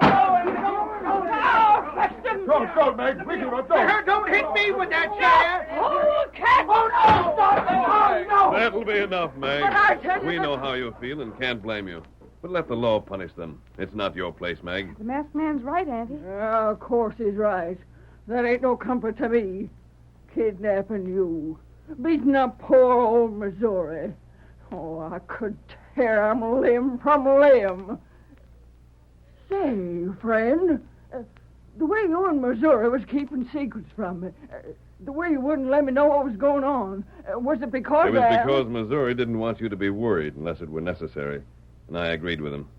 Would have done no good to tell you beforehand and might have done some harm. But how'd Missouri know all this? I got word to him, Aunt Mag. Huh? You? But I wrote a note when they weren't watching me. I wrote it and dropped it on the trail addressed to Missouri. Someone must have found it and delivered it to him, just as I had hoped. Well, I'll be switched. That's why Missouri was beaten up, Mag. Somehow these fellows learned about the note and went after Missouri to get it back. I reckon I owe that old moss back plenty. You do.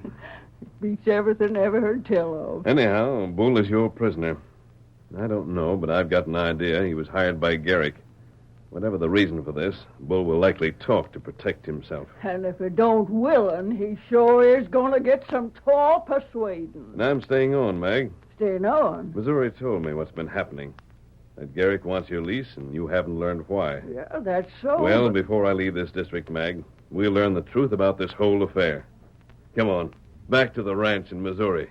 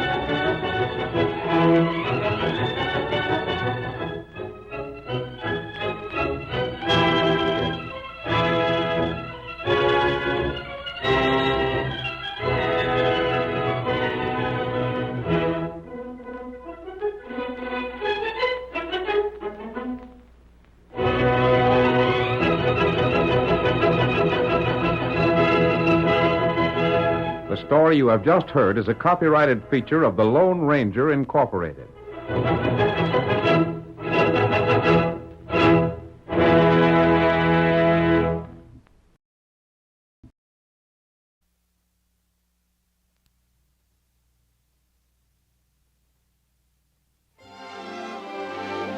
Gone is the romance that was so divine. 'Tis broken and cannot be mended. You must go your way, and I must go mine. But now that our love dreams have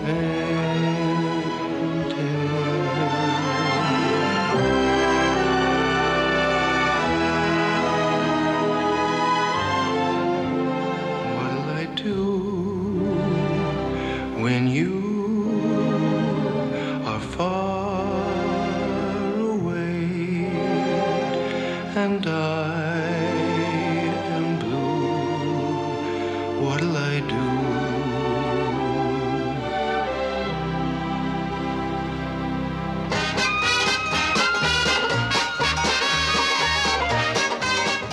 The world was spinning faster then and shining brighter. It tingled with excitement. And when all of life was a fantasy, theirs was the richest fantasy of all.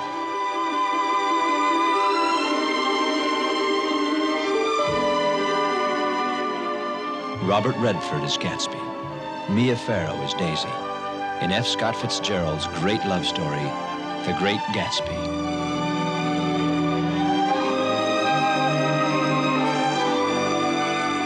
It was a time of hope, a time of wonder, but most of all, it was a time of romance, a precious time together.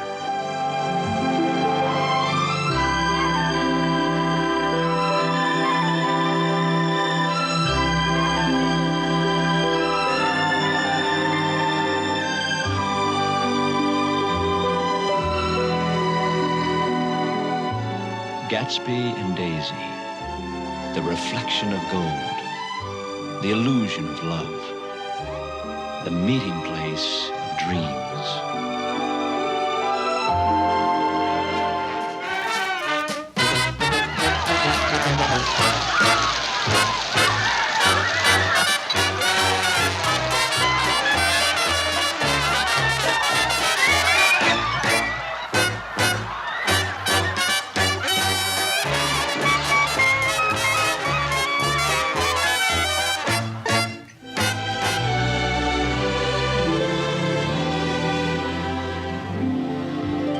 What'll I do when you are far away and I am blue? What'll I do?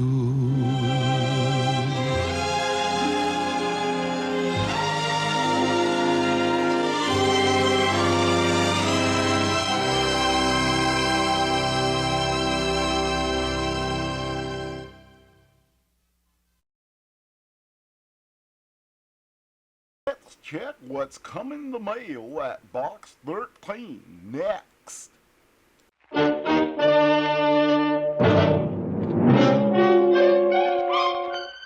Box 13, with the star of Paramount Pictures, Alan Ladd as Dan Holliday.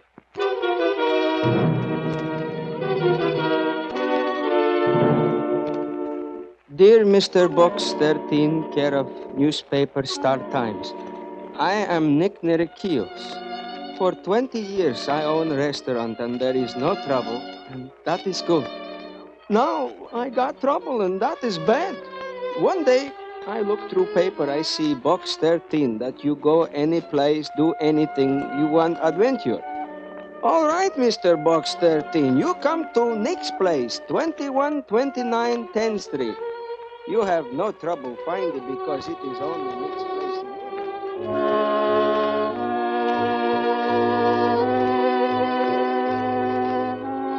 It is the only Nick's place in the neighborhood. Maybe you help Nick? Yes? Maybe I help Nick, sure. At first I was laughing, and later I was laughing. But I was laughing with tears in my eyes.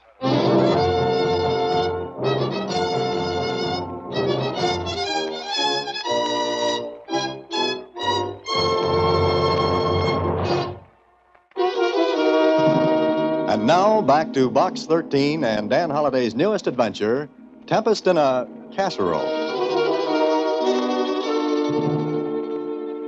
Nick, what's his last name, Mr. Holliday? Nerekios. Oh, Doesn't seem like anything interesting could come of it, does it, Susie? well, I think you ought to go and see him. Why? I've had better letters than this, and you've thrown cold water on them. His place is on 10th Street. Keep going, Susie. What's your point? Well, I thought you could do me a favor at the same time. Uh-huh. What? Look, What's that? I ordered an earthenware pot from Caldwell's department store on 10th Street, and look what they sent me. It's cute. A little merry-go-round. A toy. I know, but it isn't what I asked for. What did you ask for? I told them to send me a carousel. Well, you got it. I didn't. I got this. If you ordered a carousel, you... I do not think this is very funny. Susie, did you by any chance mean a casserole? Oh, I guess I did. The customer at Caldwell's is always right. You ordered a carousel, and a carousel you got. Will you take it back for me? No, please? sure. And even if Nick doesn't have anything interesting, I can do you a favor. So long, Susie.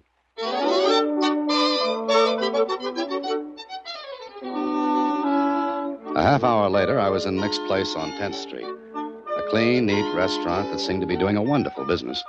Every table was filled and the counter was loaded and crowded with people. I asked for Nick, and a waitress guided me to his office in the rear. Yes, sir. Yes, sir. I can do you something, sir? Well, the question is, what can I do for you?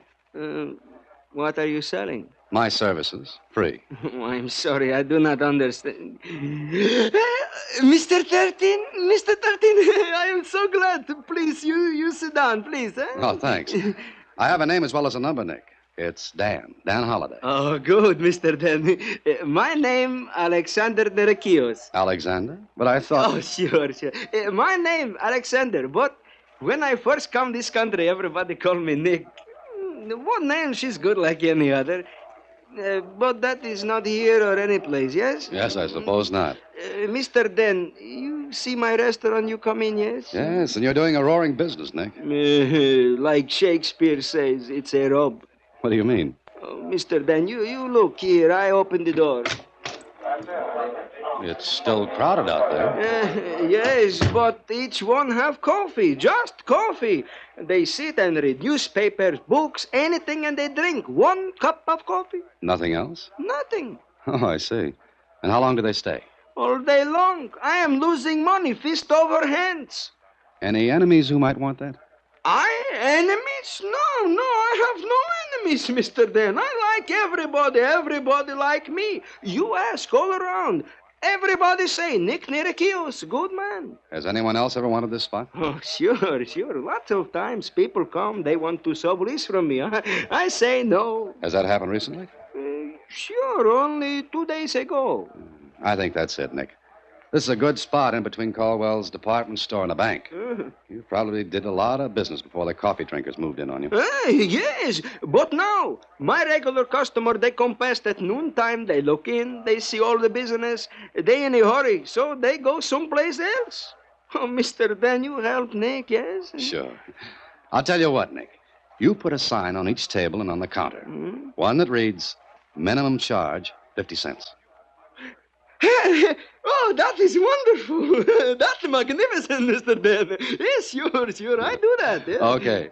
Now I'll be running along. Look, anytime you want, you come to Nick's place, you bring friends, all your friends. Nick cook personally for you. Anything you want. You do that, yes? It's a deal. Now you tell me something else. What's that, Nick?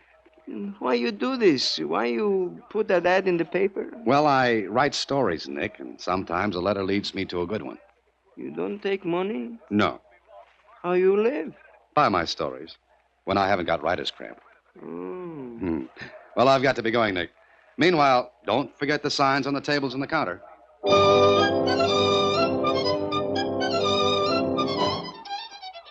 So, marking that little visit off to profit and loss, I went home.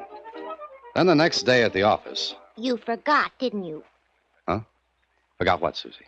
You didn't take my carousel back for a casserole. Oh, I'm sorry, Susie. I put it in the back of my car and forgot all about it. I'll do it for you, though. When, Mr. Holliday? Maybe today. All right. Hello? Please, you let me talk to Mr. Holliday. I want to talk to Mr. Dan. Please, I know, hurry. I'm very important. Wait a minute. I don't know who this is, Mr. Holliday. Yeah, I'll take it. Hello? Mr. Dan Holliday, I want to talk to Mr. Dan Holliday, the writer. Well, this is Dan. Oh, Nick? Yes, Nick. Oh, Mr. Dan, I am in trouble once more again. What's the matter? My idea, didn't it work? Oh, sure, fine. Work fine. Then what's the matter? My credit, it is ruined. Your credit? Go slowly, Nick, and tell me all about it. 4 years I buy on credit, same as big business. All the time I pay my bills sharp on the dash. Now, all of a sudden, no credit. Sounds like someone fixed that for you. What do I do now? No wholesalers send Nick food he need for business. I cannot open my restaurant. I am ruined. Now, calm down a minute and listen to me. I listen. Did you make money last month? Always I make money. Well, have you got a bank account? 4 of them. All right, then. Have one of your banks call the wholesalers with whom you do business. Just reestablish your credit. That's all. That is all I do, Mr. Dan? That's all. What a wonderful man. Mr. Dan? Yes? You are not writer. No? No, you are a genius. Goodbye. Susie, I am now a genius. Good, but is there a story in it? Oh, you slave driver. What a wonderful guy. Who, Nick? Why didn't you go down there then? But you heard me handle it over the phone. My casserole, Mr. Holliday. Oh, all right. Later. And I'm glad we had that thing put in. It keeps me awake. I'll get it, Susie. Okay. Hello. Mr. Dan?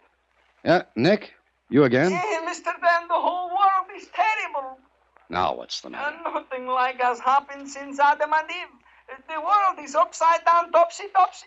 Hold it a minute, Nick. You better start over again. Oh, I will take back the drinkers of coffee. I will pay them to come back, but this is too much. Please, please, you come to me. Help me, Mr. Dan. All right, Nick, all right. I'll be there in a half hour.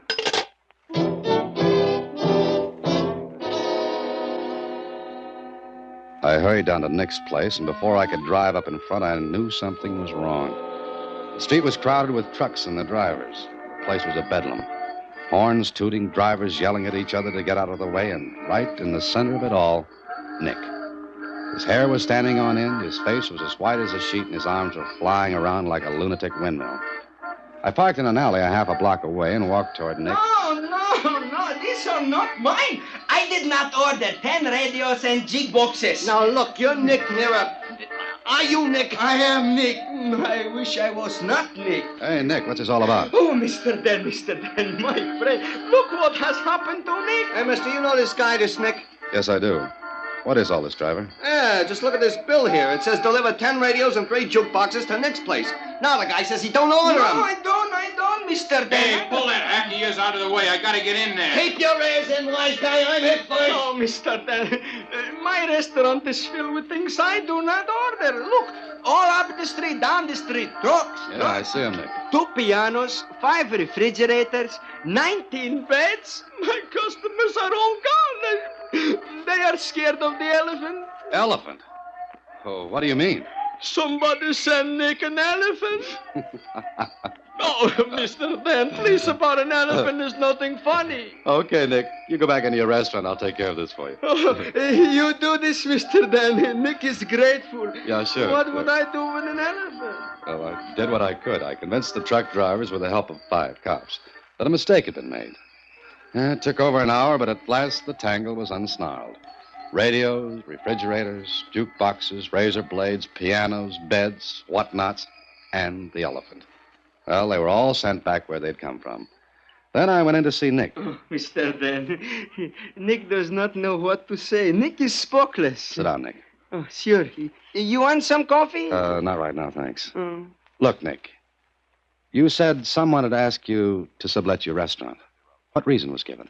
They say Nick does not know how to run a restaurant. They say they make a gold mine. Yet you've been making a comfortable living. Oh, in America, I am very happy. I come here a long time ago now. Mm-hmm. All right, Nick, here's what you do. You sit tight. Sit tight? Stay right where you are. Don't sublet to anyone. Understand? Oh, I never give up my place. Never. That's the ticket. Whoever's doing this to you will have to give up sometime. Mm-hmm. And if anything else happens, you let me know, huh? Sure. I call my good friend, Mr. Dan. Swell. Why you think they do this to me, Mr. Dan? I don't know, Nick. But it'll be interesting to find out. I went back home, and the more I thought about Nick and the trouble he was having, the more curious I got. Why should anyone want a restaurant badly enough to go to all that trouble? Why? I was still wondering when... Hello? Mr. Dan? Is this Mr. Dan? Yes, who is this? I am Mrs. Nick Nerakios. Mrs. Nerakios? Yes. Mr. Dan, Mrs. Nerakios, what's the matter? It's about Nick, my poor Nick. What about him? He wants you to come to him. Where? Home. You come, please. Please come, please. Right away. What's the address? 789 Borden Street. Please, you hurry, please. Something terrible has happened to my Nick.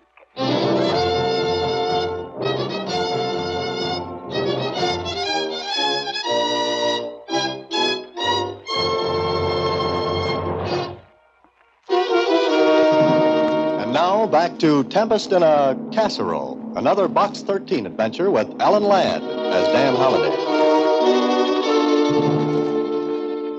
I hurried to Nick's home. Whatever had happened to him was enough to make his wife almost hysterical. She met me at the door, her face stained with tears. She led me through the clean little flat and... Nick, here is Mr. Dan. Oh, my friend. Nick, what happened? Who did this to you? Look what they do to my Nick. His poor eyes, his nose. My Nick. Gina, you go out of room for a minute. Yes, I want to talk to Mr. Dan. Make some coffee, eh? All right, Nick. All right. I make you some coffee. Nick, how did this happen? Tonight I leave my restaurant. Always I take the shortcut through the alley back of my place. I walk for a little bit and somebody hit me. Did you see who it was? No, Did you go to the police? No. I come home. I tell my wife to call you, Mr. Dan. But you should have gone to the police. Oh, but I am scared, Mr. Dan. I read in paper that men who do this will also maybe hurt my wife. I do not want that, Mr. Dan. I do not want that. Nick, I want you to sublet your place. Oh, no, I do not do that. I will send my wife away where she will be safe, but no, Nick, stay here, like you say, sit tight. I not give up. You want me to help you, don't you? Oh, sure. And listen to me and do as I say. Sublet your restaurant. Sublet it and we'll see what happens.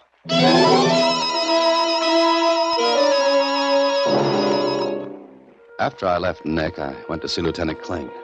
He listened to what I had to tell him, and... But, Dan, he should have come to the police. He was scared, Kling. Besides, what could he prove? The men who beat him up were hired by the person or persons who want Nick's place. Why?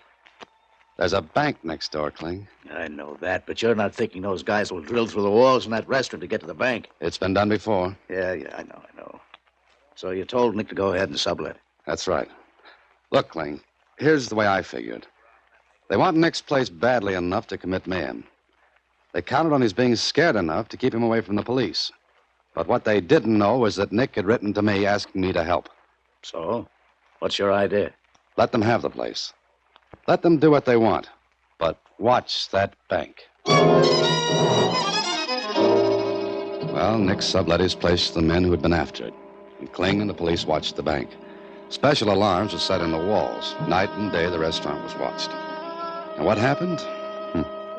Well, exactly what happened to Simple Simon's fish hook and the pail of water.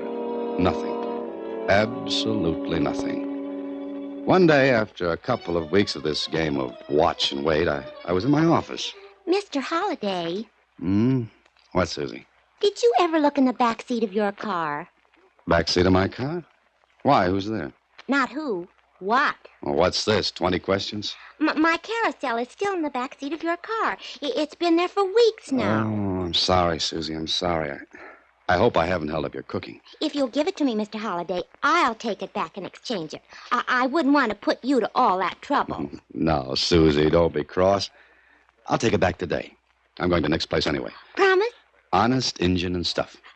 Fine. Now I can make baked noodles sometime. Good enough. I'll go right now.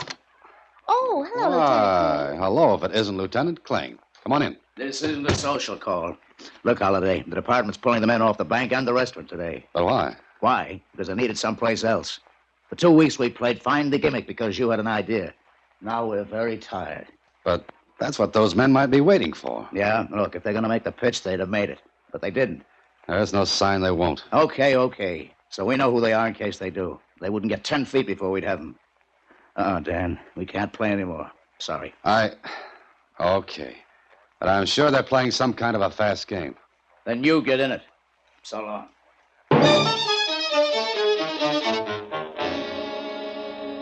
Maybe Kling was right. But then again, maybe I was right. I hadn't been in the restaurant since the last time with Nick. I wanted to keep out of the way in case I'd been spotted then. So I thought I'd drop in before going to the department store. A waiter came up to me. Yeah? What'll it be, mister? Where's your menu? We ain't got any. No menus? Our customers can't read. It's a funny way to run a restaurant. Okay, it's funny, so laugh. Well, what have you got to eat? Hamburgers. And? Onions. Nothing else? Our customers ain't that hungry. Okay, bring me a hamburger. No onions. And a cup of coffee. Take a while if you don't want to wait and leave. This was a great restaurant. Not like when Nick had it. I was the only customer, and from the waiter's attitude, the lack of business was understandable. What was going on? As I sat there, I heard a sound that puzzled me. I couldn't figure it. And as best as I could judge, it was coming from the kitchen right in back of me. I just couldn't place that sound. although I knew I'd heard it before, someplace. Then the waiter came back after a 15-minute wait. Here you are, mister. How about the coffee? Be up in a minute. Oh, just a second. You put onions on this. No extra charge. But I don't want onions. This is loaded with them. Okay. Don't eat it then.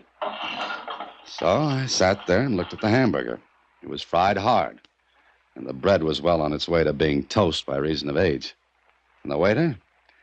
Well, if he had ever waited tables before, I'd eat the hamburger, which I didn't. I never did get the coffee, but waiting for it gave me the chance to look around and think. That sound puzzled me, but I couldn't figure it any more than I could get the reason for the whole setup. But one thing was obvious. The management didn't care if any customers came in or not. So I left. I went next door to Caldwell's department store to exchange Susie's carousel for a casserole. And at the counter... Yes, sir. May I help you? Yes, please. I want this exchange. Do you have your slip, sir? It's with the carousel. You see, I'd like to get one of these casseroles in exchange. For yourself, sir? Does that make any difference? Well, I thought you might have a color preference. We have them in earth brown, red, and green. Green. Green? Oh, yes, sir. I'm sorry. We're out of the green one. Well, it really doesn't make any difference. Well, how about the red? That'll be fine. Do you like to cook? Not particularly. Oh, many men do. Well, this is not for me. It's, I see. Let's see now. These are $1.95, and the exchange on the carousel is, let's see now. You owe me $1.87. Here you are. Out of 5, thank you, and I'll have your change in just a moment. Hey, that sound. I beg your pardon? That sound. Now I know. No what, sir? The compressed air tube for sending slips and money to the cashier. Oh, lady, I love you. Really, sir? This is neither the time nor the place. Where's the manager? Yeah, you have a complaint? No, a hunch, and I'm going to play it. Where's the manager? Well, the second floor. Office is in the rear of the building. Thank you. Your change, sir, and your casserole. Don't worry, I'll be back. It was a hunch, all right. But I thought it was a good one. I called Kling, told him to get to the Caldwells right away, and to bring a certain something with him. And later in the manager's office. But I don't understand, Mr. Holliday. That makes 2 of us, Mr. Bardo. Holliday, what gives? Mr. Bardo, has your store shown a loss for, say, the last 2 weeks? Loss? Are you a stockholder? No, but has it? Well, then I hardly think... Dan, get to the point. What are you doing? You call me here and tell me to bring a tear gas bomb. I think you've slipped your hinges. Listen, let's all go down to the kitchenware department. Kitchenware? All right, any place in the store. I want to prove something. Well, this is highly irregular, but since you've brought in the police, I must assume you're serious. I assure you I am. Come on. Conning? Miss Conning? Yes, Mr. Bardo? Oh, it's you again. Hello. Miss Conning, this gentleman... Mr. Bardo, I assure you I was courteous. Why, he told me he loved me. What? What's going on? It was a figure of speech. Look, Mr. Bardo, please ask Miss Corning to do what I asked. Really, this is ridiculous. However, Miss Corning... Yes, Mr. Bardo? Make out a sales slip for... this frying pan. Here. Yes, sir. Now, here's a $10 bill.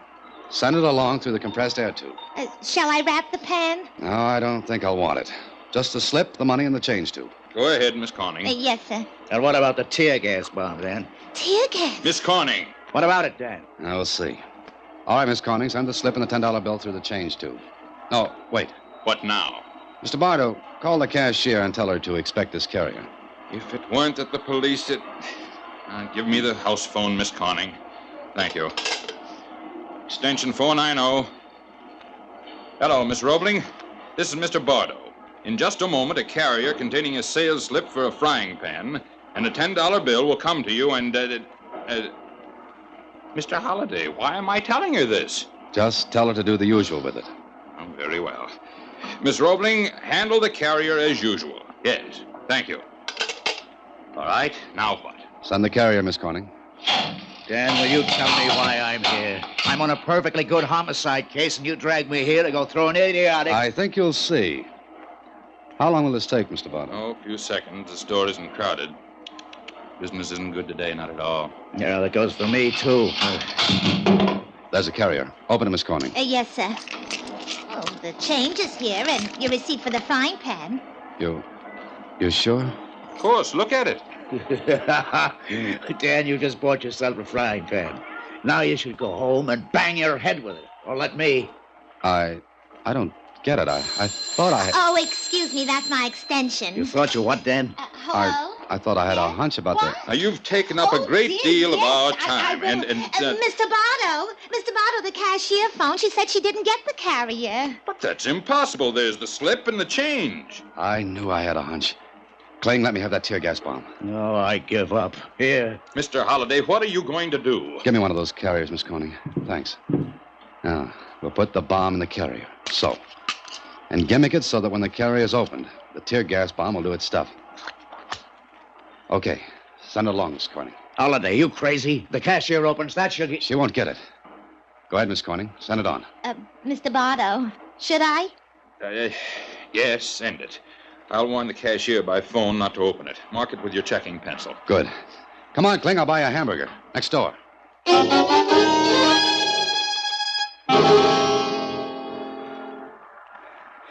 think we made it? Sure. Now just keep an eye on the front door of the hamburger place. Here they come. Grab him, Kling. Grab him. Hey, what's the matter? Ah, the waiter with tears in his eyes. I told you there were too many onions in that hamburger.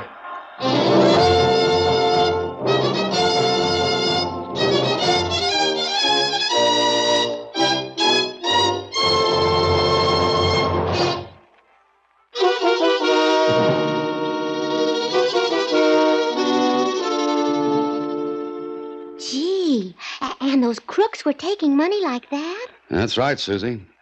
They had tapped into the compressed air tubes which ran through the walls of the department store in Nick's place.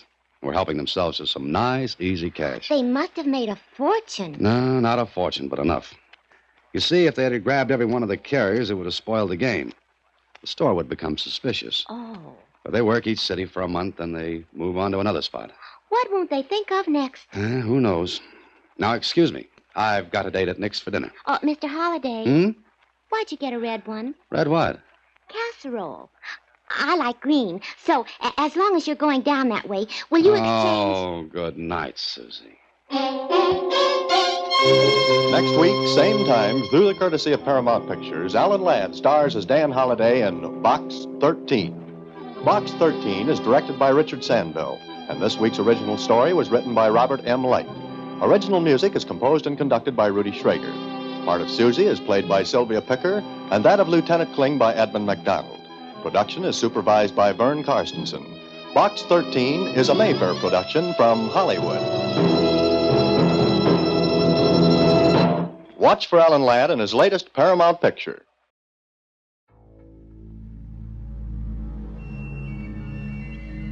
I want this car. Jonathan Miller would never do anything to break the law. I need the keys. Thank you. Bye. He is a very fine, very honest gentleman.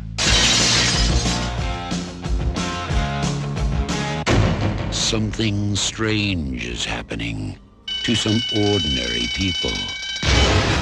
Yeah, that's Jack. Real nice man. What'd he do, rob a bank? He's a law-abiding taxpayer minding his own business. Killed 12 people, wounded 23 more, stole 6 cars, most of them Ferraris. If anybody deserves to go that way, it sure in the hell's him. I've worked homicide for 13 years now. I have never seen anything like this. You trying to tell me that she's part of this? Step out of the car slow.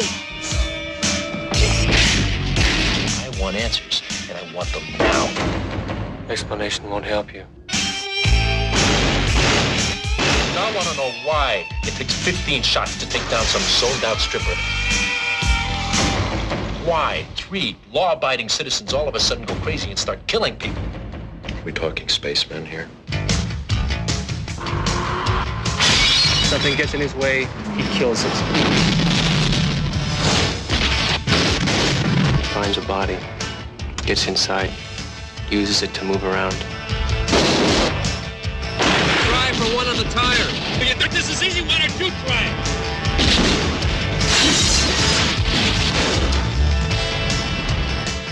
Bye. I guess a career in the police didn't really prepare you for this, did it? The hidden. You think it's over now. You're wrong.